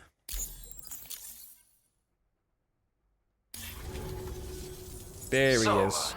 Sam, don't suppose you remember who I am? I do, actually. The name's Alex. I used to work at the weather station back in the UCA. I'm like Keanu I was a Reeves. Bridges employee, reporting directly to Deadman. I care about my so, when I was fellow offered workers. the opportunity to collaborate with him here, studying the Death Stranding and BTs, I jumped at the chance, and here I am. And now, you're here too. You actually couldn't have come at a better time. Shortly before your arrival, chiral density levels started to climb, hitting significantly higher ranges than before. This kind of spike is indicative of an imminent giant BT appearance. I've shared with you some MP bullets that should be very effective against BTs. Because if a giant BT is on the way, then we're gonna need you to put it down. Me? It kind of seems like you guys can handle it. Oh wait, I'm the only one who can even see him. Okay, that's fair. What are you studying right now? Chiral density levels in this region have been fluctuating wildly. We've been seeing a lot of gatequakes and seismic activity as well. It's almost certainly related to recent shifts in the tar currents. Our analysis of these anomalies has led us to believe that the arrival of a giant BT is all but imminent. What the data doesn't tell us is exactly where it might appear. Our chiral monitoring equipment just wasn't precise enough to zero in. Now that you've connected us to the network, though, we should be able to make more accurate predictions. We seriously owe you. Dialogue choices? Yeah, dialogue choices. It's mostly lore choices. You either pick the lore or you skip the lore. Of course, I'm gonna pick the lore. Well, the delivery you were kind enough to bring us contained a shipment of MP bullets that have anti-BT properties. This ammunition will turn your average assault rifle into a BT killing machine. You can also fabricate blood grenades if you want to keep a few on hand. Before you head back out, review your options and requisition any weapons you think you might need. We've set aside a ton of extra materials just for this purpose. All right, what should I do? It's hard to know when this giant BT is going to appear. So for now, You should rest up in your private room and prepare for a potential fight. That's both mine and Deadman's recommendation. We'll keep you posted, Sam. Giant BT incoming. Gonna wake me up in the middle of my nap.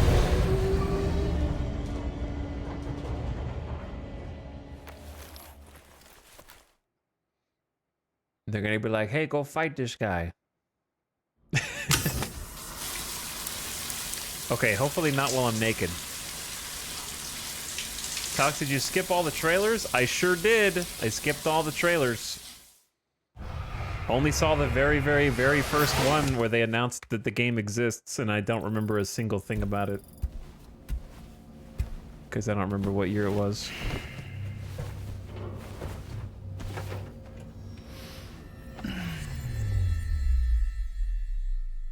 I'll probably watch all the trailers once I beat the game eventually, just to see what happens in them.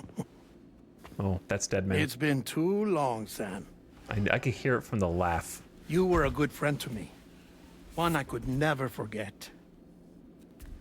I could tell from the laugh, the chuckle, instantly. Which is why I took steps to ensure that this message would only play upon your arrival. The sensors were set to scan for your biometric data. A simple enough trick.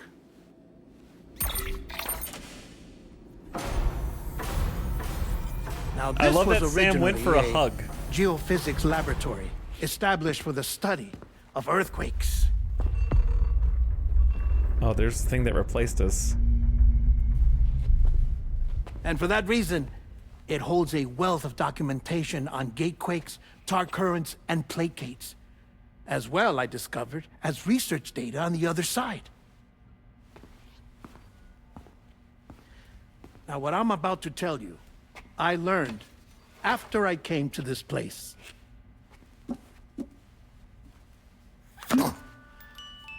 Imagine that this is the lab. Okay. Though it's relatively close to the northern tip of South America, the continent is entirely cut off from us by a tar belt. We'll do Corpus and after. so we have no idea what's going on down there. Nor do we know the state of any continent other than our own. The researchers here were trying to establish contact with the rest of the world. They were well equipped to do so, as the facility had once been used to launch research satellites.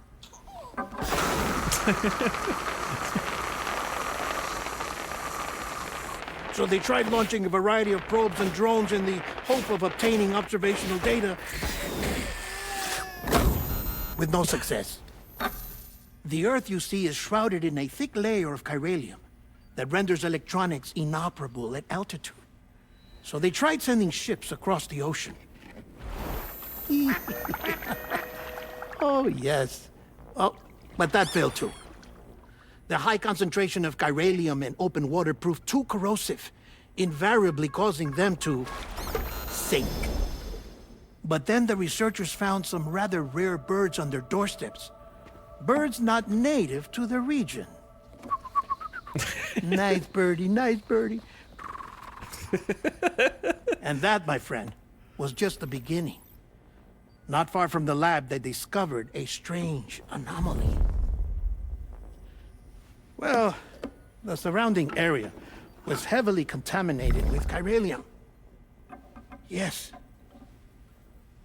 This is beautiful. The researchers would later dub the anomaly a placate. But further investigation revealed that it came into existence when you began to expand the chiral network across North America, and that the gate grew larger in tandem with the network itself. What started as a tiny fissure in space became so much more. The researchers duly installed cameras to study the gate and its surrounding area. Now, to their surprise, they caught footage of some unusual marsupials. Yes, a kind you wouldn't expect to normally encounter in Central America, like the birds. But to confirm their suspicions, they sent an autonomous robot through the gate. Of course, you have to do that. The soil samples it collected were consistent with the archived geological data from the southern hemisphere.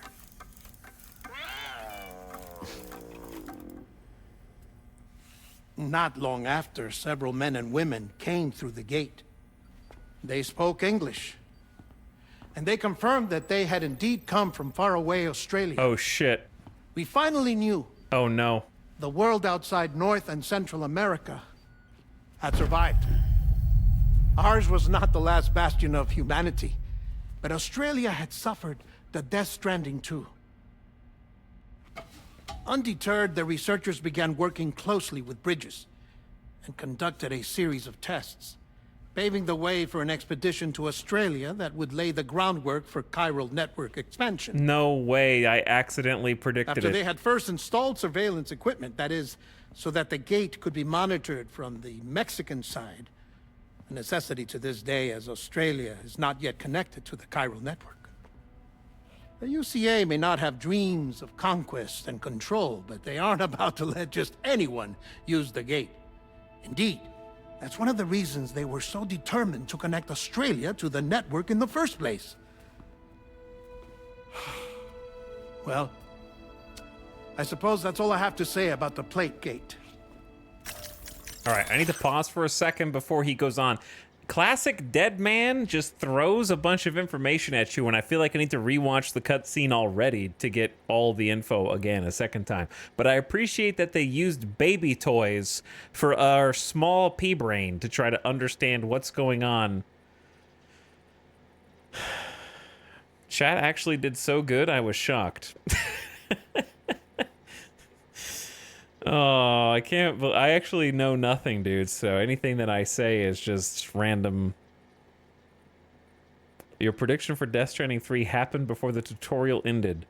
I think part of that is I have game developer sense. Not that I'd ever be smart enough to be a game developer and like code or anything, but rather I understand game design, and in my mind I was just like, if they're in Mexico, then Australia is a natural choice, is kind of like what I thought. And therefore, here we go, I guess. Like my top two picks were either Australia or Canada. Like it has to be, they both have a ton of mountains. They both have a ton of like interesting geography. They're very different from Mexico. Anyway, a phenomenon that appeared... we should read some of this. So, let's just read this. A phenomenon that appeared near the research lab in Mexico around the time Sam began connecting the UCA to the chiral network. At first, only a microscopic warping in the texture of space could be observed, but this grew bigger as the UCA's chiral network expanded. Connecting Mexico to Australia, the plate gate can be used to travel between the two continents. It is the only plate gate currently in existence. This is one of those things that makes no sense and just feels like a gamification thing. And then in like 22 and a half hours, there's going to be a cutscene where we look back and go, oh shit, that makes perfect sense why a plate gate would exist. Oh yeah, based on what I know of how beaches work and how Amelie works and President Bridget Strand and I'm going to go, oh yeah, no, that all ties to, like, somehow that's just going to make sense later.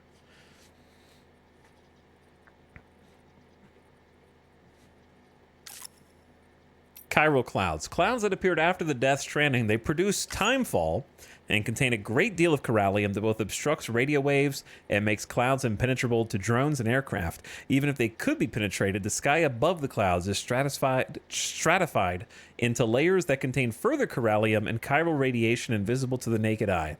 Soaring through the skies and leaving Earth's atmosphere are now nothing more than pipe dreams.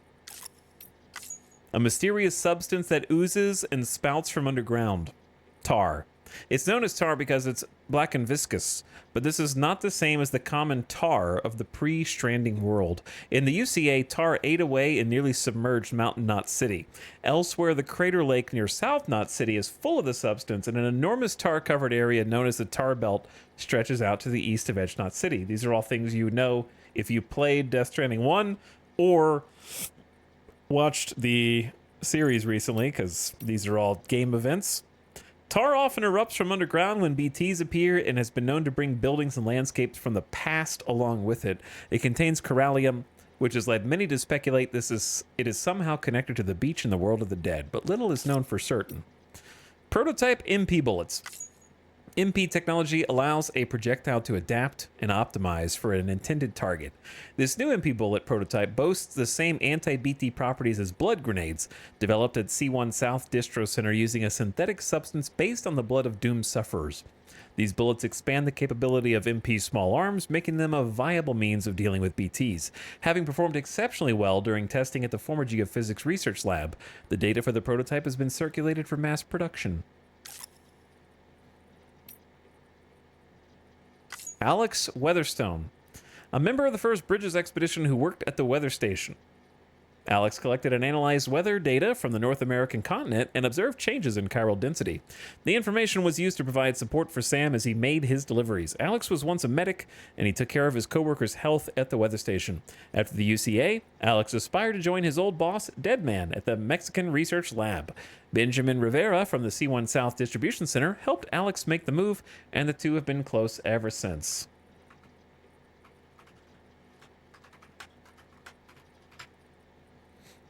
Worth noting that Del Toro is from Guadalajara.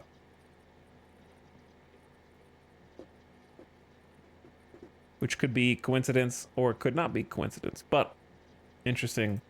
Anyways, secondly, what's insane about Deadman is that is not Del Toro's voice. That is a voice actor. They credited the voice actor with Guillermo del Toro there. I don't remember what the voice actor's name was, but it fits him so well that I was fooled in my first playthrough of Death Stranding. Like it's a 1-to-1 match for Del Toro somehow. Jesse Corti, yeah, does a phenomenal job. I think he's doing even better in this game than in the first game, and I already thought he was great. Locations called cairns where Sam and other porters take a rest are marked with a hologram of a cairn. You recover rest more quickly, and the cairn itself will grow larger as more people rest near it. With the help of your fellow porters, cairns that start out as tiny heaps of pebbles can grow into mighty landmarks. I'm curious if that's taken to 11 like everything else. Catchers. The largest and most dangerous BTs of all. That seems like a stretch. I don't think that could possibly be of all. Catchers attempt to weaken and capture their human victims to trigger voidouts. They take many forms, but never fully reveal themselves to human observers. Okay, so maybe they are massive. Gazers detect humans, and hunters capture them. A voidout occurs when a catcher connected to these other BTs appears and swallows a human victim. New voidout mechanic. Some catchers are known to appear without any gazers or hunters in tow, directly targeting humans that enter their territory. Chat, they're going to get scarier. They're just going to keep getting scarier. Golden Hunters. Oh, the Piss Boys. Yeah, a gleaming golden hunter, more powerful and dangerous than the ordinary black hunters, and attempt to kill their prey by submerging them in tar. Yeah, I remember them from boss fights. Hunters, a type of BT that dwells in the tar, waiting in hiding for a gazer to detect a human before emerging to grab. Such calculating behavior has earned them the name Hunters. Be careful you aren't dragged to the ground by a hunter. And then the Gazers. Okay, so these are... So we just never got seen. So we didn't get to experience that little trifecta there. Gazers remain in place, their movements confined to a small area. Despite their name, they're actually blind. They respond to the presence of humans, using sound to track them down. Should a gazer detect a human, it will move toward them, leaving tar-like handprints as it goes. Gazers cannot be seen by ordinary people, but doomed sufferers can sense their presence, depending on their doom's level. In the past, Sam would feel a chill when in the presence of BTs. Now, however, he's able to see the particulate forms of certain BTs, keyword certain, while standing still. Oh, sorry. All right, we're back. Something else that I need to tell you, though. Something far more important. Mind if I pause it here? I have to go take a shower. Oh. Gatequake detected. Secret message. Sam, a gigantic BT just showed up outside. We're prepping weapons for you now. Access the terminal up top and take whatever you need. We're counting on you. Is he telling me to go to the shower now? Or later? I guess we'll find out in a second. No pressure, I'm just gonna drink some tea Someone delivered stuff to a watchtower. I wonder if it was my watchtower. You gotta drink fast. This is an emergency.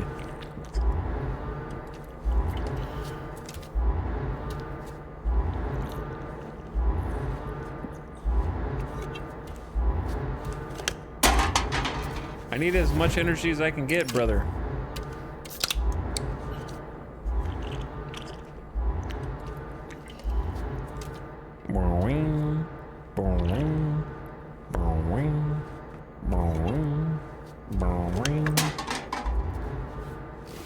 To be honest though, if you're Sam, do you really panic in this situation after all the shit you've been through? He's just like, ah, shit, here we go again. You know what I mean?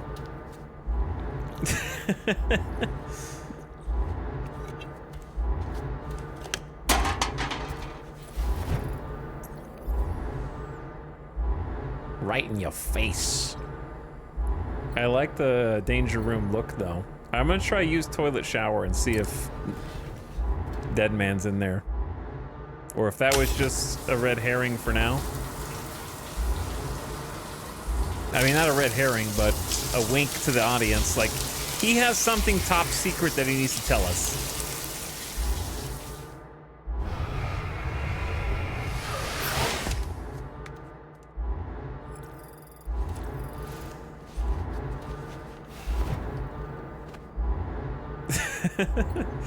All right, let's go.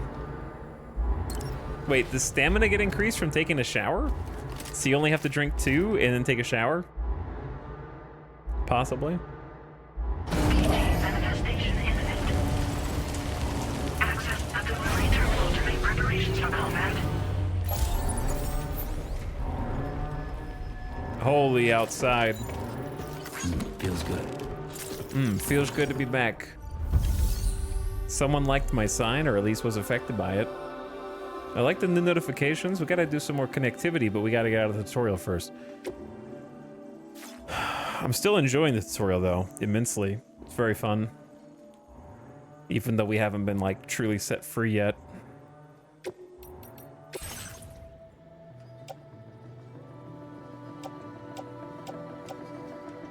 In my opinion, it's not a 9-hour tutorial. It's a ETAL 9-hour tutorial. It's different.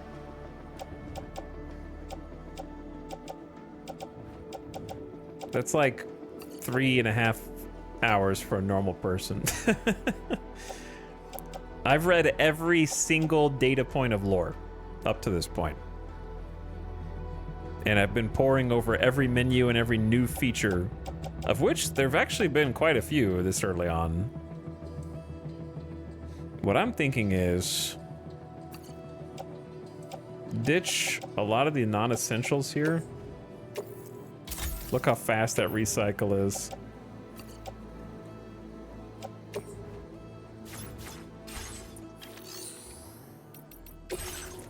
And then hit me with...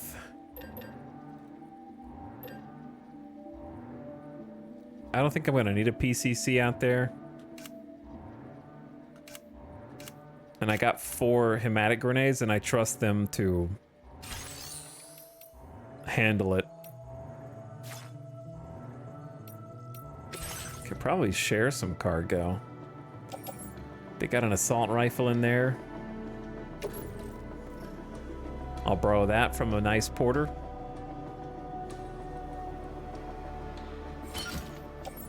And then I will share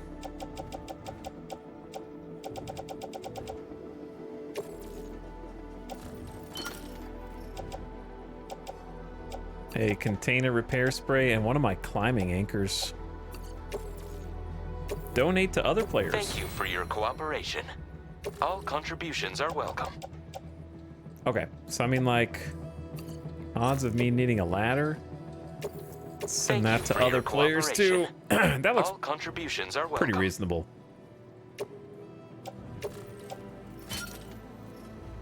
This looks pretty reasonable. Oh my god, look at the outside, dude.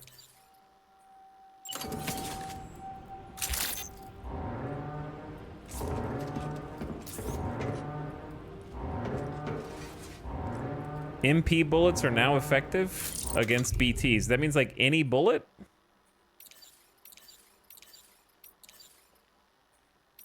No, these are rubber bullets. Only this one.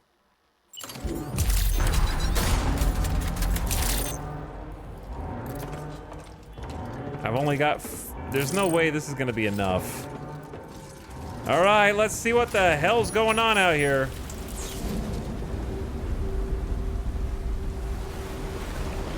Oh. Oh my god. Attack on Titan? Oh shit. Oh shit.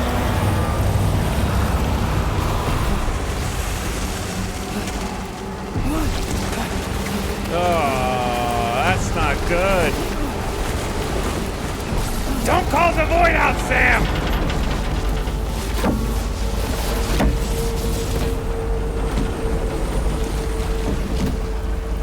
That design is incredible.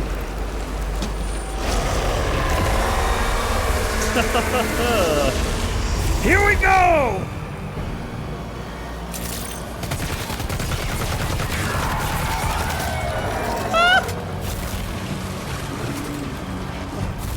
Oh my god, I gotta get out, I gotta get out. Evasive maneuver while aiming.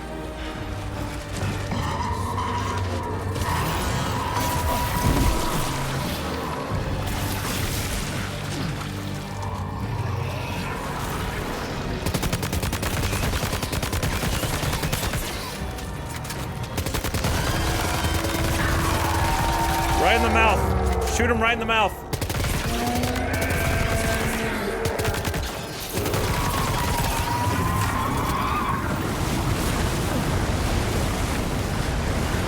Uh-oh, don't get in the water. He sucked! Ah! Chat, it's over. It's already over. It's not over. It's not over.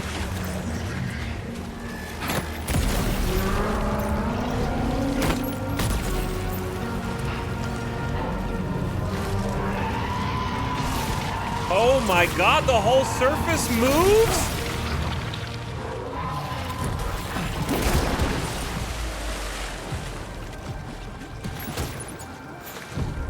Get up.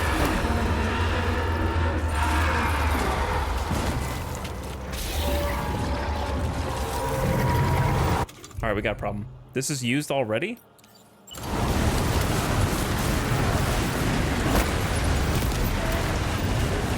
Holy shit, dude. The physics.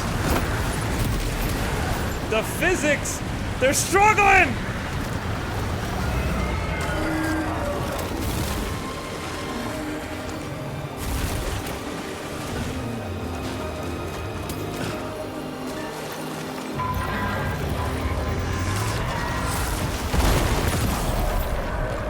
Chad, I need a surface.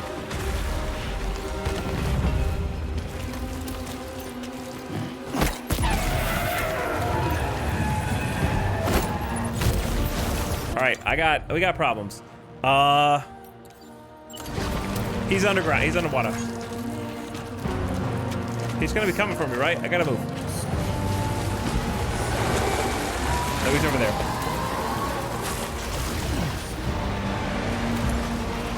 Holy shit! Just give me that.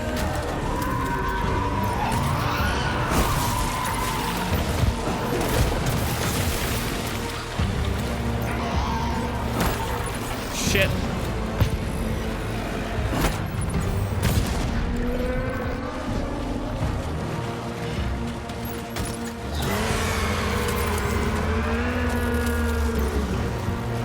I'm waiting for you, bitch!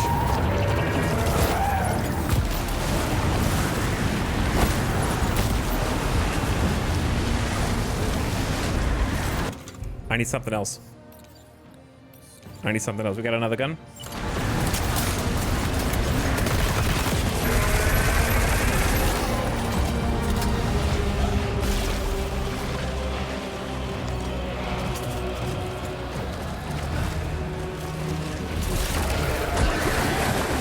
This is a really, really bad angle.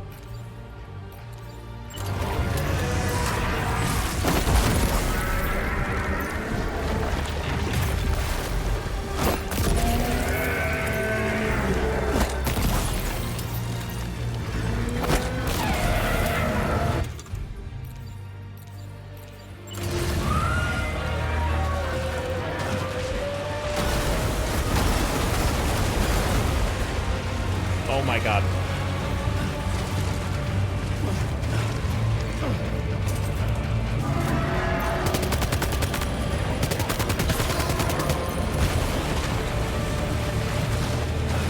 That looked like it was going in a straight line toward me, so I'm just gonna move. Oh, yeah, it kind of is.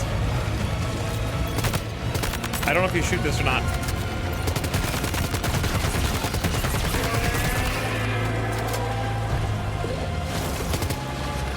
How do I climb this?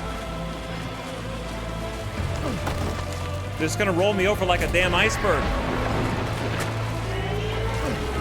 Oh, shit! Oh, shit!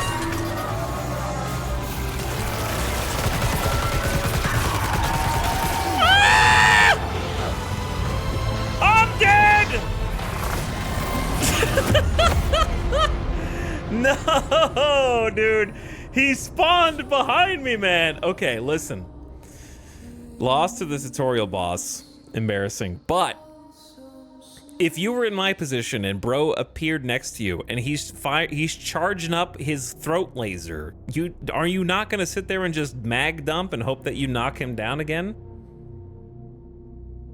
You know what I mean? Like, he's standing right there. I'm gonna run. Brother, it's tar everywhere. Where are you gonna run? He's like 1 foot away from you. I thought that you could just, like, if you shoot him in the throat when he's glowing, he gets knocked over.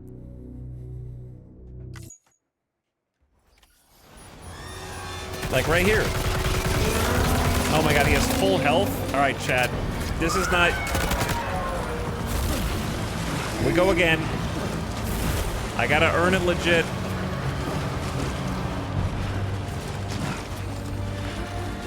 This is brutal.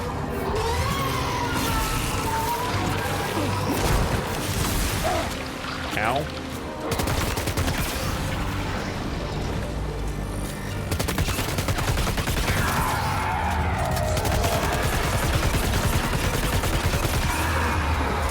I just think the gun sucks compared to the blood nades.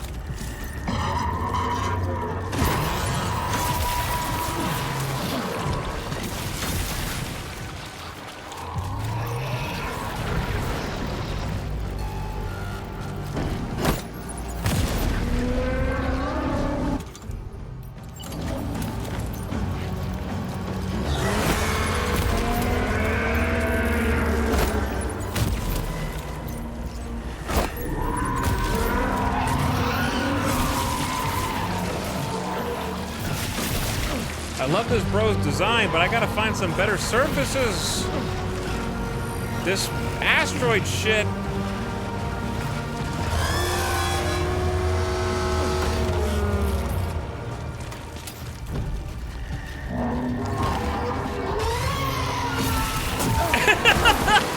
I'm gonna get physics death.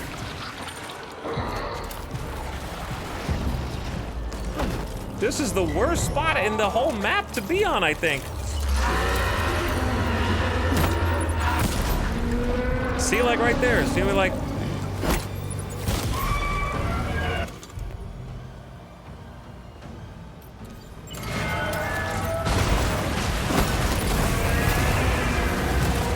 Oh, I'm good, I'm okay.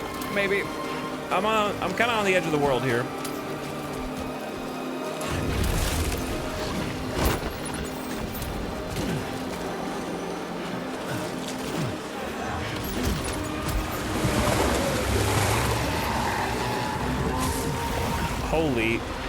Holy!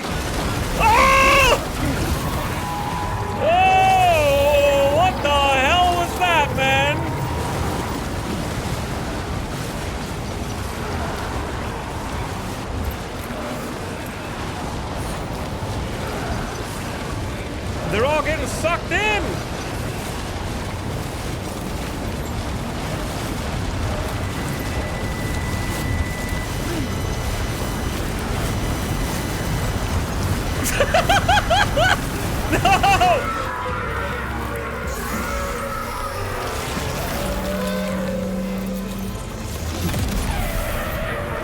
gotta get away. I gotta get away. I don't have time for you guys. I know, I see.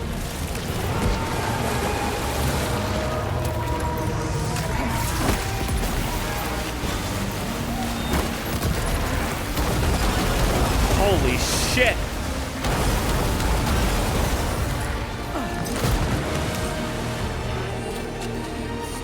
I need a weapon.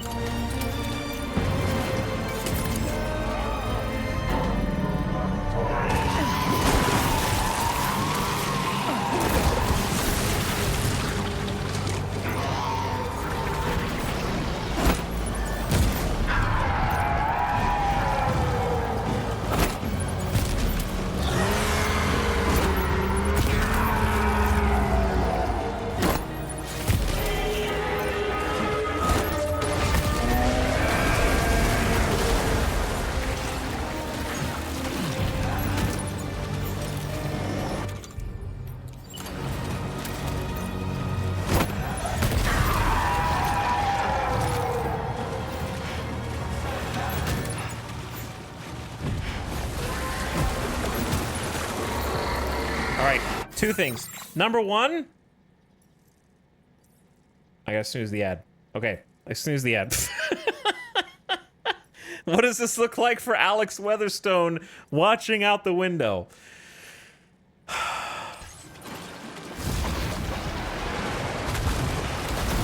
do you dodge that?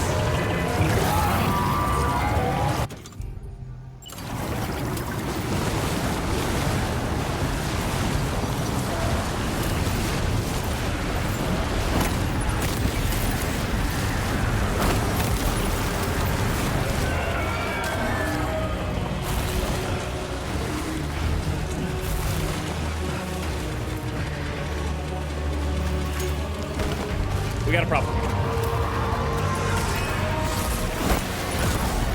All right, real quick. Drink! All right, now throw. Throw.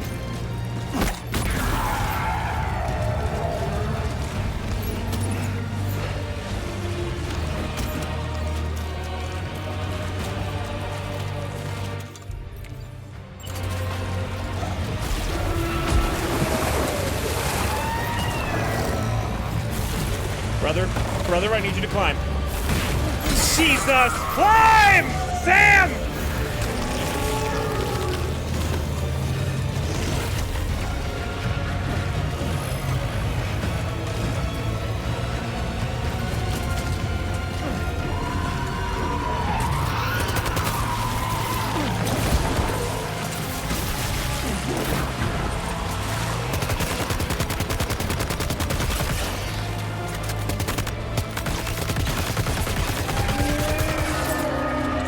Many problems. We have many problems. We have quite a few problems.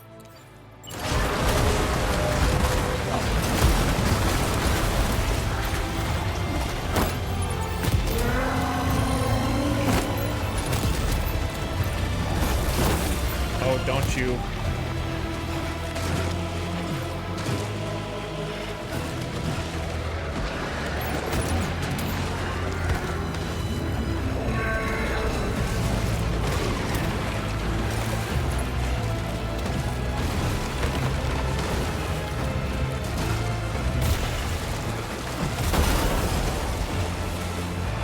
All right, Sam. Equip the damn grenade. Eat!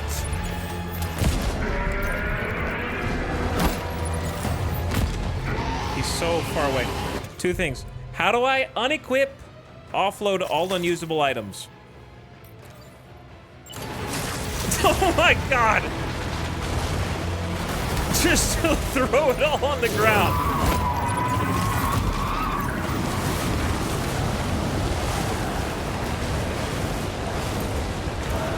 I don't know if fighting against the current is the best way to do this. It seems like it is.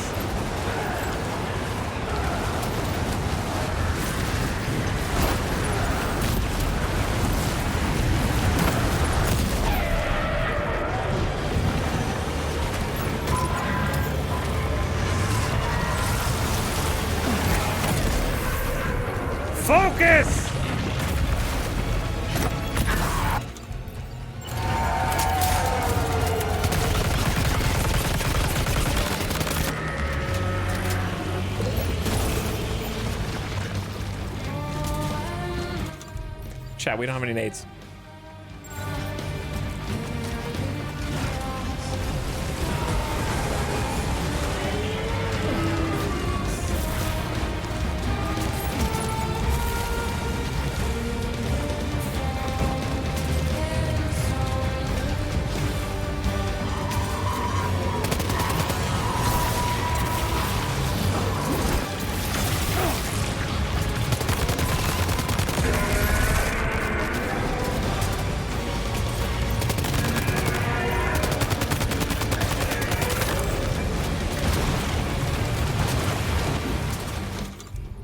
I don't have any nades.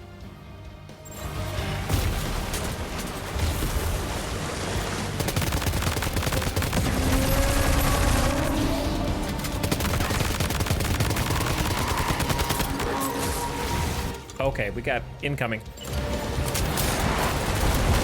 Oh, the dive is so sick. He's doing a super suck. I don't know. I got enough Sam. I think I got enough Sam.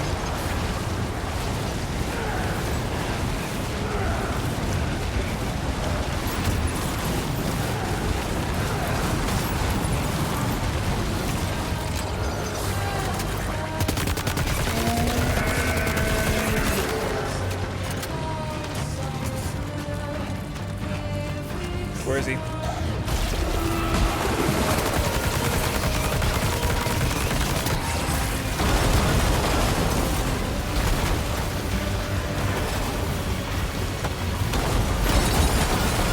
I might be dead. I'm alive. I might be dead. Just kill him! Oh my lord. Ad starting soon! Ad! Oh, pause the cutscene. There's an ad. Okay, ad start. I snoozed it. I won right when the ads are about to play. Perfect timing. They don't call me second try, Etal. I mean, that was first try. To be honest, that was beatable on the first try. I'm not going to say I was bad. I think that I would have done it the same way as the first time. I just saw his mouth glowing, and I thought I could, like, pop it and make him fall over. But then on the second attempt, I realized that when his mouth glows, he's going for the super suck. And then he's getting ready to, like, devour you when his, like, mouth glows there. I didn't realize that the first time around. I thought he was going for, like, a spray. But anyway, that boss fight is much, much better telegraphed than almost any boss fight in Death Stranding 1, I think. And especially for a tutorial boss. I feel like a lot of people are going to turn the difficulty down here who haven't played the first game. Because the controls of Death Stranding are just, they take some getting used to. Like the sprinting, the inventory management, it's not like an especially difficult boss fight. I think it's more like a UI check than anything else. Can you change to different weapons and spam the grenades, throw the grenades while also dodging the tentacles and stuff? The AR was doing more damage than the nades. The nades are damage over time. So if you hit them with 1, 2, 3, 4, it's just like tick, tick, tick, tick, tick, tick, tick, like they just starts ticking down. So ideally you want to go boom, boom, boom, boom, grenade, grenade, grenade, grenade. That's doing a dot, and then you're hitting him with the assault rifle also. So you want to do like a little bit of everything. Either way, great boss design. Would I love to beat him on the first try? Sure. But it's still really fun. Like I said, just better. I think better designed than almost any boss in the first game, just in terms of mechanics. Like you got the 1, 2, 3, 4 tendril that you can kind of predict where it's going to go and try and either dodge through it or dodge away from it. The flying tar buses always has one direct. You can either go left or right anytime the tar buses come up, because like the majority of them are going to one side or the other, never down the middle. So you can always like. You just have to look and be like, okay, the long end is that way, so I need to go that way, kind of, and see where they're coming at you. And then the like glowing mouth that can be interrupted, you just need to do damage when you can like knock him over. And then the suck mechanic is just, all you really have to do is just have stam and then hold left and right and fight against it like you were going through a current or something. So it's actually quite a few. different things. Yeah, the nade stack, I believe.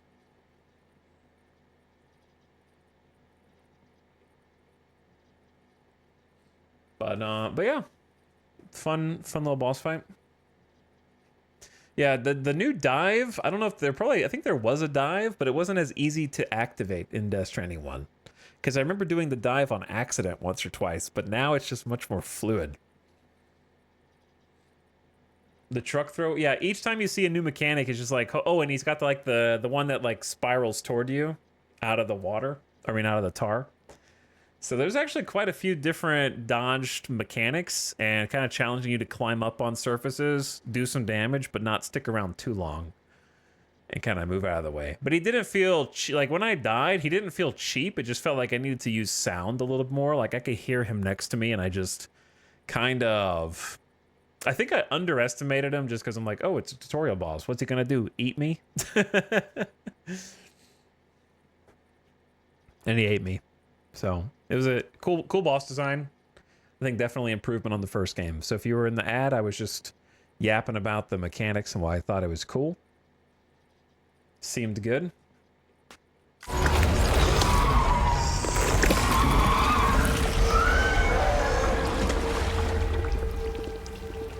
I like how it was timed. We're spewing the trucks. Yeah.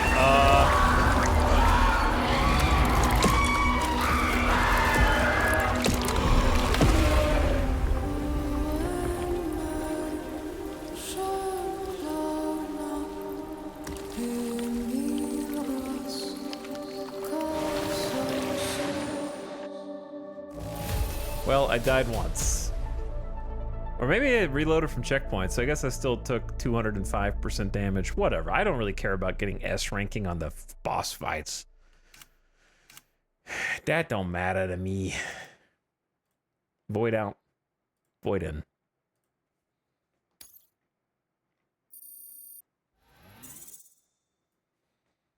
Not even a second... Not even a second star?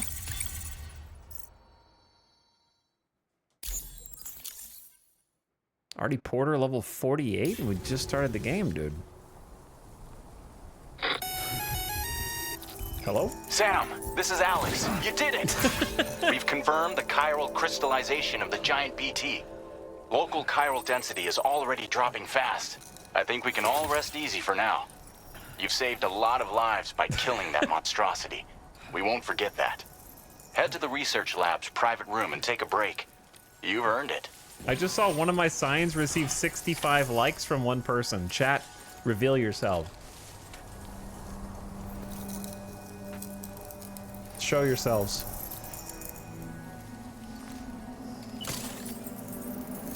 Balancing instead of shooting. Yeah, I mean, balancing is good. Now it's time to learn the new controls for how to change these guys. Aren't they supposed to flash red when they're fully gone? I want to make sure they're fully gone. Oh, look how small the endurance bar is for the bandit boots. So small, dude. Yeah, they're not fully gone yet. I want to ride them until they are gone, so we don't have to recycle them. Oh wait, hold on.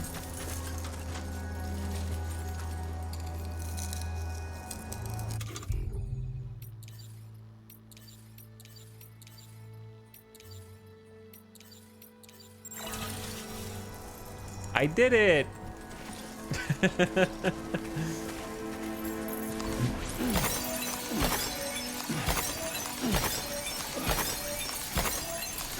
Omega, they made it where you just tap triangle instead of hold square, which is much better. That's an Omega. 109? This is like fishing. Death Stranding fishing.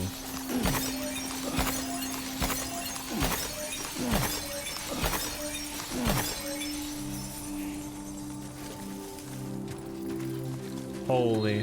And then you get spat back out into the beautiful world. Yeah, see, now it's red. Okay, boot durability. Walking around in worn out boots will damage your feet, potentially leading to blood loss. Yeah, I want to get rid of those. There we go. New footwear. Did you guys notice that I got my own stuff back from dying in the fight? I think. Like, I saw like a cluster of my things that I don't think I dropped during the fight. But maybe I did. Also, my stuff's covered with tar, which is it's like caked on there. It's a really nice texture touch.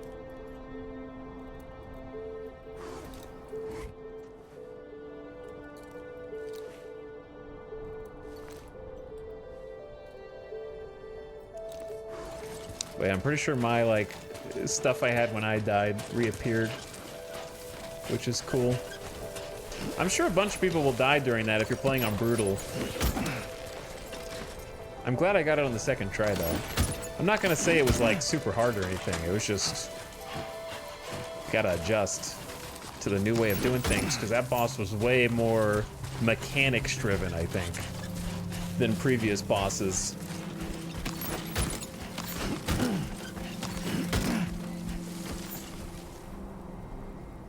Let's check the, this guy right here.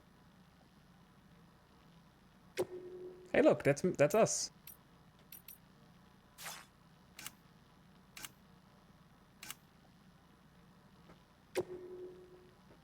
Player profile, total likes received, 98 from other porters.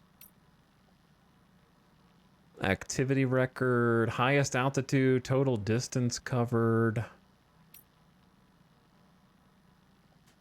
Structure records. Likes received 69 for just a sign. Yeah, somebody gave like 69 likes.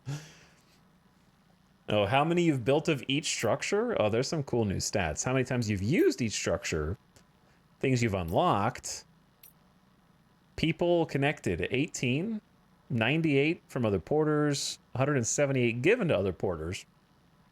Shared locker stats and some other things that are locked.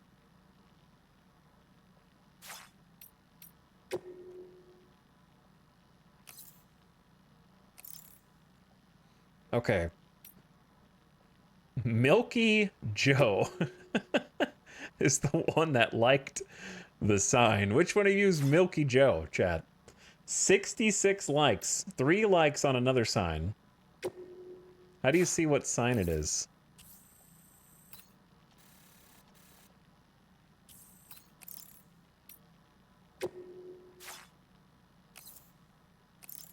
I don't know if you can. There's got to be a way to see individually what signs you've put down somewhere. Footprints, 3 likes. And then likes I've given to other people. So what you're saying is I need a strand contract with Milky Joe.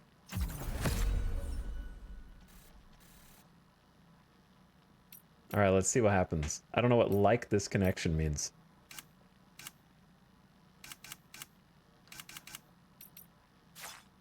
So how do I see...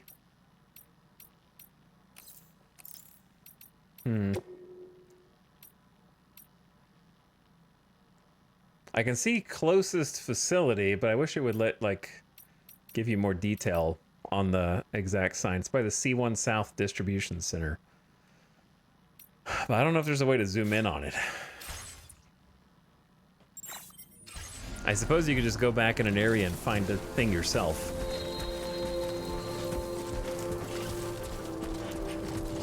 Got my first strand contract.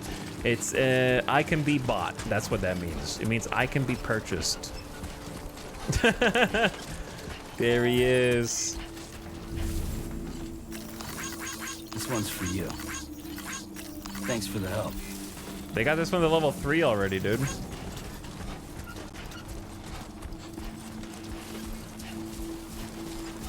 American beer? Remember to rest. Thanks.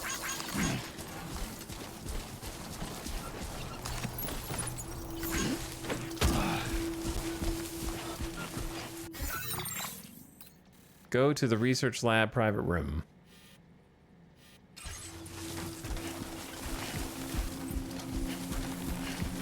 Some special American brewskis. Relapse and Judgment, thank you for the 42 months, by the way. I appreciate the resub.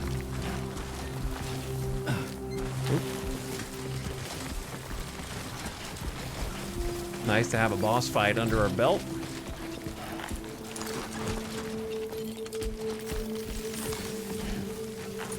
I'm interested to see that they kept the same basic formula there.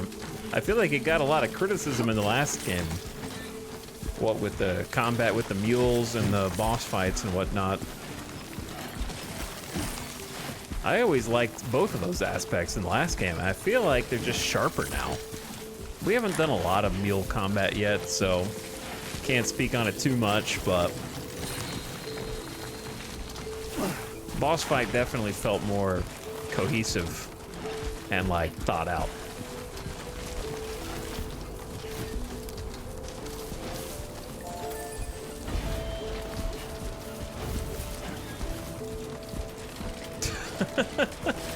Giant ducky. What are the mules you referred to? That's the name of the human enemies primarily in the first game. They're the enemies that are addicted to hauling cargo. They're called mules. Terrain traversal and endurance level 3. I need to check on that. I want you to know that we appreciate you. Very impressive work, Sam.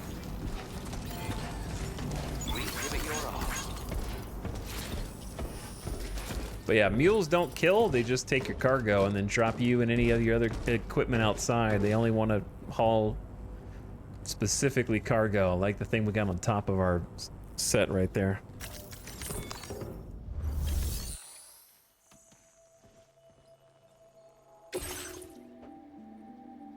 Special American beer. Here you go. This one's for you. Hey, Sam. I've been waiting for you.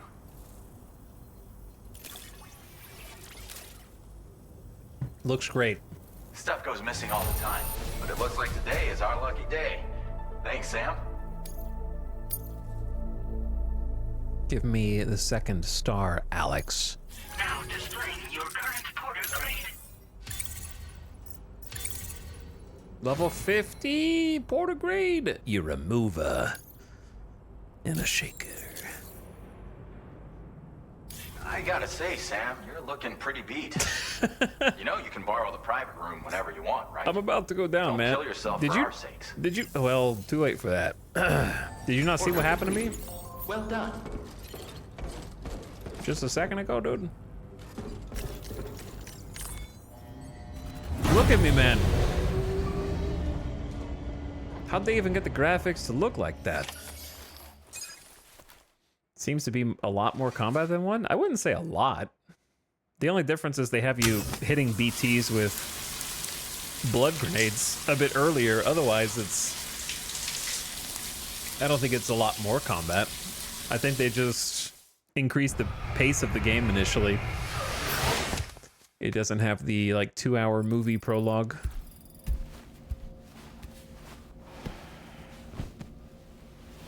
So it's just going a little faster. I like that they have you take the shower before going to sleep. Yeah, they really fast track it and kind of like automate it. As I said before, there's something I need to tell you. It's about Lou. You see, after you left Bridges, I decided to do a little digging into BB-28's past. That is, Lou's. I found the BB decommissioning records.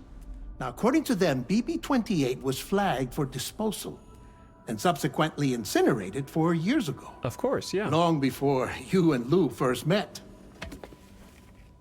That's BB-28? This is the child officially identified as BB-28.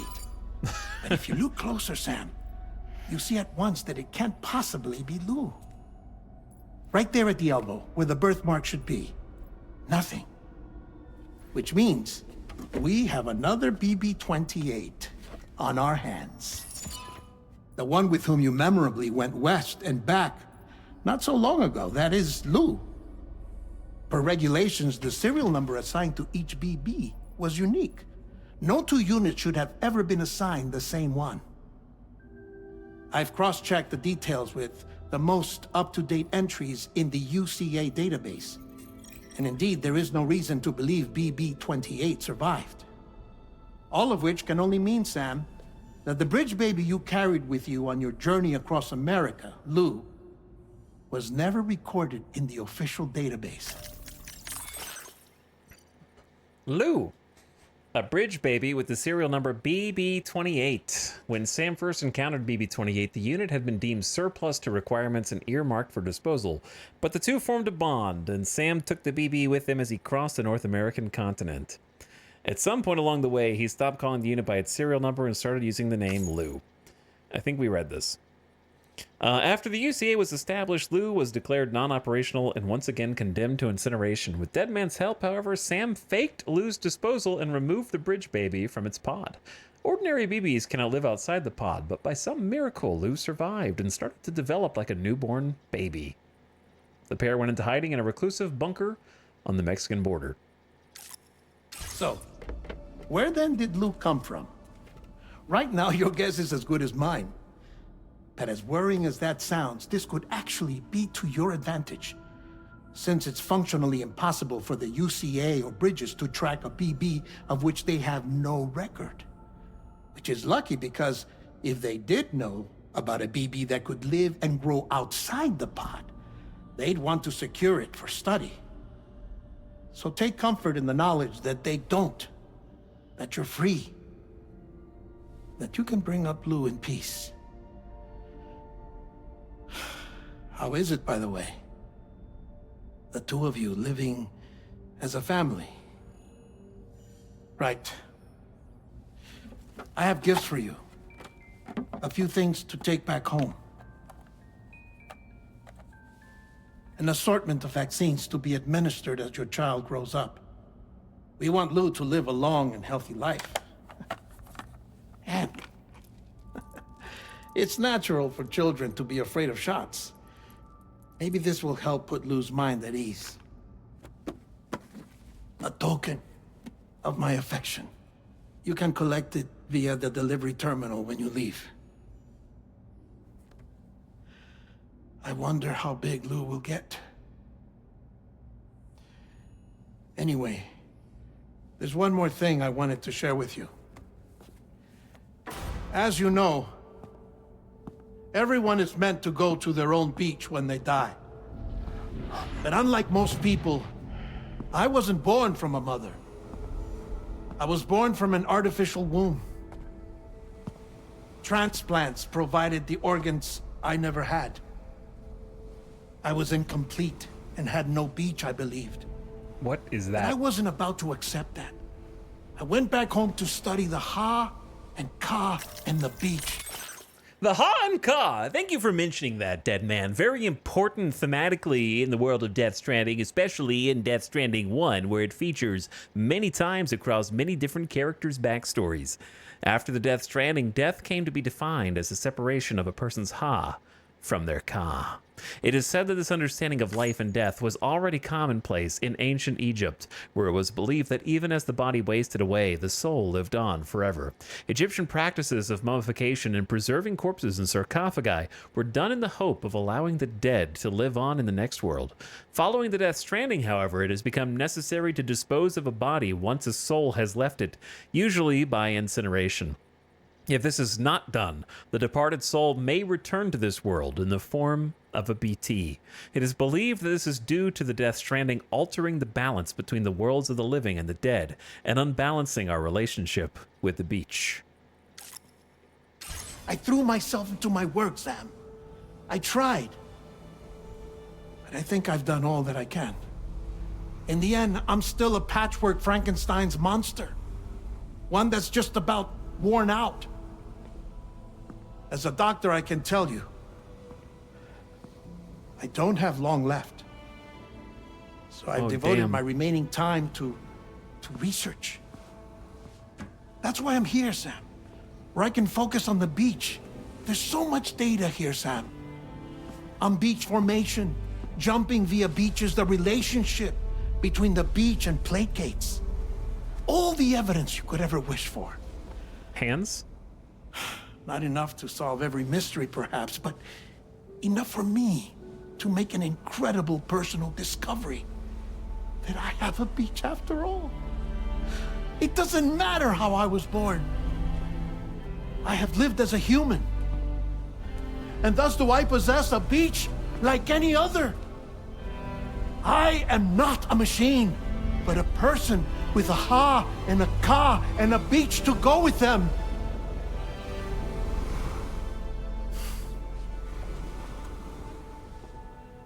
Lastly, I have a confession for you, along with a heartfelt apology.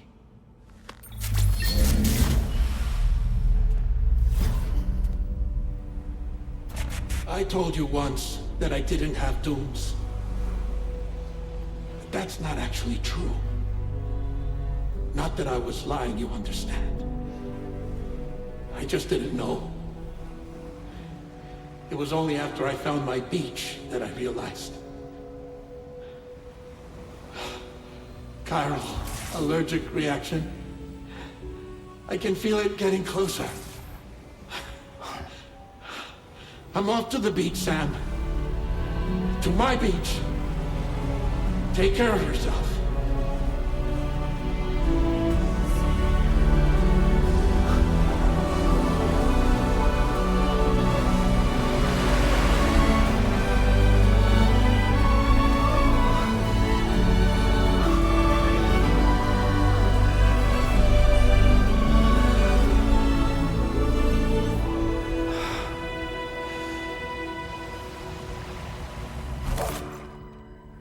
Sam.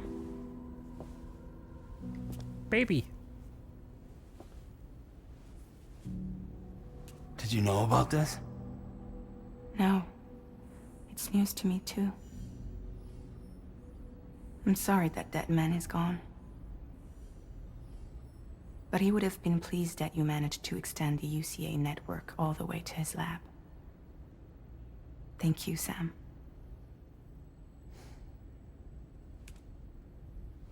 I guess I'm homeward bound. Missing little Lou that badly? You know I am. Come on back, Sam. Lou misses you too. There is a birthmark. Did we just never notice that before?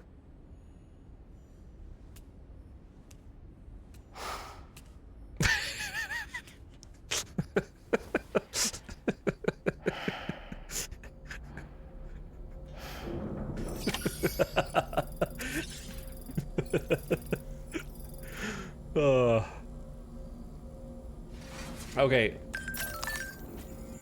Hello. No, I need to read the story so far.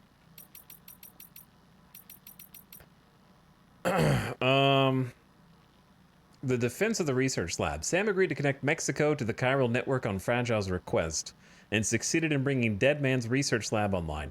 In the lab, Sam watches a recorded message from Deadman in which he learns that there was a mysterious structure called a plate gate. Yeah, we know that. Sam defeats a giant BT that appears and watches the remainder of Deadman's message, which shockingly reveals there is another BB with the same serial number as Lou, BB-28. Okay, in that cutscene, I was a bit confused. Because I thought what they were saying was, I thought Deadman was saying that he created like a fake BB-28 that could pass as actual BB-28 so that they could get off scot-free. I thought he made like an imposter BB-28 that would get incinerated so that the system was satisfied. But that's not what he was saying. He's saying that there was actually another BB-28.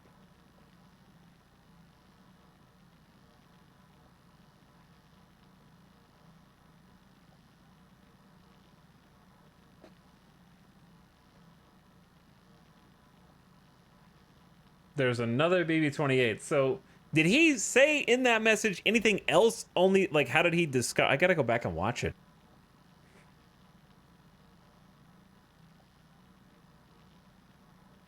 I feel like I need to go back and watch that because there was a lot going on there, because then not only is it like there's another BB-28, but also Dead Man has actually died and gone to his beach at the same time. He also said he was going to die, and then he did. No, I don't think he died right after he said he was going to die. I think he was just already dead the whole time. But he's been talking to us, but his Ka was just lingering long enough to deliver that final message before going off into the sunset. And that's why he couldn't be there in person. But the way that he discovered he had a beach is that he died. Is my understanding. And him saying he doesn't have much time left didn't mean he didn't have much time left alive. It meant he didn't have much time left to talk while he is dead, being pulled to the other side.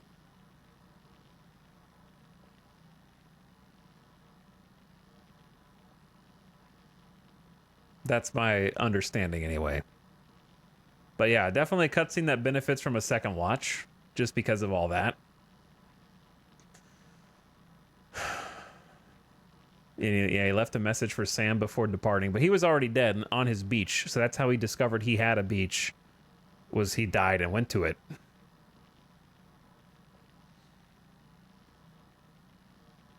And then went from there to... Like, okay, at this stage in Death Stranding, the Strand is the in-between, right? And the beach is that an individual's afterlife at this point. And that's why Heartman is always looking through everyone's beaches looking for his family, because his family wouldn't just be like chilling, waiting somewhere in limbo, right?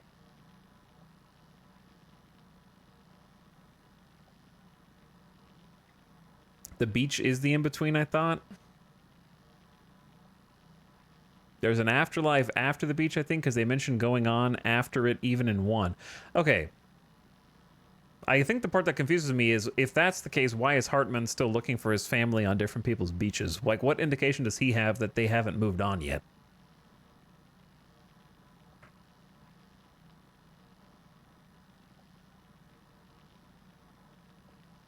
That's what confused me.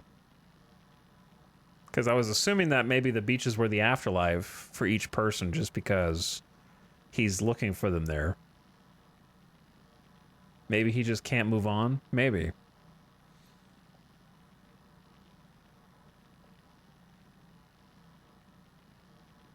So, like, yeah, I mean, I'm with you on it has to be the place from which you move on, because when Hartman has his vision, his, like, flashback of being separated from his family because he's brought back to life on the operating table, since they all died in the same place, they're all on the same beach, and they're all moving into the water, right?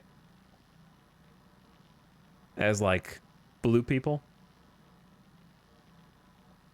And then he gets turned back to not blue by someone touching him who realizes he's not supposed to be there because he's being brought back to life.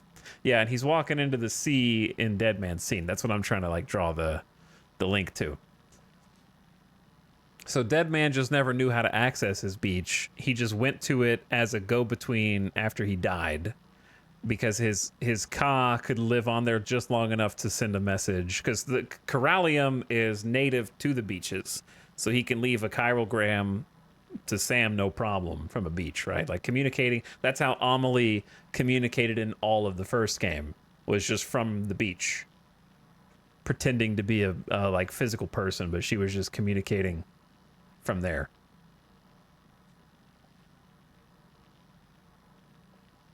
Out of context, the story sounds insane. Out of context, almost any story sounds insane, unless your story is like, he killed him, so now he's going on revenge. They killed his puppy, so now he's gonna murder everyone, right? Like, that's... your story has to be like one beat for it not to sound crazy out of context. That should be most stories.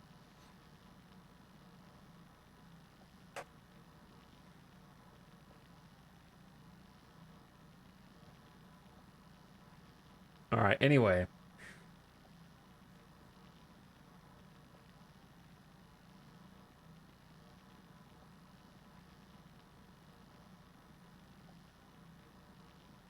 I feel like I need to watch the last, not the last cutscene in its entirety, but just the part where they talk about BB.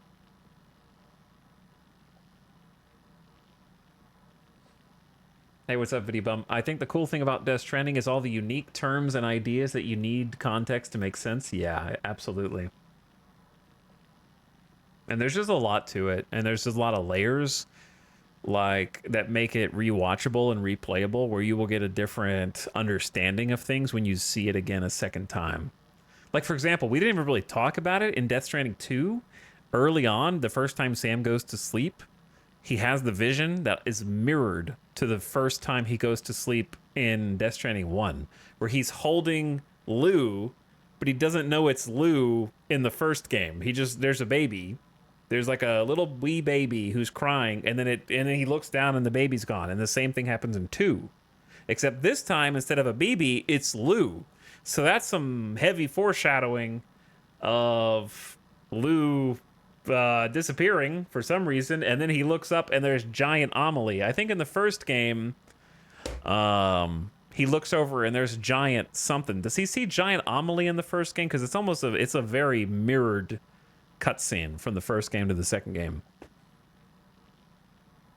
And in the first game, you think, oh, he's just having a foreshadowing event of him holding Lou at the end of the game. But then when it happens again in the second game and Lou's gone, and that's like, oh shit, that wasn't the end of that prophecy. I thought yeah, maybe it was the 5 floating guys the first time around. But yeah, at some point he does see giant Amelie in the first game. I just don't know if it was during that scene. But anyway, I'm not looking for theory crafting or anything. I'm just merely giving my own thoughts. I don't want chat to theory craft. Because you're going to be right. Because you're going to be right. But let me find...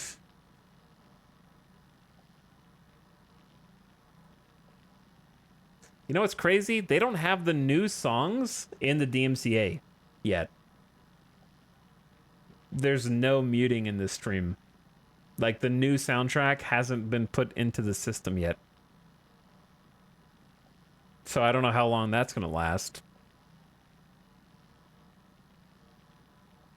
I'm glad for it, though. I'm still going to upload the YouTube VODs, but there's less pressure to do so right now. All right, let me find where we just were. Sorry, looking for the spot in the VOD. Okay, somewhere over here.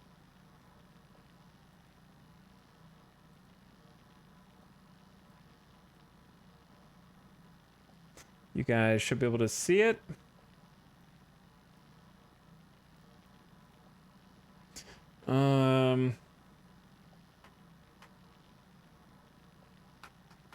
Okay, we need to go further back.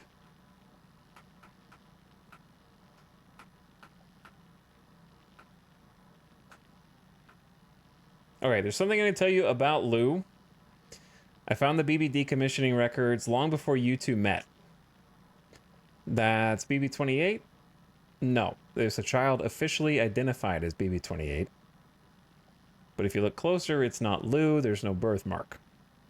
Was there a birthmark in the first game, or did they just make that up for the second game? I genuinely don't know. So that we have another BB-28 on our hands. But there can only be one unique serial number. So how are there two? No 2 units should ever have been assigned the same one. And there's no reason to believe BB-28 survived. See, that's what part that confused me. Is he talking about this one, or both?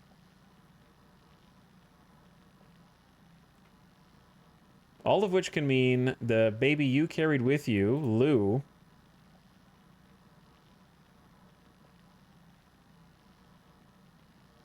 was never recorded in the official database. Chad, I feel like I just realized a spoiler and I don't want to say it. Just gonna hold on to it for the whole game. I'm just gonna sit on it for the entire game.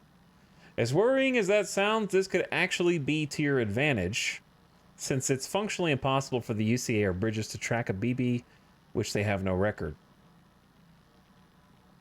Which is lucky, because if they knew about a BB that could live and grow outside the pod, they would have it for testing. You could bring Lou in peace. Okay, so basically there's no record of Lou because there was already a BB-28. Therefore, it's safe to raise Lou.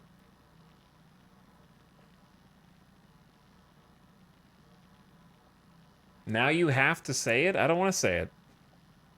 I don't think this story's telling me anything. I just watch TV shows and movies and make huge inferences based on plot strands.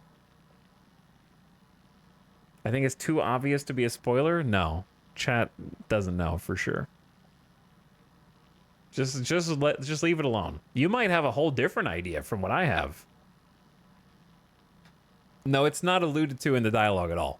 It's a complete conjecture inference based on no available information, only based on what direction, if I were writing, I would take the plot.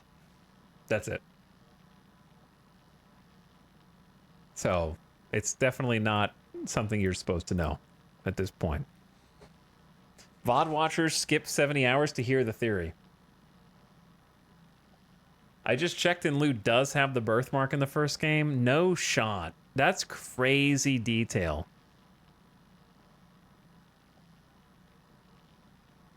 Chat has off and on joked about baby BB tattoos, so the birthmark has been around. That's crazy details. 70 hours later, Etal, I was right.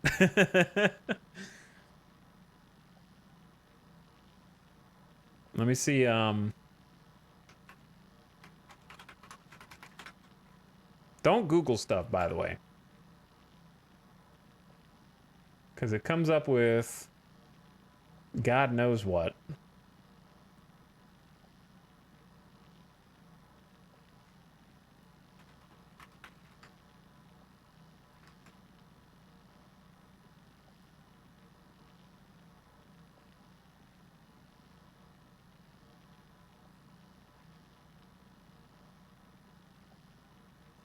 Bro, okay, wait. Are you sure? Because what I found was somebody noticing it from a trailer for Death Stranding 2. You know what? Why don't we get to the bottom of this?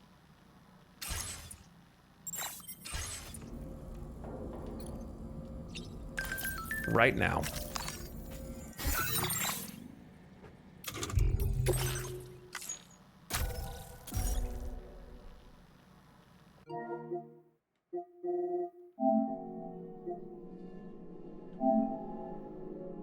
Let's get to the bottom of this. Photo mode.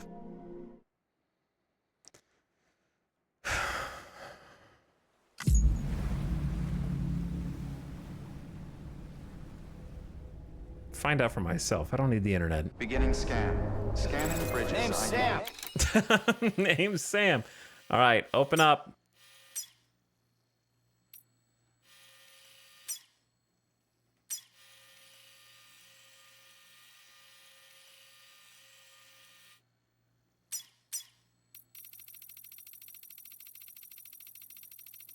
Enhance?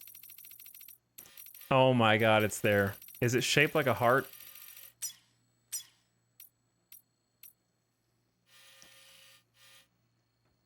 There is a tiny heart-shaped birthmark.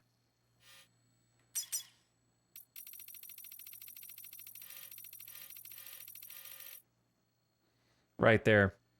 Kojima is a genius? I knew he was, but like, I can't believe that's just been there the whole time. Director's cut conspiracy, but the director's cut came out a while ago. Even still, like, it didn't come out 2 months before Death Stranding 2. Even if it was years ago, a few years ago. It's in the base game right now. Okay, well, there you go, chat. That's a long con of a plot reveal. You know what I'm saying? There's just so much shit like that that's right under your nose, and you would never have guessed, even if you saw this, that it was going to become a like plot device for the second game. And yet,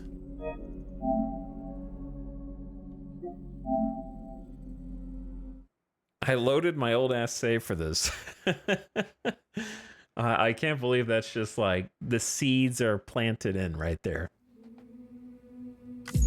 That's crazy to me.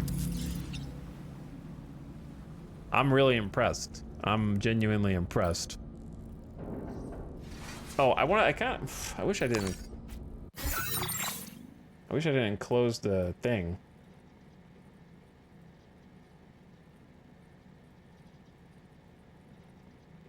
But anyway, all right, we got the idea. Dead man is gone. He's already out. AKA Guillermo del Toro was like, listen, Kojima, the first time was fun, but I'm busy. I'm busy and you need to send me off into the sunset, okay? I gotta direct the movie or something like that. But his scene was still great. Like the description of like what is going on with the gate and stuff with toys was an excellent scene. Did the BB model just have realistic details? No way. It's a heart-shaped birthmark. Like, that's very intentional.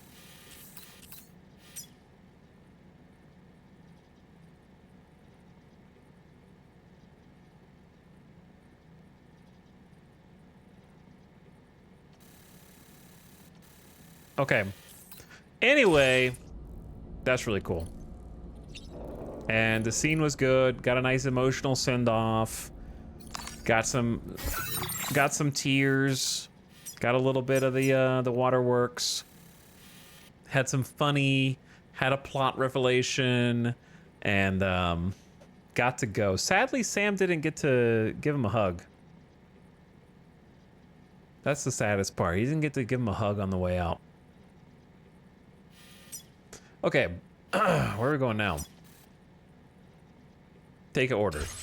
All right, before we take an order, I am gonna. It's hard. I think it's harder. The only like if I had one complaint in Death Stranding 2, it's how in this private room it picks what you want to interact with. Like I don't want to interact with the thing on the top left. I want to interact with the things in the middle of the screen. So you kind of have to like look further over than you think you should to get the options that you think should be showing, I guess.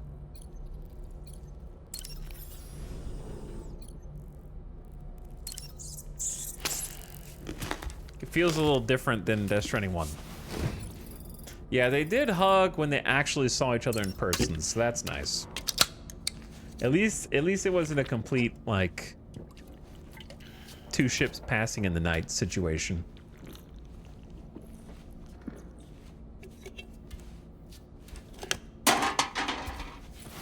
And they actually got to... It's sad they didn't get a proper send-off, though, but it's probably for the best. The dead men did it that way. I'm gonna have to watch that scene again tonight after the stream, just in full.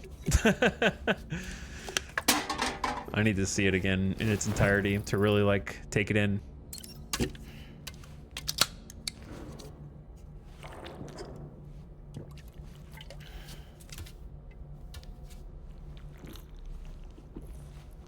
Sam's still tatted up, just like Norman Reedus.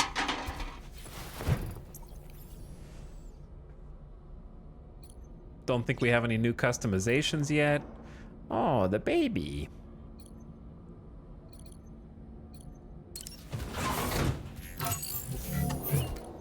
There's not a lot going on with the sync yet either. I think, is this just another way to get stuff off of your face and maybe 5%, like 5-10% stam if you haven't already drank? Maybe, I don't know. We haven't tested that out yet. I miss the funny faces, but Sam wouldn't be doing that when there's no baby in the room, so I guess that it makes sense. I also want to see the figures in the back. Is he rolling his eyes at me? Is that what's going on? He looks like he's struggling a little bit. Don't roll your eyes at me. You know what I want. Give the people what they want. Point. He's grizzled. He's grumpy now. All right, something came through.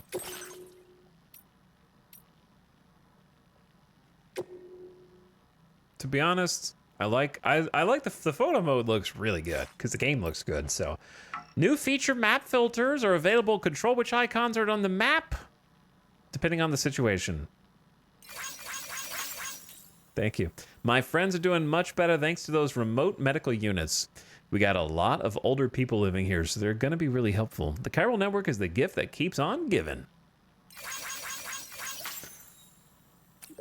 I checked out my baby as well. It stopped growing, but it seems to be doing well in there. I still don't know what's going on, but I feel less anxious than I did anyway. The chiral network's nothing short of miraculous, and it's all thanks to that Porter guy. I'm that Porter guy now?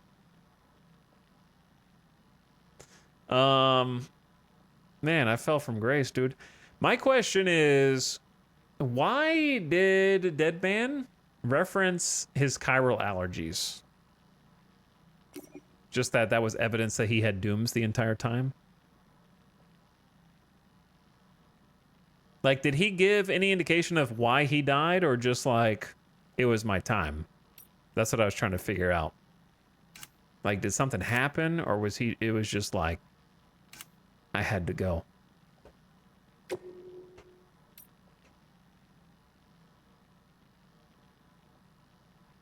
Is it the first chiral allergies mentioned in this game? In this game, probably, but he mentioned it in the first game.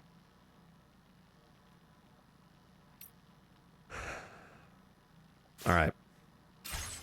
Let's boogie.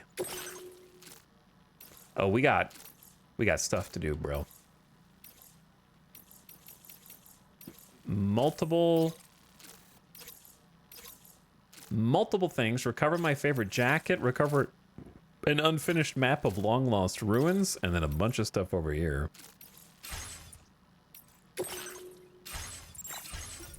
All right, up we go.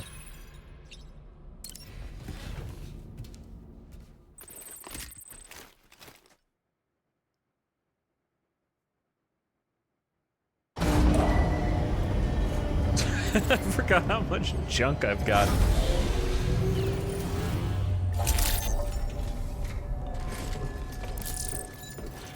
That simply will not do. Someone traveled on your trodden path. People are liking my signs. I wish they would say what sign. Wow, lots of updates. Hey, Sam. About that message Deadman left for you. I hope you understand that he wanted to tell you all that himself. He didn't want it to come from me or anyone else. Naturally, we respected his wishes. We'll also be carrying on his research in his stead. I'm sure you will, but please take care of that last order he left for you. On another note, you can now use your PCC to construct generators and bridges. Oh, baby. Build them along your delivery routes, and you're sure to make a ton of other porters very happy. Trust me. Who knows? They might end up returning the favor someday, too. Also, you can now fabricate tri-cruisers. Trikes with two tri-cruisers? You'll be able to build, charge, or repair tri-cruisers at any facility with a garage. Like this one. It's a battery-powered vehicle, so if you run out of juice in the wild, you can always construct a generator to recharge it. Just be careful not to run out of battery when you're outside network coverage. You can only use your PCC to build generators or any other structures when you've got a network connection. So without coverage, you'll either have to ditch a dead tri-cruiser or wait forever and a day for the solar panels to recharge it. Okay. Once again, thank you for linking up all of Mexico, Sam. Be safe out there, and pay us a visit the next time you're close. Let's go. Hello? Sam, I just reviewed the list of UCA associates. You can rest easy. Any data concerning your life on the run has been erased. So once you've taken care of Deadman's final request, you can come straight home. Mm-hmm. Access the terminal on site for the details. Just one last I'll job. take care of Lou. Just focus on the job. Just one last job. And then I'll be done.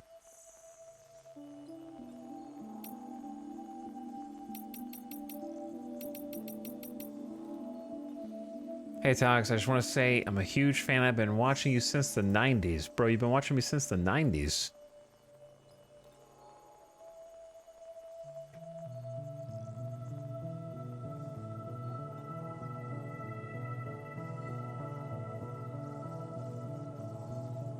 That's a little scary, man.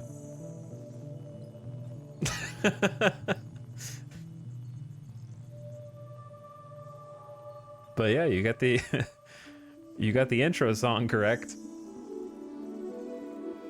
But hope you're well, Venusian. Thanks for popping in. Appreciate the kind words.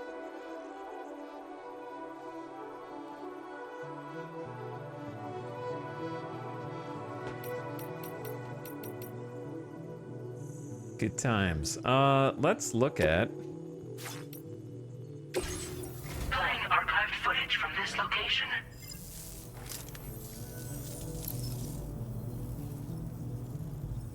Okay, I was curious what that feature was.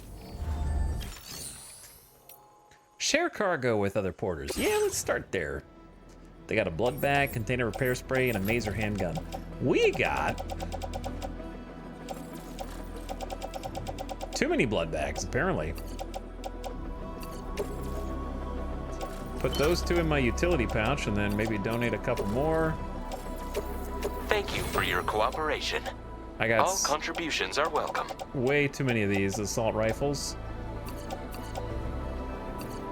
Let's donate 2. Thank you for your cooperation. All contributions are welcome. I probably need to keep the blood grenades. Okay. And then drop the other one. This is for you guys. Thank you for your cooperation. They made it so much easier are welcome. to share stuff with other players than the last game that I'm actually gonna do it all the time now. So that's nice.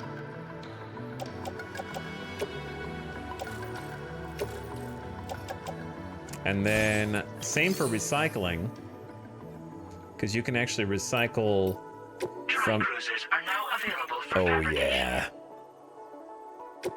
Oh yeah.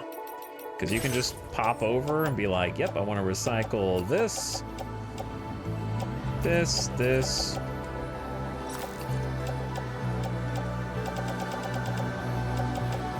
and that, and this, and just go boom, boom. Here's some metals, and resins, and chiral crystals, and bam, it's gone. Easy. Super easy. I want the custom electric rod, a PCC, if not 2, because now we can do other things with the PCC. A second ladder, of course. A maser handgun, because you have a handgun holster that doesn't take up extra space. So that's phenomenal. So many good things here.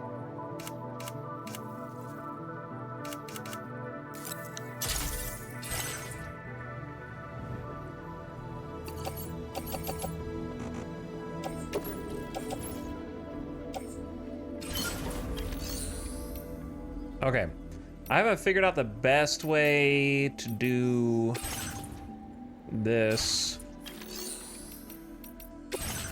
which is to say, I don't want to recycle stuff. What's the best way to just... Oh, facility storage, maybe? Okay. Sorry. You know how it goes. This is Death Stranding after all.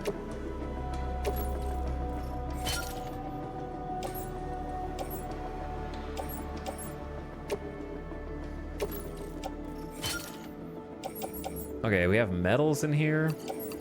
And you can recycle materials easily. Boom. Those are gone. Don't have to do 15 menus.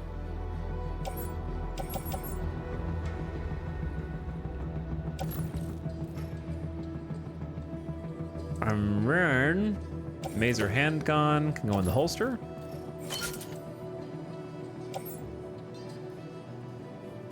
PCC on backpack.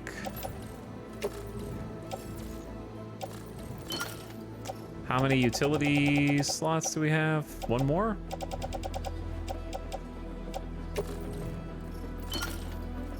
And then one extra assault rifle.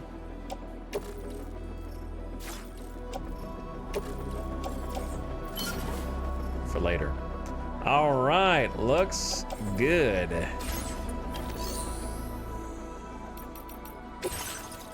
Deliver the present for Lou. I'm not ready to go back yet. I'm scared of what's gonna happen when I go back. So why don't we don't have really orders. I want to do the bonuses in the area first.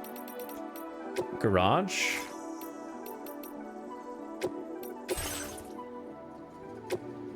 Oh, what the hell is this? A battery-powered trike? That combines high speed with excellent handling. It can scale steep slopes and be used to perform wheelies to traverse rough terrain. It can be ridden through water, but doing so will drain its battery quickly. Electrical attacks will short-circuit it. It's gonna take a bunch of metals and ceramics. Obviously worth. A three-wheeled motorcycle sporting two front wheels, the Tri-Cruiser boasts an impressive top speed, excellent maneuverability with its small chassis allowing for tight turning circles. An excellent off-road vehicle, the Tri-Cruiser's front wheel offer excellent shock absorption and feature built-in spikes that automatically deploy on steep slopes and wet ground for grip. Using its alignment control feature, they can also be easily lifted off the ground for wheelies. To allow large firearms and grenades to be used while inside the vehicle, the seats are elevated and open. One-handed weapons can be used while driving. A cargo shelf can be found on the side of the Tri-Cruiser and space for a backpack and small pieces of cargo behind the seat. Ad starting soon. Tri-Cruisers are battery-powered and will drain quickly in water, recharging during sunny weather. Oh my God. All right. This baby's coming out of the garage as soon as this ad is done, and then we are gonna use it extensively. So I'm gonna take a bathroom break and get some water refill, come back, and we're gonna do some of the like little bonus things that your optional objectives around here just kind of pump up our rep a little bit. Wow, that's crazy. How did Kojima know to include ad starting soon text right there? It's a great question. I'm really curious how this is gonna drive compared to the first game. Really curious, and all the other features sound excellent as well. This is gonna be fun. I'll be right back. Ad just started. Thanks for watching, everyone. We are in official Yep time now. BRB. Oops, well, I'll leave this on. I meant to do this. Bonk.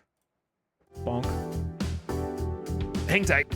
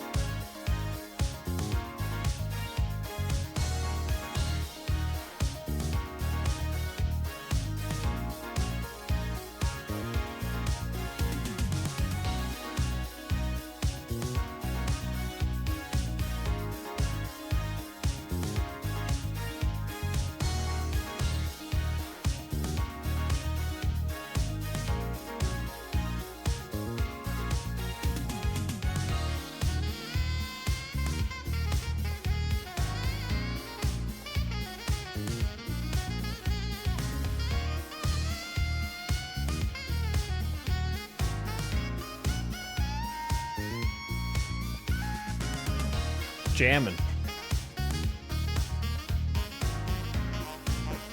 Jamming, dude.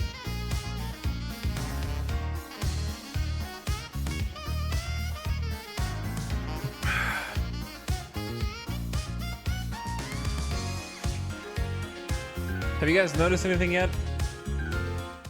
Good, that was a good song, but have you noticed anything yet? Have you noticed the...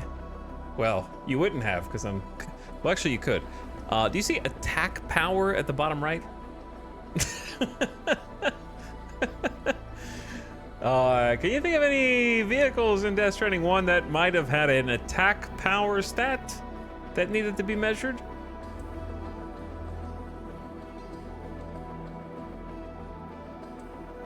Impact absorption, capacity, battery, mobility, attack power, and defense. Defense they definitely did have.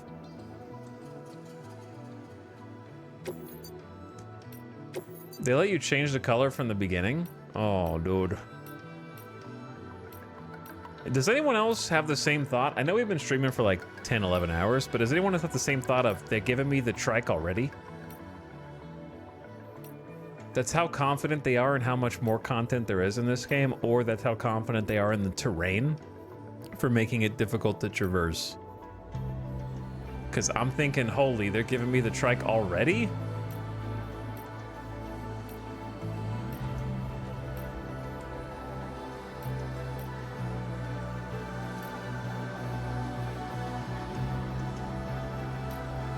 I'm thinking like Mars Red.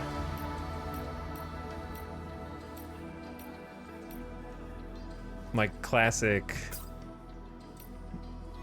red and white to start with.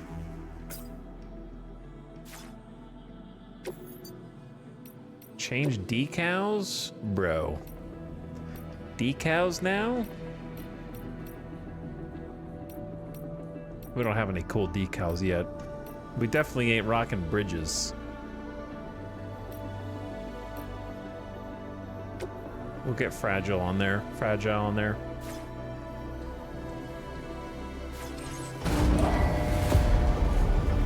Here we go. It's time. New entries added to the corpus. All right, it's not time. It's corpus time. Sorry. I lied.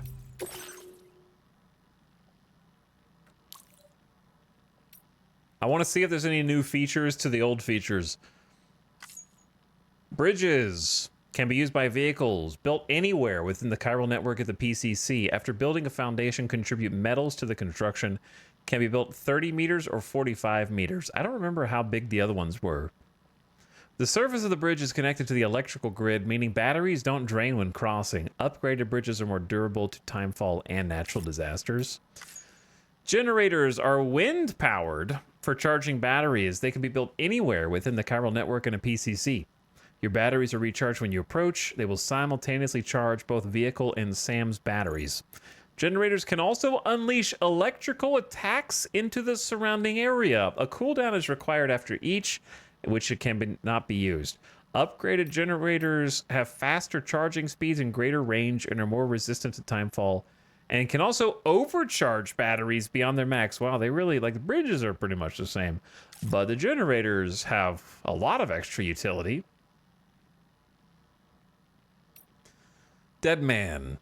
As a member of Bridges, Deadman studied BBs and supported Sam on his mission to establish the UCA. Deadman initially told Sam BBs are a little more than pieces of fieldware. We read this already.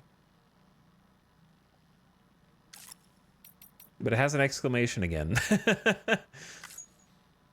Gatequakes are earthquake-like phenomena triggered when matter passes through the plate gate. We read this one as well.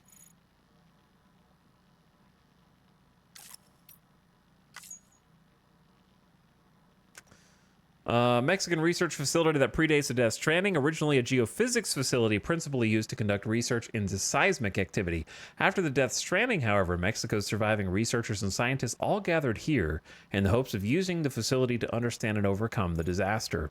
The laboratory now conducts investigations into the world beyond Central America, the skies above and the earth below.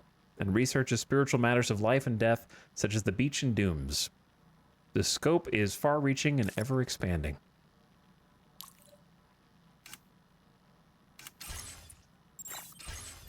All right. I'm in.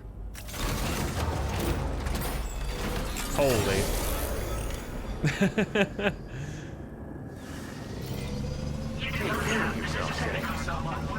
I don't have cargo for my orders? Access the delivery terminal and review the order details. I don't think I'm ready to take that order. Look at this guy.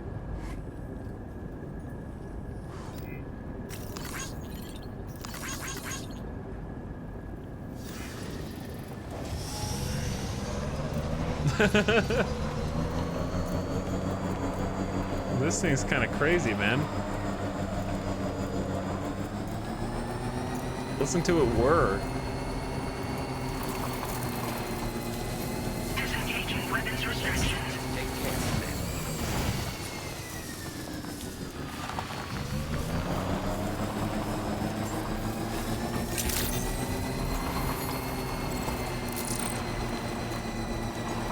We'll have to see how it handles like some bumpy terrain.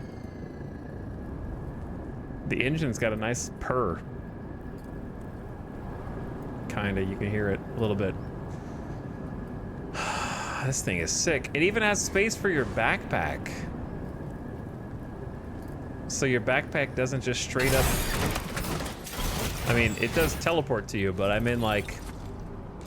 used to just straight up vanish. Now you have like a little backpack seat.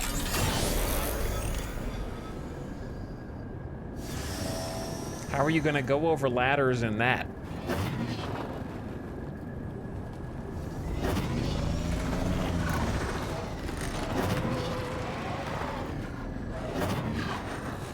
Like this?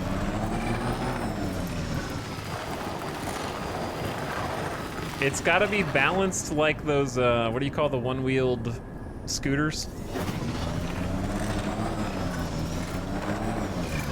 Because look, when I let go, look how softly it sets down. That's not me feathering it, that's just like the normal.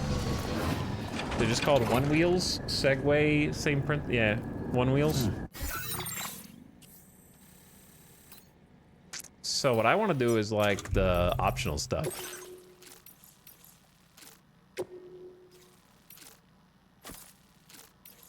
I like that you can look at the things that are around and then just put markers. Recover my favorite jacket. And I brought it with me when I came here from the UCA weather station, but it seems I must have dropped it on the way. I used to wear it on my off days, and I feel kind of lost without it, to be honest. And then recover one unfinished map of long-lost ruins. I used to guide people around the ruins back in the day. I started making maps and everything, but for some reason I left them there unfinished. Could someone go and get them for me? I might want to give tours of the ruins again one day.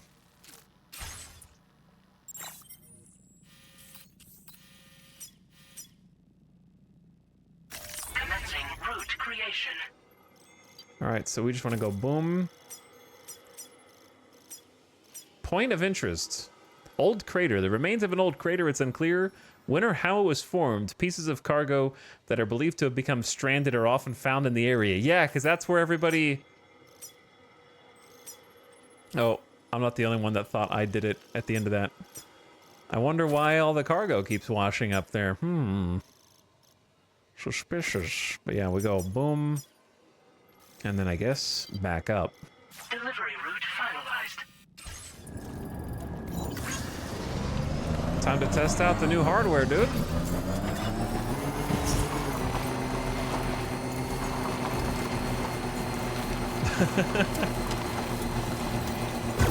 Oh, I don't know if I want to boost, man. The camera lens zoom is crazy too.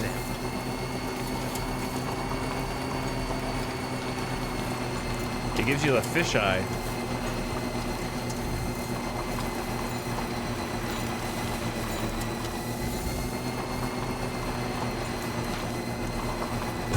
It has a boost.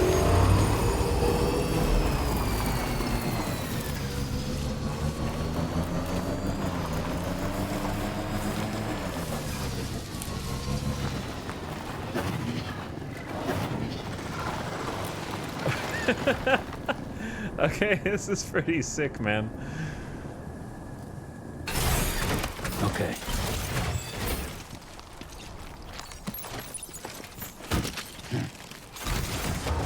This is so much faster than walking, obviously.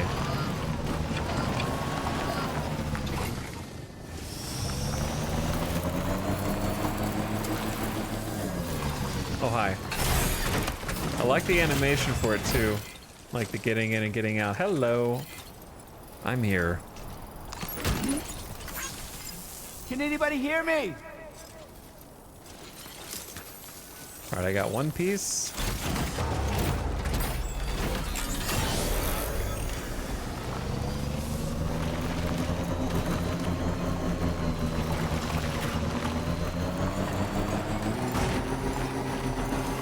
Like, it still kind of has that trike kind of bouncy, like, clank to it, but it feels smoother.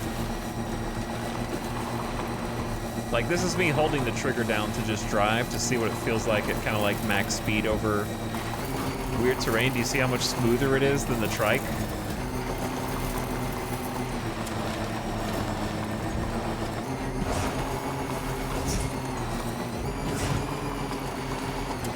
So much smoother than the trike. Doesn't stop dead with a comical bonk because of a small rock. Exactly.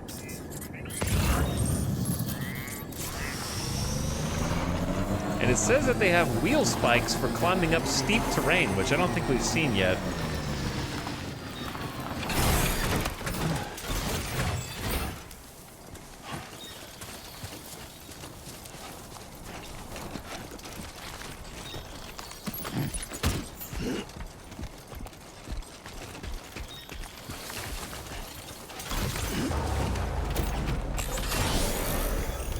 But it feels good, dude. First impression of it, very good.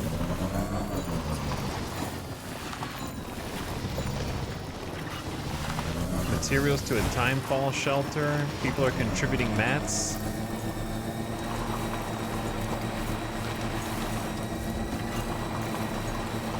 It feels smooth, and the game just looks so good with it that it does have kind of a different experience. It feels like Second System said. It's like you don't just bonk a small rock and then instantly come to a stop.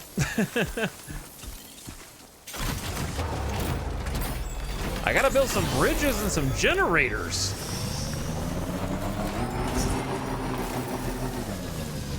Oh, you can pick up the cargo from here. And he just stacks it on back behind him. That's good.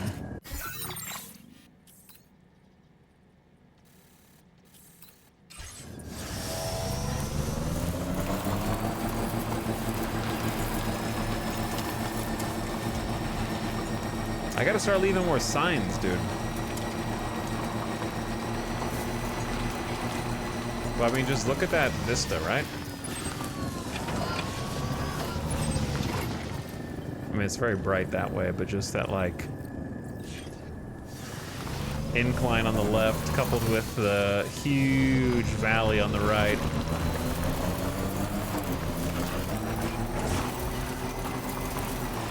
But it does have a boost. I'm assuming it's probably not energy efficient to boost. Feels good. Whenever you receive likes from someone, you're given the option to send them likes in return. Somebody lend me a hand. When?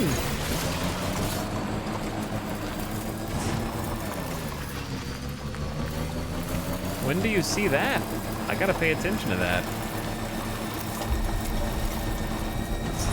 I saw the spikes come out of the wheels for just a second there. Good morning to you. Thank you so much.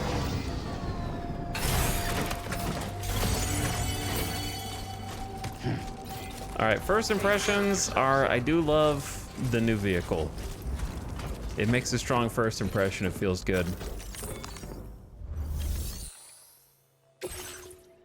I got your favorite jacket and some headache pills.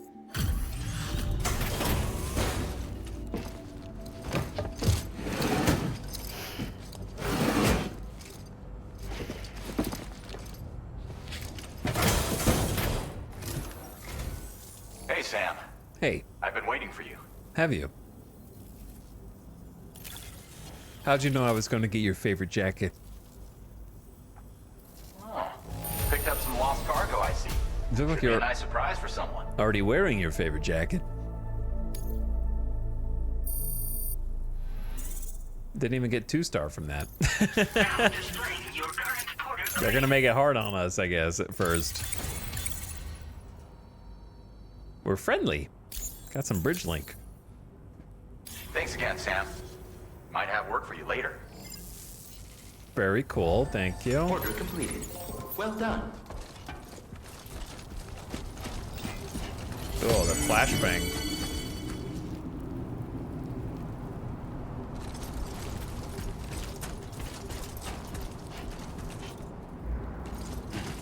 All right, I'm thinking we just go with a casual, basic.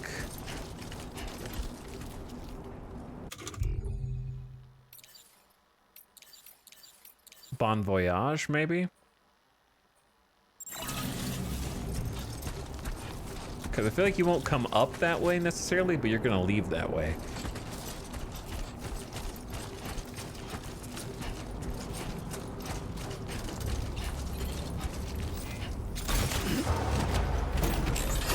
They made it a lot easier to make signs also, so that helps.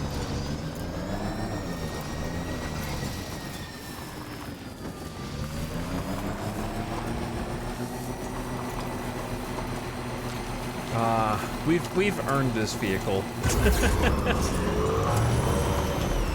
We fought a giant BT, killed some baby BTs, aka the gazers. Fought some bandits, survived a dust storm and a lightning storm, you know. Now we get to go vroom vroom a little bit.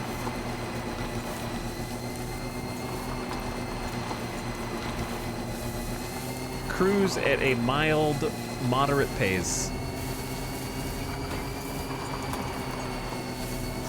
Now the question is, where should I build with the PCC to maximize our likes?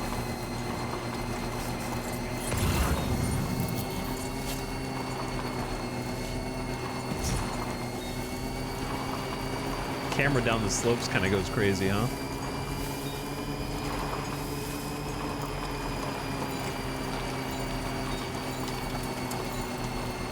Delivering repair materials to a watchtower.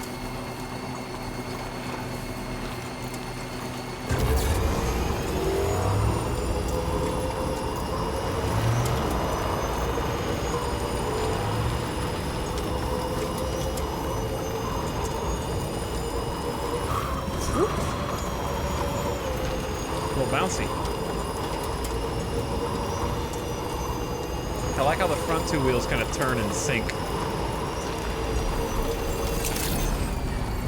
They got the little, like, ramp protection here.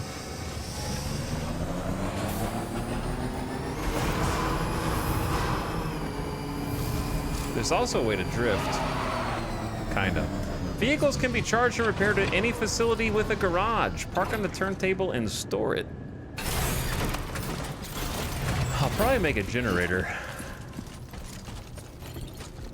But I think I have a present for you. I don't know what the benefit of doing all these little aid requests are, other than we get to feel good about ourselves. I should have taken the other quest before we left the other place. That was kind of silly of me.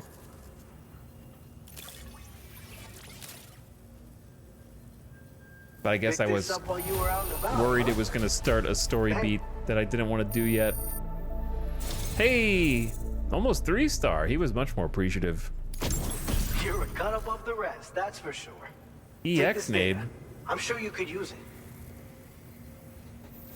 A grenade that unleashes a cloud of anti-BT vapor on impact. The vapor lingers, repelling gazers and hunters, and will even stop human foes in their tracks. A direct hit on a catcher will cause them to move more slowly. Can be stored in a grenade pouch. Anti-BT vapor.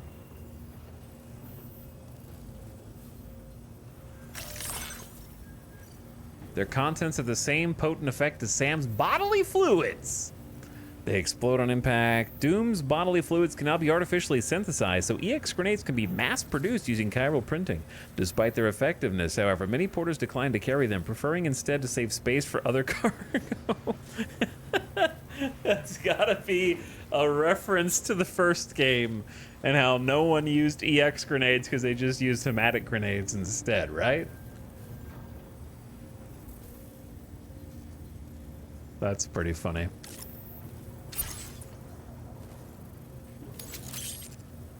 Some bandwidth increase. We can build more We've reserved buildings. more materials for you to use. Go ahead and take whatever you need. Now displaying your current porter grade. I will know what I need when I start putting some buildings down. It's hard to know where the right place. Obviously, like a bridge is going to make the most sense here. I've shared with you the schematic for EX grenades.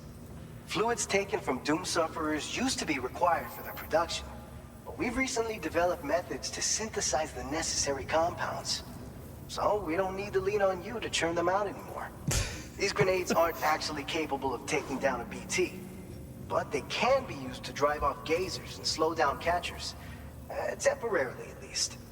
This should give you more than enough time to get clear of BTs or to use other weapons to neutralize them. You'll figure out the most effective ways to use them, no doubt. Yeah, I'll figure it out. Order completed. Well done.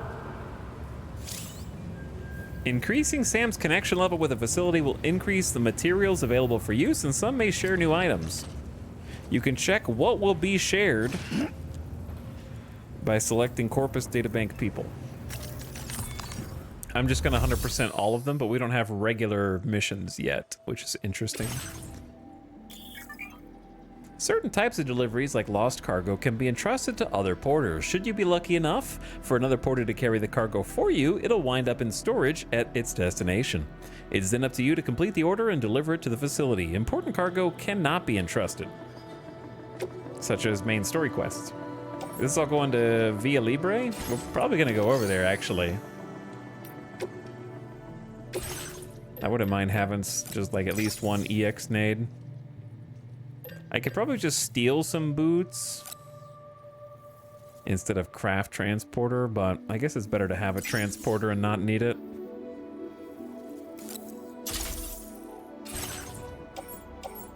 Because I don't think we have anything on the boot clip.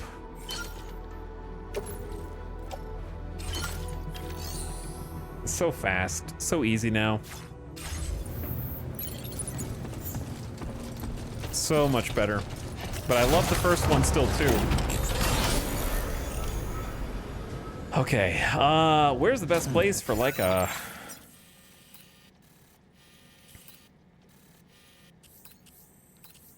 Chat, we gotta be like a bridge builder, dude.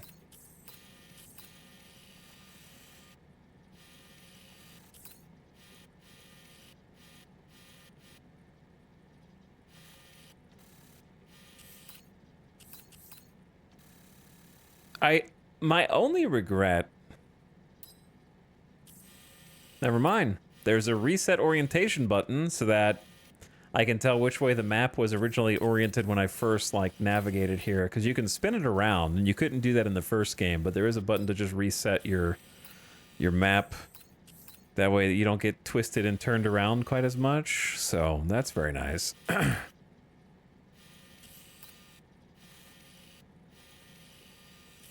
Because, like, I'm thinking about building a bridge. It's honestly easier to do if there was, like, if I could see where the storm comes in. You know what I'm saying? This ladder is already falling apart. 47% durability. So, like, maybe somewhere over here? And just connecting from like this over to this is a decent spot for a bridge. That's a pretty wide gap, and it also is like a road that leads directly up to Via Libre. So that kind of makes sense. And then it goes from here to the mule camp. So there might be, or I guess the bandits, sorry. There might be some more people kind of crossing from this side to that side, possibly. It's hard to say. But I think that's a decent spot for a bridge. We had to cross that a couple times at least. All right, where's the other aid request? Distant request. Recover 5 blended aromatic oils.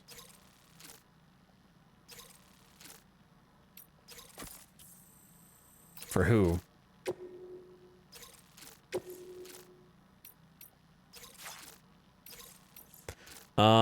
For Ciudad Nudo del Norte. These oils have been refined in the research lab with the aim of easing anxiety. However, it seems there was an issue with their delivery. If you come across them, please pick them up. All right, that's for this one over here. Do you guys notice how that odd chunk is not on the chiral network? I wonder what that's about. And there's, this one's fairly close. Both of these are. Place a marker on both.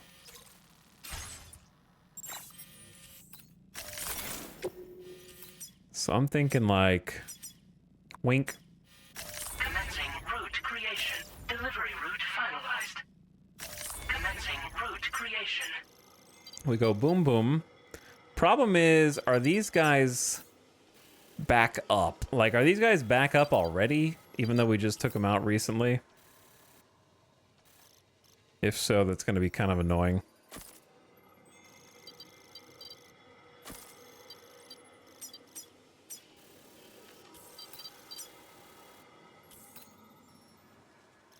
Like, if they're not back up, that would be ideal. Delivery route.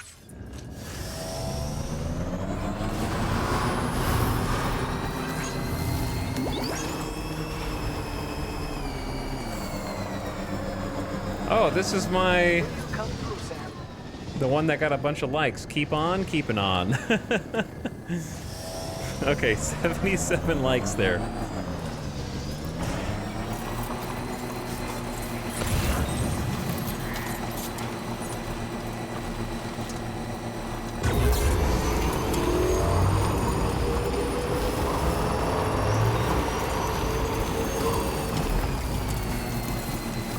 That is more than my entire director's cut playthrough, yes. From just one individual on one sign, correct.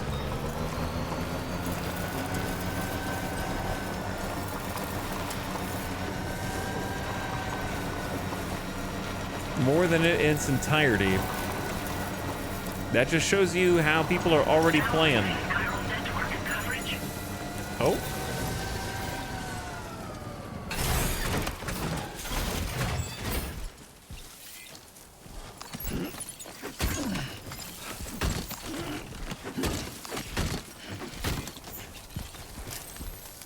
Oh, it's triangle for cargo management now. So let's see how this works, shall we? Try cruiser. Try cruiser. Beautiful.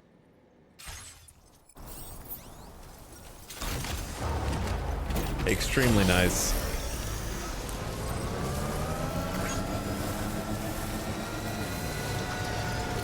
Is this similar to Star Citizen? Sure, yeah, why not? Very astute chatter.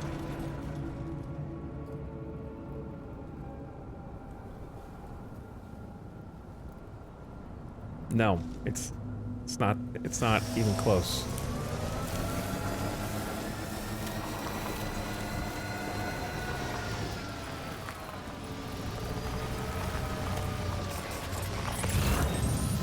Oh, they are back up. Well, that's not good. I guess I only did knock them out, so... What do you think the odds are I can just drive past them without getting taken down?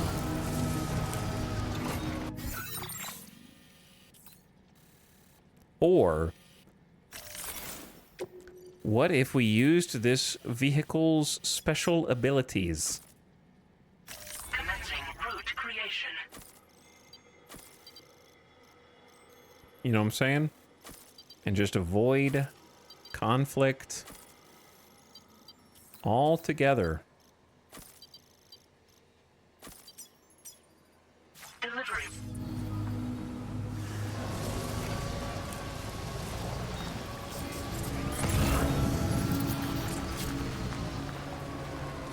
Oh, this thing can jump too.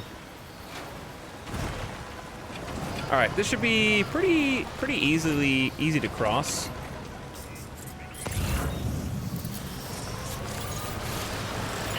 I hit a rock. It just consumes more battery. I guess battery is going to be the main concern here.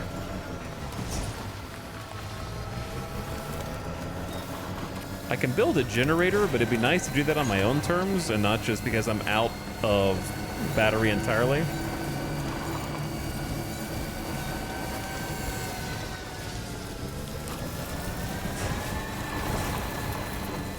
All right, let's see if we get the wheel spikes.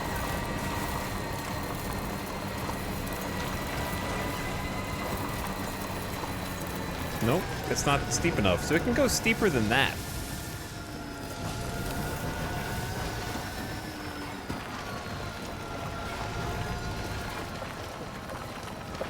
Look at the wheel hydraulics.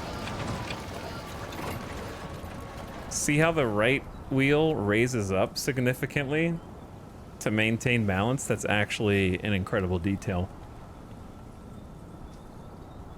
The like split suspension there. Oh, too fast.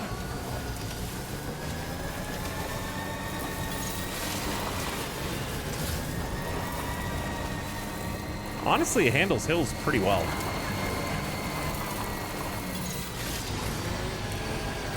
I just wish there... Uh-oh. If you get stuck like this, though, it's a problem.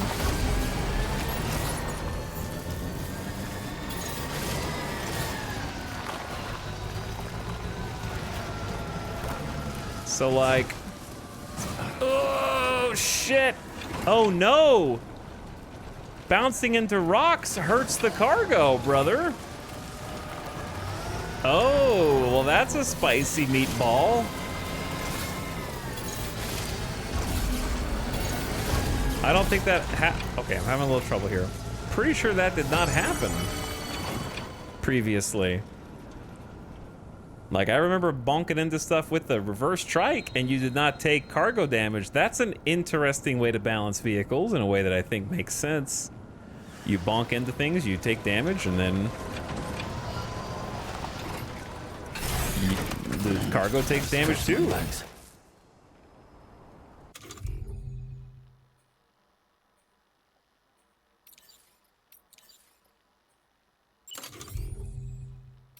We got bridges. We got generators.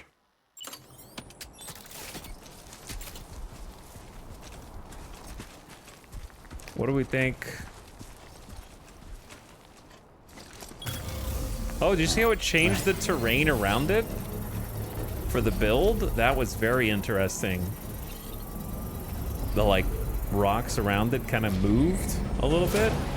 Construction process now complete. All right, well, we got an electric charge. A much nicer graphic for the battery charge than the previous game. It has an electric blast. You have no materials. It would need 400 metals to get to level 2. I'll think about it later. For now, it should be fine. I just needed it to get a charge. I feel like it's a spot that might see some traffic.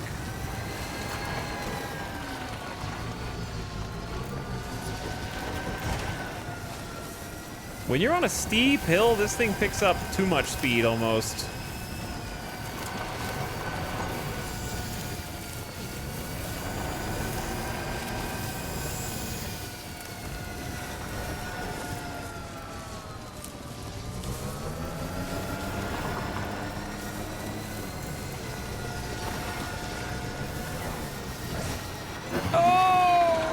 Oh yeah, nice save with the wheelie. All right, we need to slow down and take this a little more carefully.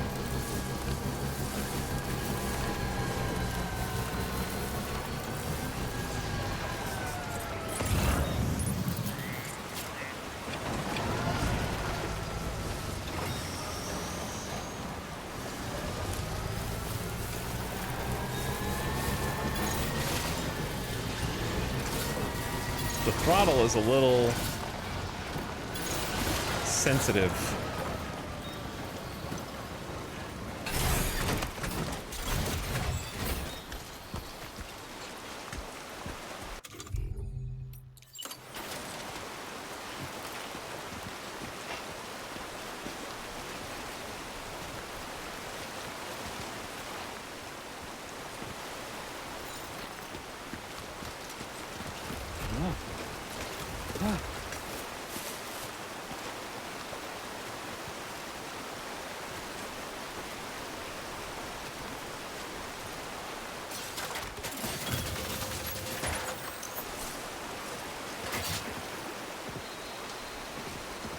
You guys ready for an experiment?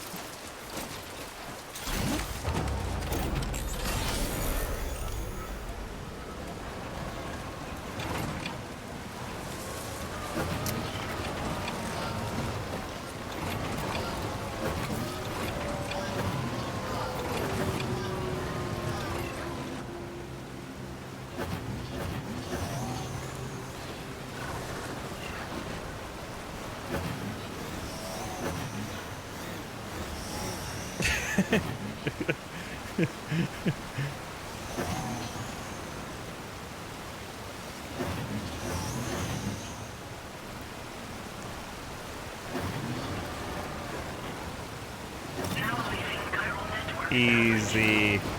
Easy, bro. We got headlights in this game?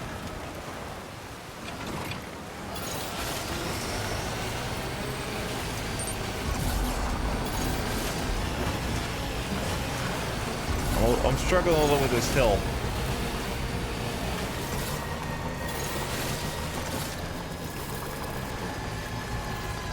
Hello, La Madre.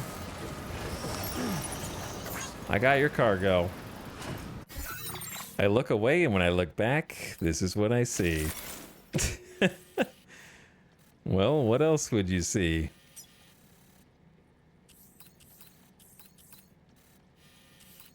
This is not my first choice of ways to get out of here. I think it's in our best interest to turn around and go back the exact way that we came. Also, I noticed that the trail that you leave, the little blue dots, is much more subtle than the previous. Like, I don't know if I want to drive through here, because how are we not going to run over the tarantulas? And then they're going to, like, I don't know what they're going to do, but they're going to do something. But going around there seems even worse.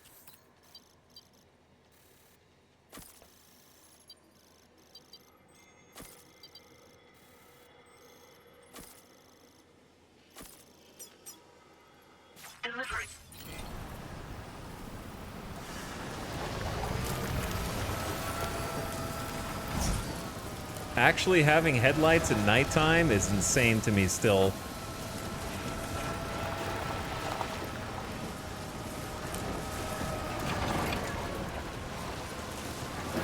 Oh, yeah, shit. So, for this bike, it is specifically designed for that one wheel to help you manipulate terrain. Actually. Like, it kind of go, like, right now, I am not hitting forward or backward. It is just staying still. If I tap forward, see how it stops automatically? Okay, unless we get on an actual slope. Vehicle lights turn on automatically. If you switch them off, battery consumption is increased when the lights are on. No shot.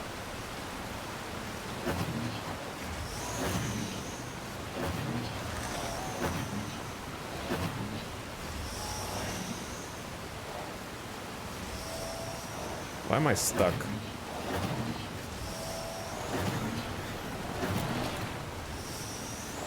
Chad, if I go flying off here, just know that it was worth it.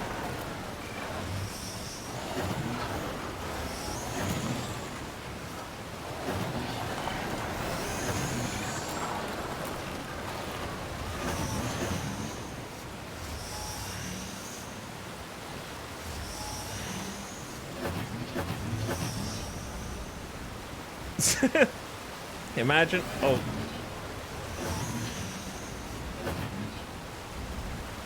Why does the wheel move out from under it, bro? Okay, so it takes a little more skill than it did in the first game, but it's still very doable. I love this bike actually now.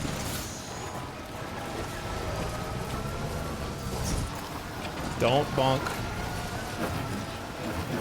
Oh my lord. Oh my lord. Alright, chill. Chill, chill, chill, chill.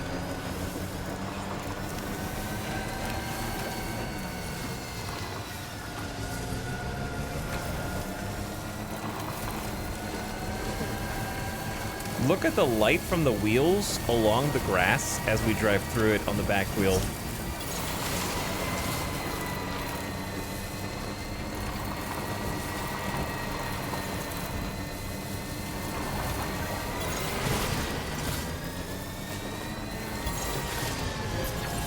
Get a little charge from my brand new generator. Alright, it's a full charge. Alright, spiders. I am not throttling. I am reversing, and I can't stop.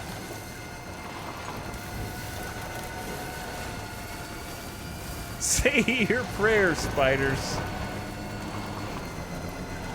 I hope they're asleep right now.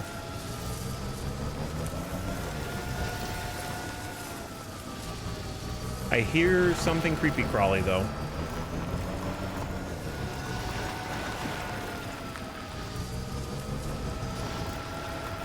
Also, you can pick up cargo while driving next to it way... Holy shit. Disgusting. I hate them. Yeah, they seem to be like up in trees at night or something. Like they're not on the ground. Well, here's a bunch on the ground. I swear there were more though when we first came through.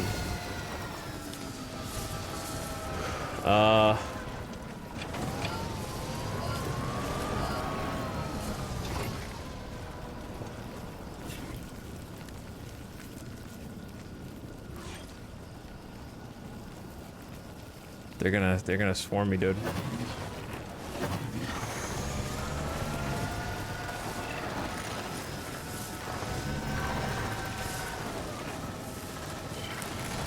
Ah! All right, let's go. I may have angered the horde. One or two got caught in the crossfire. Chiral creatures trigger short circuits. Coming into contact with power creatures will trigger a short circuit and drain your battery. Bro. They know you're gonna try and run them over, dude. They begin to appear following the Death Stranding. Yeah, they exhibit herd-like behavior and attack in groups when approached. Avoiding these creatures is best. They've been known to explode on contact. For some reason, they've not been observed within the UCA. Research to determine why is underway.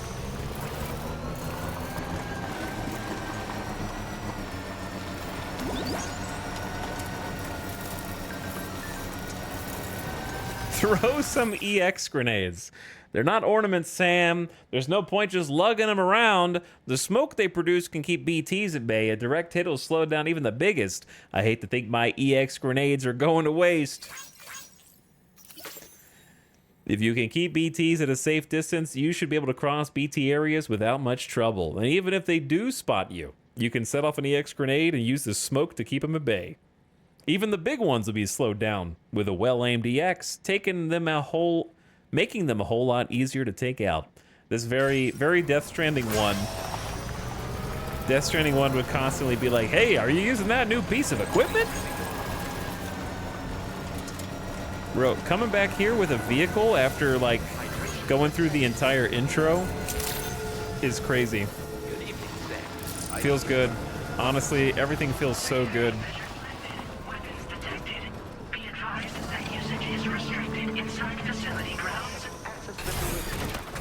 It feels so smooth. And everything just looks so clean. And we're still in the tutorial. We're not even in, like, the actual game yet. Handmade picture book.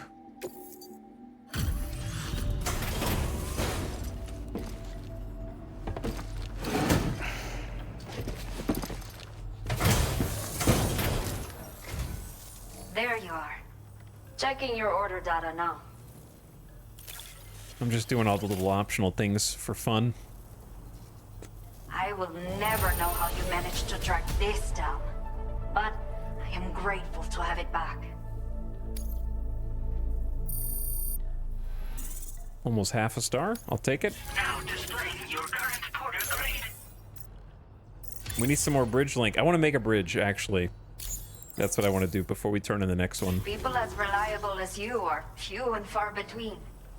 I will be sure to call on you again. Order completed. Well done. So, bridge is 600 or 800 metals. I don't know if we have enough. Metals are kind of hard to come by right now. At least not from here.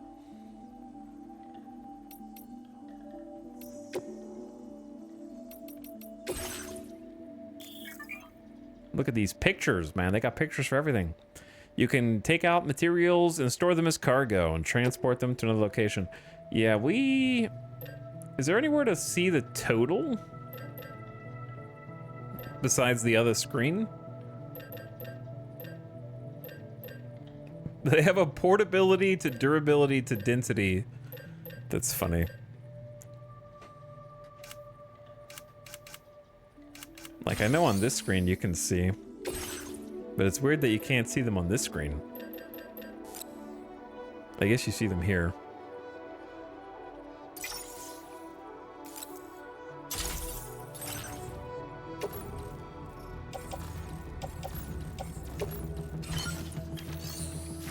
The menus are so fast now, it's insane. And if you just got here, Papa Joe, and you've got a problem with your cargo, you can just hit up on the D-pad, auto-arrange cargo, and it's fixed. There's so many new quality of life things.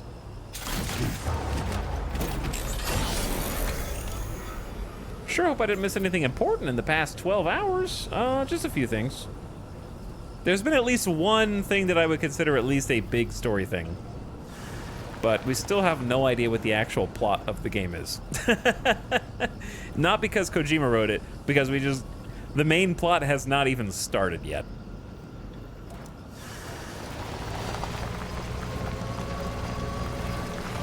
But it's a damn pretty game, and it's smooth as hell, and it just feels so much sharper and better than Death Stranding 1 somehow.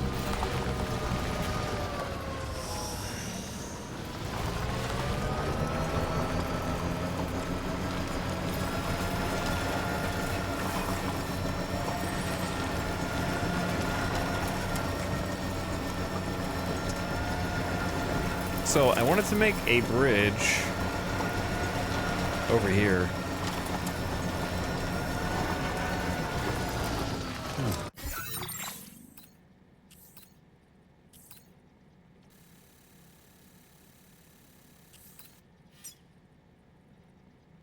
Commencing route creation. Like somewhere over here, maybe? The thing is, there is no river there, but if it rains, then there is. Maybe I wanted to build it here, actually.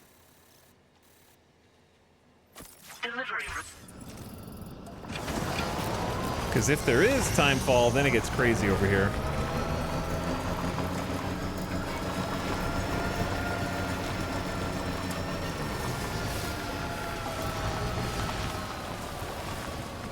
Though now that I'm looking at it, I don't know if this is the best place.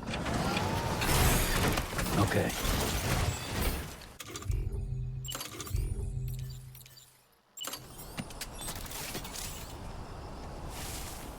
Too big. It's huge, man. And that's not even the large one.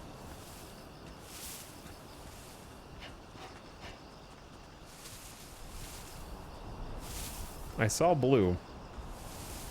Vehicle detected. You're in the way, man.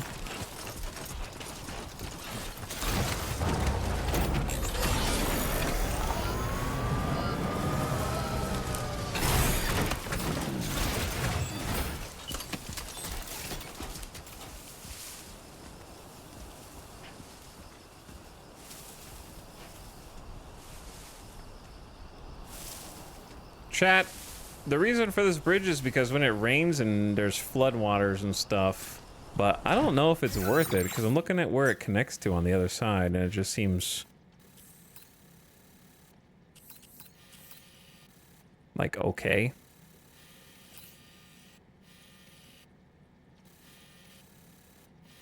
Maybe like here instead.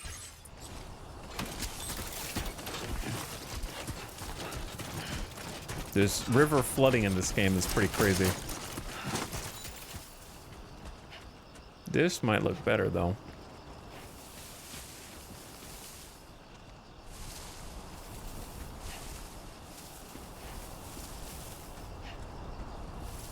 I saw a blue on the short version of this. Steep slope detected. Yo, look at the new build camera. Holy shit, look how high in the sky they let you go compared to the old game. That's wild, dude. X, I don't like that I've turned it because I'm stupid, but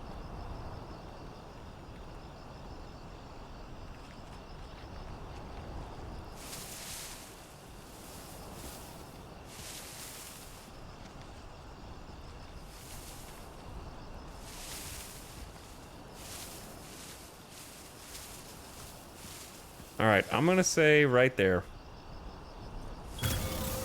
Let's get this Look, done. all the grass disappeared around it and all the rocks and stuff. Like the terrain deformation built into the new engine is crazy. I don't know if it's a good bridge, but it's my bridge. Okay? It doesn't exist yet, also. Very important to note.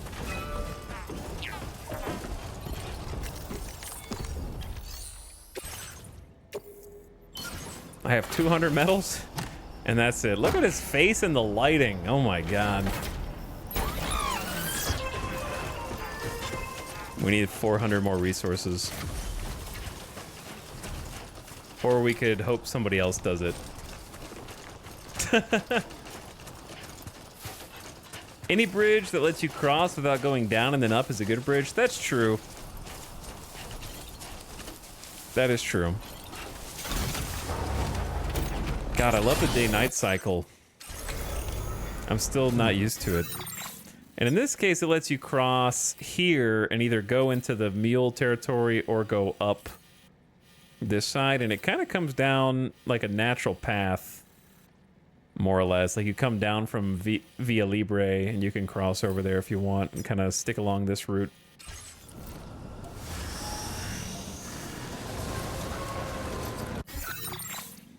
Problem is I need more resources and we're not going to get them without going to Ciudad.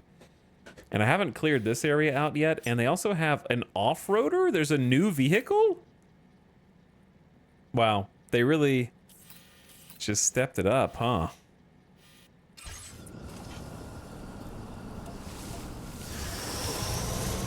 All right, I'm going to need to actually plot a quick route.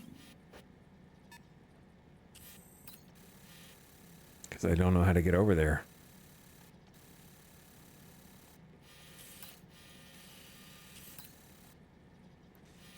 To me, it seems like the best way to get over there is to go like this. Commencing route creation.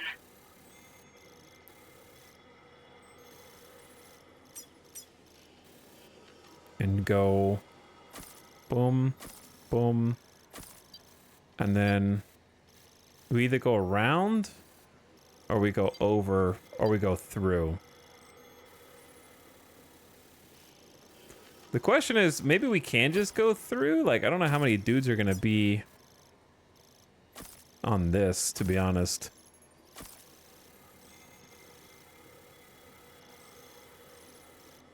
Delivery.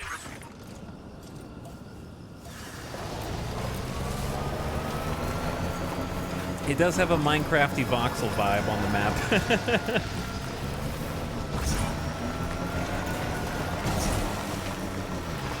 I think it's a nice map. It's a nice step up from the first game. Even the driving feels better. Additional materials to a post box. What are the odds that the post box over here has a bunch of metals in it? Probably slim, but maybe worth checking.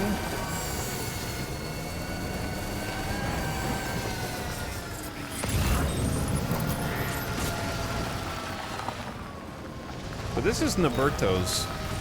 It's like it's an AI one. All right, let's test this thing.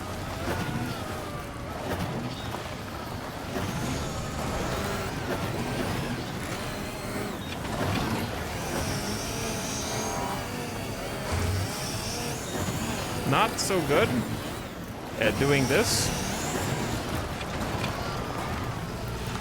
All right, what about not doing a wheelie?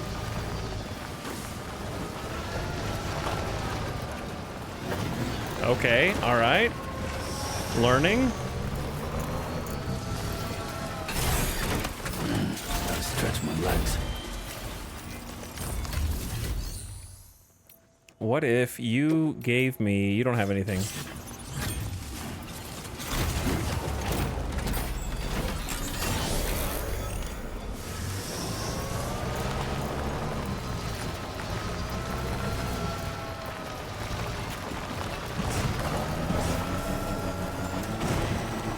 Alright, hopefully we don't get attacked through here.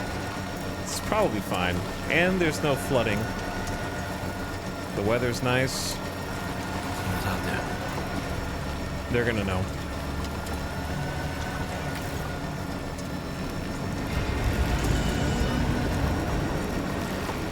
Ah! Chill, man.